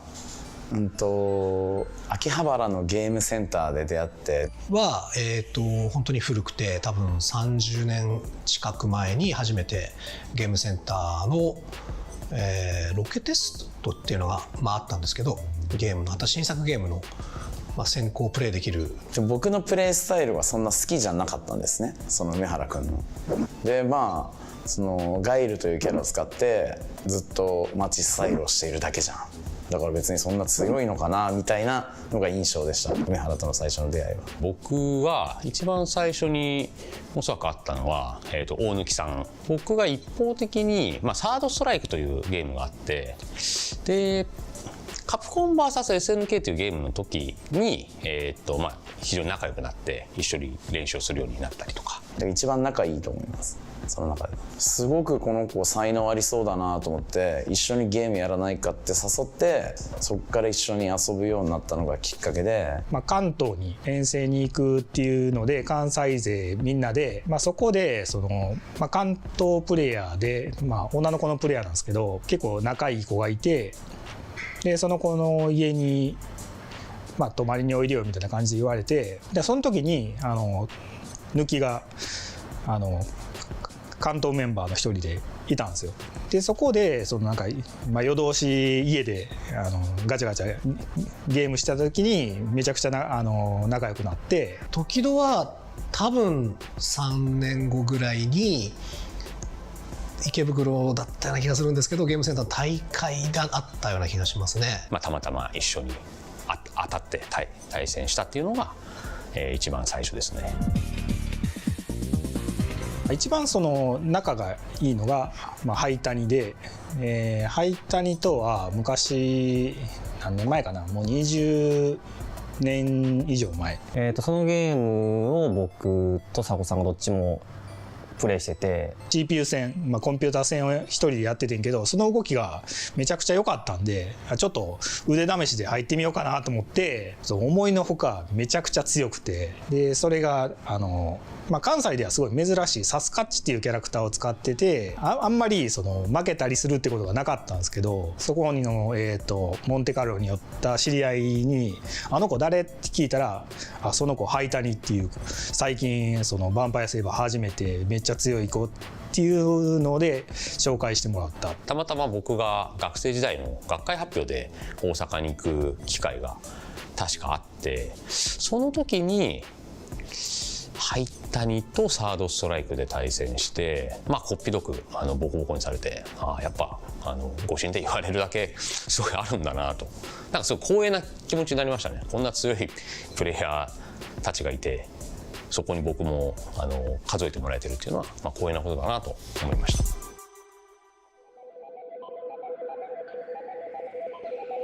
でもなんかみんななんだかんだでそうやって名前を付けてもらえるっていうことは期待してくれてるんだなっていうのはあると思うんですよ。他のご神の方と会ったりすると、やっぱなんていうかちょっと意識するというか、憧れを持ったりとか、そのいいプレーを期待する人っていうのはやっぱ多いとは思ってるんで、それに応えるがやり込もうっていうふうには思ってたので、その長い間、強く居続ける秘訣っていうか、もちろんその一番好きなタイトルはあるんですけど、それよりもやっぱ対戦しないとやっぱゲームって面白くないんで、なんか自然とやっぱ人が多いとこに集まっていった方が、そっちの方が絶対楽しいんで。昨今は本当にレベルが高くなってきて、でみんなね年も取ったっていうこともあって、そこまで独占的かと言われるともう全然そんなことないんですけど、当時やっぱりここまで人が注目されてない中で、今の時代ほどそんな中でやっぱよく人から認められてない趣味をあそこまで続けるバカさというか、情熱持って取り組んでたっていうのが全員に共通して言えることですよね。それが長い間いろんなゲームで成果を上げる原因というか、理由になるんじゃないでしょうかね。その過程でやっぱお互いのライバル関係とか、僕の場合はやっぱ上に引き上げてもらったっていうのはすごい大きいと思いますし、どっちかというとその中で唯一ライバルなのは僕は梅原しかいなくて、その中時戸は弟みたいな存在なんですね。でサコハイタニに関してはやってるゲームがあんまり被ってない、梅原とだけはずっと切磋琢磨してやってきて、ヴァンパイアセイバー2で決勝戦で全国大会で当たりまして、次にストリートファイター03の決勝戦で当たって、その後にカッポン VSSNK2 の準決勝で当たるっていう、もうずっと梅原がいるからこいつを倒すためにやるっていうことでゲームを続けれたんで、梅原がいなかったらとっくにもうゲームやってなかったんじゃないかなと思ってるんで、やっぱゲームが強くなったのは梅原のおかげだなと思ってます。梅抜きのお互いにはもう絶対負けないぞっていうのは、おそらく2人のレベルを周りのプレイヤーに比べて一つ頭抜けたものにしたのは、そのライバル関係っていうのは非常に大きいんじゃないかなと思いますね。その名前が出始めた当時ならともかく、今は本当にその強いプレイヤーも増えてますし、ずっとその5人だけが競う相手というか、ライバルっていうことは全然なくて、もうそれからずっと新しいプレイヤー出続けてるので、もちろん強いプレイヤー同士で意識して対抗意識もやして切磋琢磨してっていうのはあるんですけど、それが5名が特にっていうことは全くないですよね。20年ぐらい前かな、僕の妻のお母さんが病気で、嫁が香川に行くっていう話になって、じゃあ、人手がいるから、俺もついていくっていうことになって、大阪と違ってゲーセンもすごい少ないし、プレイヤーもすごい少なかったんで、もう正直ね香川で格ゲーを続けていくのちょっとしんどいなっていうぐらいできなかったんですよ、プレイがね。その時にセイバー友達であるハイタイとか、仲いいセーバーの子が香川に遊びに来てくれて、なんかそこでもう別に何も話さずにもうひたすら一日ゲームをするっていうことをやってくれたんですよ。その時にやっぱ格ゲーコミュニティってええなっていうので、まあハイタニには今でも感謝してますね。それがなかったらもしかしたら格闘ゲームやってなかったかもしれないです。Becoming a professional fighting game player during the era of the Five Gods was seen as impractical for many, but the efforts and legacy of these players helped build the scene to a point where that dream became a reality. 今はまあゲームっていうのはもうそのメディアも取り上げるくらいの存在になりつつありますけど、当時はまああまりその一般のメディアでは扱われなかったし、扱われるとしたら大体ネガティブな方向だったような気がするんですね。ゲームなんて本当にやってるってことを口にすることすら社会じゃ阻まれるみたいな、そんな扱いだったんで。でもその中でそのゲームが好きだからやっぱいろんなコミュニティができるんですけど、ずっと準備してたんですよ。いつかこういう日が来たらプレイヤーとして世間に対してこういうことを自分はアピールしてやるのになっていう妄想を追い続けた人たちっていうのがいて、その人たちの貢献度はねものすごく高いなと思いますね。もともと格闘ゲームのファンっていうのはもうやってる人たちだけで大会に来てその人たちが見るっていう環境だったんですけど、今のストリートファイター6のカプコンカップを今年見に行った時に女性がうちわを持って選手を応援してるみたいなアイドルみたいな感じになってて、やっぱこんだけストリートファイター6になってすごい人も増えたんですけど、まあそれの中でもやっぱりその違うジャンルの鉄拳とか今ではあんま聞かなくなったゲームのタイトルとかでもいまだに全然大会とかもやってるし、そういうのってすごいなんか嬉しいなってすごい思います。言うたらその若い子でも、いろんな人がやり込める環境があって、それが一番素晴らしくて、その先にさらに仕事にできるって未来があるっていうことが本当にもう嬉しいですね。そうですね。いや想定してたよりもゲームのブームというか、今新しく出たそのストリートファイター6っていうゲームの人気が特に国内ですごいので、想定以上の盛り上がりを、ここ15年ですけどね、自分がプロになってからは見せてるなとは思いますね。ただこれからどうなっていくのかなっていうのはちょっと気にはなりますけど、今この段階ではすごい盛り上がりを見せてるなと思ってます。V リバ警戒のルーツで、うわー、インパクト完全優勝。本当だから夢でしたもんね。僕より上の世代の人なんですけど、もう本当にどうしようもなかった時代なんですよ。もちろん僕らはプレイヤーなんでプレイヤーなりに頑張ってきたんですけど、やっぱメーカーさんだったりとか、そこを大会を開くオーガナイザーさんだったりとか、本当にみんながみんな頑張ってここまでようやく来れて。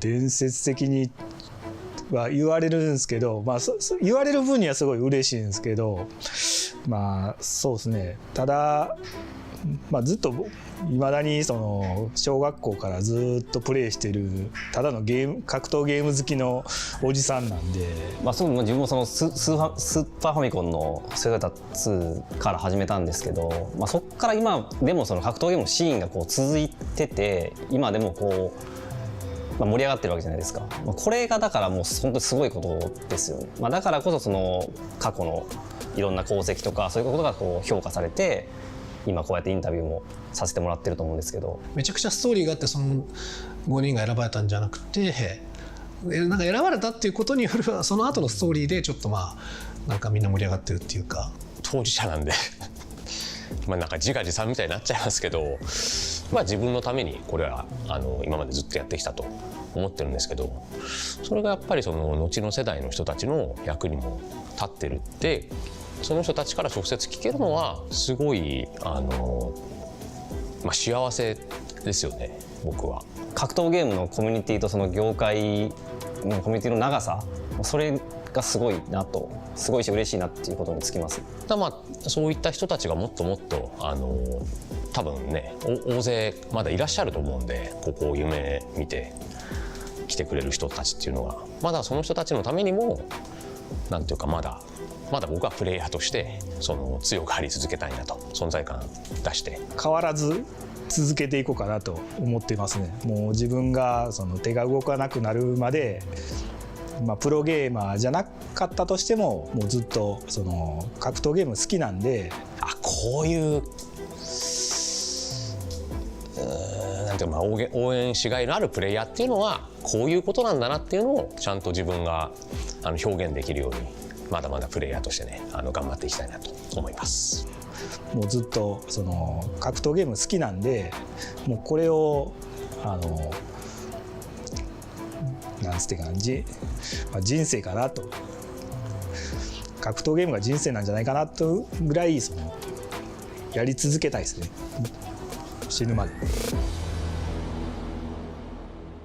Mai Shiranui is one of fighting game's most iconic characters. But how did the alluring ninja girl come to be? Let's find out on this episode of Behind the Frames.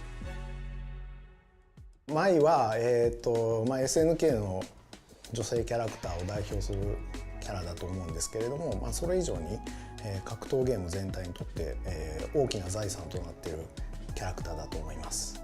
そうですね、まずはマイで、思い浮かぶっていうのが SNK を代表するヒロインであることで、格闘ゲームのファイティングスタイルとしては、素早く動いて、炎を使って、アンディと仲がいいっていう、これが特徴かなと思います。はい、マイはもともと忍者マスターっていう男キャラだったんですよね。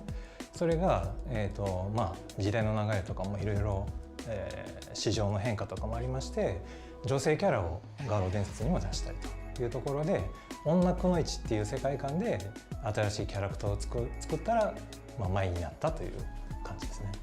マイは、明るくてまっすぐな性格のキャラクターだと思います。で、KOF でも画廊伝説でもそんなに大きな変化はないかなと思いますね。一本芯の通ったところがある女性だと思います。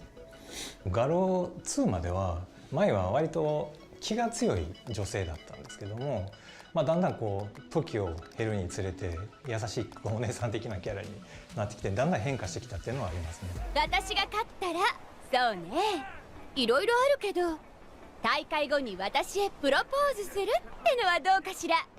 マイは多分弾いてみた時にすごく奇抜な衣装をしてると思うんですけれども、それをこの襟元であるとか帯であるとかでうまく和風の衣装を取り入れて、そうですね、赤と白を基調にしたデザインになってますので、そこも日本的な要素の一つかなと思います。我々も大倉も私も入社した時はもう前はできてたんですよね。ただ後から先輩たちに聞いたところによると、もともと先ほどお話した忍者マスターが長いマフラーをつけてたんですよね。でそのマフラーに火をつけて振り回して攻撃するみたいなキャラクターだったらしいんですよ。でそれが前になるって言った時にどうしてもその火がつく紐が必要になるので、それを腰帯にして後ろから尻尾みたいに出してそれに火をつけようっていう発想になったみたいですね。マイっていうのはもう先ほどお伝えした通りにもう出来上がってるイメージっていうのがすごく強くて、他の衣装を考えるっていうのが非常に難しいキャラクターではあるんですけど、ただやっぱりシティ・オブ・ザ・ブルーブスの場合は時代がちゃんと流れてるっていうところで、マイもそれなりに年齢を重ねて大人になってるっていうところで、それまでの衣装のままだとちょっと似つかわしくないところがあるかなっていうところから、今の衣装を考えるに至ったと思います。Want a little taste of Shiranui Fire? 開発者としては当然マイが魅力的だと思ってデザインしてるんですけども、これだけ歴史があるキャラクターなので、例えば何か一つが帯がなくなったりしただけでもファンはこんなのはマイじゃないっていうのはもう分かってはいたんですけど、ただ今回新しい画廊を作り直すっていうところで我々としても新しいマイを作るっていうところに挑戦したかったっていうのがあるので、ちょっとチャレンジさせていただきました。While Mai's design stands out from the crowd, so does her arsenal of attacks. How did the team at SNK represent Mai's personality and ninja background during combat? でもまあやっぱり画廊伝説2からある花鳥線で龍炎部ムササビの舞、この辺りはもうマストとしてあるかなと思いますね。舞っぽさでいうと技よりも日本一っていう勝利のポーズとか掛け声っていうところがすごく、それを聞くと甘いだなっていうのが一番大きいですね。よっ日本一！それが一番舞を代表するアクションかなと思いますね。やっぱり一つは今そのファイティングゲームを遊んでくれてる人たちのその世代がちょうど舞が出てきた時に子供の頃に遊んでたっていうやっぱり思い出があると思うんで、我々だって子供の頃に遊んでたそのゲームとか見てたアニメっていうのはすごく印象に残ってて、今でも復活するとすごい嬉しいので、やっぱりちっちゃい時に遊んでいただいてたっていうのがやっぱり個人的には大きいのかなと思ってますね。当然舞自体に魅力があるのも当然なんですけども、当時はその格闘ゲームに女性キャラが出るっていうこと自体がなかなかないことで、もちろんストリートファイターのチュンリーとかはいたんですけど、それ以外でああいうしっかりしたデザインが起こされた女性キャラクターっていうのは珍しかったと思うんですよね。で格闘ゲームっていうのはものすごくキャラクターも大きいし動きも多彩っていうところで他のゲームにはない女性キャラクターの女性らしい魅力っていうのがすごく表現できたキャラクターだったっていうのが大きいと思います。でやっぱりそのオリジンというか一番起源的なキャラクターっていうのは、時代を問わず強いキャラクター性を保ち続けるのかなというのも思うところですね。当時格闘ゲームといえばもう空手家とかもう柔道家とかもう強いように見せるのが当たり前だった時代なんですけど、それが線の細い女性が忍者の衣装を着てその忍術を使うっていうそのキャラクターの設定自体も多分当時は新鮮だったんかなと思いますね。ねえねえキングさん、彼氏とはうまくいっ当時はその SNK の中に4つ開発室があったんですね。1課から4課まであったんですけど、それぞれ侍とか KOF とかいろいろ作ってて、多分いい意味でお互い競い合ってたので、多分舞が人気出てたら多分舞じゃないものを作ろうとすると思うんですよ。なのでナコルルとかいろんなアテナとかヒロインがどんどん生まれていったと思うんですよ。だからむしろテンプレートっていうよりはそれをライバルにしていいキャラを作ろうとしていったと思いますね。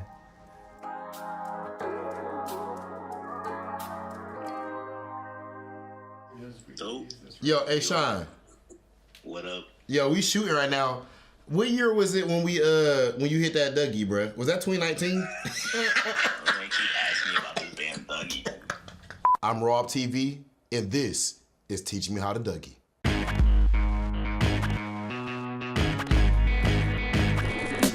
All right, so Pete, we're at Evo 2019, okay? We had an after party. There was an Evo after party at Esports Arena. So after the tournament, me, Shine, Dude, the whole Street Fighter League team guild, the homies, and Punk. I think Punk was with us as well. We all okay, we about to head out to the after party. So we get there to the Esports Arena. Soon as we head in there, the lights is low, it's a vibe. They got the purple and blue like club lights and everything. There's a whole lot of handshakes, hugs, and all that, greetings. Immediately, I'm in my mode, I'm in my zone. So now at some time throughout the night, eventually, somehow we all just ended up over at the bar. Next thing you know, I hear a voice, and it was a very distinct voice. I'd rather Yikes do the impersonation than me, but it was Punk the God. Mind you, this is $50 million Echo Fox contract, Punk the God, no less. This is back during that time in the scene, if I'm not mistaken. I know he's getting that bag. So then you just hear Punk say, yo, drinks on me. He said, drinks on me. Now, I'm taking it back. First thing I'm thinking, damn, that money. Second thing I'm thinking, because at this time, me and Punk, we wasn't even friends all like that yet, like to how we are now. We, there'd be a little back and forth sometimes with us. So I'm like, hold up, this must be a decent human being? Completely surprised that he actually was doing something like that. So I was kind of perplexed, to be honest with you. So I had the face of that dude, that black bald dude from Dexter. That's like, I know something's up right here, but I can't prove it. That was the energy that I had. But still, as perplexed as I was, I accepted the drink. So now we kicking back, we enjoying ourselves, we having our drinks, and they're playing a whole lot of old school music. Sometimes the DJ get in that bag. They even play like Crank That Soulja Boy and stuff like that. They're not playing that stuff all night, but occasionally they go to the old to the throwback joints. Now, we had no idea that something legendary that we never would forget was about to go down. Now I have to preface this with this I have to preface this comment with this. You have to understand who Shine is. $3. You know what I'm saying? Shine NYC from NLBC and all that. He is the most reserved and relaxed guy in our entire friend group. He's like the antithesis of Big Hollywood Raw TV. So Shine somehow just disappears. I don't know where he went. So me, Punk, and Dude were chilling. They start playing the song, Teach Me How to Teach Me How to Teach Me How to teach, you know what I mean? They play the old Teach Me How to Dougie song. We turn, it's like simultaneously, I don't know how this happened. So there's this whole big group, and it's like the crowd of the Evo after party just parted. And you like the Red Sea, and you just see Shine standing there in all his glory. Got the boots, he like to wear the maroon pants, his jacket, the long hair and everything. And when I tell you that Shine started hitting the meanest fucking Dougie that you ever seen in your life, Shine, of all people, is dancing. And he's doing it extremely well. And this is the crazy part, he not smiling, bruh. He not smiling, cause he's serious. You know when somebody so good at dancing that it's not a good time, like he not playing. This motherfucker biting his lip while he hitting the Dougie, like just, cause he know he hitting that shit, like it's serious business right now. And apparently earlier, he had an energy drink. He had, so his, I don't know, that caffeine was in his system, and then Punk must have gave him the strongest shot of all time. And that was the last time Shine ever danced in front of us, because we have been trolling him about that for years ever since.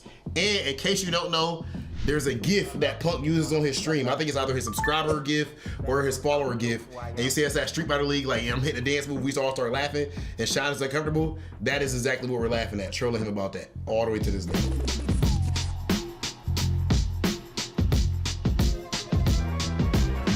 And I just happen to have a bang. Oh, you did?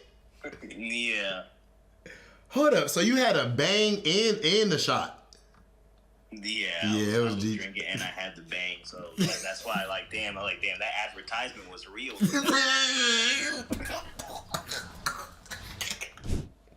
I forgot this was off the bang energy drink too. That's crazy. 名前は JB スタイルです。イラストレーターを日本でしています。基本的に、分かりやすいのは鉄拳のキャラクターパネルだったりカプコンの、ステッカーとか公式のグッズなどを手掛けています。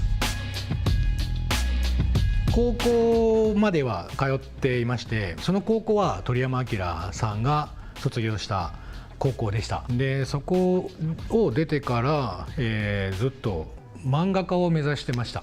で漫画家を目指してたんですけど、なかなかうまくいかず、一度挫折してからデザイン事務所に入って、デザインとかそういう広告ですよね、広告を勉強させてもらって、29歳で、独立 JB スタイルとして独立して、ざっくり喋ると今に至ります。小さい時から絵を描くのは好きで、もともと自分のおじいちゃんが、絵を描くことが趣味で、よくおばあちゃんの油絵だったりとかそういうものを部屋に飾ってあるのを見て過ごしたっていう、経緯もありつつ、絵を描くことが好きになって、そこからジャンプとか、マガジン、サンデー、もう日本のコミックをいっぱい読んで模写して、でそこからアメリカ DC とかマーベルとかの漫画を大好きになって、それも模写するようになって、だから基本もう漫画でアートを学んだ感じになります、自分のベースは。でそこからいろんなものを、海外に行くようになって、いろんなものを生で見るようになって養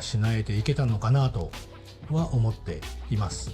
で独立した一番の大きなきっかけが、自分が会社員の頃に、コンテストがあって、それがジャミロクワイっていう UK のアーティストっていうジャミロクワイっていう人がいて、でその人が新しいニューアルバム「ダイナマイト」っていうニューアルバムを出すと。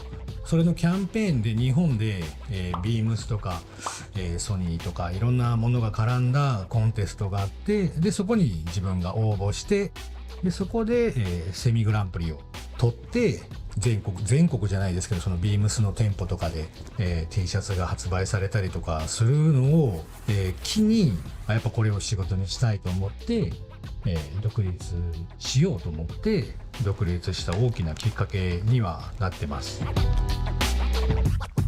自分の中で本当に、美術というものを勉強してきてないので、ちゃんとしたそのデッサンもしてないし、そういう勉強もしてないしからこそ、もうあらゆるもの、もう例えば T シャツのグラフィックとか、例えばミュージシャンのアルバムのジャケットとか、漫画もそうだし、映画のワンシーンもそうだし、もういろんなものからもうぐちゃぐちゃになるぐらい集めて、そこから抽出して出してるので、もちろんその衝撃を受けたものはもういっぱいあるんですけど、ドラゴンボールもそうだし、アキラとかもそうだし、自分でなんかもう言葉にできないぐらいぐちゃぐちゃな感じのものをなんか絞り出してできたものが今の自分のスタイルなので、独立した当初は、自分を、世界に、見つけてもらうために、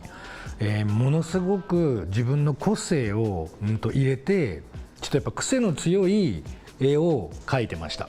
こういう絵を描く人って日本に少ないでしょっていう気持ちで描いてはいて、でそのライブパフォーマンスもそうだし、やっぱ奇抜なことをして目立とうという風に動いてました。でそこからだんだんやっぱいろんな仕事をさせてもらって、でその仕事がやっぱオフィシャルだったり大きくなっていくにつれて、やっぱ今売れているものだったり、今そのアメリカで強いものだったりものをいろんな吸収して、なんか少しずつまとまってきて、でまたそれをつまらなくなって壊して新しく書いてみたりとかして、また吸収してのなんか繰り返しで今になっています。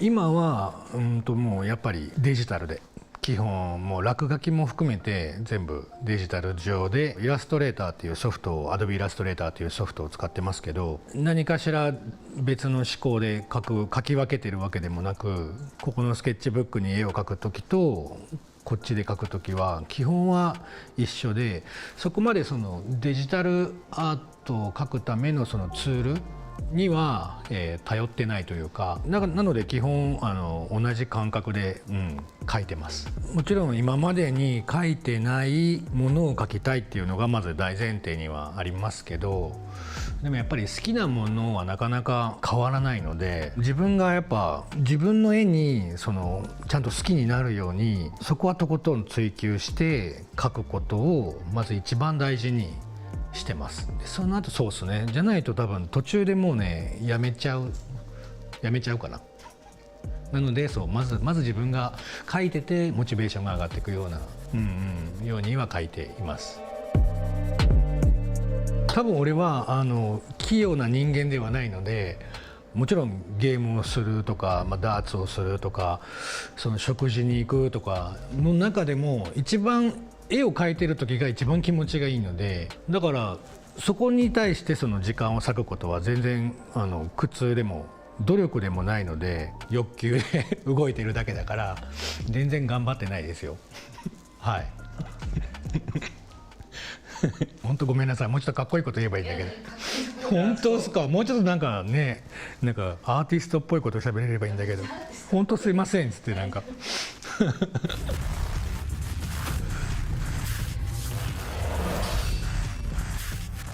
鉄拳に関してはこれ結構前の話になるんですけど、今プロデューサーである中津くんっていう鉄拳のプロデューサーの子がいて、昔からその友達でそこからいろいろ自分からプッシュして鉄拳の絵描きたい、鉄拳の仕事したいっていう風にアプローチしていって、でもやっぱり4年5年ぐらい原田さんからノーって言われて、でそこからでも頑張ってアプローチしてやっと、鉄拳7から、キャラクターパネルを、描かせてもらえるようになったっていう経緯があったので、だから最初にノーって言ってもらったからこそ反発心じゃないですけど頑張ろうって思ってずっと描き続けて、こういう鉄拳の絵かっこいいだろう、こういう平八かっこいいだろう、こういう風は良くないですかっていう感じのアプローチが実ったっていうのがあって、今の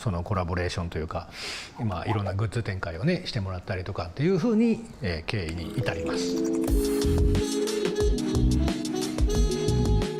でエボはもう本当に、前からもう、そういうゲーム雑誌だったり、インターネットの配信だったりとかでずっと見てたイベントだったので、いつかは行きたいなとは思いながらもなかなかやっぱりね遠いから行けずっていうこともあったので、今回そうやってマークマンから連絡をもらって JB 来てくれないかっていうことで行かせてもらって、やっぱ最初は自分のサイン会ああいうねウィー&ミートをやるってなって誰も来ないんじゃないの、そんなに来ないんじゃないのかと思ってだけど、本当にいっぱいいろんな人が来てくれたから、こっちがもうたくさん元気をもらって、日本に帰ってくることができました。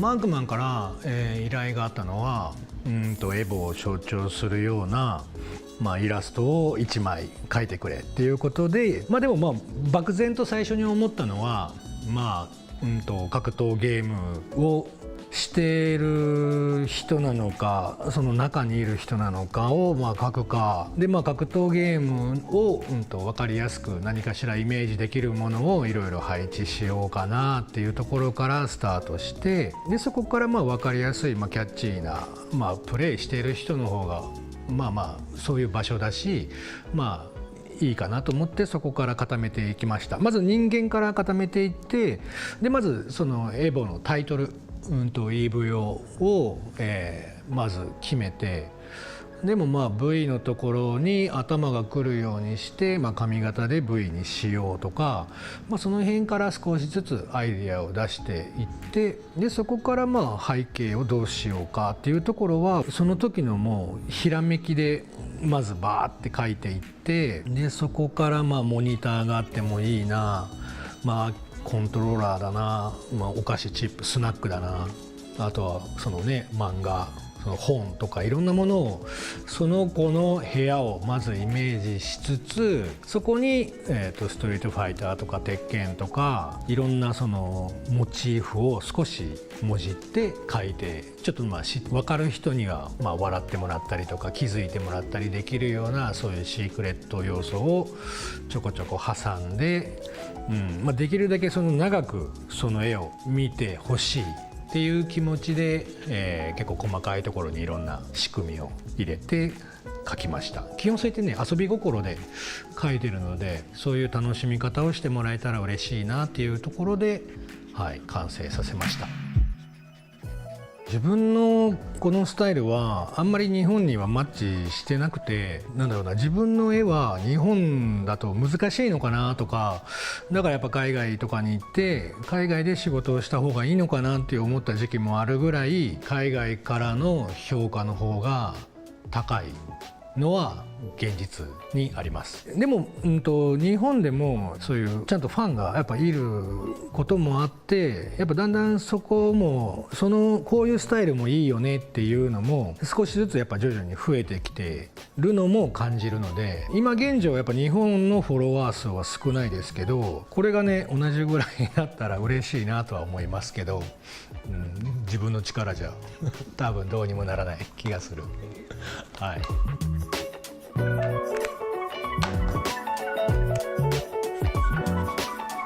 まずそのアーティストになりたいんだったら、まずはやっぱりもちろんその作品を描くことをもちろん大前提、しっかり作品を作る。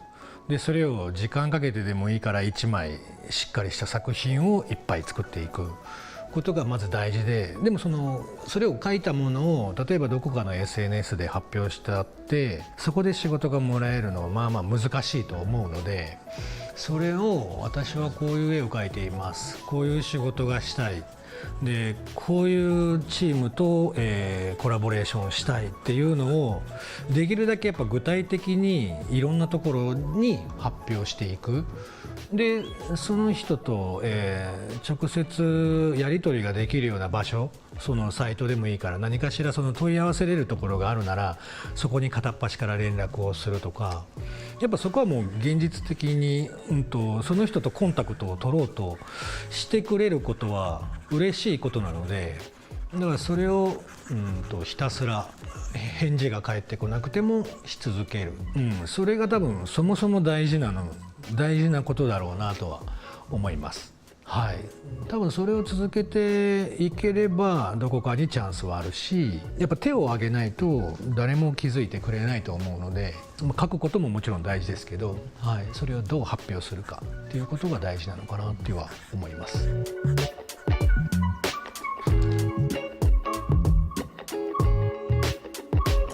Son, we have a special gift for you. One of our featured artists that we had at EVO in Las Vegas this year, JB Style, we asked him to do a sketch of a player, and he decided to do a sketch of you. So one of the Tekken artists, JB Style, wanted to present you with this. Oh, that's so nice. So this is for you. This is a gift from JB Style. Thank you so much, JB Style. That's so cool.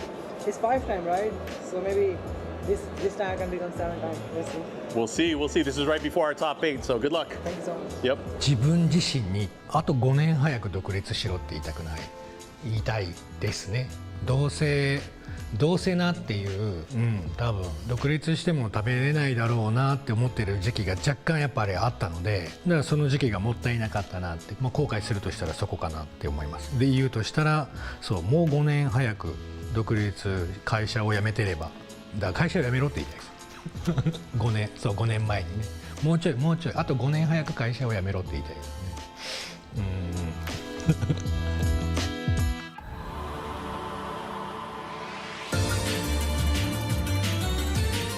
Believe it or not, there are a lot of arcade legacy titles that still have active communities, and even some with growing numbers. Vampire Savior, BlazBlue, Third Strike, and many others still have impressive entrant numbers showing up at events like Combo Breaker and EVO. One game that has seen exponential community growth is Melty Blood Actress Again Current Code. With an over 20-year-old game breaking entrant numbers at Climax of Night, we went to investigate how this game with 93 characters, technically, and an unofficial netplay launcher can grow so large, so fast. We sat down with tournament organizer NPC to learn how their efforts are helping this game find a bigger audience than ever before. First of all, I think all of these old games are still unique, right? Fighting games don't really die because there's never something that's quite exactly the same, right? Even from older to newer iterations of Guilty Gear, like you've got like similar characters, but you've got very different systems, and just those differences are enough, right? For Melty Blood Current Code, we have Type Lumina, and you preserve all your air movement. The games are both still known for their movement. They're really fast. There's a lot of options, but you know, in a lot of ways they're also very different beyond just the character cast. Like the whole sets of mechanics make them very different. I'm always saying that one of the biggest differences is the screen aspect ratio of 4:3 versus the 16:9 that we have in modern games. And I think those quirks that make Current Code unique are a large part of why it's still so alive today, is you can't find anything that plays exactly the same or is very much like that game. Even in the fact that it is a 4:3 aspect ratio game with unique air movement, you get to take way more advantage of that vertical ratio, increased vertical space relative to your screen that you have in that game compared to other games. But I think Melty Current Code is still alive today because it's really unique as a game, has a lot of those old game quirks, things that don't work quite right. You find new interactions every set, but also because it's something that's fun to be a part of. There's a lot of other old games that have like really small communities, and sometimes there's a large barrier to entry, like you've got to learn a lot of tech to get into it. People have been playing the game for a long time, so it's really hard to kind of cut into it, right? But I think Melty Blood has this unique blend where the system mechanics empower you defensively such that even if you're on the back foot, even if you haven't played the game before, but you have a strong fighting game background, you can intuit around the game and make decisions. It's not a very offensively focused game. So from a fighting game perspective, it's easy to start navigating, or it's possible to start navigating without a lot of that prior experience and knowledge. Like, I'm only a few years into fighting games myself, in the genre as a whole, and I'm playing this game. And so I think it's pretty simple to pick up. It's right there. Ta needs one more hit. Koki just running away as much as he can. Ta have 2 triangles up. Koki almost had it there. Could have punished the fireball, but just nice catch, and Ta is your champion! Your champion from losers is Ta F. Lin! The way I feel about it is I think that kind of that level of rawness and that feeling of, yeah, these are all people who are really about this game like that. I think that's a part of the appeal. I think that's part of what drives that, the unique feeling that you can get from being a part of scenes like this one. Just as a natural people watcher, paying attention to how people grow together and interact with each other. So what it means to me to grow a community is there needs to be enjoyment in coexisting together, right? So I really like having a regular cadence of running events, making midweek first a monthly series and now a twice-a-month series with a bit of an awkward cadence. Because it gives something repeated for people to look forward to. You know, if you come in and you want to partake in a bracket, you already know that there's something to look forward to, something to get excited about.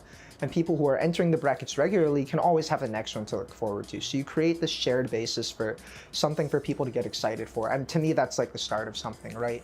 It's not just that we're all here and we happen to play the same thing, but there's something to look forward to, things for people to talk about. There's some shared basis beyond this is just the game that we play, for people to get excited about. And from there, I think a lot of growing a community is getting people more excited for playing the game, right? Rewarding people for being invested, rewarding people for being interested. So things like starting the Felty Blood series, where I really wanted to have some sort of a unique prize. I don't like doing cash prizes for my brackets because, you know, as a free game, a lot of people will struggle also to make it to events. So if you've got money to throw at a bracket, put that towards getting to an event, right? So I started with the Felty Blood Beginner Bracket Series, which I made little felt puppet prizes for. Felty Blood kind of started as a cute name, but I'm like, you know, if I'm going to call it that, I should make a prize.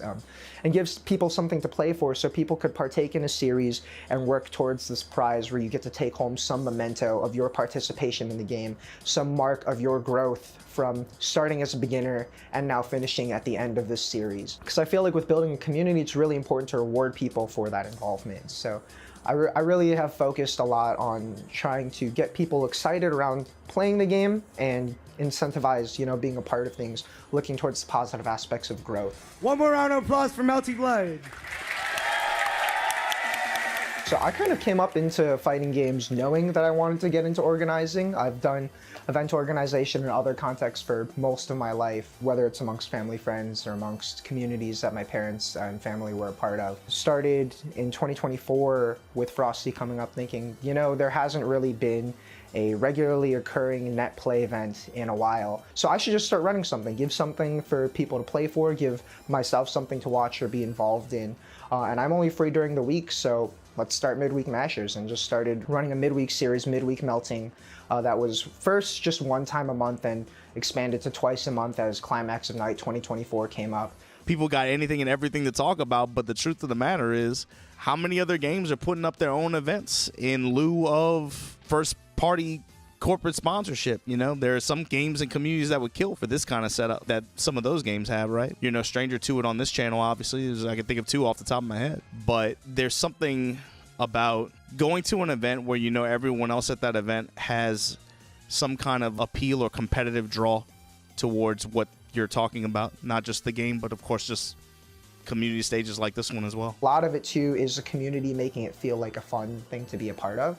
Gotta shout out Zapoke, always posting the memes on Twitter before big events. There was a whole hashtag enter responsibly before Frosty last year that got really big numbers for the last couple years. We had 100 people in our last year's side game in 2024.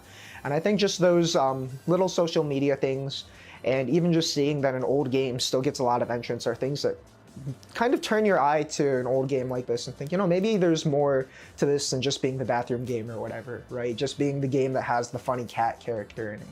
You kind of get to take a look for yourself, get to know what this thing that has been talked about vaguely for so many years, has had so many side jokes thrown about for so long. You get to know for yourself what that's like and find that there's a really young, emergent scene for this game that invites you to be a part of it. So I think the combination of the game being unique and the community being something that you can become a part of and get to know, kind of what keeps people there. I think it's a lot of it's on the backs of the Western community, who, along with these changes in the digital and, like you said, improved accessibility in terms of being able to get access to some of these games, information. It's the EVO Prize Launcher.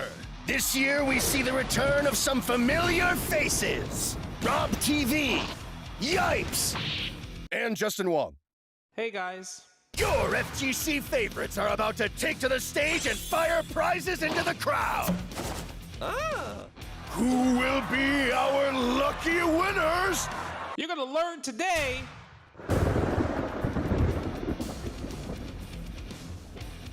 Welcome back to the EVO Arena. It's time for the EVO Prize Launcher, presented by AT&T. Who's ready for some prizes? That's the kind of energy that I am looking for. Please, can you welcome on stage my good friend, none other than Hollywood Rob TV. Oh, and he's got that ting on him. Now, not yet, Rob. Not yet, not yet. Not yet. Hold on now. Slow down. How's it going, brother? You good? I'm pretty excited, to be honest. Have you've done the safety instructions and all that backstage? No. Oh, it's going to be good. All right. You aiming for the upper deck? You know what? Someone in the first row said they won it, so maybe.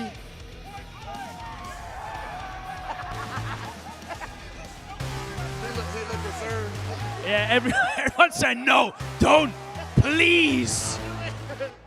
All right, we ready to load this thing up? All right.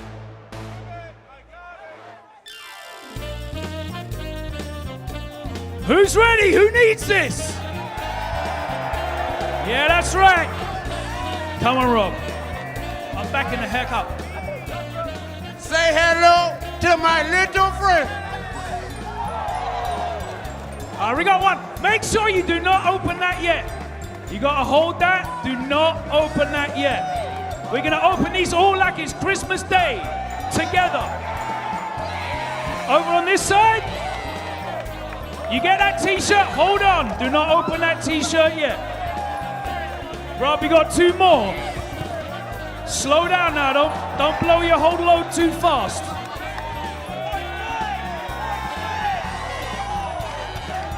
Oh, you got the vertical. You cleared the whole crowd, Rob. You cleared the whole crowd. Is this the last one? Wait. The last one? All right. Where are we aiming for? Who wants the last one? Nah, who won it the most, bro? Over here, want it? You want it over here? No, that's not enough noise. No. In the middle, do you want it here? Wait. All right, how about over on this side? No, you guys are repping.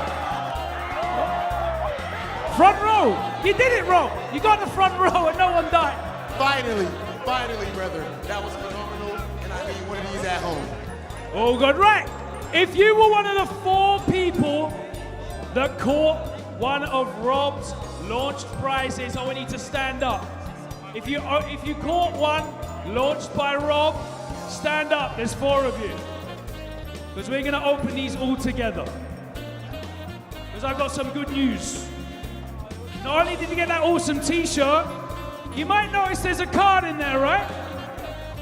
You all just won a free tablet given to us by our friends at AT&T. All right, lovely. All you gotta do is take those winner cards. Yeah, if you wanna go off, Rob, that's fine. I mean, you know, I thought you might wanna hang out with me and chill for a bit. If you got one of those cards, one of those 4 winners, if you take that to the AT&T booth, you can go and claim your tablet, provided to us by our good friends at AT&T. You don't have to go now, because we got some action to watch, but make sure you go before they close tomorrow. Thank you very much. And of course, if you're watching at home, we're not leaving you out. If you're watching live right now on Twitch, then you could win one of 50 codes for Invincible Versus. All you gotta do is type in that stream chat !prize, and you could be one of 50 winners of a standard edition Steam code for Invincible Versus. Thank you very much to our friends over there at Invincible Versus. Experience brutal, bone-shattering 3v3 tag team combat in Invincible Versus, where fan-favorite characters from the Invincible universe collide in bloody combat.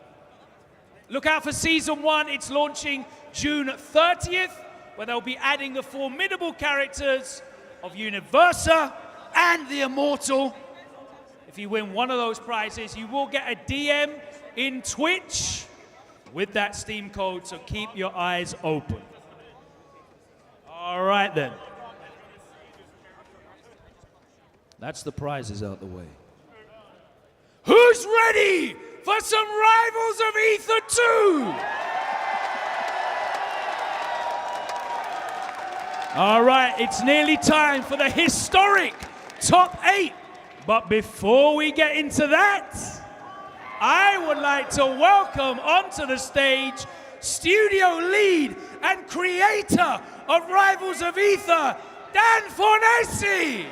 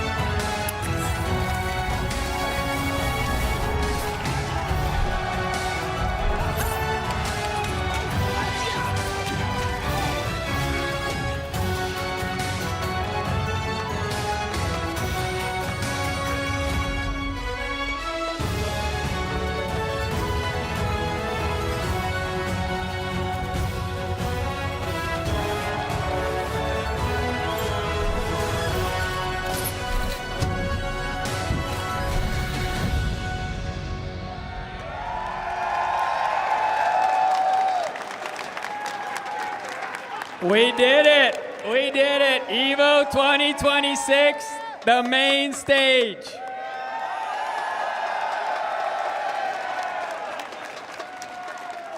Now, before we get started, I want to make one thing very, very clear.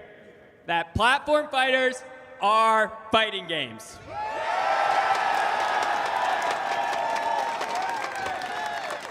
And EVO has always been the biggest stage that a fighting game can reach.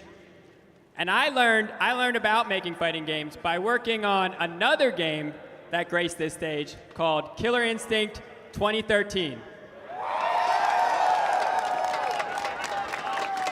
And then 1 year later, I worked on a little game called Rivals of Aether with just a 2-person team. But now, over 10 years later, Rivals of Aether 2 has made the main stage, and I couldn't be more grateful to all our fans that made this possible.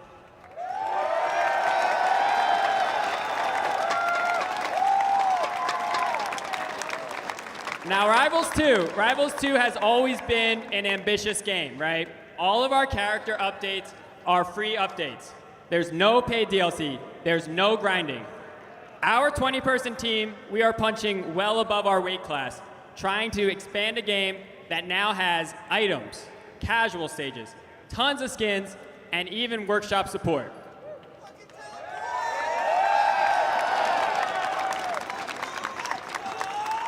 Now, this last year, it has been challenging for our studio, but all the people watching tonight, you're what makes it possible. See, the fighting game community is not just our core audience. It is the lifeblood of our company, and we wouldn't be here without you. So, as a special thank you to all our fans, I'd like to show you the next original character coming to Rivals of Aether 2.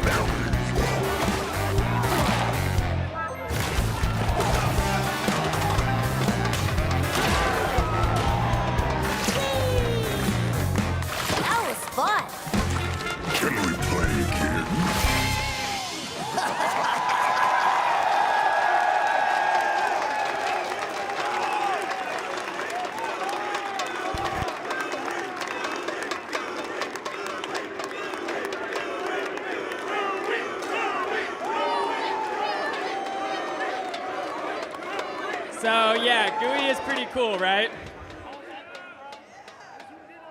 It's about time that we had an annoying slime ball jumping around the stage in Rivals. That's what I'd say. But, because this is EVO, and because I've always wanted to do this, here's one more thing.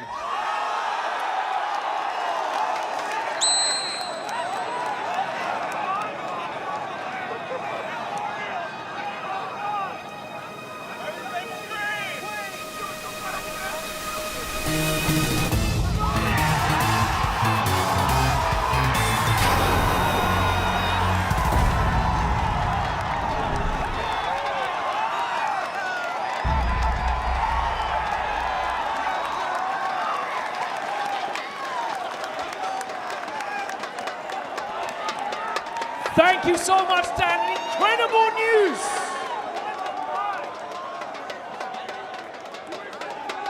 How do you feel about those two announcements?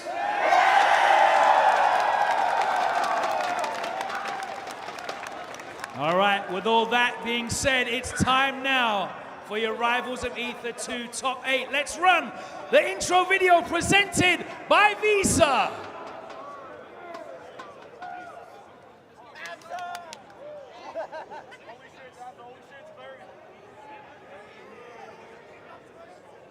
If I gotta let go,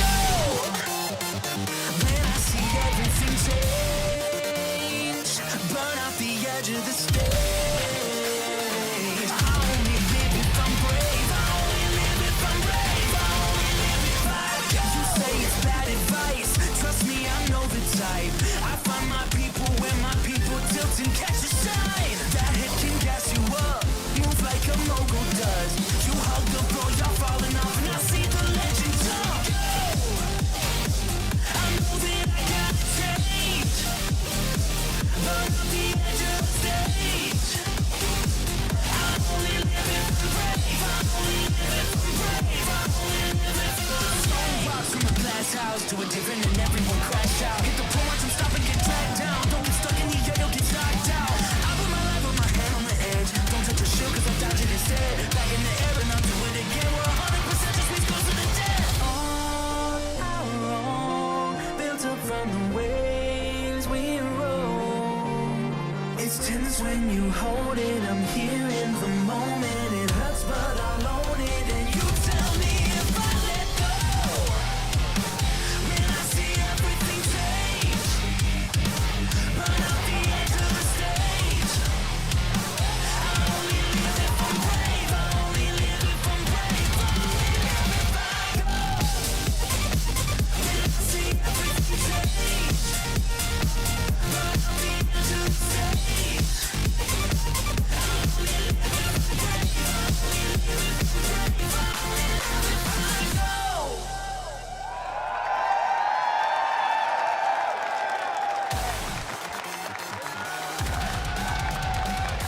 In 2017, Rivals of Aether made its debut at EVO as an extended game. In 2025, you had your biggest year yet, a huge number of entrants, and of course, that community-funded prize support meant that this year, you, the community, have earned your place here on the EVO main stage. Make some noise.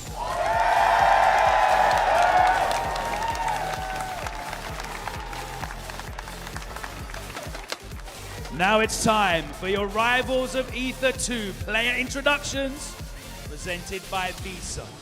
First up, hailing from Philadelphia, USA, representing Boyko, it's Stango!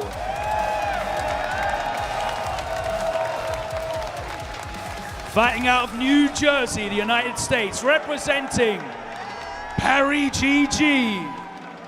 Can you make some noise for B-Man? Hailing from Florida, United States, representing Eggdog, your reigning, defending EVO 2025 champion, it's Plum!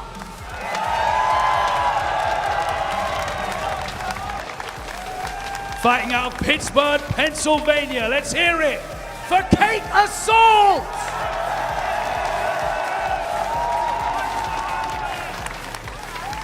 Hailing from Roseville, California in the USA, representing Shrug Club, it's Sofilo!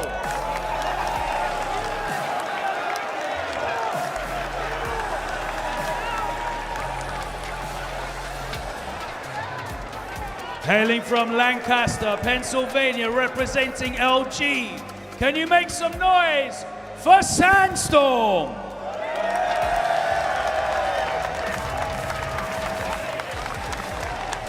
And hailing from Dallas, Texas, representing Gappy B, please bounce, make some noise for Beastly! That is your Rivals of Aether 2 top 8. Now let's hand it over to your commentators. Dan Fornesi.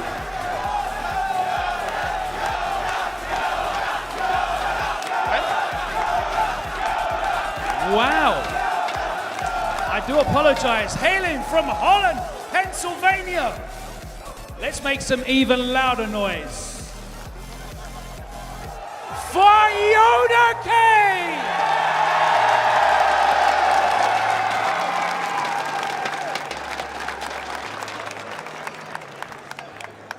My apologies, come here.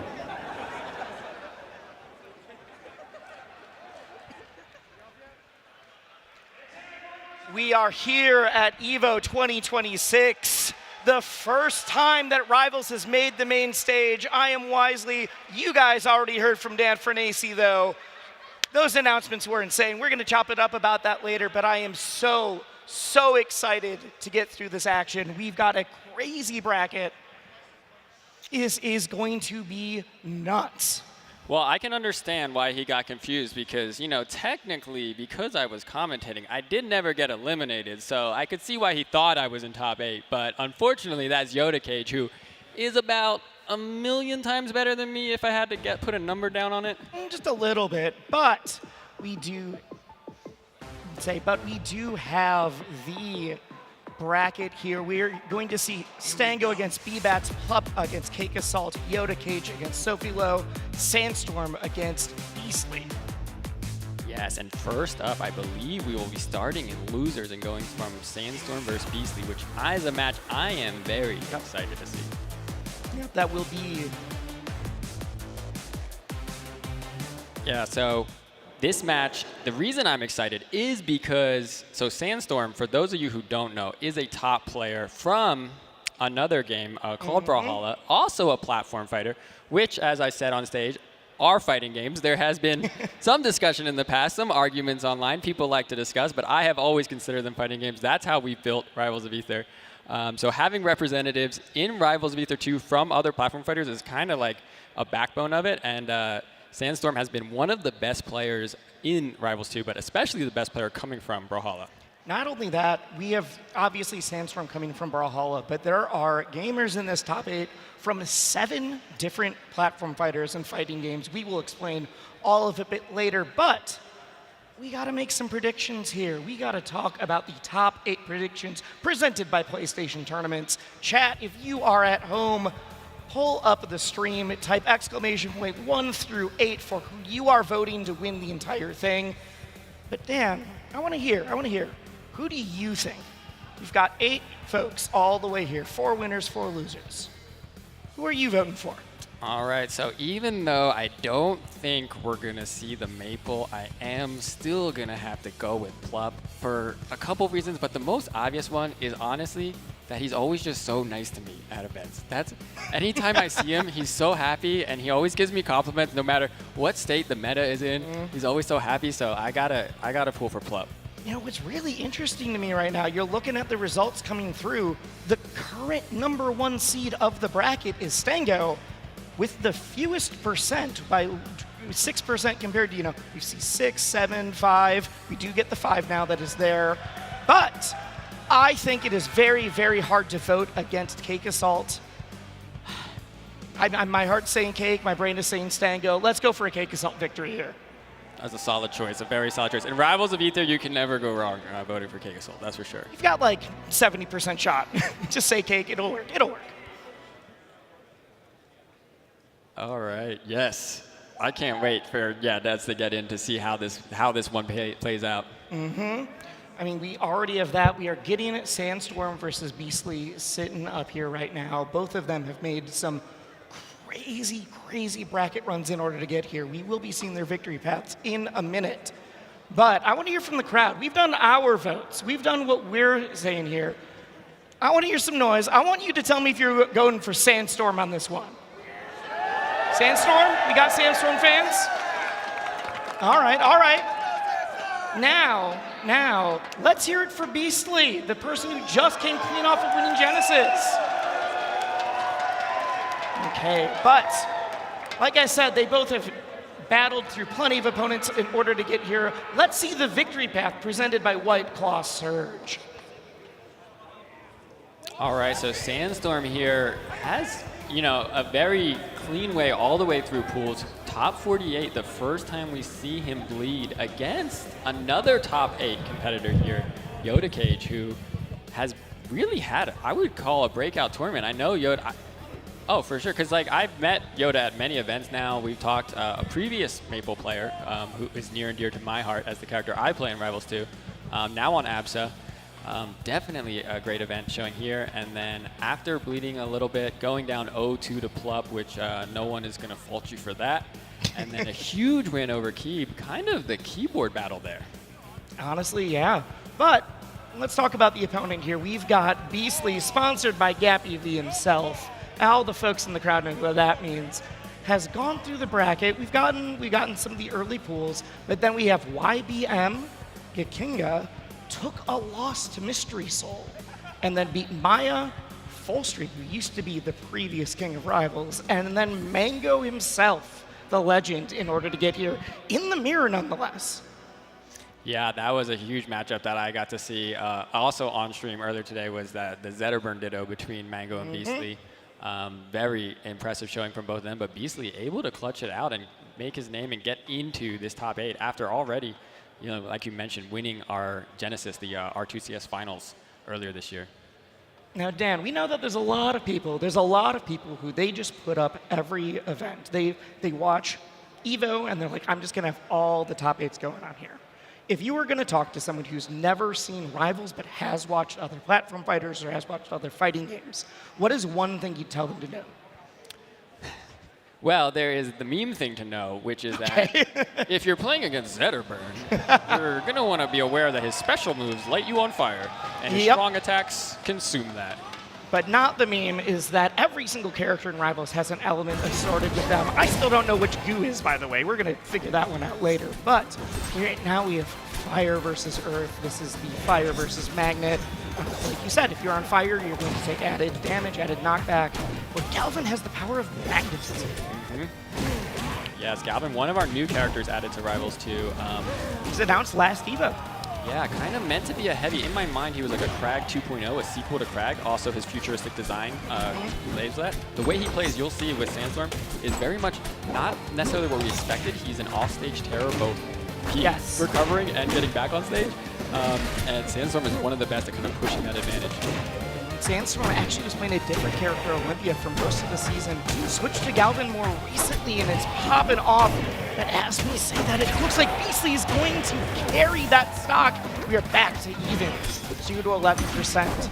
Yeah, huge combo there by Beastly, and closing it out. Like, that's what Zetter's really good at. His strong attacks we mentioned when you're on fire, it sends higher knockback, so you can end combos with kind of vicious KOs. Yeah, your goal as Zetter is to try to get them, your win comp is to get them on fire right before that strong attack. Who gets the drill, gets the back air. That's the things for Galvin is being able to get their opponent into an offstage edge guarding situation. That's something Sandstorm is definitely trying to opt for. Air doesn't come through. Ooh, parries the... Oh, wait. Okay, the up air strings. We got 1, we got 2. Drops down, misses the back air. Yeah, no. Ooh, and a little bit of the opposite. We see, Galvin ended up losing the stock offstage. Missed the back air and then paid for it with his life. Because Beastly is no stranger to being on this big stage. Sandstorm's been on it for both Rivals and for Brawlhalla. But no one's ever been on a stage quite like this. This is the largest stage you can get in fighting games. Yeah, the biggest stage yet for Rivals players, that's for sure. And I think they're all excited to show that they have not the nerves of what it takes to play on a stage like this. You say yes. They literally don't make larger stages. I think next year they're going to have to make a bigger one for no, I'm just kidding. This is the largest screen you can rent in Las Vegas. It's a good stage. It's a great stage. Ooh, gets the tech chase. The regrab, the forward air. Doesn't die yet, but we're looking at 105. Okay, cleans it up. Get back to stage. What are you going to do with it? Yeah, Beastly kind of running away with this, but the way every platform fighter works is comebacks are always on the stage. Ooh, I think he was trying to combo into the drill that he set up earlier, but instead, Beastly takes that with the forward air. We've got game 1. That down tilt sweet spot sets up so nicely. A lot of options for Zetterburn. All right, and now we're looking at the stages. We've got the starter stages on the left, the counter picks on the right. Only allowed to choose from the left ones for that first match, and now we're going everywhere. Where we go? We're on Rockwall. Yeah, pretty interesting choice here by Sandstorm. I think the forward air, right, Galvin being able to have that close even earlier, right? Zetterburn is explosive no matter what stage he's on. He's kind of always finding KOs, so... Yeah, but the close blast zones here make it extra scary. Yeah, for sure. Just leading to the grab. So we talked about Zetterburn's kind of like passive, but Galvin also has one with his... You can see it on his armor. When he's red, he's kind of like not powered up, and then when he's silver like this, he's galvanized, we call it. Hey, you're never going to guess with the name Galvin what that mechanic is called. And when he's galvanized, he has more options. His special moves have more properties, and some of his attacks will leave a drill on the stage that he can use to knock opponents around. You only get that power up when you've landed a hit. If you get hit, it goes away. So it really is this option that rewards aggression and rewards maintaining neutral, not just winning it once.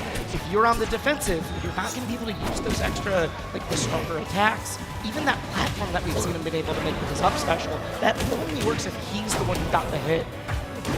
Yeah, and it's interesting that these two are the first two we're seeing because we tried to make Galvin's a little more simpler. It ends up playing out complexly, but the idea is simple. And we were inspired by Zetterburn and they are trying to get some more mechanics that are straightforward in some regards. It's one of those, like, you just got to hit it, it just works. You're not doing the resource management quite as much. Yep. If you're playing well, it's going to power you up. Gitz doesn't get the first one, but does find the second down air. We're going to be able to recover, but that forward throw is going to take it. Yeah, very strong. On any other stage, that forward throw without being on fire is not going to kill, but here on Rockwall, the last time was just so close. Drops down, gets the grab. Scaled quite to the mix that he's hoping for. They're scrapping, they're just beating up each other's shields, but Beastly just keeps winning out. All these neutral exchanges, you're seeing the tilts, you're seeing the hits, but Beastly's the one who's able to take them just one step further. All right, we go low. I would say you're going to be able to get back. Sandstorm didn't clean it up. Yeah, and that shine is huge there, because I think a lot of times you think you can get the punish on stage, but Zetterburn has a very fast option to interrupt. That was a great shield drop back there. Nice to close. Finally get on the board and close out of stock. The soft backer into the regrab. We love reverse hits here. Don't let the crowd fool you. Thank you, Trevor. I'll always thank Trevor. I love him. Oh no! Oh no! Everyone here, if you are an experienced Rivals player, you know what seeing the soft hit of that forward air means. It means you're about to see another one. Your stock is going to be deleted. Beastly is up 2-0. Now, because we are in top 8, we are in best of 5 territory. Yeah, I was wondering, as Sandstorm, like you mentioned, kind of playing Galvin now and has been playing Galvin for a couple months. Basically, he released 6 months ago now, so maybe a little bit longer, last fall. But he had the Olympia, and Olympia is a very explosive character as well, similar to Zetterburn in some regards. But sticking with the Galvin, I wasn't sure if we would see a swap in a situation like this. From talking to him earlier, I believe that the Galvin is strong and the Galvin's more consistent for him. He feels like he's able to play just a little bit more consistent with the Olympias. Not high risk, high reward, but like if you're feeling like you're playing off a little bit, just liable to just get blown up. Yeah. Ooh, finds the route right into the strong. Shine Strong works any day of the week. When you're playing against Beastly Zetterburn, though, I think everyone's viable to feel that. I mean, yeah. Let's be real. Let's be real. Yeah, Beastly kind of just showing kind of what he was able to do all through this bracket of just that unrelenting pressure that he puts on, especially if you find yourself in shield. That seems like one of the worst places to be against Beastly. Okay, grab, refresh, drops down with the next back air, but misses the forward air. Does not matter. Cleans it up. We are back to even. The thing is, Sandstorm's been playing on the back foot most of this set. Hasn't really been able to get a stock lead or even a strong percent lead. If he's able to get one on the board here, I can see the momentum start to shift. That's where he needs, but he doesn't find the Lion off stage quite yet. Yeah, but I like this. I like this pressure he's doing and keeping center stage here. It really feels like he's playing his game right now. Sets the drill up. Maybe we're going to see that come into play later. It's always nice to set your tools down. Ooh, oh, I thought he was going to go for it. They are playing so patient. Into the drill, doesn't hit the forward air. There's a couple of those near misses. I promise if you have a near miss, Beastly's going to take you for a ride. Wait. Get one more drill down. Those are scary. They only work if you're in hit stun those, so the Galvin has to hit you into them. They are not just passive items, passive traps. Oh, there we go. Setup. There's one. There's two. Are we going to get the third? Not quite yet. Beastly clears out the third one and then closes the stock, so shuts down that drill game. That is his game plan. He's trying to get you on fire and then trying to use that fire with the straw. Okay, cleans it, just taps him. Thing is, Sandstorm needs to clean this up. It needs to clean this up fast. Oh, the drill knocks him down instead of the back air sending off stage. The one time you didn't want it. Yeah, I think the back air would have much preferred just a regular back air. He would have died if it was a regular back air there, and that's going to do it. Beastly moving on with a clean 3-0. Dominant performance, and genuinely, what else do you expect from the man who won Genesis? Yeah, just really showing. I think like last year we had a lot of different names kind of coming in at the end of the season. Beastly really putting a stake down by winning the finals. But I think a lot of people kind of still downplaying, especially fans who are watching, tournament players. We saw like the voting as well. Beastly's like, hey, I'm not the player that you want to downplay because I will beat your favorite player, and then I will keep going through bracket. Yep. I will not mind. All right, the replay presented by PlayStation Tournaments. Get the drill toss into the up special, but then it gets reversed, and at that point it is all Beastly. Yeah, Beastly just, so good. Especially, I feel like any platform fighter, any fighting game, right? Once you get that advantage and you're in the lead, right? It is really, really hard to steal momentum back. But some players just feel like they have an extra engine that goes. It's constricting. Yeah. Exactly. Yeah, it's like it feels like it's suffocating, even just to watch. So I imagine playing it is extremely stressful. Yes, I can only imagine being on this stage. Like we said, 6 of these players have all won majors. There's 2 that are trying to fight for their life to get the first one, but 6 of them have won majors, and even then, there is nothing like being on this stage. Yeah, you mentioned just how big of a stage it is, but yeah, especially coming from Rivals of Aether, like we started from like as grassroots can get, right? Like kind of joining in other events. I remember like the very first tournament we went to was at GDC in 2016, and we were at like a small bar. Just getting a stream was a huge deal because we were freaking out about this our first tournament, and now to go all the way here all these years later, it's like a dream come true. Not just from our perspective as developers, but I'm sure all these players to be able to play on such this big stage, they had to clutch it out to get here. Speaking of the players playing on the big stage, let's take a look at the bracket once more. We just had Sandstorm versus Beastly, and I'm looking over there. We're gonna get Yoda Cage versus Sophilo. Yeah, so we talked a little bit about Yoda Cage. Kind of like we said, a breakout tournament. Absa main now was previously a Maple up until pretty recently, right? I would say like a dual main going into the end of last year. Now more so definitely an Absa main. But then Sophie is no slouch herself, and she took a combo breaker last year and then has been basically in every top 8 I've watched, right? At least it feels so. So she's been not only a tournament threat, but like one of those choices people would pick even before a tournament to come away with the win. So you do not want to sleep. We talked about this being a breakout performance for Yoda Cage. In fact, let's take a look at the victory path itself. Let's lay it out for you. We are starting with killers basically from the get-go, but let's point out Aubrey Chloe in the mirror, get Kingo with the phenomenal Oxonauts. We took a loss to Mystery Soul, but then we have Maya, Fullstream, and Mango. Yeah, Aubrey Chloe should have been on Maple, right? Am I crazy? I want to double check something there. But we do have Sophie, who also put on a show, beating Librarian, Dominic, lost to Mango, but then beat Cyan, Hampolo, and Mystery Soul on her way here. That is a lot of Zetterburn dittos to get to. That's a lot. I wasn't even thinking about that. Hampolo, another player who was definitely trying to make a name for themselves. I saw some crazy sets that he was able to pull off. So Sophie able to get through that Zetter ditto and make it here is, a big challenge. Now, I did say before, we were calling out some of the predictions. We were asking you guys, and don't worry, I'll ask for some yelling in a sec, but make sure we have the EVO Fantasy presented by AT&T. You can follow along at upsets.gg/EVO2026 and vote. Are you looking for Yoda Cage, who frankly is making an enormous upset, a huge run in order to get here, or Sophie? Right now, Sophie's sitting with a 74% prediction. Yeah, I think that feels pretty good, because if I was betting, I think I would want to take those odds as well. But, Yoda Cage had to make a lot of upsets to get here, so it's not, it's not unknown territory right now. Frankly, Sophie is one of the people who has won majors. I know he won CEO as one of the big breakouts. Yoda Cage is a phenomenal player. All of us, most of the people are very aware of who they are, but doesn't have that major victory, doesn't have that major win.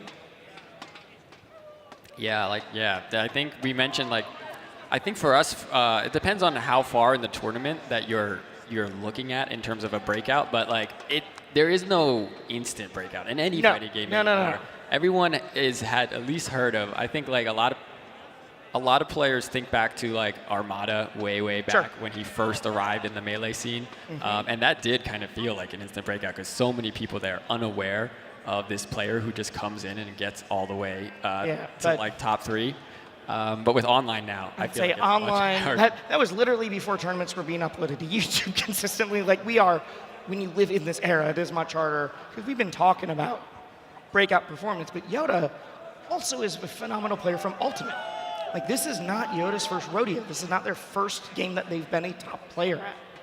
Yeah, for sure. And we mentioned that even the ABSA, right? Like I was following and watching Yoda because I was trying to learn from his Maple.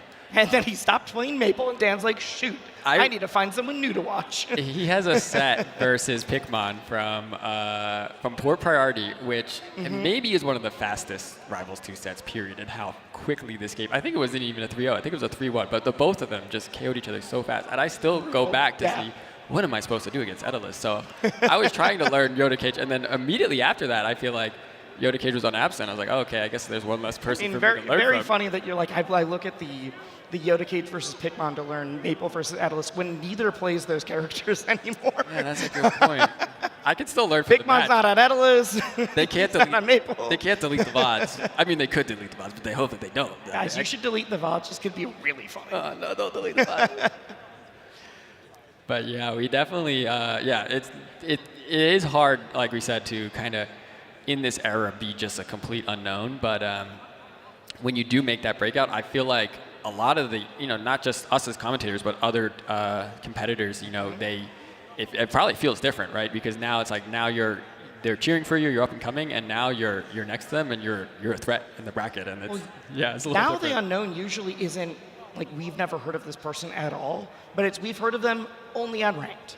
We've heard of them only online, and it's can they keep that performance up in person? I know last year, one of the big stories of the tournament was Zeus.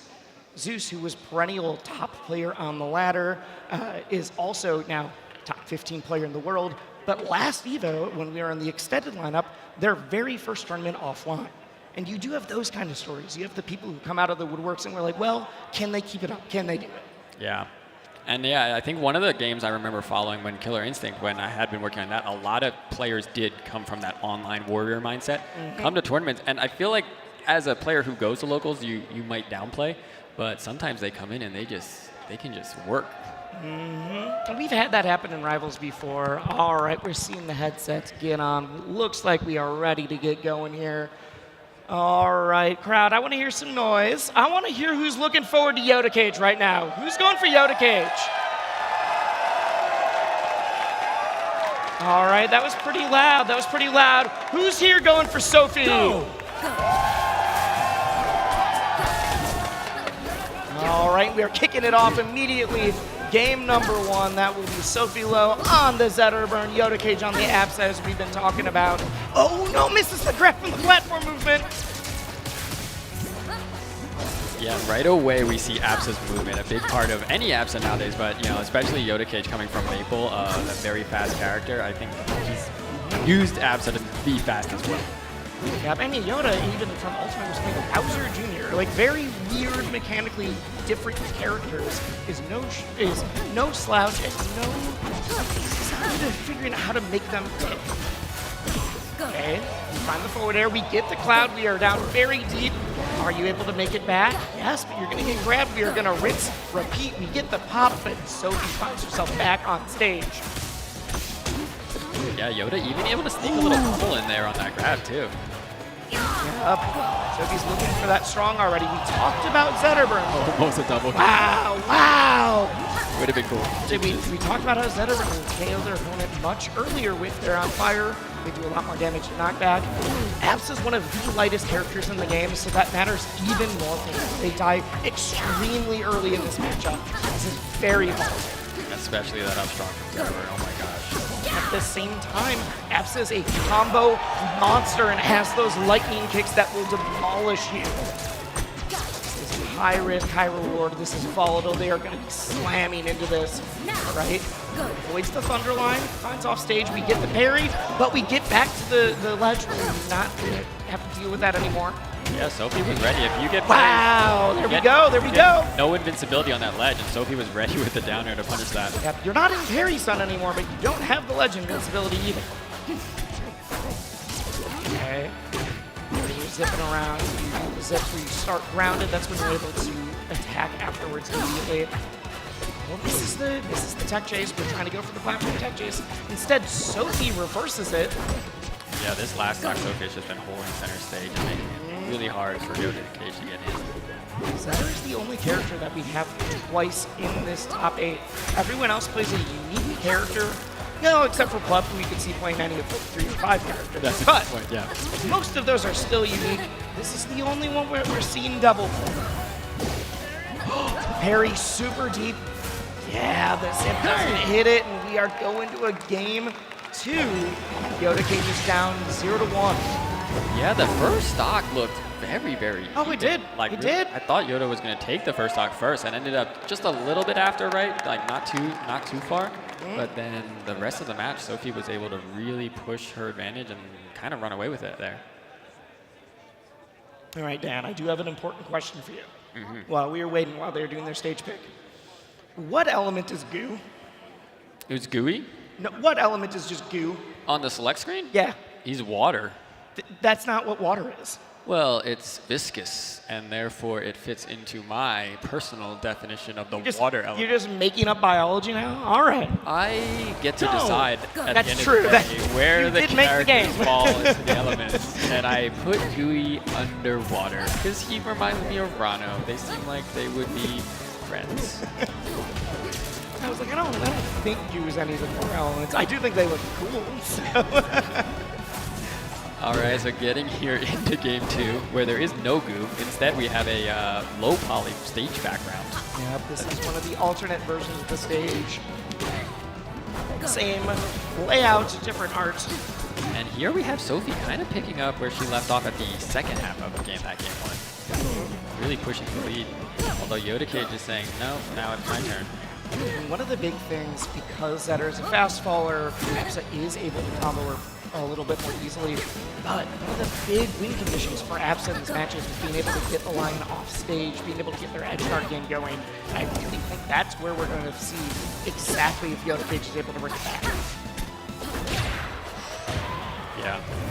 Even on a big stage like this. So the stage is not only big, but the blast zones are pretty far out. But we did mention how light Epsa is on anything that's like a strong attack, like a sweet spot Zetter player. Like, you're getting a ton of knockback on the light characters.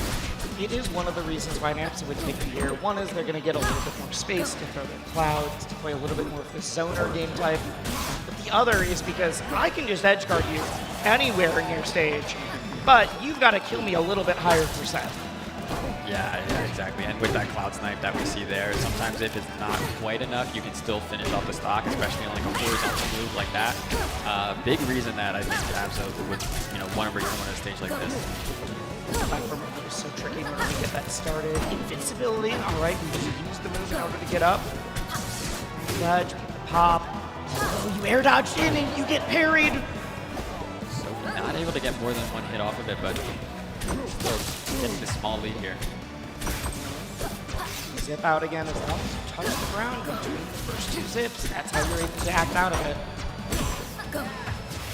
Very important that she got the shield out at that percent, I think, on fire. Definitely did. Ooh, we get the soft hit. I think the strong hit would have killed. We get one more chance at it, though. I said I thought it was going to kill, and it definitely did when you rinse repeat that one. The Thunderline hiding in the stage at that point. It's so hard to DI there when you're off stage against her when she has so many different options. Okay, but Sophie, as I'm answering right back, we're turning the stage red. We're down to last stock. We are flying all over, a little bit of the rush down, but whiff, if you miss, that is when Epsa's going to be able to take you for a ride. Okay. Super good movement here by Yoda to try to stay right outside of Sophie's range. Double jump cancel movement is so tricky. One of those character specialists kind of things too. That is a big start. Was trying to find a late shine in order to be able to confirm get their opponent on fire. One more forward air, not gonna do it. Big stage. Okay, they're on fire now too. They're on fire now. Like second time it gets grabbed. Are you able to clean it up? No. Oh, we are just staring and shield at each other. Okay. Oh my gosh, definitely the most tense part of this set so far. Oh, the tech chase into the nair. No way. One more forward air, but we are so deep. We get the wall jump. The cloud reverses, but Yoda Cage can't finish. Okay, One more forward air would have done it. That was a match. No. Hey. Honestly, they're that kill percent. Whoever's able to get their opponent off stage. Forward tilt. Forward tilt killed on Fire Capital. Forward tilt. I mean, at that percent, I get it, but on that stage, I still was surprised. 164, but that's not a kill move. Oh my gosh, you're at that. They were at that time when any hit was good. Any And hit. you're probably holding it because you're trying to dash away. You're holding out. Like, oh my God, that was so stressful. And you know Yoda really needed that momentum. Yeah, huge win by Sophie, able to kind of clutch that out at the end. But it really, there was like a good 30 seconds at the very end where it, not only was it anyone's game, but it really felt like there were hits landed, right? It wasn't just like everything was shielded or everything was dodged. There were some hits landed, but just not enough to close out the stock. And you saw, even though Sophie's up 2-0, she was taking that time to breathe. Just like, I need to close my eyes. I need to reset. I need to make sure I'm playing my game in my way, that I'm not overthinking the crowd, that I'm not overthinking everything going on. We are going back to the low poly Fire Capital. Honestly, this was so close to being a Yoda Cage game. I get it. I don't think the stage is what made the difference. I think it was all about the two gamers we got on stage. Yeah, I think going back to the stage was smart because I think Yoda Cage was able to... No way! Put some extra sauce on that charge. Oh my God. Yeah, the huge call out, and like we said, like honestly didn't even need that much charge because of how late this character is and on fire, but just putting. I mean, you'll take it. You'll take it if you got to call out that hard on the get up. Drops down. Get there. Not getting the grab out of it yet, but we are getting some of that damage on the board. Is that Sophie's already gotten F's up to 61%, 63, 64. Yeah, Zedder has so many quick buttons that like coming back is super hard because you have to be frame perfect on a lot of your punishes or you're going to get shined, you're going to get jabbed, you're going to get one of his many different fast options to interrupt you. It's the last game felt so back and forth. This already is feeling like Sophie is slowly pulling this from Yoda Cage's grasp. We've only had that one stock. We are now getting lapped. We are about. You are going to be able to get back, but you got to make your choice. Forward throw off stage, Cloud to block, but he just keeps missing these. Sophie's choosing so many phenomenal options on recovery and reverses it too. Not only am I getting back, but you're eating a forward strong for your problems. Yeah, that parry was like a good call out, but Sophie going for the forward strong, a slower option, and was able to. There we go, the Cloud Snipe. We need to see Yoda Cage getting some of these edge guards. I feel like that's a huge spot. Really making a difference. Back on stage. Okay. Trying to deal with the pressure, but gets grabbed. Big call out from Sophie. All right. But okay, we are just throwing our projectiles at each other. One person's gonna win out. The down strong descent off stage doesn't do the cloud pop right away. And Sophie just keeps the phenomenal job on getting those techs, getting the edge guards, but that being said, Yoda's doing everything they can, everything he can do to try to send her off stage, and it does not matter. She finds her way back.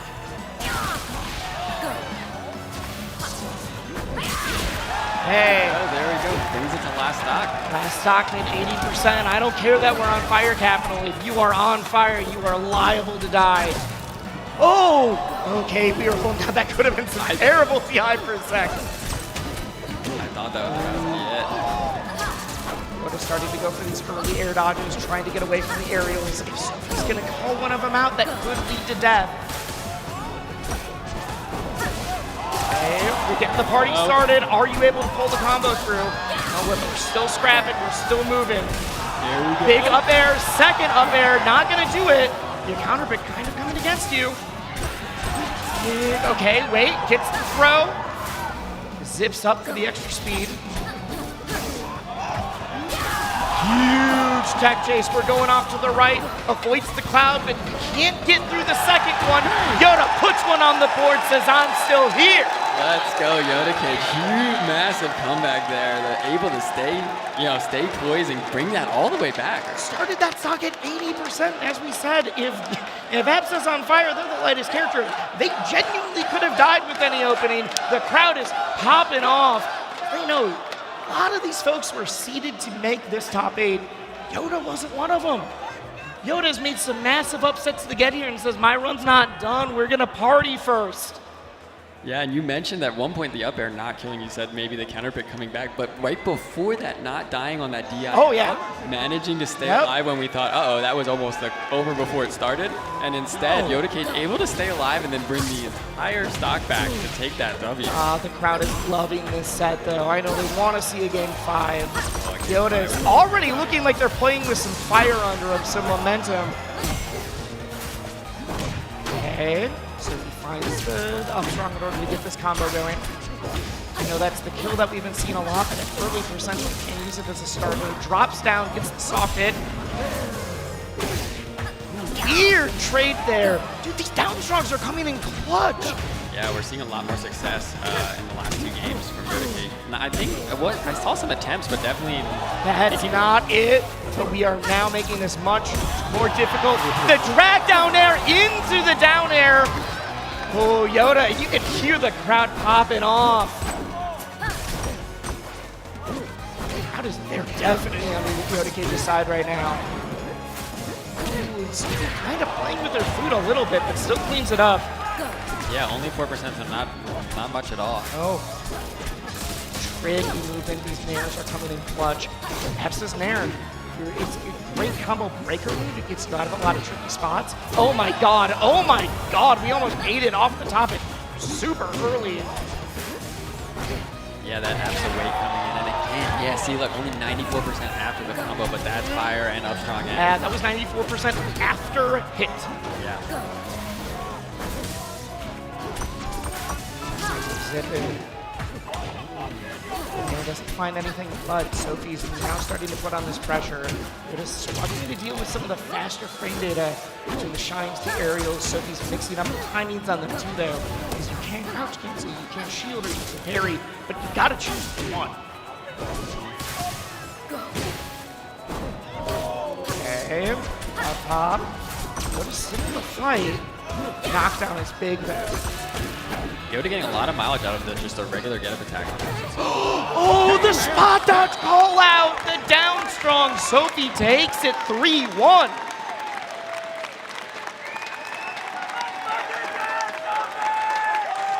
Everyone is popping off right now. I know they were cheering for Yoda before, but we just want to see a good set. We want to see some hype play. Yeah, and I think Yoda had a good showing as well, like really impressive, able to bring back that game 3 and just making it all the way, like we said. Oh yeah, making it all the way to this top 8, this huge stage.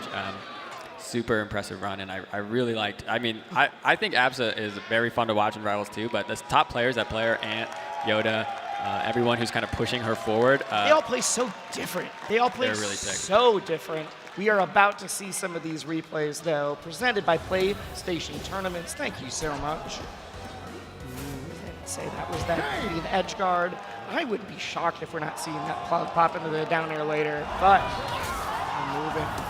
Yeah, Yoda Cage had some ping pong combos too. Managed to get one in that game 3 where hit Sophie with the offstage cloud and was able to get the sweet spot kick, but that's still, because on the big stage, still wasn't enough. Still needed to keep edge guarding in that situation. You love to see just the emotion on their faces, whether it is joy, whether it is pain of knowing that you need to make the comeback. Oh, that up. Yeah, edge hog. That down strong with the DI out is really what... And the sigh of relief afterwards. Right. Here's how Sophie was able to close it out. Big pop-up. We jumped out of the chair. We will be seeing more of her later, but we're going to see some more gamers coming up here in just a second. Before we see them, though, we've got the Chipotle Burrito Meter. Get ready. Coming up next, you're going to spam some of those custom Chipotle emotes in chat to fill the Burrito Meter. If you spam enough, because this is on you guys too, because I also want these, don't worry. If you spam enough, you're going to unlock the Chipotle rewards. If you don't, we're not getting you free Chipotle. So, if you want some burritos, you gotta go for it. Get ready by unlocking the custom emotes / Evo Chip Plush and the Evo Burrito.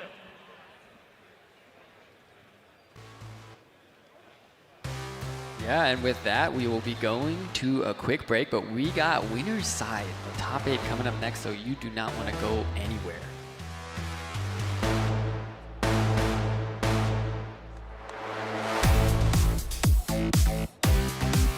Chipotle Honey Chicken is back. Step into summer with fresh grilled chicken, spicy Chipotle peppers, and the perfect touch of pure honey. Open the summer with Chipotle Honey Chicken. It's taking heat and sweet to a whole new level. No two competitors are the same. Some run on routine for the chance to win big. Some make time to rise through the brackets. Some lock in with confidence. However you prepare, there's a place for every kind of competitor. PlayStation Tournaments. Sign up today on PS5. PlayStation.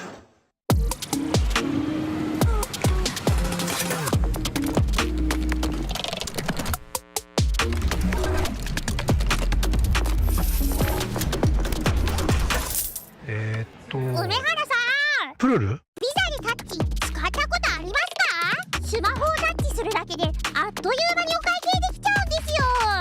これは便利だね。でしょ？インサートコインから全てが変わった。ビザでストリートファイター4っていう形で格闘ゲーム久しぶりにやった時にその時になんていうか自分で特別なものがあったんだなっていうのを、思い出したっていうことがあったんですけど。I don't see myself quitting for at least maybe 20 more years. 気持ちは調子良かったですね。It's much more than just playing. It's being a part of this community.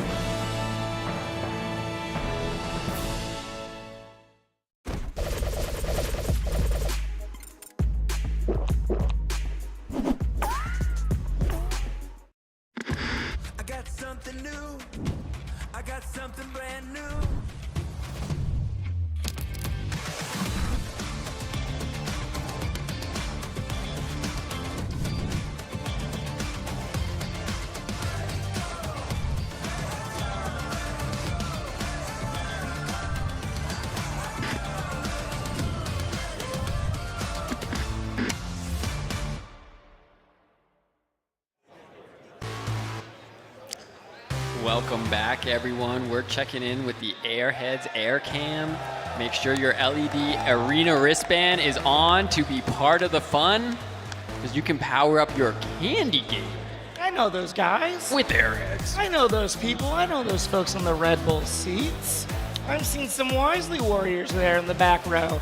Wait, that's my own face. I don't know if I like that one. I don't know if I like that one.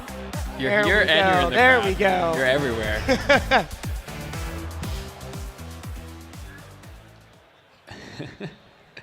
I knew he was wearing that, and I totally forgot as the camera was panning over. You just have such a presence at Rivals tournaments that you're everywhere all at once. It's crazy when out of the two of us, you're the one who actually works on the game.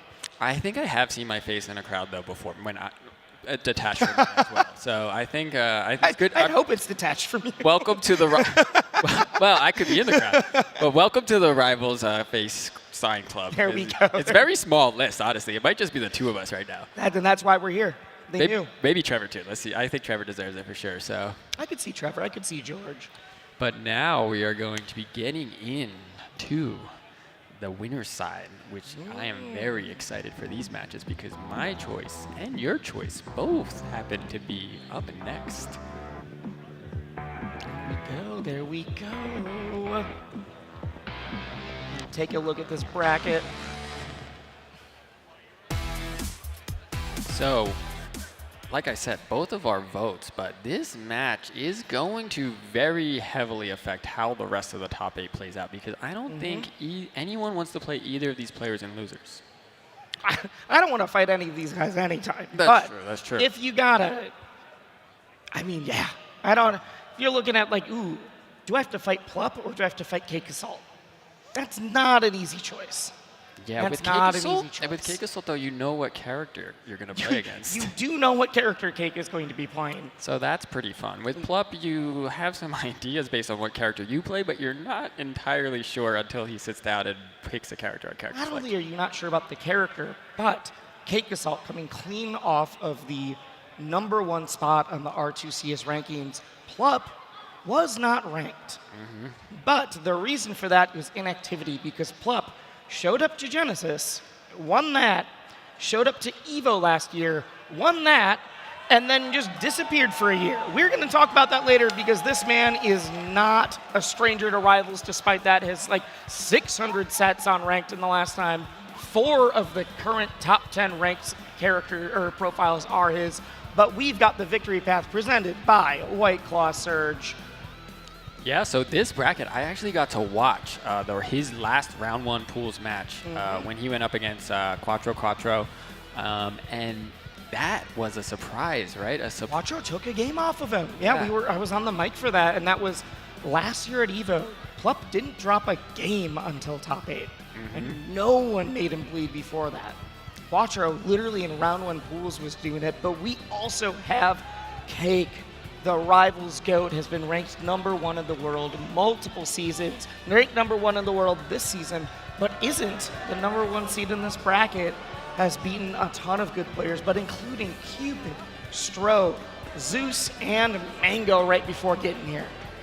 Yeah, and again, look, at the end of round 1 pools, a 2-1, so a little bit of both players, kind of a little bit more blood than last year before they made their way to the top 8. Everyone's getting so good. It's just that everyone's getting so good. Our mid-level is getting good, our new players are getting good, but also there's just this mystique. It's when you're fighting a top-level player, there's a lot of people that are like, yeah, I got a couple stocks, or I got a game, and then they get demolished afterwards. They get 3 stocks, they get wiped. Yeah, I've had that feeling where playing a player a good bit better than me somehow managed to take game 2, and then it all goes away in game 3. Turns out, being a good player, part of that's being able to adapt fast. We're looking at the stages right now. Godai Delta. We're going to Godai Delta. Plup remaining on the Orcane. We got the plushie here. And we said that we knew what character Cake was going to play. This wasn't that character. All right, I lied. I'm sorry. You did lie. We thought we were going to see Forsburn. This is a fleet. This is a callback to the beginning of Rivals 2. Yeah, so yes, early days Cake. And we have seen the fleet for certain matchups, but I didn't know Orcane was one of them. Yeah, I was not expecting it for sure. So it might, depending on how this game 1 goes, we might see the character counterpick wars happening in this set. I mean, Plup has played 3 different characters just in this bracket. We've seen the Maple, we've seen the Orcane, we saw a surprise Lorena. It's actually who used to beat Quattro after dropping that game. Cake is usually the Forsburn tried and true, hasn't played as much fleet since dropping the character a bit, but uses it for a couple of those pocket counterpicks. Yeah, and he had been playing it in doubles as well, so it was usually born for tournaments if he thought he needed it for certain matchups, but at EVO, you know, it's just the singles event, and I'm surprised that we're seeing the fleet this late, especially in the bracket. Ooh, finds that side special. Tornado doesn't need it, but does get back to the ledge because of that. Somebody just sitting a little too close to the puddle. I can't believe how close the damage is right now. Oh, well over 100 in there. Plup able to close out the first stock. Really cool use of that get-up attack there to kill. Honestly, destroy yeah. the tornado and still have time, like surprisingly still have time to get the shield out before Cake's aerial punish there. And we can see a lot of these little bubbles coming out from the Orcane. They're able to get that off one of their throws, but also like that. The problem is if you do it in the wrong spot, you're gonna get parried and taken for a ride. Gotta be smart because this is a huge trap. You put out a bunch of these little tiny projectiles on stage that you are able to use to close that positioning. But if you're doing it in the wrong spot, you got it. It's a free parry, yeah. I know I've been playing a lot because I anticipated not just the pop, but the parry at the same time. So there's a lot of situations in Rivals where you've seen it enough times and you can kind of, you're anticipating and adapting at the same time. Now, we've explained the Water Dog a little bit. We've also got Fleet, the Archer. Power of Wind, one of the things she's able to use, empowers her next arrow attacks. As I say that, she's getting blown up off the top. But if you see that chime go off, if you see her glowing, the next one will put down the wind chime, and that will pop the person up a couple seconds later. Being said, you can transfer it back to the opponent by hitting it. Tries to go up super high with that up air, doesn't find it. Yeah, Fleet's aerials is rarely what makes her such a notorious character, and here with the edge guarding as well. It's like having that float, having that disjoint, and having like all our aerials have uses. So here we see the Nair able to close out that stock. That's a guaranteed kill. That's why it's purple. I was going to say, I just realized we never explained the purple screen. It means it is a guaranteed kill. The game has decided there's no way for you to live. Yeah, no matter what your DI, there can be something in the way. Yes. So if you got like a bubble, you got a crag pillar, there can be something that blocks you, but if no DI will save you when the screen turns purple. You can control what we call directional influence. You can choose a little bit of the direction you get set when you get hit. It's one of your strongest defensive options. It's going to get you out of combos earlier, but it's also going to prevent you from dying. The thing is, that's the mix-up. You hold for it the wrong way for one, you actually die earlier. Okay, we get ledge. Trades there. Lines down. That down strong came out with the confirm for the down air. The down air was tricky because he didn't hit fall on the first one, and he waited for like 2 and then fell, and I was also very startled at when they were going to hit the ground. So really, yeah, a little tricky That's play. the point. We're trying to make it tricky. If you know, then they're able to defend against it. Yeah, and able to close out that stock. I saw a lot of the back airs come out, and you know, Plub was kind of just happy to get the damage. Obviously, the sweet spot would have been great to close the stock, but you're keeping your advantage, and then he was able to set up the down air down strong to close it out. So we are still seeing Fleet. Yeah, I was just very. If we go down 2-0, do you think the force wins? Well, I mentioned the counter pick wars, and I said depending on how this set plays out, we might see it. In my head, I was thinking if Cake is how I think the counter pick wars would go. I was imagining that we would see Plup go off of the working, because that meant the Fleet was working, and then we would see Cake go off of Fleet. Yeah, and then you start getting the rotation going. Yeah, in this matchup, I wasn't sure what we would see if Plup won. I think Plup at that point would stay working until he makes the force him off, right? That tornado is going to cover so much range. Knows that Plup has to go low because of it. Covers that monstrous down air. Okay. Get the back air out. Plup's able to get to the ledge. Can't find a great footing off of it. There we go, though. Oh, and we land right on the puddle, which means you're able to continue it. Yeah, uses bubbles to extend there, but then goes for a fair to kind of get more bubbles, set up something else. Now, if it's a trap that you're putting on stage, you can either pull it to make some bubbles, or it makes your strong skill bigger and farther. They're also going to do a little bit more damage. Pretty nasty, but that back air covers it instead. Yeah, back air is insane, because I thought the down tilt was the wrong choice, because I felt like you could have had a stronger grounded option, especially against a light character like Fleet, but that's why Club's way better than me at the game, because it was the back air closed it out. Every once in a while, Dan is like, wow, they are really good at this. They know what they're doing. It is funny when you're like, yeah, I was getting coaching from this person, or like Full Screen was teaching me the Atlas matchup. I'm like, you did make the bear, but I get it. I made the game and I still don't know how to beat it. Okay, the down tilt to pop up into the up tilt. Sometimes you feel like you're in that Orcane Vortex. The double nair, we're tacking on so much damage. The backer should be able to clean it up, but doesn't.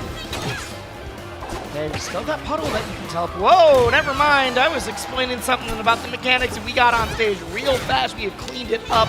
We're back to even. Yeah, Cake able to rack up the first damage on this stock, but it is way closer than I think Cake wanted with some of the leads that he's had. Okay, we find that up air. King is out super deep. Cake trying to clean this up against Eggdog Zone. Nair. Oh my god, and just stuffing him every single time he's trying to get back. You don't have a puddle out. That is a big resource thing. Waiting for the droplet to hit so that you know that you can get that recovery. Opts not to, and instead gets eaten by every single hit of the tornado. Manages not. Somehow is there. Punish. The problem is I've seen the damage that backer can do. Cake could die during this interaction. Oh my god, no way! No way, the get up gets the pop on. The wind chime doesn't get the parry. Timing. Oh my gosh, that back. Dead yet, not dead yet. One more.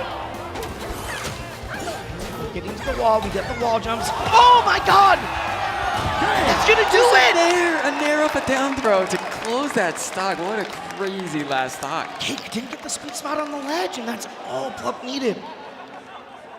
That was a lot of interaction that happened really fast, so difficult to keep up with both these players. Yeah, kind of. It was an interesting game because it really did feel like, you know, Cake had the momentum. Like I said, had some big leads. Plup always able to bring it back. But even as we got into last stock, it still felt like Cake's game, and like Plup was still kind of just trying to get it Plup even. was trying to eke it out, and suddenly it was like, no, I just found the one opening I needed. You know, we mentioned how good this character is and how strong aerials, but like that weakness of Apsa, we mentioned how light being a light character can be a disadvantage. Like some of these aerials that other characters might not be dying from, like the Nair out on that situation, he's just so light and goes so far. That obviously prefers this matchup over the Arcane Forest. Okay, drop down. There's the Nair, the reverse back air. Still doing some damage, right? We do have the puddle. You can always escape back to it. And that's the question. Are you trying to go up to the edge guard? Are you trying to cover the puddle? It's very tricky trying to figure out exactly what to do about it. Parries the droplet and immediately sets the next one down. Yeah, you need that puddle off. Yes. Okay. They're slamming into each other with these big hitboxes. Tex.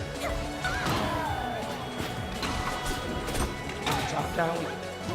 Doesn't do anything off of it. That probably, yeah, I was gonna say that might do it. That might do it, and it does indeed. The answer right back though. Plup can clean this up. Landing on stage, Plup was able to start this punish off of the recovery. Cake hasn't gotten back on stage. All right, we grab ledge, but that's exactly exactly what happened at the end of the last game. The throw into the Nair. Yeah, again, like a heavier character like can definitely DI and, you know, not die there, at least start an edge guard situation as opposed to death, but with Fleet at those percents, that's the stock. I love that. Cake was just floating right over the bubbles, being like, yeah, you know what, I'm gonna wait for these to go away. I don't need to land anywhere near. Okay. Yeah, shield. I feel like Plup has a really good usage of it. He is, you know, he uses the down B or the puddle for the recovery, but he's not afraid to use the bubbles, but he's not over. Jumped into it. There is no, I wouldn't say, Cake knew that Plup had to go back because he had burned his double jump right before that. Still recovers, still makes it back. Really good call out there, hitting the forward air. Yep, trying to use inside that forward air, trying to use the bubble butt, trying to get back in. But right now, this feels like the same shades as the last game. Hey, you gotta take this. You need this momentum. It gets transferred back, and that's what I was saying. And now it's Plup's combo. Thank you for your wind chime. I will use it to make my combo cooler. It's always cool to use your opponent's elements, your opponent's resource against them. Yeah, that's something we try to do in our designs is like have the opportunity because it is fun to be able to have combos that only exist for certain characters because you can kind of use their tools against them. Both in the Ditto, in the Mirror, and in this kind of thing. Oh my god, oh my god. Okay, there. There's there. Gets out. I think we have to go to the puddle now. Yep. Surprise. Yeah, down tilt option. I think that probably. No puddle on stage yet. No puddle on stage yet. We go too low. I think Plup just barely misjudged how high he could get on that. Right. Yeah, Cake able to get on the board. Huge in terms of that kind of the confidence and momentum going into not just as the rest of the set, but you know, kind of the rest of top 8. And I'm very interested to see where Plup is going to want to go. It's the first time it's been Plup's pick. First time Plup needs to go, and we are going to the classic. We're going to GBVSR. I banned this stage on time. That's crazy. The stage is so neutral. That's something about it. I gotta ban it. Cake Assault, he does not, and that is why we are here. Okay. Who's that? Hey, you're trying to get out of these bubbles. You're holding out. I'm going to be able to get that forward tilt. Stronger will kill early. Not at this percent, but... Stay up air. He's just trying to scope out the landing and trying to figure out exactly where Cake is going to be coming down.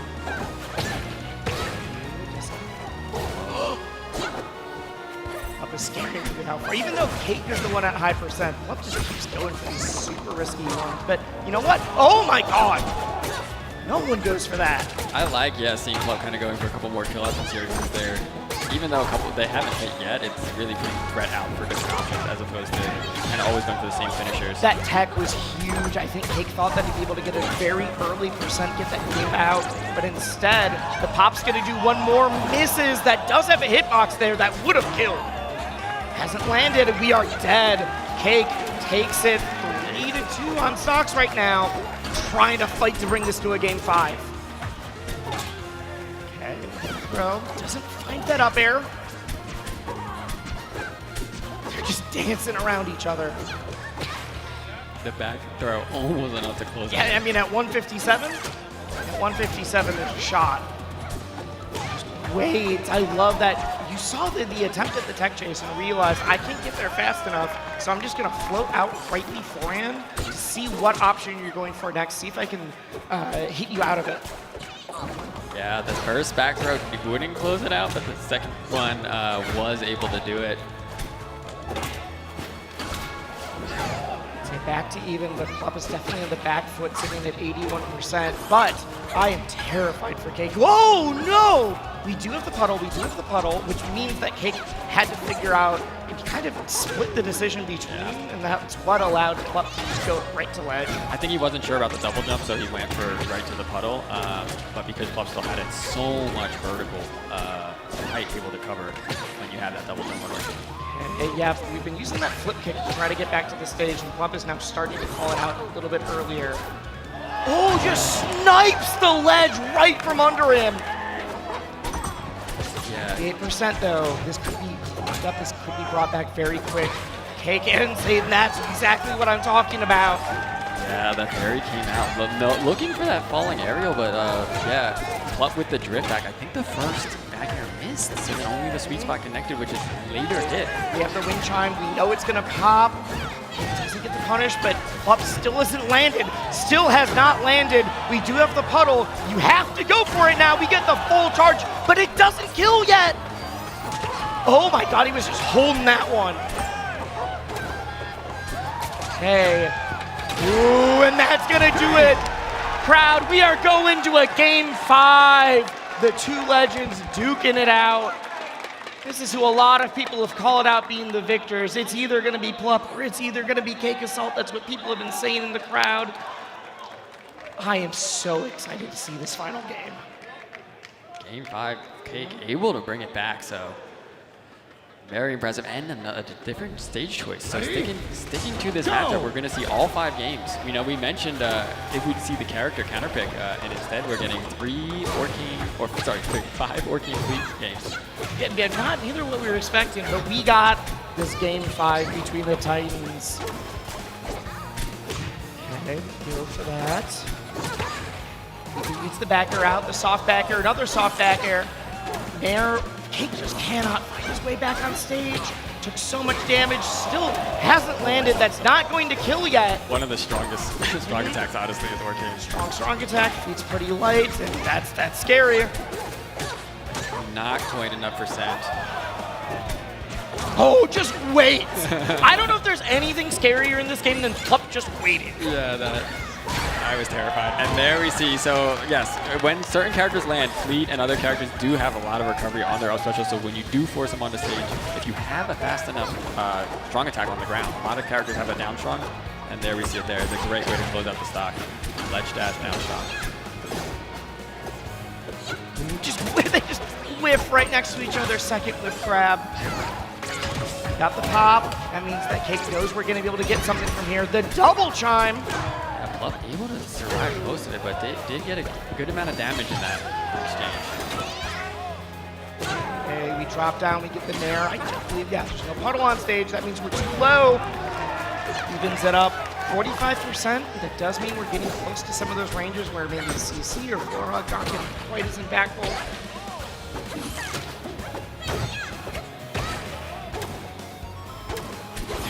Just raining puddles down on top of you. Yeah.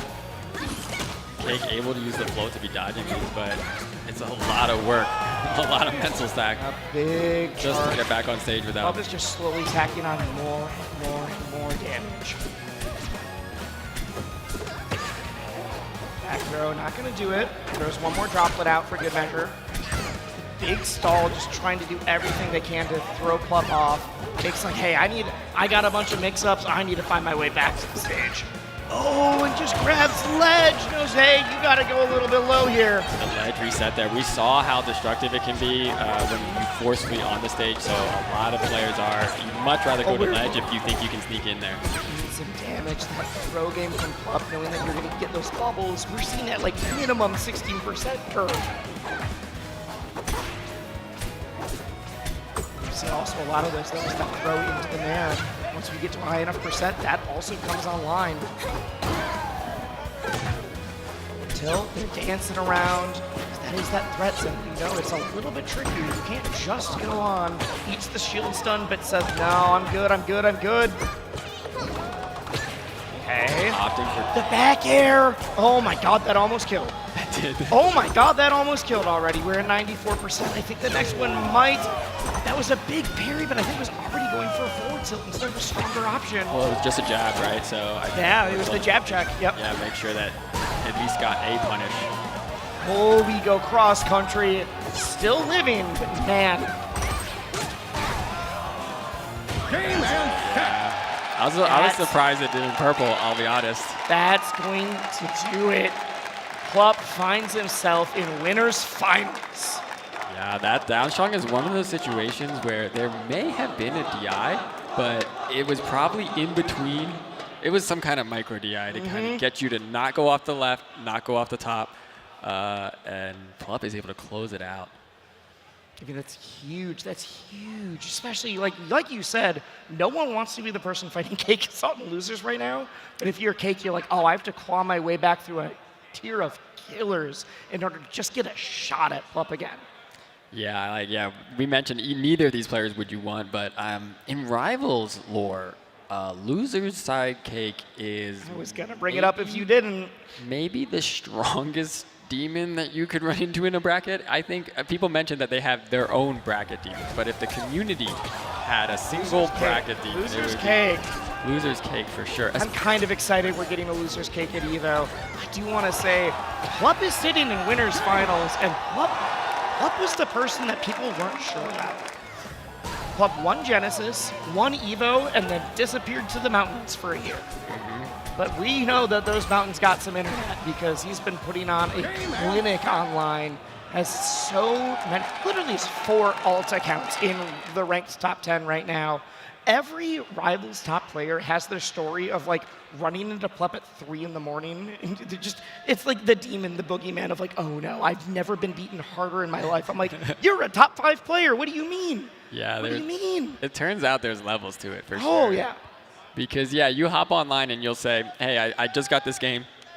I hopped in, I got placed in silver, and I'm like, everyone in silver is insane. They're wave dashing everywhere, they're dash dancing everywhere. And then it turns out, every tier as you go up, the silver players think the gold players are crazy. The gold players think the diamonds are. The top 50 players all think that Plup is insane. Yeah. They just keep scaling up. Unless you're Plup, there's always a bigger fish online but even for for you. Plup, Plup has lost sets online. The thing is, Plup has not lost any offline. So, we're going to see this. Plup is now sitting in winners finals, and we are about to see who's joining him. Stango or B-Bats, both were seeded for top 8, but we've been talking about Plup. That was technically an upset on paper because Cake was the number 2 seed, Plup was the number 3, but Stango is actually the number 1 seed of this bracket. Yeah, playing a character that not a lot of people would expect, especially if you followed Rivals last year and were missing at the end of the year. But there's a certain character that Stango's playing that a lot of people Just a certain one. would message me frequently to tell me that he's low tier and he needs buffs. And I said, I don't know, I think the character's pretty good. And one person believed me at the time, and his name was Stango, and he said, Dan, I will prove it to everyone else as well. Stango won Supernova with Olympia and said, nah, I think the elephant's stronger. We're playing Loxodon. I'm trying to prove that I can do it with the character that at the time, a ton of people were saying were not very good, but then you see this killer's list of people that he took on the way here, the victory path presented by White Claw Surge, beating Durai, Keeb, St. Pat, Melon, Morio, Psych, and Gino. There's a ton of phenomenal players here. Durai, I mean, I want to call out Durai for this because Durai went way above his seed, beating some great players. But Keeb, St. Pat, Melon, everyone is so good, and he was doing it with Loxodon. But we also have the other side. We have BBats. Now, BBats hasn't been able to go to anything for a while because of law school. Now that we are in the summer, BBats has said, hey, I've got a couple months to prove myself. I'm going to show up and immediately win Combo Breaker. I'm putting in the work. I'm going to show up to EVO, and we are now in winner's side top 8, beating players like Switch, Fullstream, and Mystery Soul. Both these players 2-0s all the way here. So we mentioned being a little surprised at kind of like the Plup and Cake both having to go deep into a 3-game set. Both these players really dominant on their way to this winner's side. So they're saying, hey, there's a lot of talk and a lot of hype over the other side of winner's side, but I think the two you should be talking about, they would argue, is this side. Okay.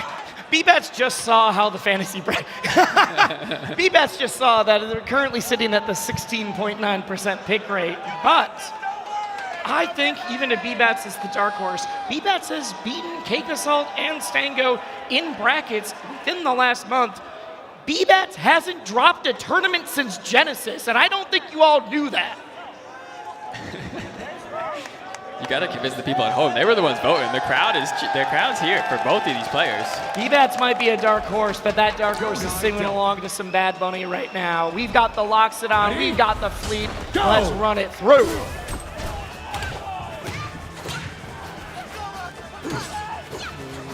So this was an interesting matchup because not one that we've seen super frequently kind of until Stango really has kind of brought Lox into the forefront of the meta. It was always interesting because Lox, according to player pick rate on ranked or in casual play, Lox is an extremely popular character, but a lot of people were like, he's good, he's a little bit simpler, but he just can't do it at the top level. And Stango's like, I think the consistency, knowing that I have certain setups that will always work, is exactly why he's so strong. I can play him in this way, and I can immediately start focusing on my opponent instead of worrying about, like, ooh, do I have my micro eventually, do I have my attack? The problem is, Stango also has those micro movements in attack. He is the full threat here. Yeah, but right here, BBats is able to take first blood and get that first stock off the board. I told you all, we're out of law school time. We're in the summer. BBats has about 3 to 4 months to prove themselves, and they have not dropped a single tournament since they decided to do so. Yeah, both of these players, honestly, coming into this tournament, we mentioned Stango the 1 seed, but both of them kind of playing out of their minds. So this is unstoppable. Genuinely, if I didn't say that Cake was my pick to win, I was thinking BBats. I think we might be in for a big Billy Summer. Oh my God! No way! That was just so ambiguous. I thought he had the ledge. Doesn't get the aerial out, and in fact gets reversed for it. If you don't time it right on that special, you are liable to get grabbed. You're liable to be set right back off stage. BBats has been rocking the mint Fleet since the beginning of this game. The tried and true. A great palette. You got the Don, the Loxodon, the Stango, however you want to slice it. That was so close. Yeah, I was about to say, like, the lead that BBats had built up was pretty insane. It was pretty insane, and it is now suddenly within 40%. Yeah. It's now within 30%. Before I could Dan, what do you want me to say? It's evaporated. Okay. Ooh, Ooh, that is a phenomenal kill confirm. That back air was so strong, so lethal, so deadly. I was talking about the other back air, but you know what? We got both of them. This match has been dead even this whole time, but they are putting on a clinic back and forth, and it is just time to see who's going to the doctor last. Okay, where are we going? Ooh, okay, it doesn't. That's only gets that single hit, but reverse back air sending VBats off stage. Seeing a higher percent. This elephant down hits special back air. hard. That down special back air feels reminiscent of like Shine Bear from Falco in Melee. yeah, actually, yeah. Oh my god, okay. If you've got magma, that is the elephant's power. If you've got some magma, that empowers your strong attacks by giving them some extra frames. It just lingers there and it's so deadly. It's harder to punish, and it's, even Makes top them safer. players sometimes will dash in a little too early and lose their stock to it. It's still a strong attack. There we go, and that back air. You are trying to threaten with a lot of different aerials. Your forward air might be able to send someone off stage. That falling up air is a great option for getting the combo, but it is the back air that is the tried and true kill option in the air. You might get some dunks, you might get some spikes with the down air, but the back air is, that's your meat and potatoes with this character. Yeah, it's got so much range. It's such a strong hitbox. It's really good to do while landing. It's really good to catch people on platforms. People lately have been starting to optimize the reverse back air to find some more follow-ups from it too. You get that reverse hit. Now, both of these characters, we say, in the design world are Trevor characters, right? So, if these two are your favorite characters, you can thank Trevor. If these are your least two favorite characters, then you can also thank Trevor fantastically. Yeah. A lot of the characters, we've got Dan on stage here, but Trevor is also the combat designer. He is the gameplay lead now, so new title. we split the responsibilities when it comes to character design now. We're down deep. It gets back to stage. The big charge, not going to do it. There are certain spots where Lox is able to get a checkmate on platforms, just knowing, especially with Magma, you can cover everything. Okay, we're marked. There's a wind chime. Yep, there's the wind chime. It's going to pop, but way high up means that Fleet really doesn't have a way to cover. Good refresh, and he finds the up strong still. The thing is, VBats also had the lead last game at points, and it just evaporated before our very eyes. Throwing out the magma, spends the air dodge already. Oh no, he's unable to get back to the wall! Yeah, I saw with the down B was kind of drifting in with it to avoid a aerial follow-up from Stango, but because of that, wasn't able to get to the wall and wasn't able to continue the recovery.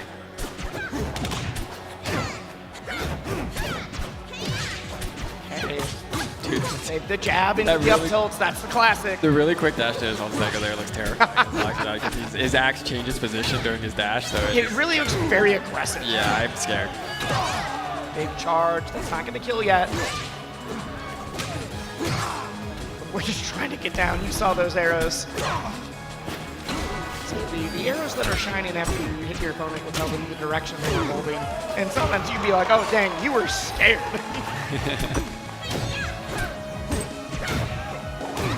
I'm really into the charge. That is indeed going to kill. Again. If you guys have seen the magma coming out, the spaghetti and meatballs, as the community likes to say, from that neutral special, you do it in the air, it turns into like a shotgun blast of tusks. Yeah, it's a vertical kill move, and against any of the floaty characters, right, the Absolute Rastards of the game, they will die incredibly early to a... You transfer the wind chime. Evats was trying to throw out some hitboxes to get back on the elephant. Just get it there. I'm loving VBat's side special this whole match. Every time it's been really smart, not in a way that can get parried, but really good at pressuring. That'll do it. You drop down with that forward air, and you know that Nair is coming. Cleans it up. We're sitting at 1-1. Ooh, look at the stank face on there. All right, Billy. All right, William. And Stango, just composed. You always see the murder face. Often will just pull up the hood, puts on the hat, says, I need some blinders. I just want to focus on the game right now. I'll pop off later. Yeah, Stango looking like he wants to be the villain of the community, but he's too nice. Everybody likes him. So yeah, that's the problem. Is Stango online or here threatens like he's the villain, and then you talk to him, and he's just a really nice guy. I know. Main bracket, though, killer. Talk to him afterwards. For sure, yeah. If you're just judging purely on gameplay, he could be the villain. But if we're judging, Gameplay, the hood up, everything else, it's the rest that you're like, well, all right, turns out you're just a nice guy. Who would have figured? Swinging right now. That's desperately trying to take this #1 seed. They're both fighting for the right to see if they can defeat Flup. Kind of the final boss of the bracket. Not in Grands yet, but sitting in Winners Finals. That was gross.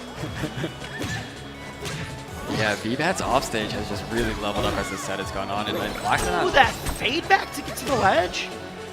Black's not looking like he can get exposed in a lot of areas, right? Even though the players are piloting it, you're still limited in terms of like what kind of tools and what kind of options each character has when they're put in these situations. This is the big, strong, heavy versus the I'm trying to get you off stage, nickel and dime you into something I can give you early. That's not going to kill yet, but that probably would have. And that will. Could have just hung on ledge. Back air is much cooler. You're a little unsure there. Yeah. I like that could hang on ledge, but maybe they're going to be able to get back up. Wind chime's still there. Doesn't time the invincibility to get up well. Now BBAT's starting to go for a ride. We're dropping down, tries to get that forward area into the Nair extension again, doesn't find it, and he's getting sent off stage for his troubles. Wow, just gets the grab out of that? That's nuts. That was just pure movement. Oh my gosh, the jab there. Surprised me. Nair, one more. This feels so even until you send this one into the blast zone, though. That is a very small animation. Okay, times it well again, but doesn't get to tech chase. Yeah, not quite at the edge of the platform, right? Oh, you saw that turnaround. BBAT was trying to scope out the back air, missed twins, and it's now eating 40%, 50%, possibly leading to death, but no, we tech. We tech! We grab the ledge, and it is your turn! Really good regrab there. I thought he was going to be going for an option, grabbing ledge, and just stealing it away from Stango.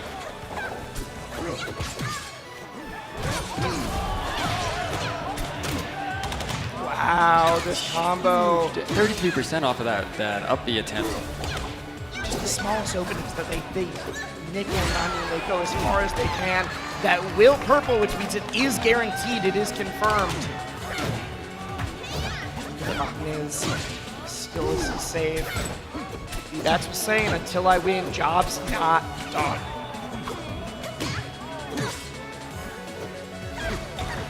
Hey. Oh my gosh. Oh! That back air. Yeah, I would say that tornado makes it so that you have to go high. This is still all BBAT's misses, though, and it is now Stango's lease on life. You get the throw. Are you able to kill your fleet before they're able to get back? It looks like we might be able to. Was trying to go for that up special. Right, at least one more neutral interaction here. I think I was the wrong way. It doesn't matter. We're back on stage. Trying to get away from that shield damage. Oh, that's not going to do it yet. That's not going to do it yet. This is the stomp once more. When it did hit it, very. Oh my God. That hits below? Dan, explain yourself. The Tempest has that lower platform. I didn't know it hit below. Oh, good spot dodge! Oh my God! What an ending. Just like that, Stango takes the lead. The crowd lost it there. Everyone saw that. Oh. See the panic spot dodge and the charge. I was like, I don't know if this is gonna kill now, but it definitely will then. Yeah, Stango now with so much momentum going into this game 4. That was so back and forth. That was so back and forth. But that getting it not just to the win, but on a huge read feels amazing. Going for the get up special insane too. Definitely something that Stango was aware of. You wouldn't even attempt it in that situation if you weren't familiar with the stage and knowing that, hey, at the lowest height, this will reach. Kill yet, but I think that one will. You can only eat so many meatballs before you're full. Okay. Let's say that's his platform move and is able to get a lot of these quick grabs, especially these empty jumps. But, oh, I'd say I think we both got a little mixed up there.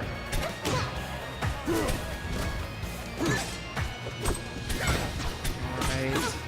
Stango getting something started. This is all from that F-tilt. Jab and F-tilt game that the Elephant loves. We have to go low because of the tornado, but it is now Stango that's sending BBats off stage. Okay, let's see here. Tornado, oh my god, oh my god. That almost killed us. Yeah. BBat's going really deep, kind of having to at the deficit. Just charges in his face. This went from being so even.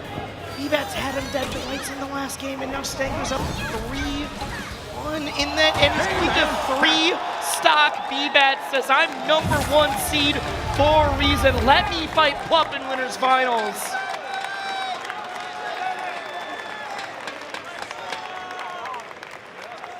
For BBat's job is not done. Doing it the hard way now. Yeah, it's crazy because all these matches, with the way the players are playing, they all feel like upsets. But this is our #1 seed. So Stango, you can't possibly upset Stango in this bracket. No, there was people who were asking me. They're like, especially people that aren't quite as familiar with Rivals. They're like, oh, I've heard of Cake from Rivals 1. They know Plup from Melee. And I was like, they're like, who do you think is going to take it? And I was like, well, neither of them are the #1 seed. So you got to put some respect on the Don. You got to put some respect on the Elephant, the Loxodont. Stango himself has been a phenomenal player in multiple games and has taken his talents to Rivals 2, trying to win EVO. He got second on the extended lineup stage last year. Yep. He's got something to prove now. Yeah, for sure. I think that was like definitely wasn't a breakout tournament because Stango was already Stango's in that top. But I think at that point it really went from a threat to basically in all of these majors, basically top 3 or 4 guaranteed. It felt like Stango was after the EVO run last year. And since then, not only has he stayed in that position, but we mentioned switching to Loxodont, a character that a lot of people would consider low tier. And he's been able to keep just as much, if not better, performance. Well, EVO last year was always the bridesmaid, never the bride. It was getting like anywhere from 5th to 2nd at a bunch of events. But at that point, the only person you lost to was Plup, and we know he doesn't go to a whole lot. It wasn't until it didn't take that much longer. It was literally Supernova the next week that he won. Yeah. Well, no, at the point of EVO, until EVO, I don't think he had beaten Cake, and then he beat him at EVO, well, he beat Cake at EVO and only lost to Plup, right? And then beat everybody at Supernova, which at that point was the largest Rivals tournament of all time. Even if Cake just got ranked #1, and Plup had Genesis and then EVO from last year. If Stango says, yeah, but I won Supernova and I won EVO 2026, the 2 biggest Rivals offline tournaments ever, I mean, what are you going to say to that? That's a good point. That's a very good point. So, yeah, coming in, for the rest of this year, there's going to be lots of arguments basically on who is kind of leading the #1. We know you mentioned that Cake Assault had gotten it this past season from the R2CS rankings. But yeah, there's a lot of players will be able to stake their claim depending on how this EVO set or these EVO top 8 plays out. And we are about to find out how the rest of the bracket is going to play out. I love the waving in the back. Whoop, I'm mirrored. But we are going to throw it to a break. We will be right back.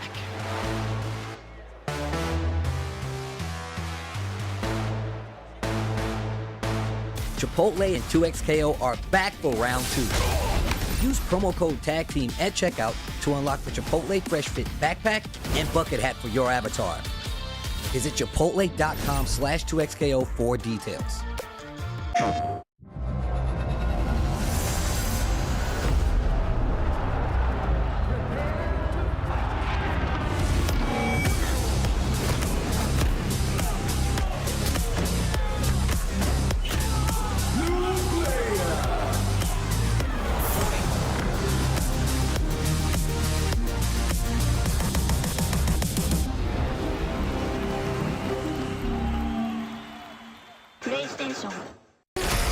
How would you like to live forever? I do not trust this thresh. His lamp contains screaming. Those are just squeals of wonderment. Ready to banish the darkness. Come on, let's live a little. In the light. is your deliverance.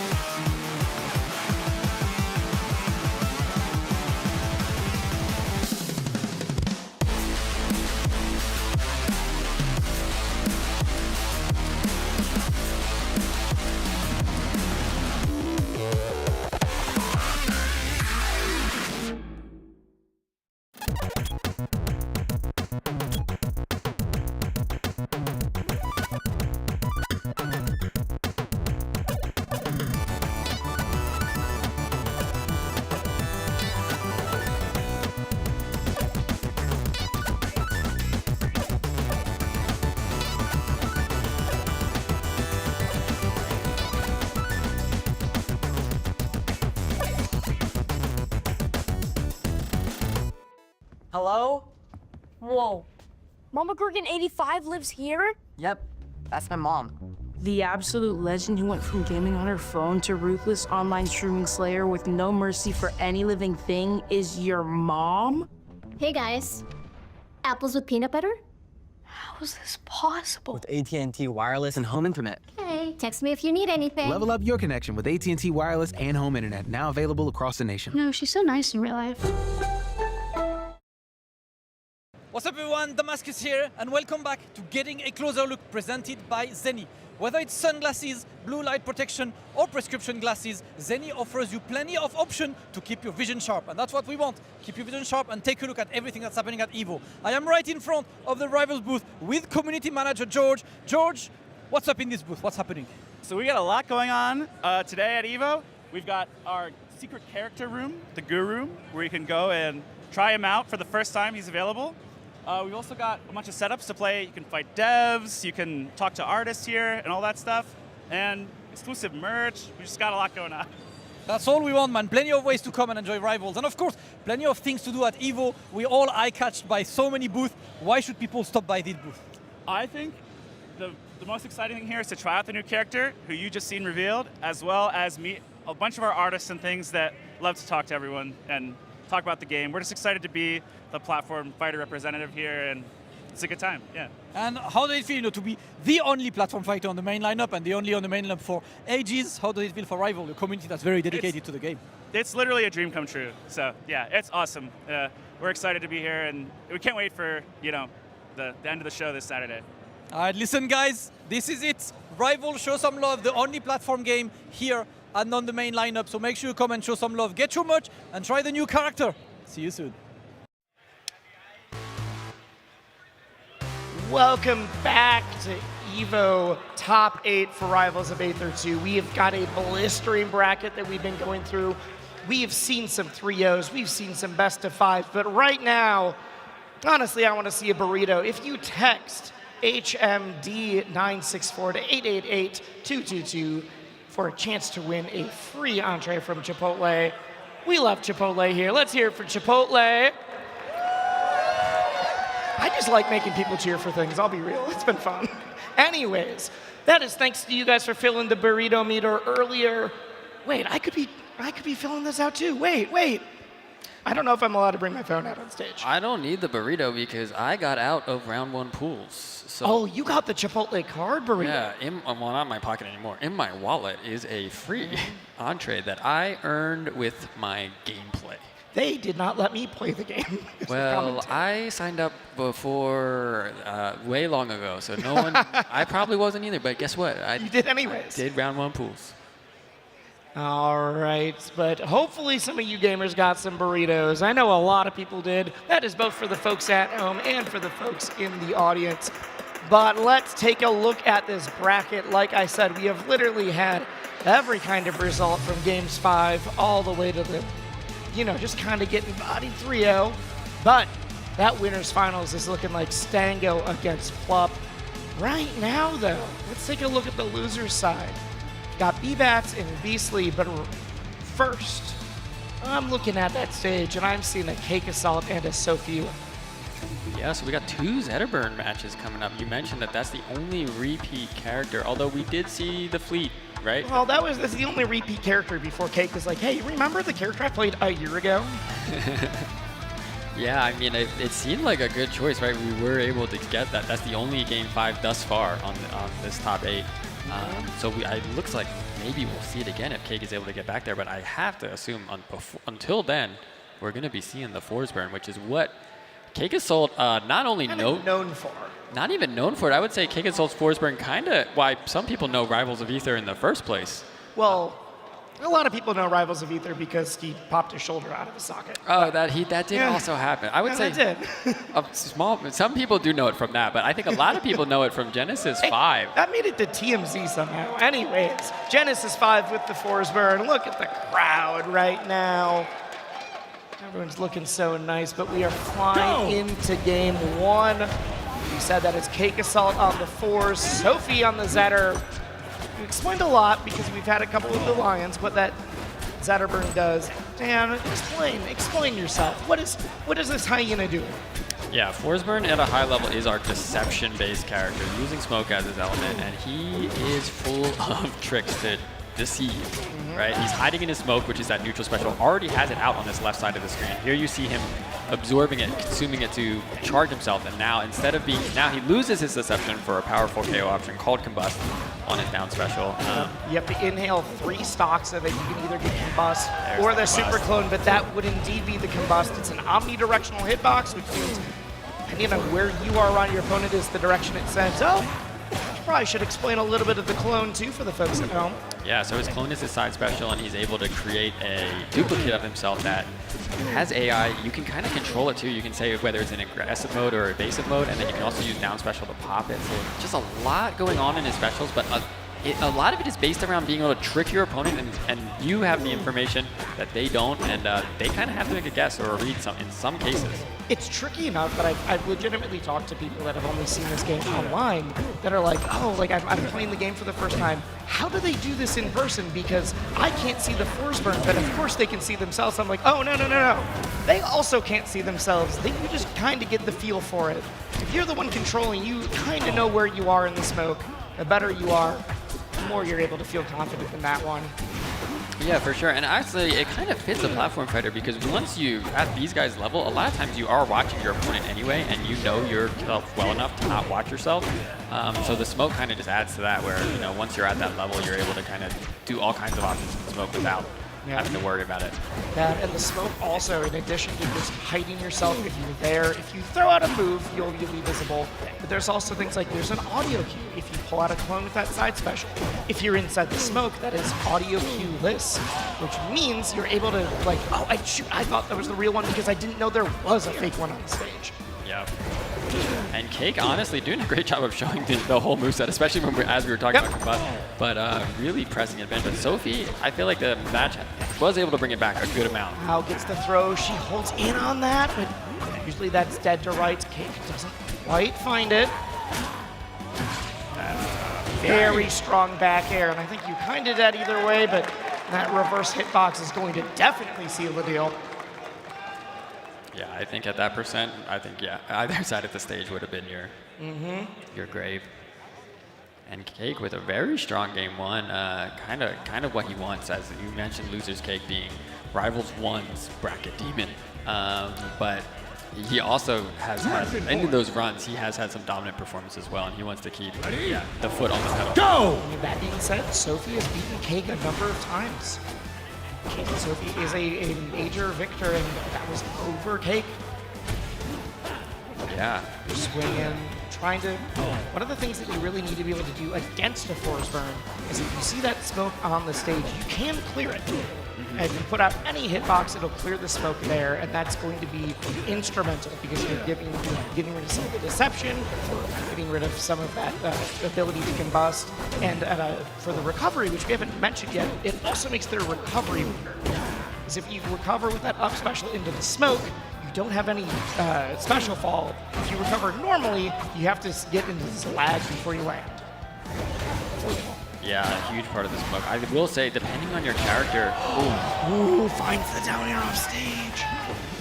it can be easier or harder to clear it out. Sophie opting for a lot of fireballs here. As Maple, you can have a seed where you can clear out a lot of smoke at once. With some characters, they do actually get out there, so Forsberg can clear the smoke. And there we saw Forward air. second burst, same as the first. You saw the soft hit, time to get the strong one. I'd say sometimes, I've talked to Cake about this. I was like, hey, how do you decide, like, how are you trying to deceive your opponent with Quiet? I think, well, sometimes it works. Other times I just use him as a heat-seeking missile. Yeah. It's not only a deception tool, it's one of the best projectiles in the game. Yeah, because it just runs at them, and then you decide to push the button. That was actually crazy, because that was a stall. Usually a lot of people will pop the clone as soon as they get to their opponent. Sophie waited, it went through her, and then she hit the parry. Yep. Really good call out, kind of knowing like that back and forth There's movement. the smoke there. All right, tries to go for the tech chase. It probably would have killed it. Don't quite find it. Trying to just say, hey, I need you off me right now. Phenomenal recovery. Ooh, the special pummel break. First pummel break we've actually seen. There we go, like I said.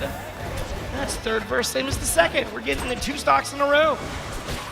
Yeah, that's sour fair, sweet fair.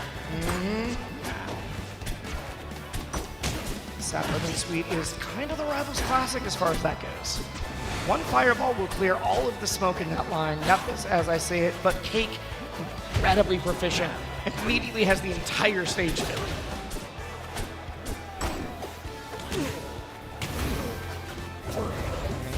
Drops the clone off stage.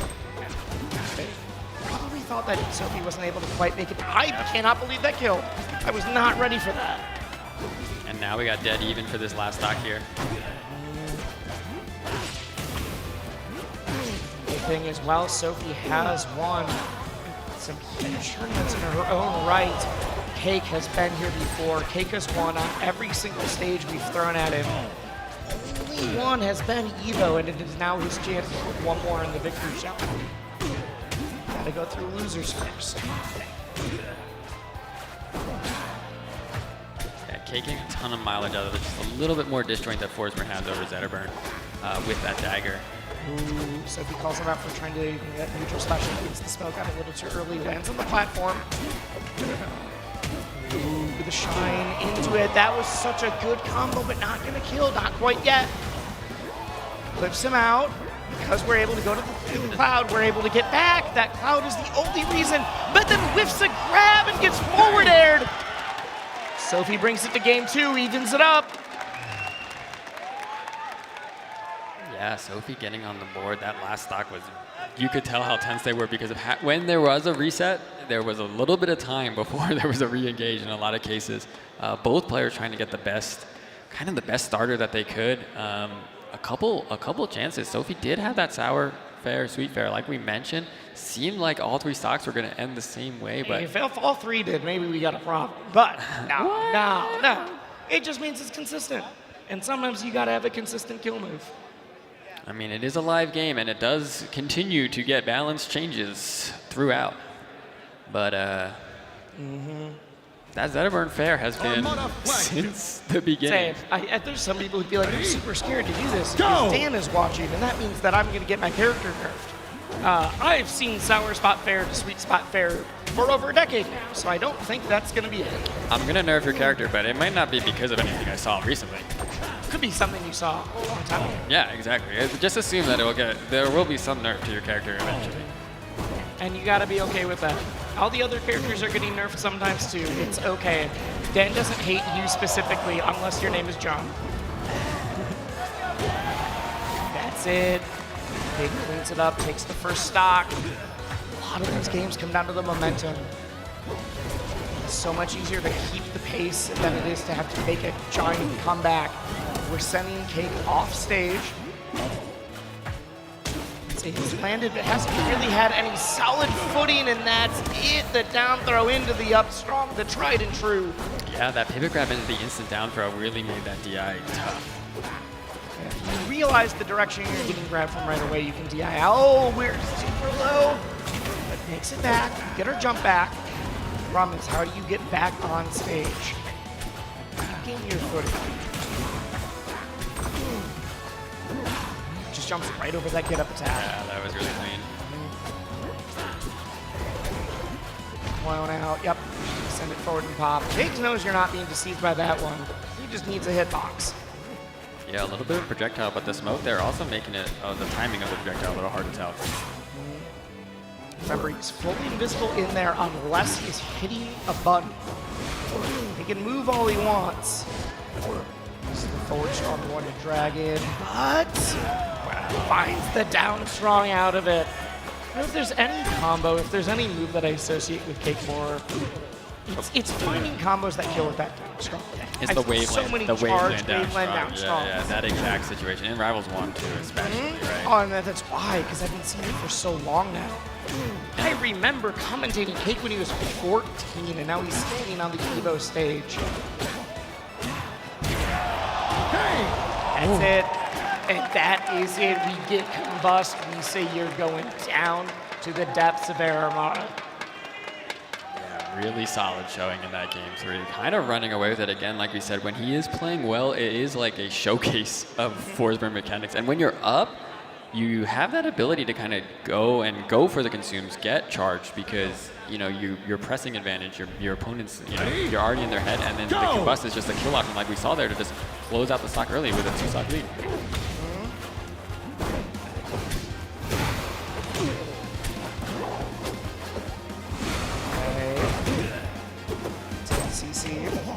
Yep, there we see the counter. Forsberg's cage is the first part is one of the biggest strong attacks in the game, but luckily you can always CC a floor hug, get rolled down to kind of get a shield and get another option out. But that is a 2-part strong attack, so you're going to see Forsberg will throw out that cape, and that first part drags the person in. Now if he does the strong again, it throws out the dagger, and that's the kill move that sends out. But the only characters that can do, like, all right, I'm going to do part 1, and now I'm going to do one of my tilts. So I'm going to pull you in and then down tilt, or I'm going to pull you in and grab. Like, this where it gets really, really complex, because he's now not just comboing you with his normals, but comboing you with the cape. Yep, and it's like a cloak and dagger kind of inspired gameplay there, where he's got that short dagger in his cloak, and he's using both of them for. You guys weren't being that subtle with the character design for that one. I mean, it's just cool. Oh no, it's cool, it's sick, I'm glad, but it is very funny when someone's like, I don't understand the smoke. I'm like, well, he's got a cloak, he's got a dagger, they made a cloak and dagger character. Oh, I get it now. That being said, I think one of the coolest characters in Final Fighters does so many super unique things, even outside of the specials. Yeah, for sure. Like I've said it in Rivals 1, he's one of the designs like I'm kind of most proud of how it not just came out from like a a gameplay level, but especially tournament play. Yeah, I think both. Right, just forward throw. I love how long she waited before just doing the forward throw. Really just not sure if the percent was enough for it to KO. Yep. That forward throw, in addition to the strongs that all get stronger if you're on fire, that forward throw also becomes a kill throw if you're on fire, or if you're just really high percent. Yeah, it's already one. Yeah, a little bit. Yeah, without fire. But I mean, interesting there. I wonder if like a normal pummel first would have made the would have done enough. Enough percent for that to have been a kill throw even without fire. So you kind of have both pummel options as a way to close that out there. Sophie got clipped off stage. Cake tried to make the most of it. Parry, big parry, but doesn't find. Wait, never mind. Make me eat my words. Keep the edge guard. Keep the flow chart going. That's some Rival 1 habit with the plat drop aerial out of the dash. So be just calling it out with the parry there. Followed up air from into that forward air. Forward air, not like a huge hitbox. It's pretty stubby. A lot of new people are like, it just doesn't feel great. Wow, finds the back air there. Really good aerial placement on both of those. I was going to say that forward air. People are like, well, it's not great. And it's like, yeah, but if you hit fall it links into literally whatever you want. Yeah, for sure. At low percent, it's deceptively really good because it's so good at extending it, Okay, we are high enough to be able to get back to the stage, which is why Cake said, all right, I think you're going up. I think you're going up, and I don't think you're getting back. One more for the road. We get the up tilt. Can we find the back air? Oh no, she escapes. That combo was so close. Air one doesn't do it. All one combo. one more. Oh, if that back air had hit, because of the smoke there, that is why Cake was immediately actionable. Wow, all right. I have seen Sophie do so many 0 to deaths. This is 100% possible still. This is how it starts, but you get clipped out with the forward tilt. There's so much smoke, you're getting choked. Even if you are not winning, and you're not technically losing neutral, you just can't see what's happening. Oh, like that! You had no idea it was there! We dropped down with the clone. Is that the real one? It is indeed. We don't find the back end, we find an up air. And there we go. We knew that's what he's trying to find. That is game and set. Cake is marching on through loser's bracket. This might be a loser's cake tournament, Dan.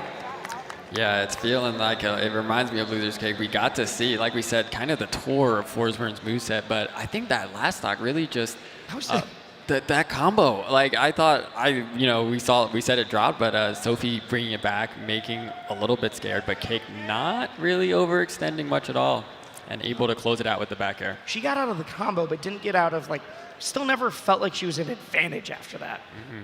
Well, she did close the stock with the Edgehog. True, true. But then, yeah, you're right. Like, it really did feel like Cake was like... Yeah, she got the Edgehog, and it still felt like, all right, but Cake's going to respawn and come right back. What are you doing about it? He had the higher ground for sure. It really did feel Look like at how much smoke is on the stage.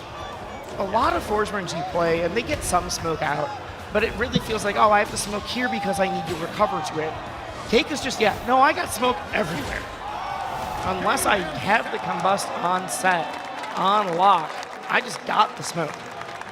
Yeah, we really saw it on that last stock. When the clone popped out the one side, Cake pops out the other side, already doing forward air. There was a moment of just, complete deception. All right, and as we're taking a look, we got the Red Bull best seats. Thank you, Red Bull, for treating our VIPs. And I'm taking a look. We got a bunch of the Wisely Wars players sitting there. We have Shannon, which is Stango's wife, saying hi. We are sitting there because she loves to yell for Stango. So we want everyone to be able to hear for her. All right, so next up, we got our other loser side match. So we saw B-Bats get sent down here. We saw Beastly continue his run. How do you feel about these two players in particular running into each other in bracket? I feel like B-Bats has been playing so well.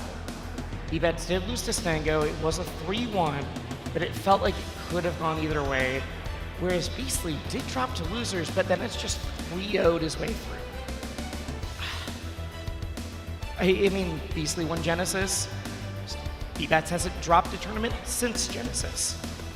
B-Bats won Combo Breaker. B-Bats won Combo Breaker. B-Bats has won Super Fusion, has won a bunch of the locals there, which, I mean, if you're going to locals in Tri-State, that basically feels like a major the entire time. This is going to be a slobber knocker. This is going to be a slugfest. I think on paper this is going to Beastly. I would not at all be surprised if B-Bats pulls it out, though. Yeah, it's interesting because historically, like going back to Rivals 1, anytime you had Zetterburn going into a floaty, it really did feel like it was going to be Zetterburn favored because that character, even if you take out Upstrong on fire, super early, yeah, he still is able to get all that way to bracket, right? He's beaten other characters with all other options. So you're basically taking a strong character and you're giving them a complete nuke on like their Upstrong in that specific matchup. So the other player has to play around it, so they have to adjust their game for Zetter. Zetter doesn't really have to adjust his game. He's already doing Shine Up Strong against everyone. Now he can just do it 20, 30% earlier and still get the KO. So it's one of the reasons why we've seen a bit of a resurgence of Zetter lately. It isn't even from the pure power, but it's the tournament consistency. Yes, for sure. Yeah, I can play not quite the same, but I can get a lot of the same setups. It doesn't matter if they're floaty or fast faller. You gotta change the combo game, but I can still get that shine strong. Yeah, and you're just getting, in this matchup, you're just getting, like I said, rewarded even more for it, so. You see the feet on fire. Ooh, and there we go. That was sub 100. This is a very, very low ceiling. Yep, yeah, the lowest ceiling of the starters for sure. Yeah, I'm a little surprised we started here because of it, honestly. Yeah, I mean, Fleet does have some options, right? Being able to kill with up air as opposed to just it being an aerial is nice, but... The spaces, the fast faller, I feel like Zetter's just been so much more consistent with that. Yeah. I mean, he has to know something we don't know because... Oh, yeah. No, I trust BBAT's decision. It is, yeah, very low. I think Harbor is the only one. Potentially lower depending on where you're standing. Okay. That Nair out of shield hits behind, which is why that's still going to work. Rides the wall, but gets back air. Goes super far off stage to try to find one more that would have sealed the deal.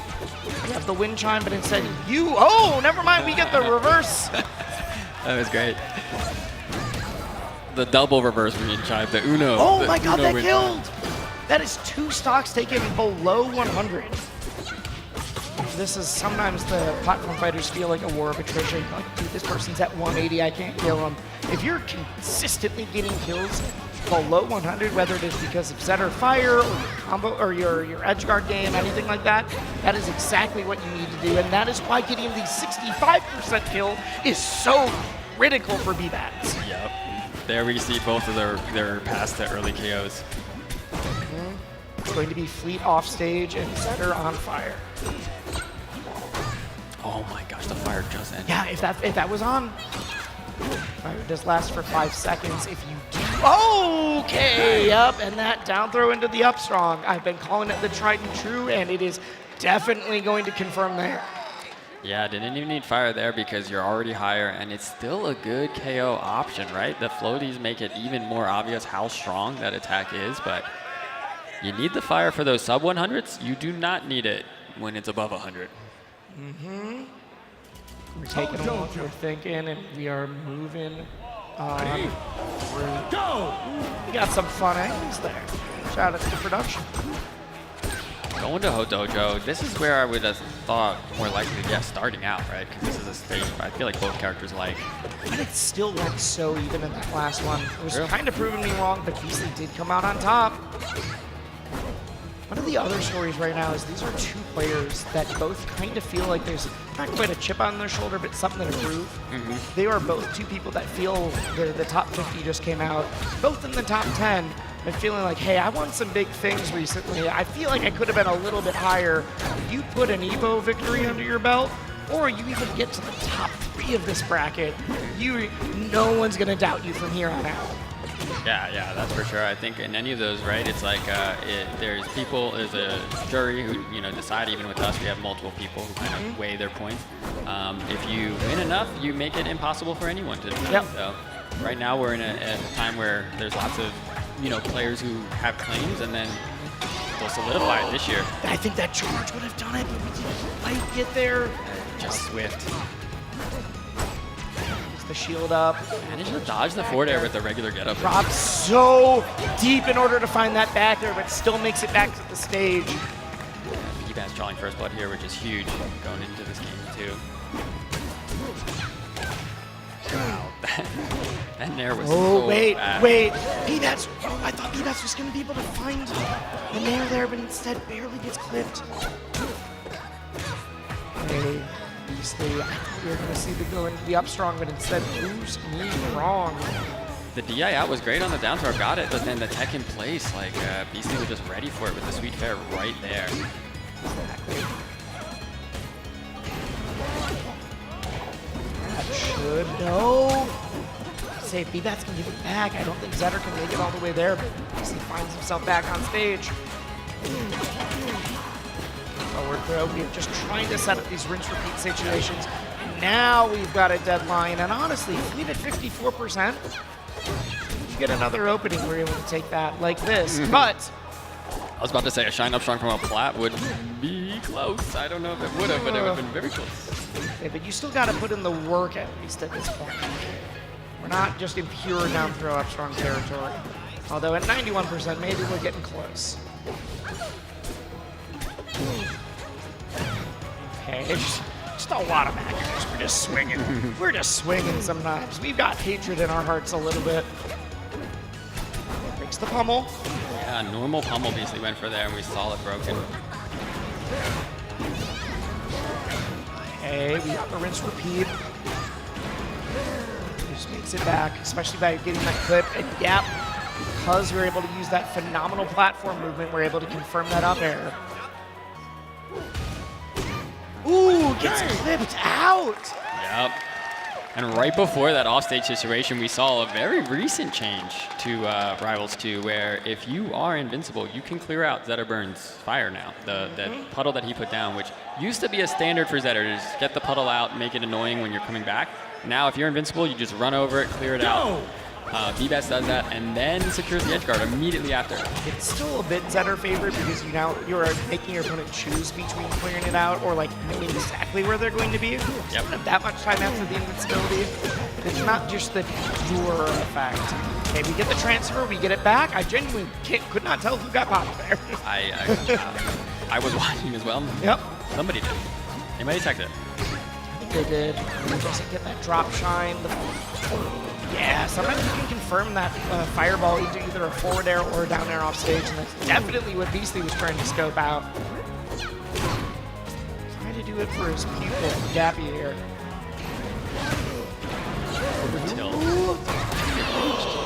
Yeah, there we go. Beastly taking first blood this game, really. He's trying to put on the shield pressure. He basically says, nah, I'm getting out of here. Beastly racking up so much damage for this short exchange. That movement?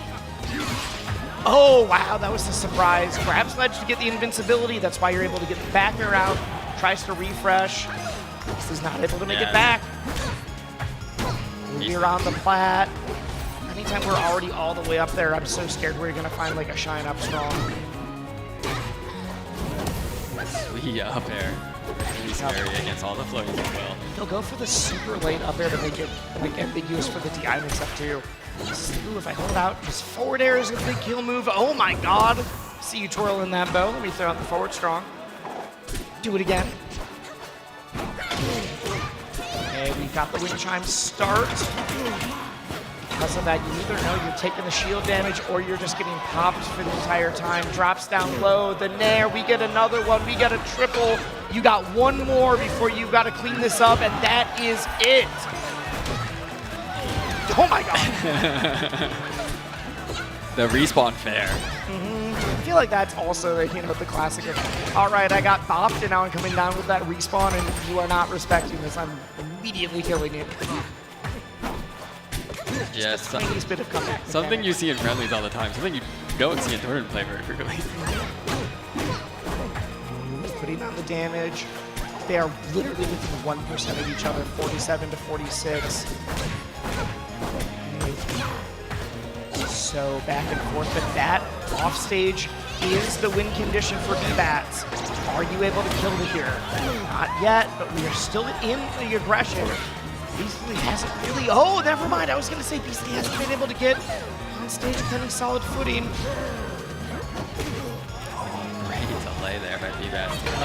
Aerial. That should be it as long as you grab. Oh my gosh. If the wind chime had popped earlier and Beastly was able to get back, that would have been nuts. That would have been an all-time match for sure if Beastly came back after that.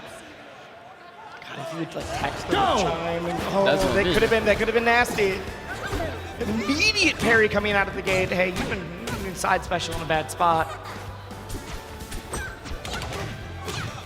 The danger of that, the strength of that side special isn't just the additional attack, while it is good, but it leaves this tornado traveling that entire path, and it cuts a swath of the stage that you just have to respect. Yeah, for sure.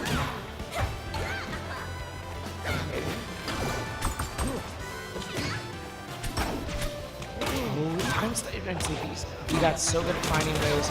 But Beastly, if Beastly thinks that there's a gap in your pressure, is not scared at all to instantly up air out of it. The regular pummel too, thinking that you're already on fire. I'm gonna regular pummel. Let's see if this puts on enough damage. It does not, and because of that, VBATS is able to strike first. VBATS is already up 2-1. VBATS told me, sitting in the green room, that it's like, how are you feeling? VBATS is like, I just want to put on a show. I want to win, but I want to put on a show. So give me a stage. Yeah, VBats has been putting on a show for sure, kind of showing us everything that Fleet's capable of, and also, yeah, just the clutch, the game, the stock, third stock, last stock that he's been able to pull off this run so far has been impressive. Yeah, this is just back to so even. They've been battling it out so close to each other. I couldn't tell what resources. We did have an air dodge, but if you grab ledge, you are not going to be able to make it back. Right, once Setter's down there without resources, you know he has to up it only goes so high, right? So it's just a matter of timing your legends building. Hey, Beastly knows that he is on his tournament life. This could be the tournament stock. Oh man, managed to go under the get up special projectile. Fireball, gets shield grabbed, that's nuts, we get clipped. This is all B-Bats, this is all B-Bats. You are going on to losers semis. I told you on paper, because of the recent victories from Beastly, this looked like it could be a Beastly dub, but B-Bats is storming off. We saw him singing along to the Bad Bunny. We are still in this bracket. The job is not done for the boy. Yeah, that was an awesome showing by B-Bats, able to, really clutch it out. And the momentum, like you mentioned, I think going into it, you were saying you're Beastly kind of showing, and it did feel at the beginning like it was Beastly set. But B-Bats able to steal that momentum and kind of just, run away with it at the end. I'm trying to...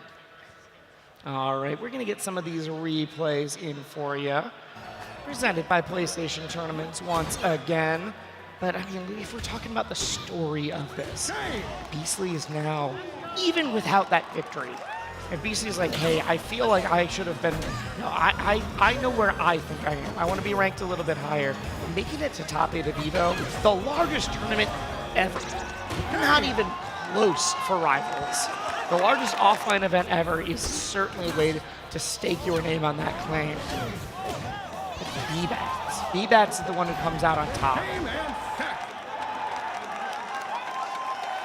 Yeah, I love honestly, like the big thing I mentioned with Fleet is the aerials, the disjoint, right? And against Zetterburn, someone who has a recovery that, as we saw in that set, can be exploited. You can know the timing, but the big thing is with a disjointed attack, you can kind of get around getting clipped by the up special that other characters would. So B-Bats put that to good use. We saw it in those replays as well, and was able to come away with a huge win there. All right, I'm gonna give you guys a little bit of a teaser, so you stay tuned during this break. I'm looking at the folks sitting down. We're getting winners finals, which is gonna be Stango versus Plup, two of the people the crowd have been cheering for and screaming for the most. Do not move. We will be right back.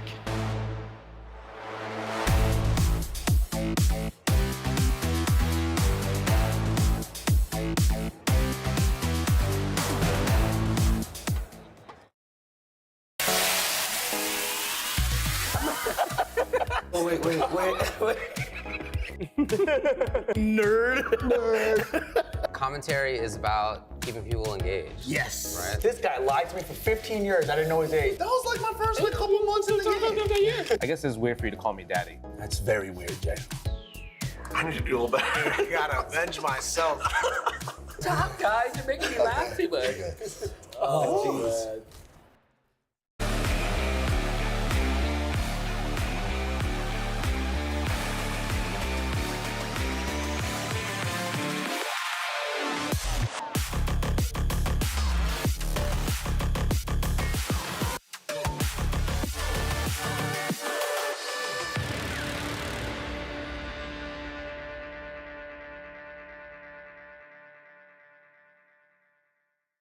Ooh, that boy Kush is breaking Joe in the nooch. Look at him go.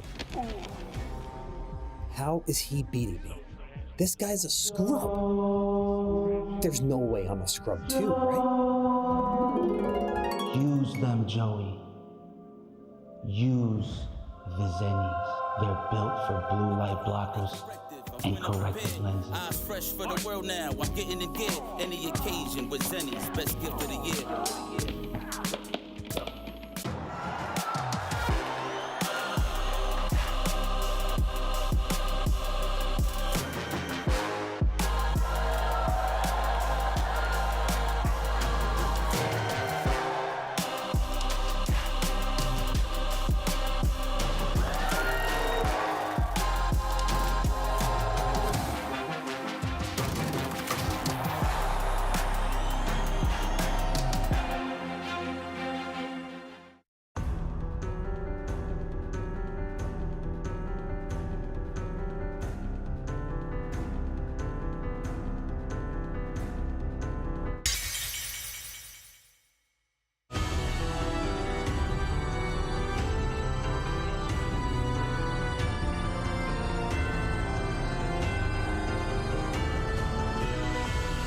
メルティーブラッドドアイルミナ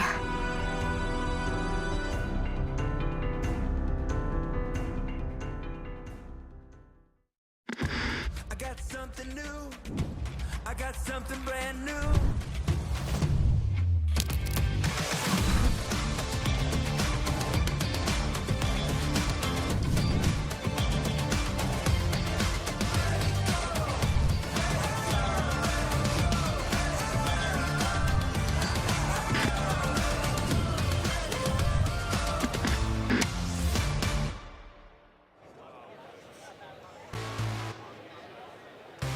Look at that lovely audience. Look at everybody.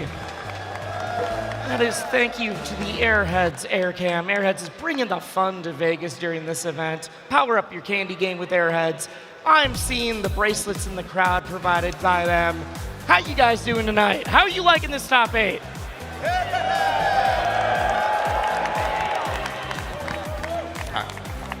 I saw Trevor on the air cam, and he was feeling real good. Very excited to see all those reverse aerials connect. Yep. I think that in particular was making him very joyous. And we do want to thank Trevor for being part of this game, for being one of the devs, instrumental in making a lot of, almost all the characters.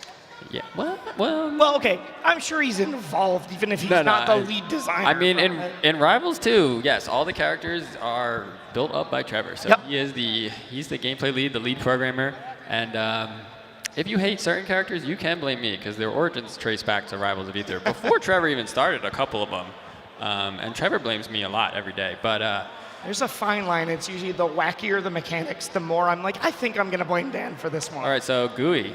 Oh, well, whose character do you think that is? Ooh, actually, I saw some weird traps. I saw some stuff that looked like he was throwing you into a set and be able to wrap you up a little bit more. You already play Maple, who has some trap kind of things already. I feel like we're looking at a Dan character. You are correct. Okay, I've never been wrong before. I'm not going to start now. But anyways. With that, we have the Evo Fantasy Pick the Top 8 presented by AT&T. And we are going on to our winners final.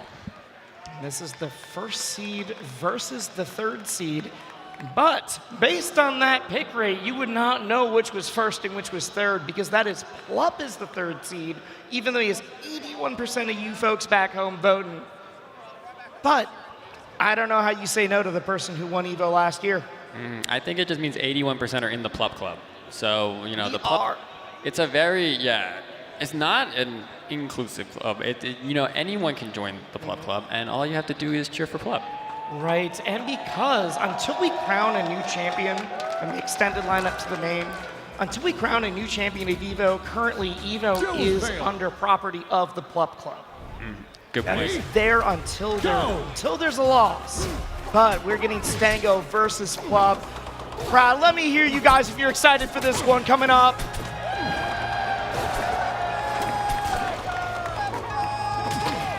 Already so much damage from the bubbles coming out from Plup, which makes a lot of sense because Lockdown is very big. It's a very big hurt box. I gotta imagine it is difficult to dodge those bubbles. Now, before they get into this too much, we're seeing the Boyko and the Eggdog next to them. Eggdog, instrumental in getting Plup out here with some wonderful folks. Shout out to Zamsire. But Eggdog Esports helps out with the scene in a lot of different ways, and in this case, getting Plup to Evo. Boyko is not a team, but actually one of Stango's training partners. Boyko, a phenomenal player, and someone to that, they have been training partners and they've been rivals in not just rivals, but multiple games for a very, very long time. And, finds the back air, and that'll clean it up. 78%. Now 78% versus the Loxodon is a little bit scarier than most characters. The wheel is a little heavy. They've got some blubber. Especially when you get off stage, right? You're so much closer to the blast zone if you get hit by a back air or another 80 Loxodon attack. I mean, we've seen the Magma turn around back air. We said it almost feels like a Falcon Shine back air. Into the down air. That was gross. Stango ready for that nair and just a massive combo off of the tech. A huge kind of reversal. Just trying to stick grab. I mean, that was a big call out. I'm like, I think you're gonna dash dance away, and I'm gonna dash extra. Just gonna extend. We're gonna dash through, get air from ledge, make some reset. Block still hasn't really found their footing. I don't think they've been able to find their way on stage. Now, all right, they've at least reset their resources, but at the same time, no one would ever say that this elephant is an advantage right now. No, it does not feel like that. This feels like an extended edge guard situation. They've landed twice, and it still feels like it's all one of the same, but Stango finds the grab, Stango finds some sure footing on stage. And just the weight on the get up. Okay, up that following there. He barely gets away from that back air, but he is not gonna get away from the up air. Yeah, the up tilt after the whip back there was kind of insane. Stango thought it was his turn to get an attack in and instead ate the up tilt and up air combo. Hit one, we got two, we got three, and here's a meatball for your problems. One more, should be able to do it, 129. Definitely kill percent, but just can't quite find the extension. That'll do it though.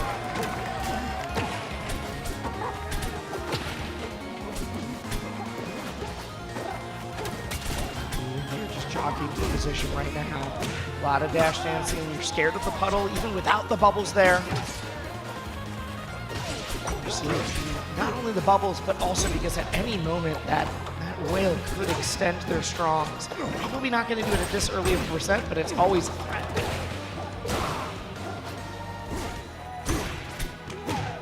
Okay. I'd say that up throw is definitely the consistent option for the Loxodon. You're able to get. The world is basically your oyster there. It's like, pick your poison. I'm gonna up air, I'm gonna back air, I'm gonna do the magma back air. One more, trying to shove Orcane off stage so that you're able to get this edge guard. Oh, that kills! We went so far to the corner, it took so long that I thought we were living one more. Yeah, I wasn't sure if we were going to see that get all the way to the blast zone or not, but Stango able to pull it off. Kind of, again, we mentioned the extended edge guard situation. Stango kind of able to put Plup in that situation, even though, again, like you mentioned, touching the ground, it's like until you get that solid footing, it can feel like, yeah, you've just been off stage that whole time. We talked about the history from Plup last Evo, that Plup got all the way to top 8 before dropping again, and then barely dropped. I think it was like 1 or 2 maybe in that top 8, versus here was hogging it out the game 5 and taken now. Okay, there we go. Say now is on the back foot. One of the first times we've ever seen Plup just straight up down a game. Yeah, for sure. You go to 3 tournaments ever, but you win it. You just get to be able to say that. No way, the forward air into the back air. Any other characters dead to rights there, but we do have a puddle on stage. Yeah, the puddle coming in clutch, and Stango not quite able to get back on stage fast enough to get a bigger punish with the grab out of it. Stango loves using that falling forward air in order to scoop the opponent. Either they're holding in or they're holding up, and he's able to get a combo off of that, or it puts him in the knockdown. That into the back air once again. All roads lead to Rome, and all roads lead to the elephant's bear. Ooh, calls him out. Great refresh on the nair. We get one more. Yeah, you forced him to go too deep. Yeah, not enough height to get the ledge there. The weight! Oh no, just too far away. It locks it on with one of the slower run speeds in the game. Not able to get back to that puddle for a bigger punish. And you're sitting there, the fish is at 147. You're like, if he was dead, this could be even right now. The stomp!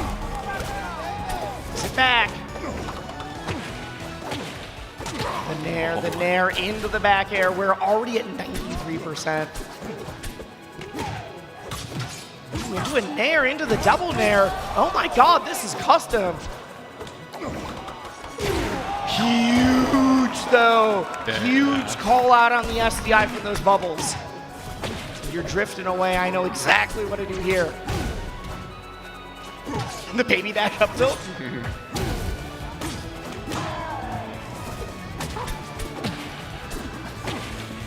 Their movement is so good. So much of Rivals is about being able to call out your opponent's panic options, their habits, and that is exactly what we get there. Although, you know, that elephant can cover almost the entire platform with that up strong.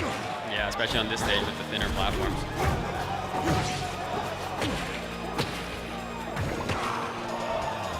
All right. Still on that 108. Big tech, though. The thing is, we've already seen this from Stango. All you need is one opening. Bubbles there was so tricky. Stango already committed to the up tilt. Not able to get a defensive option out. Counter the bubbles. The forward throw might be enough. Yes. See, even without standing on the puddle. Yeah. Even without standing on the puddle, that forward throw just did it. Yeah, I mean, it is a kill throw, or not a kill throw, but it's a strong throw, and then a kill throw more so when you're on the puddle. But a lot of, just like Zetter, right? We saw some kills on the forward throw without flat fire. It's still a good option. It's still really fast. You can still catch people not DIing because they're not sure what to expect. They don't want to DI. I mean, we saw so many of Plop's options before where the throw into the nair, and so you're like, oh, I gotta hold out because I don't want to die here to the nair, to a turnaround back air, to any number of options, and instead you just get thrown off stage and you're toast. Yep.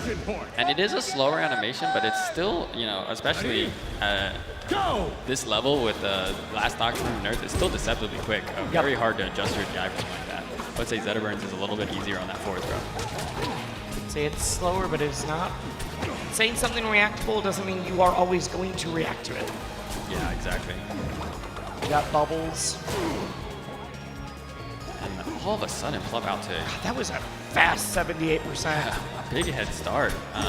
Stango has not cared too much about that kind of head start because he's been able to bring some back, but you would still like yourself to be in the lead. Okay, we get a down air. Ooh, spot dodge the grab. All right.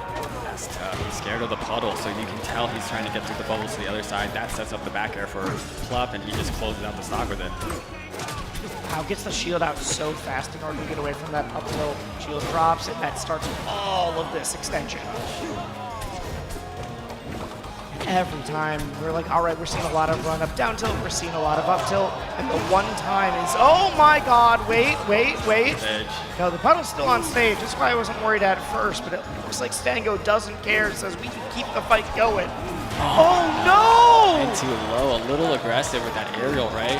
Oh, and then we're seeing just a huge swing. Stango, you gotta stay calm. You can bring this back. I've seen the 3 stocks.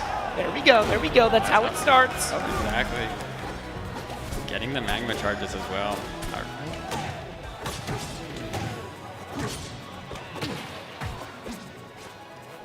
The spot dodgers so pristine. They know exactly what each other are trying to go for.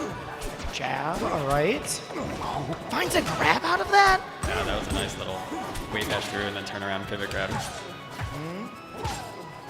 Just a dash attack. Don't have to go to the puddle yet, but the new bouncing whale. Yeah, bouncing whale hitting the ball. And I said that I've seen Stango do the 3 stocks. We are now at 56% on the last one. I'm not counting Plup out either, but the momentum is definitely in the elephant's favor. It's not good reign supreme here. Back air though, getting him off stage. But now it's been 50% unanswered from the Arcane. This went from looking like it was a reset. Oh, okay, wow, that was huge. That was huge, but it doesn't do it. I thought that was gonna kill. Oh the throw, that's all he needs. That's all he needs. We're going to the puddle though. The nair, Z sees it. Harry just eyes get up option drops down. That's gonna clean it. That is it. Oh my gosh. Oh, and that came down to the wires. Stango almost pulls the dirty 30 there. Stango looking like he had the Slade's mechanic Phoenix Feather on that. Managed to get a whole extra life and almost was able to. I mean, almost got the reverse 3. Yeah. Almost got the reverse 3. And now going into game 4. Go! Plop with the lead. We're going to Godai Delta, the slowest filling up, like I said, among the starters. Right, but both of these characters, before we were talking about our little bit of like, we got to figure this out with Fleet. We see so many up strongs, so many up airs from both of them. Yeah, I feel like Plup has been killing off the top, but maybe a little bit more, right, with that up air than I've seen. Like, of course, I've seen a lot of upstrongs from Stango. That's true, yeah. I've seen a little bit of the offside from the edge guard into the nairs, but wait. Oh no! There's a big call up from Plup. Yeah, only 23% too on his first stock, so. Stango's got some work in front of him right here. Stango was so good. We mentioned that Stango took the first game. All right, Stango, you took the first game. It's the first time we've seen Plup without a lead, and Plup immediately fires back and is sitting pretty. Yeah, right now he's playing the, let's get some damage game, but also if they're going to give me an edge guard opportunity, I'll take it. Stango keeps finding himself off stage, and that's exactly what Plup is looking for. Meaning that you can go so deep if you have that funnel on stage. It's big. Stango seems to have a little bit of difficulty edge guarding because you are now just not quite sure. And there we go. We hit the. That is the Locks killer. We're getting hit by the first, and we're slipping to the second. Okay. Just great patience from Plup. Plup playing kind of out of his mind, being able to keep that stock as long as he did. 184 and ends up dying off a parry into a very charged up front.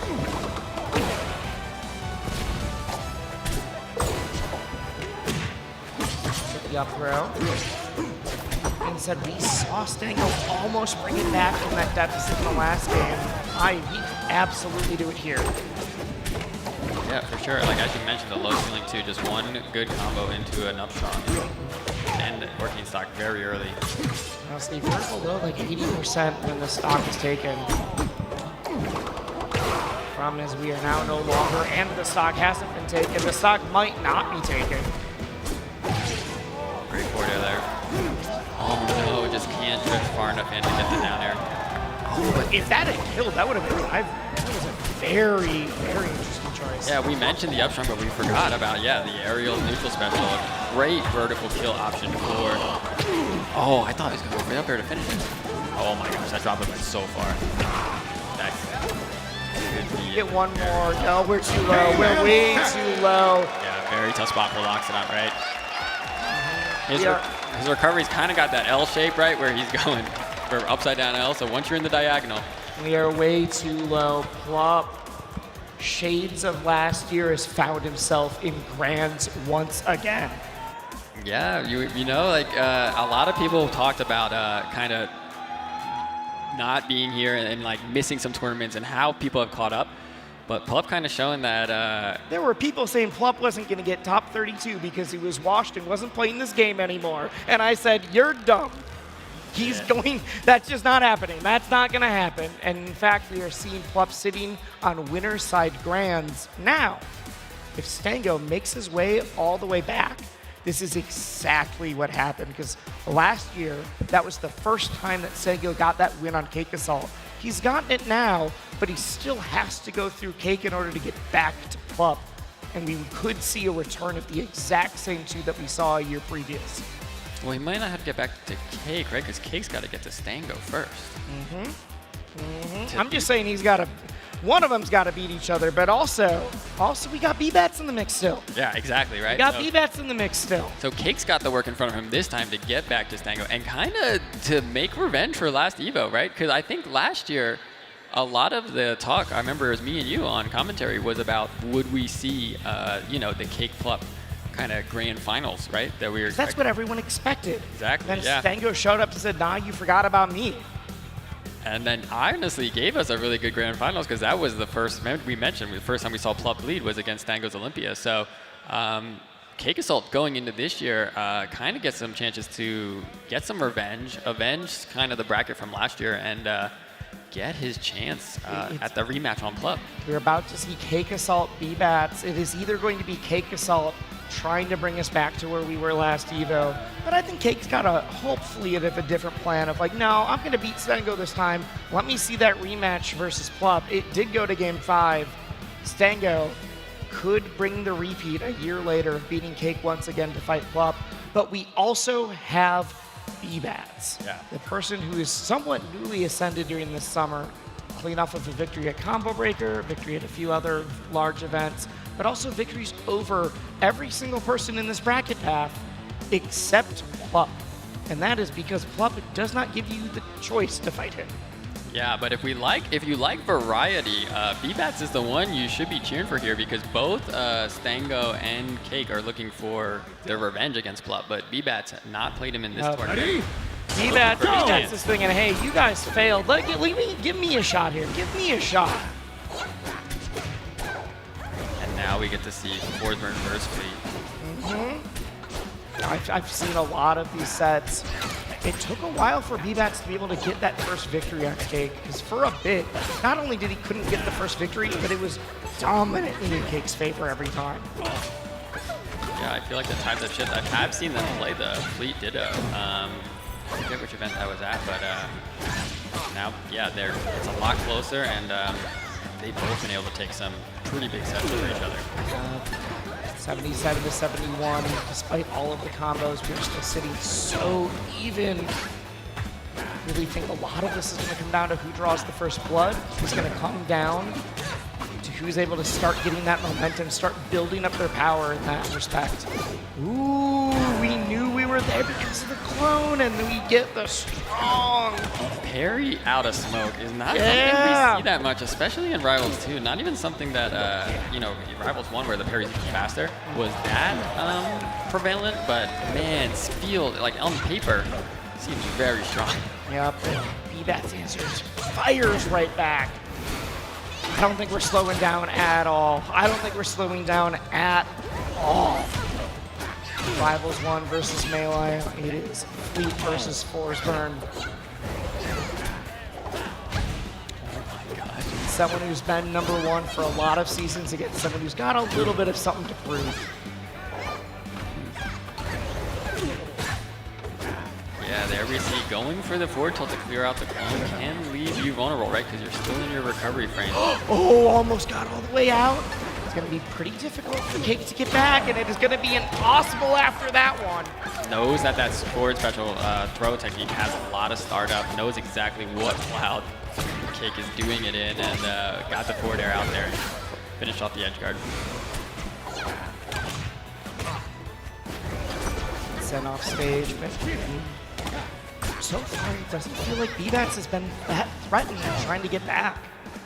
Usually the edge guarding game is something Cake is very strong in, but B-Bats has just been able to get back to stage, been able to get back the ledge, and then carries it on himself with the giant call out with that down air. Huge stock from Billy.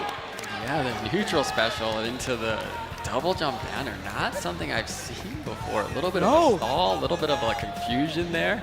That was such a big, like, hey, I think you might be able to get back. You could use the clone. We could get the side special. We have now forced Cake back onto the Fleet.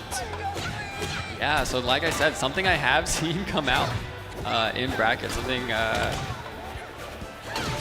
Cake has opted into, but makes me nervous. It does, it does.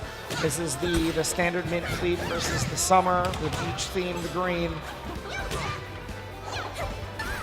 Okay, we find the back air. The problem is Cake, one of the best players in the world, currently ranked #1. Not quite the character specialist, is known for the Forsburn, is the only Forsburn on the top 50, but you know, when you get ranked #1, no one can say you're wrong. The problem is, can you beat Fleet at their own, can you beat B-Bats at their own game? Right.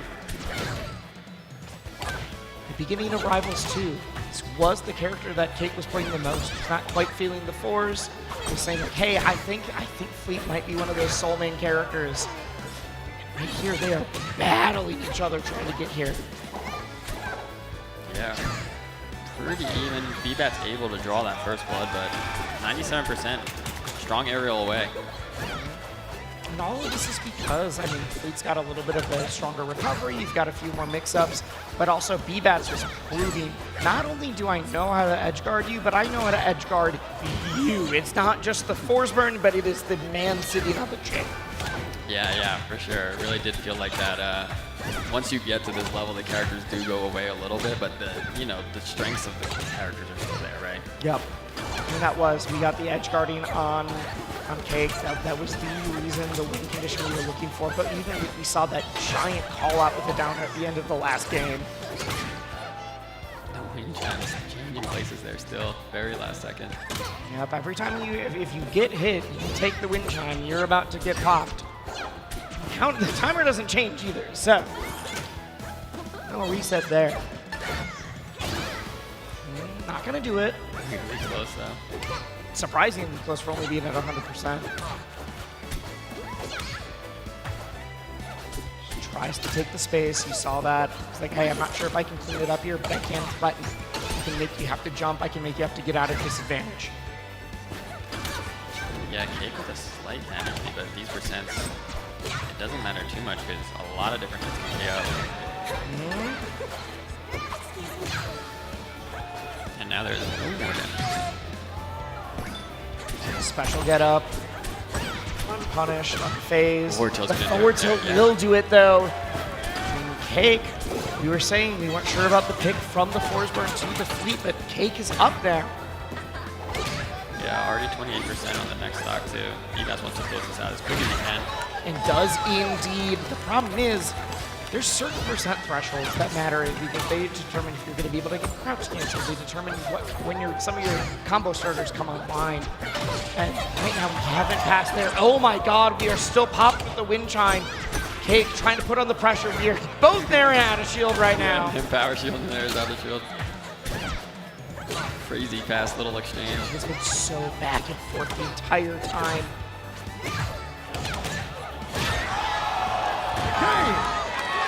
As I said that, it's been back and forth the entire time, but that is VBATS firing through up 2-0 against the current #1 in the world. Yeah, huge combo into the reverse back air. What a last stock there by VBATS. I mentioned that one of the big things that happened with VBATS last year was that just a fairly brutal 6-0, like beat Cake once and then just got demolished in combo breaker grands, and to the point that he's like, I never want that to happen again. That felt bad. And that is why he went to combo breaker, even though Cake wasn't there, to win just to prove that that wasn't a cursed location for him. And now to beat Cake on the EVO stage would be a dominant force. That would be such a strong showing to not only can I win here, but I can win anywhere. But Cake fires straight through, is still in the running. Cake opting to stay on the fleet. I've seen him in this matchup switch back to the force sometimes if the fleet not working. I was wondering. No force burn though, we're sticking with the fleet. Just slamming the bow into you. Gets the shield up. Just a little too long, a little too much charge on it. We got that the exact same way. We go down, that's it. That is it, we clean it back up, 2 apiece. Okay, oh my God, they're both. These are 2 calm and composed individuals, but man, oh, the tornado! I thought the tornado saved! It kind of It almost did, it almost did. Look back, like, yeah, some knockback was preserved there because I really did think the tornado was going to save him. I was going to say that it's 2 calm and composed individuals, but we're seeing some panic options starting to come out. That is how you know. Quite unshakable. Okay. Jab combo to put the big. on. That's big. Not off the top though. I was waiting. I know Cake loves going for that up special. Something that VBATS does a bit, but Cake usually tries to scope out. He's scouting for it. Okay, we get the knockdown into the tech chase. Gets grabbed. Little too scared, and that will do it. Cake puts 1 on the scoreboard. Yeah, Cake closing that out. Pretty strong performance. It was a 2-stock. It was a 2-stock. Looking really good in the fleet ditto, which is, yeah, like we said, kind of was surprised after the game 1 to see it come out. But like I said, I've seen him do it in the past, and I think, yeah, just kind of eliminating the offstage advantage, right? Kind of being like, hey, it's really up to it's up to us as players what we're countering. Giving Cake a chance to bring this set back. Back to the gates. You're swinging into each other. And Tornado is going to cover, but we can get back to ledge. And you'll see that they'll go for that like forward tilt, and as soon as the person drops anywhere near, they'll immediately do go for a drop zone nair. It was for the out special, like you said. Not quite able to get that backwards sending hitbox. So they'll both go for it, but Kate seems to be the one that will like intentionally use it to finish combos instead of be like, oh well, as long as I can recover in this spot, I might as well like shoot for the moon. Right.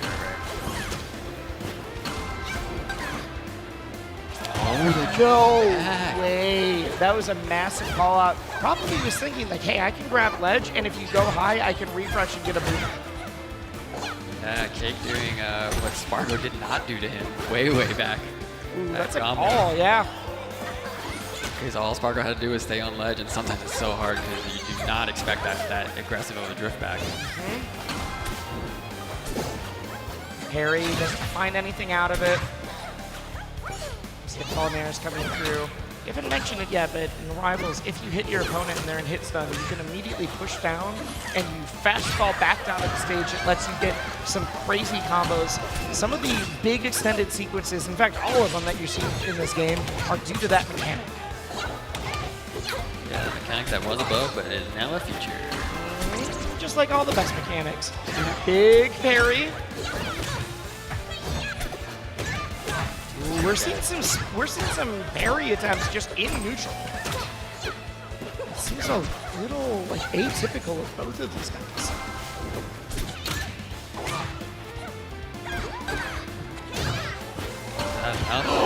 At 98? Yeah, the DI out, right? I was not expecting to get looking that way. Okay. Got one, the charge. I don't think that's gonna do it, but if you find your option, you can clean it up. No, just misses the ledge dash! Yeah, no punish then. On such a long land like And feet, now right? you're taking the 30%.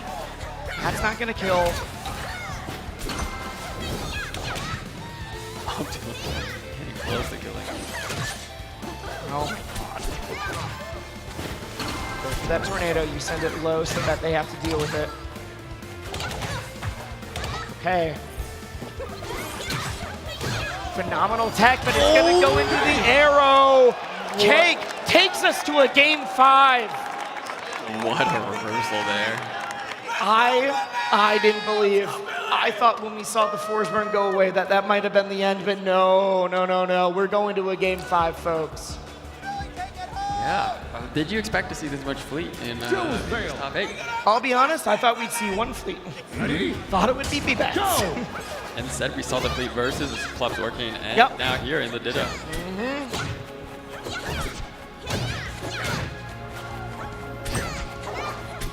It feels very fitting now. Having the character that you played for a long time, used to be the main, now is the pocket for some very specific matchups. Come back, prove that it's worth on the larger stage.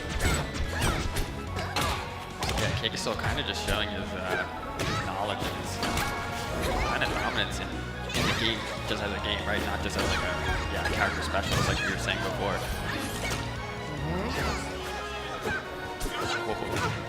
B-Bats just barely dodging that nair and now starting a combo of his own. Who goes under the, just ducks under the food, into the up air, doesn't even need the strong. If you're B-Bats, you don't want to think about it, but it could be eating at you. The person who doesn't even name your character is now kind of beating the brakes off of you in this final game with them. B-Bats fires right back though. Okay. You need to be able to kill. You need to be able to kill here. The longer this goes on, the more you're losing these trades, the more each trade becomes the war of attrition. And now this is back to Cake's game.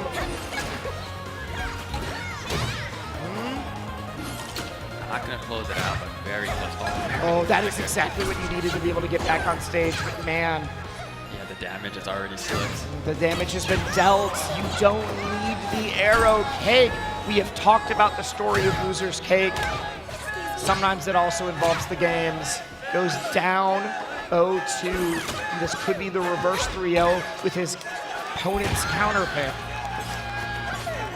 Picking his opponent's character. okay, this is not insurmountable, but you've got to clean something up fast and you've got to make it happen. Yeah, for sure, especially with someone that such good defense as Cake. Like, he's always going to get at least a little bit of damage in, so you got to play, you know, basically spotless in order to get out of this first stock with as little damage as possible.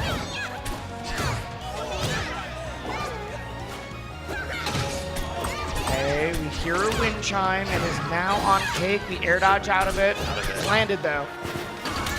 Almost every time we get the trade, it's a little bit extra percent. It makes it even harder to make this comeback. 96, BBAT's potentially on the tournament stock here. You gotta play perfect and you gotta do it now. Finds the back air, great DI to make sure nothing else is happening. We refresh, but gets hit, gets clipped. The Nair has not landed. Cake is playing so out there, just keeps getting clipped. No way, the charge is gonna do it. Cake Assault with the reverse 3-0. Catches that I can getup roll. pilot your character better than you can. Oh my gosh, the fleet is what gets him out of that. Such a crazy way that set was gonna go. After watching the game one, again, like we didn't even predict the character swap, but to have it go game 5. What a performance there by Cake to go on to losers finals. What a performance by Cake, but I want to shout out BBATs for just going on a monster run to get 4th here. Yeah, really good showing by BBATs, really impressive. I mean, going up 2-0, just really rattling Cake, pushing him about as far as you can push somebody in a tournament, honestly. Pushing him off his main, then beating his secondary back-to-back, but not able to close out the stock and ends up getting the reverse 3-2 from Cake. And that leaves the final 3 exact same, little bit of a different placements, but exact same final 3 as Evo on the extended lineup, and they all said, no, extended lineup was cool. I want the real deal. Yes. I want the real deal. Let me get back there. We have your final 3 competitors of Stango, Cake Assault, and Plup. Hey, man. And yeah, it really is, like we said, a revenge opportunity here. So last year, Stango was able to take it and get himself into Grands. Cake Assault's looking for the rematch here. Stango's looking for his rematch versus Plup. It's going to be the story of revenge, but we're going to be doing that right after a quick break. We'll be right back.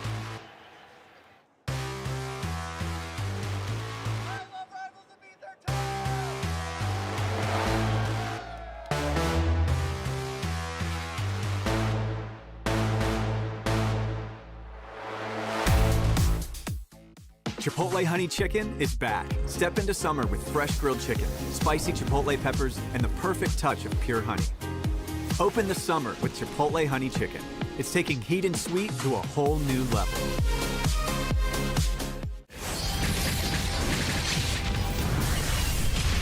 We are stronger together.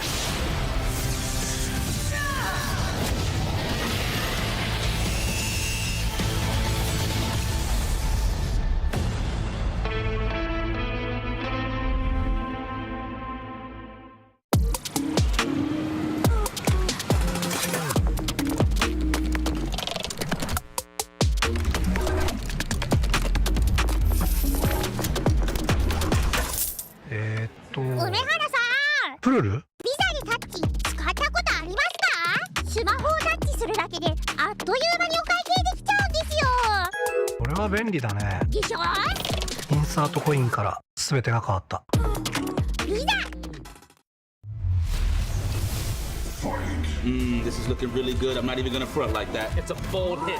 Optimal. It's the surge. It's the one, Jay. You ready? I've never seen a mix like this before. That's refreshing. That was a great combination. Right? What? Why does he get a White Claw surge? Did I get zoned out? Tough break, Jay. Gotta have that championship mentality. That's the best assist I've seen since Captain Cup.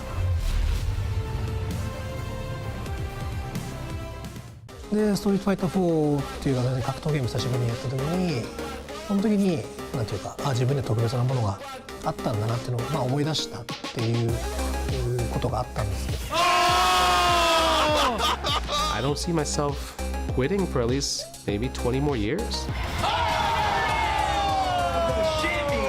ちは調子良かったですね。It's much more than just playing. It's being a part of this community.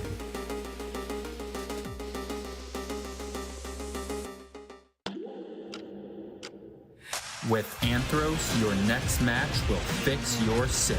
Try today, risk-free, for 60 days, or your money back guaranteed.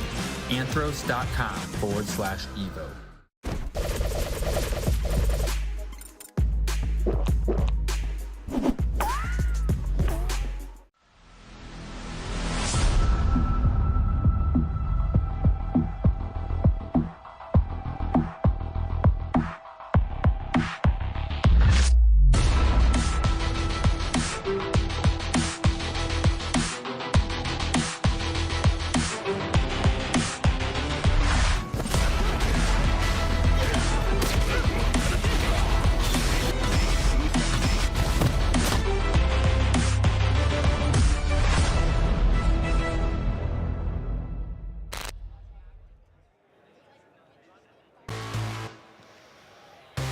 Welcome back to EVO. We are down to our final three competitors here for Rivals 2 at EVO 2026. But first, because I know the time. Some of you guys are getting a little bit hungry, and I think I know exactly the answer for you. Let's get you some burritos. Let's get you some Chipotle. Yes. So you guys are going to want to text GLE538 to 888222. And what does that get them? That gets you a chance to receive a free entree. I know, I've watched a lot of these events, and I've gotten like 5+ free burritos from watching like EVO, Combo Breaker, a few others. It is now your turn. You can do that from the audience. You can do that from home. We are very excited, though. One, thank you to Chipotle, but two, everyone is super, super pumped to see the rest of this bracket. I'm excited. I am very excited because, yeah, like we mentioned right before the break, kind of a bit of a revenge set, but I mean, Loser's Cake is something. It's but historical. That last set, he's playing out of his mind right now. And he went down 0-2 and then was like, wait, I got this. Yeah, the fleet was looking really, really crisp. Lots of really good. The combo game was really fast too, which I think is a good sign because when you're playing that fast, it gives you the opportunity to kind of set the pace, right? If you're able to play that quick, you don't necessarily have to, right? You can kind of be doing that on your punish game, have a long neutral, but you have the opportunity if your opponent's trying to go for that kind of sparring style. Cake is locked in right now, so I think we'll see Stango maybe try to slow things down, maybe try to use that range that Lockdown has, but although Stango spar too. Stango loves just cleaning up your stock as fast as he can, though. Remember, both of these two are looking for that rematch. For sure. Both of them now have lost to Plup, the man sitting pretty in Grand Finals. But is it going to be Cake, or is it going to be Stango? Is it going to be a new opponent, or is it going to be a return to full? Go! And I don't think we're going to see that fleet right now. Maybe we'll see it again if we make it all the way to Plup and we see the O'Kane, but not quite yet. Did we just see a simultaneous grab so they broke out in the middle of the smoke? So only one character had an animation? Yeah, a little bit of some weirdness happening there. Not a scenario you see that often, and it looked like the smoke's still hiding in that specific animation. Not one that we've thought about the animations. That's all right. Something new. Being a game dev is like that. You just keep finding new things. And you're like, well, shoot. Yeah, I should probably kind of like this done. Anyway, moving on. Goes out. Yep. You use that command grab either as a chance to grab or to escape to the ledge. And you can get that edge cancel, even if you're parried. It is that safety hatch. Grab, I think, was hoping that we would land at the ledge. Oh my god! Yeah. I was not ready for the clone. Stango wasn't ready for the clone. Ooh, the down air into the reverse back air. Cake Assault fires first, but Stango looks like I'm about to fire back. Yeah, Cake here with all, yeah. So a lot of times you get their smoke in between stocks, and then you see, especially in Rivals 1 in particular, you kind of use the stocks to help recovery. Say, Stango did a great job clearing out the smoke. The double parry? I think Cake might have Stango a little shook right now. I could see that. I mean, I'm scared of Cake. Okay, cleans it up and only at 42%, so we're still sitting well, but it feels so rare to see a whiff parry into another one. Ooh, this is on a turnaround grab. I think he was not trying to get that hit. Say, caught the clone, you got caught by the real one. Yeah, got caught by the real one's up special. Lots of smoke was around there too, and he opted to go for the hit there. So that was definitely purposeful by Cake.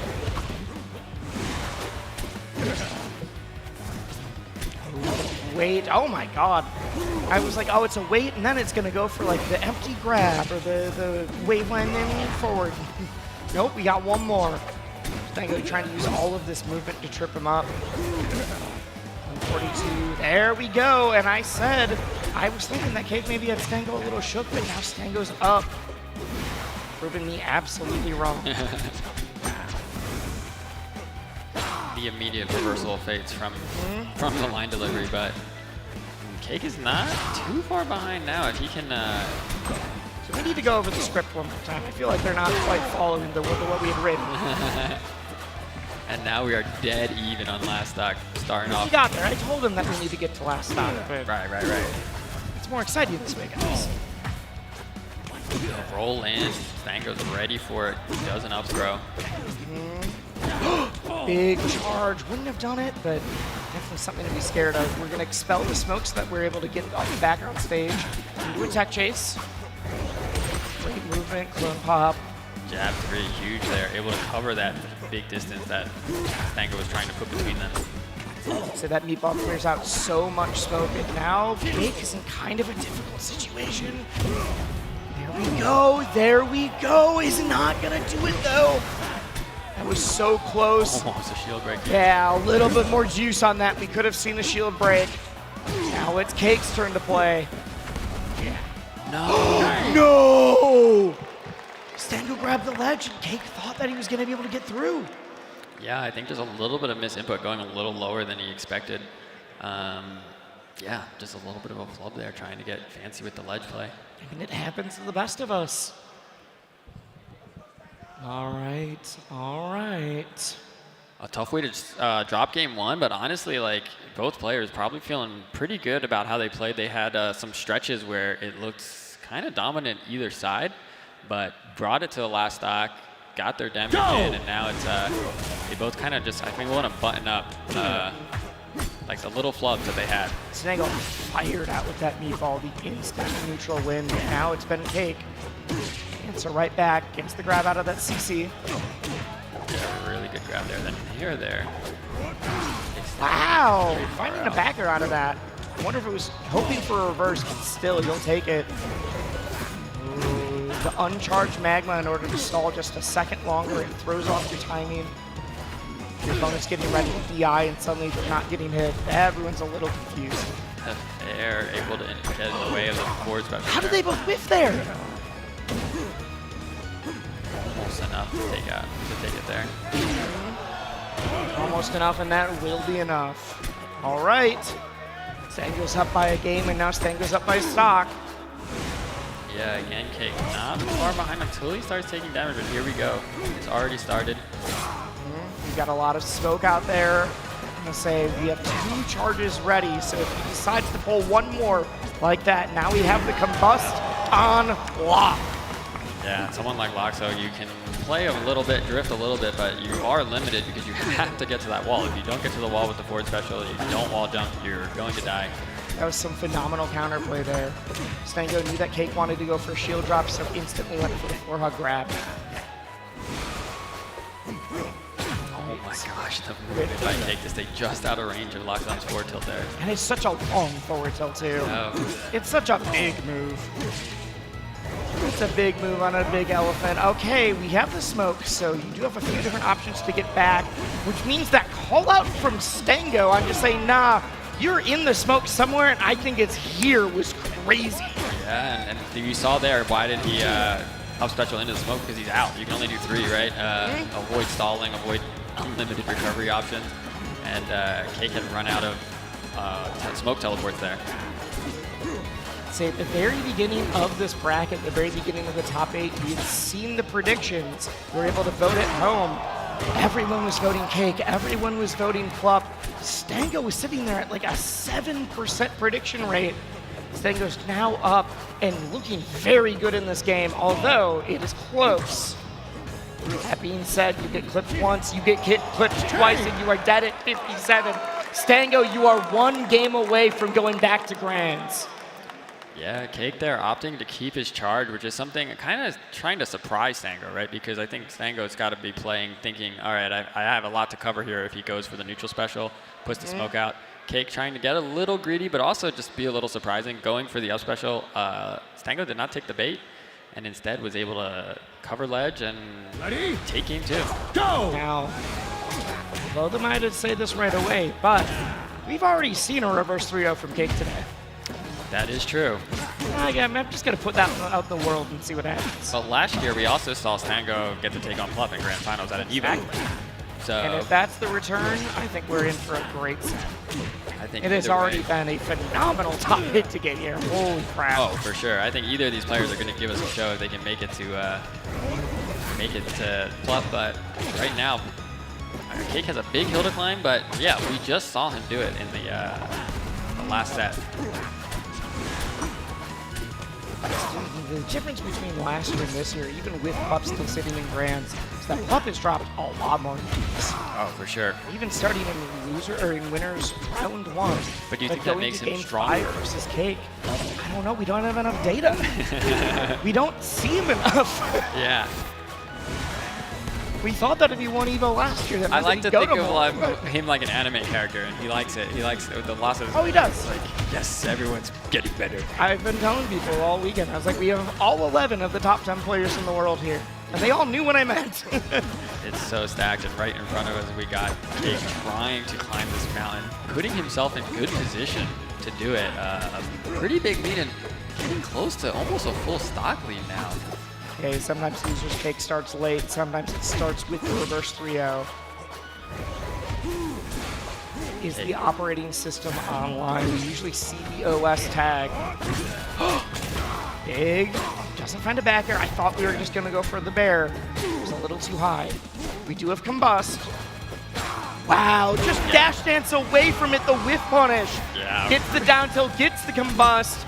Cake is now up 3 stocks to 1. Never mind, 2 stocks to 1, but still a phenomenal lead. Yeah, still a stock lead, but he's got to play, really buttoned up here. You do not want to even get down to your last stock at this point. The mental exhaustion of having to make not just one reverse 3-0, but deciding, can I mount a second? Whereas Stango about to shut this down, hits the clone, hits the real one. I'm still here. Nice, that forward air drift back, ledge cancel, and then gets a grab. Oh, super fast, super clean. Oh my god. Seeing the shield just pop out of the smoke. Great up air there to kind of stop. No way, you went back to the smoke there? Cake playing the mix-ups, having really good movement. Stango's still winning this stock since the even scoop, but I think that's a bad spot for Stango to be in. Yeah. Cake takes the game. Cake is on the board and trying to do what he did last set, you know? I think if you are Stango, the last thing you want to do is see Cake start to get that engine revving. We know what Cake with momentum is like. Yeah, I think it's Stango that you really wanted to bring it to the last stock, not only to obviously try to win, but also get that fear in. Because I think any tournament now, like any platform fighter, once you get to your last stock, even if you're at 0, you're so much more, the nerves increase so much more than when you have 2. The double down strong into the immediate pop. Gets back on stage, but close to the Hey, I was a little worried. It looked like Stango was going to try to go for like an early kill.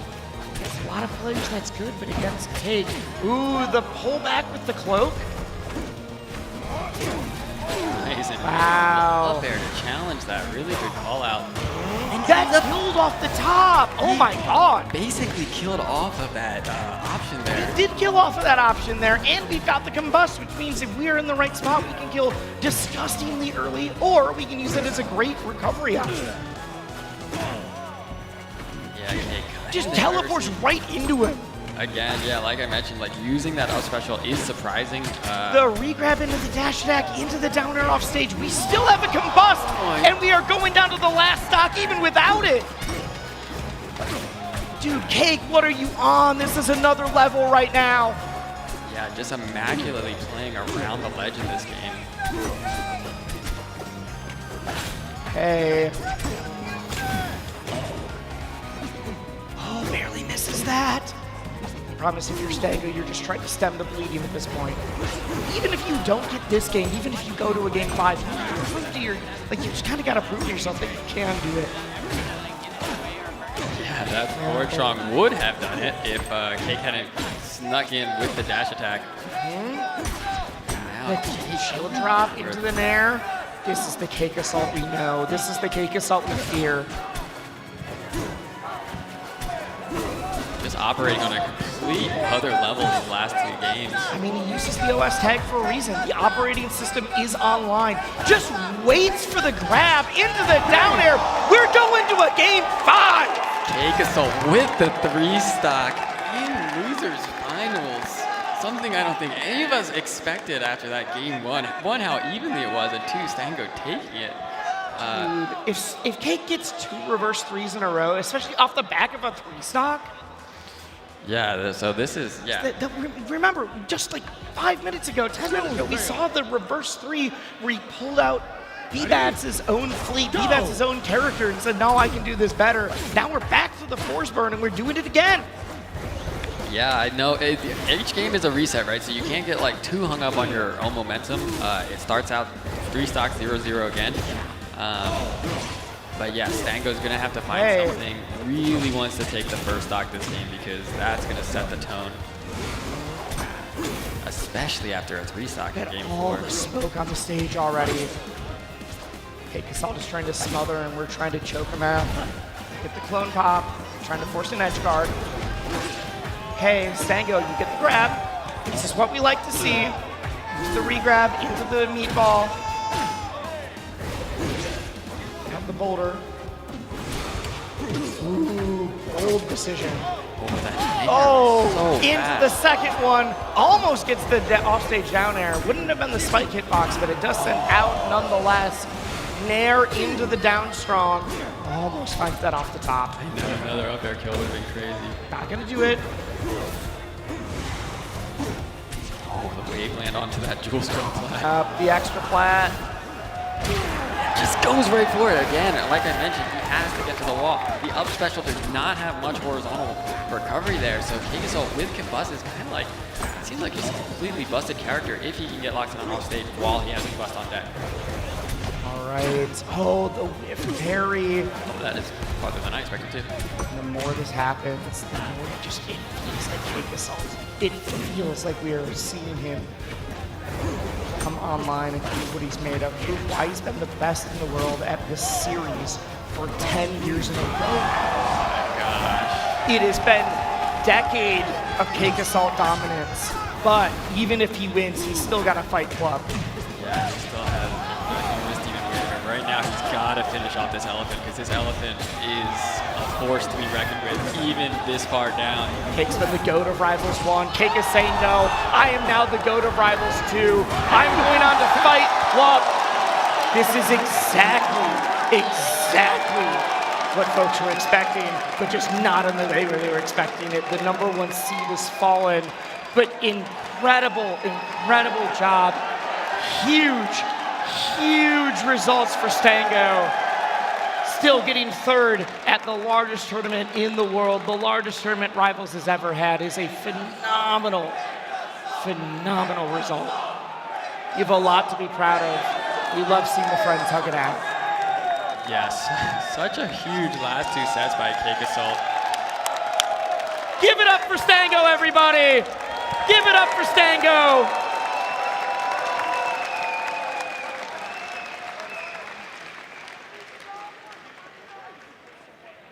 Say we saw Cake is walking off, needs to get a second to recover. So we know that we got to get back because we've been talking.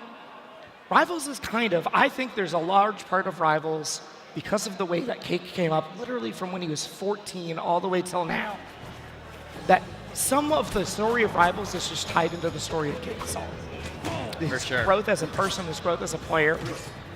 But you still got to fight Club, and you still have to make it happen. Yeah, I will say with that match, you mentioned how long Cake has kind of been dominant and how long he's been the face of Rivals. I will say that as a developer, we could not have gotten luckier getting Cake Assault to be the top player of our game for this long. I've said that so many times. He is such a good ambassador for the game. A lot of players, they get salty, all kinds of things. He is always a fighter. He has been doing it. Look at his face there. It is so, seeing Cake rattled or seeing Cake stressed is not a common occurrence. Even when Cake loses, I don't see him respond that way. You know what this means to everybody. You know the emotion of playing on this stage. Yeah, it's such a huge accomplishment for him, and yeah, he's always been. I mean, even you mentioned it, the top 50, right? So he is the only Forsberg in Rivals 2 in that entire listing. If you're watching this for the first time and you're like, dude, that hyena character, the Cloak and Dagger, that seems kind of broken. Literally not a single other player in the current top 50 mains that character. Yeah, but when the #1 player in the world does it, you'd have to shut up and own that.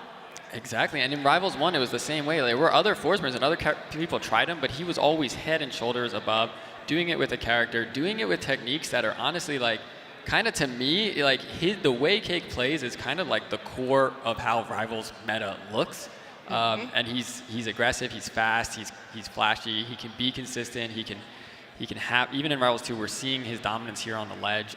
He just kind of has that full game, and yeah, just like a great person as well. Just a really cool head, a really respectful way that he treats competition, and he treats us as well, us on the team. So someone that I'm very happy to have become friends with. The thing is, we've been talking about Cake as if he's on the winner's side. We've been talking about Cake as if he is the man to beat.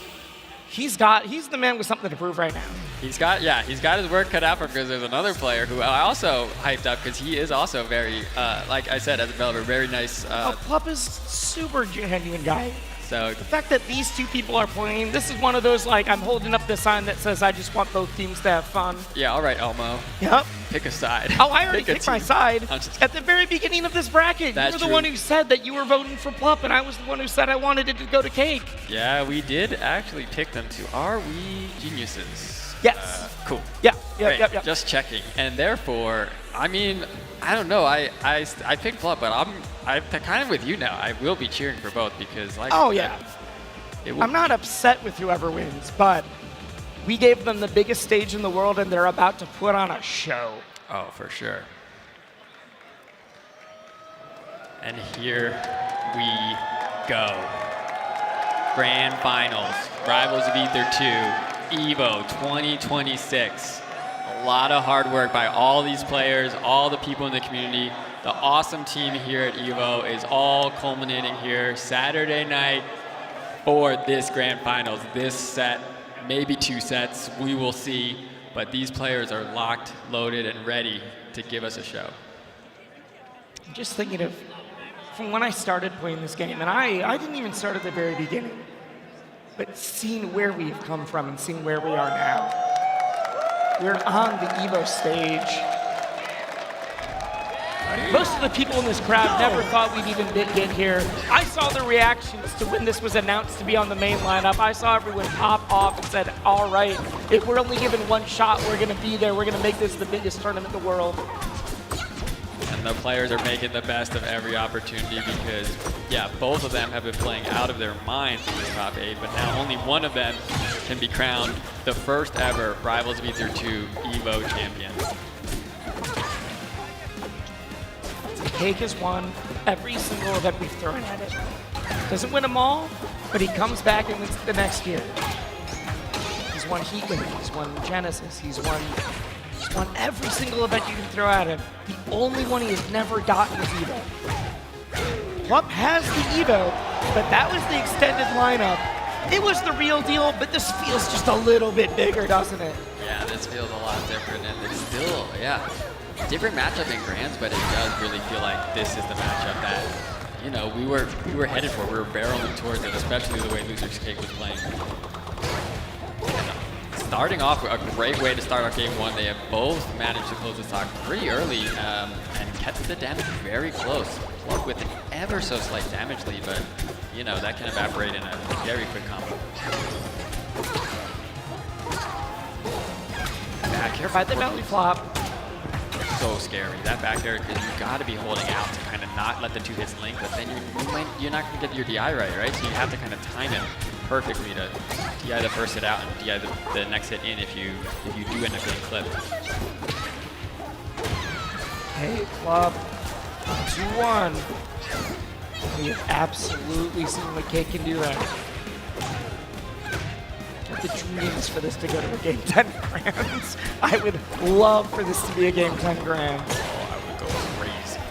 That is what I want now. You'll put it in my brain. Hey, I spoke the reverse 3-0 into motion before. I hope I have the same power now. I hope you do, because I want to see as many matches as you can get. But right now,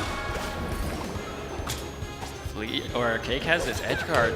Again, very, very extended edge guard situation. Yep. I think Say no more puddle on stage, and Plup goes a little too low. I think Plup is still anybody's game. Hit the ground once too, so we mentioned like some of these edge guards today, like, you know, even though they got like what I would say is a soft reset, because they were able to get some sent back off stage, no puddle back down, that continued the edge guard. Honestly, this is one of the few characters. I feel like the puddle is more important in that sense than like, did you land again? Yeah, that's true. And especially since you can attack the droplet, it can be, when you're in that edge guard situation, if you're focused on getting the puddle out, you might get exploded for it. You kind of do need to get on stage. Oh my god, gets hit by the droplet. We are going very low. You are definitely not coming back from that one. Yeah, there we see the aerial recovery on down special does mean it has a height limit, right? Just like Zetterburn, the way he can down special and get a double jump back, you can't do that from too low or you will just die off the bottom. So because of the last couple of sets, the two reverse 3-0s, we've been talking a lot about what this must mean to Cake, his history with the game. But Plup, we need to put some respect on Plup, having been a phenomenal, one of the strongest forces in platform fighters, has done it in Melee, has done it in Rivals, has done a bit of Rivals 1, has been a top player in Slap City, has played Nasby. Every plat fighter you can possibly think of, this man has been at the top of the leaderboard. Yeah, it's kind of insane. Like, it's definitely not it's not a natural skill, but just kind of his affinity and his ability to think of games and think of space. You can tell he has an advantage. Even when a game just comes out, you know, he could be playing for 2 hours and it's like he's already discovered and leveled up. Last time I checked, his Twitter bio said best plat fighter player in the world, and I think if you win Evo, you gotta claim that for the rest of your life. Especially if you do it in a totally different game than the one that you also won for Genesis with Melee. Actually, he's won Genesis for both. What am I talking about? He's already got that one. Yeah, for sure. I mean, we're getting to a point now where, to be the platform fighter king across multiple games and series even, you know, not just Smash. Yep. It's huge.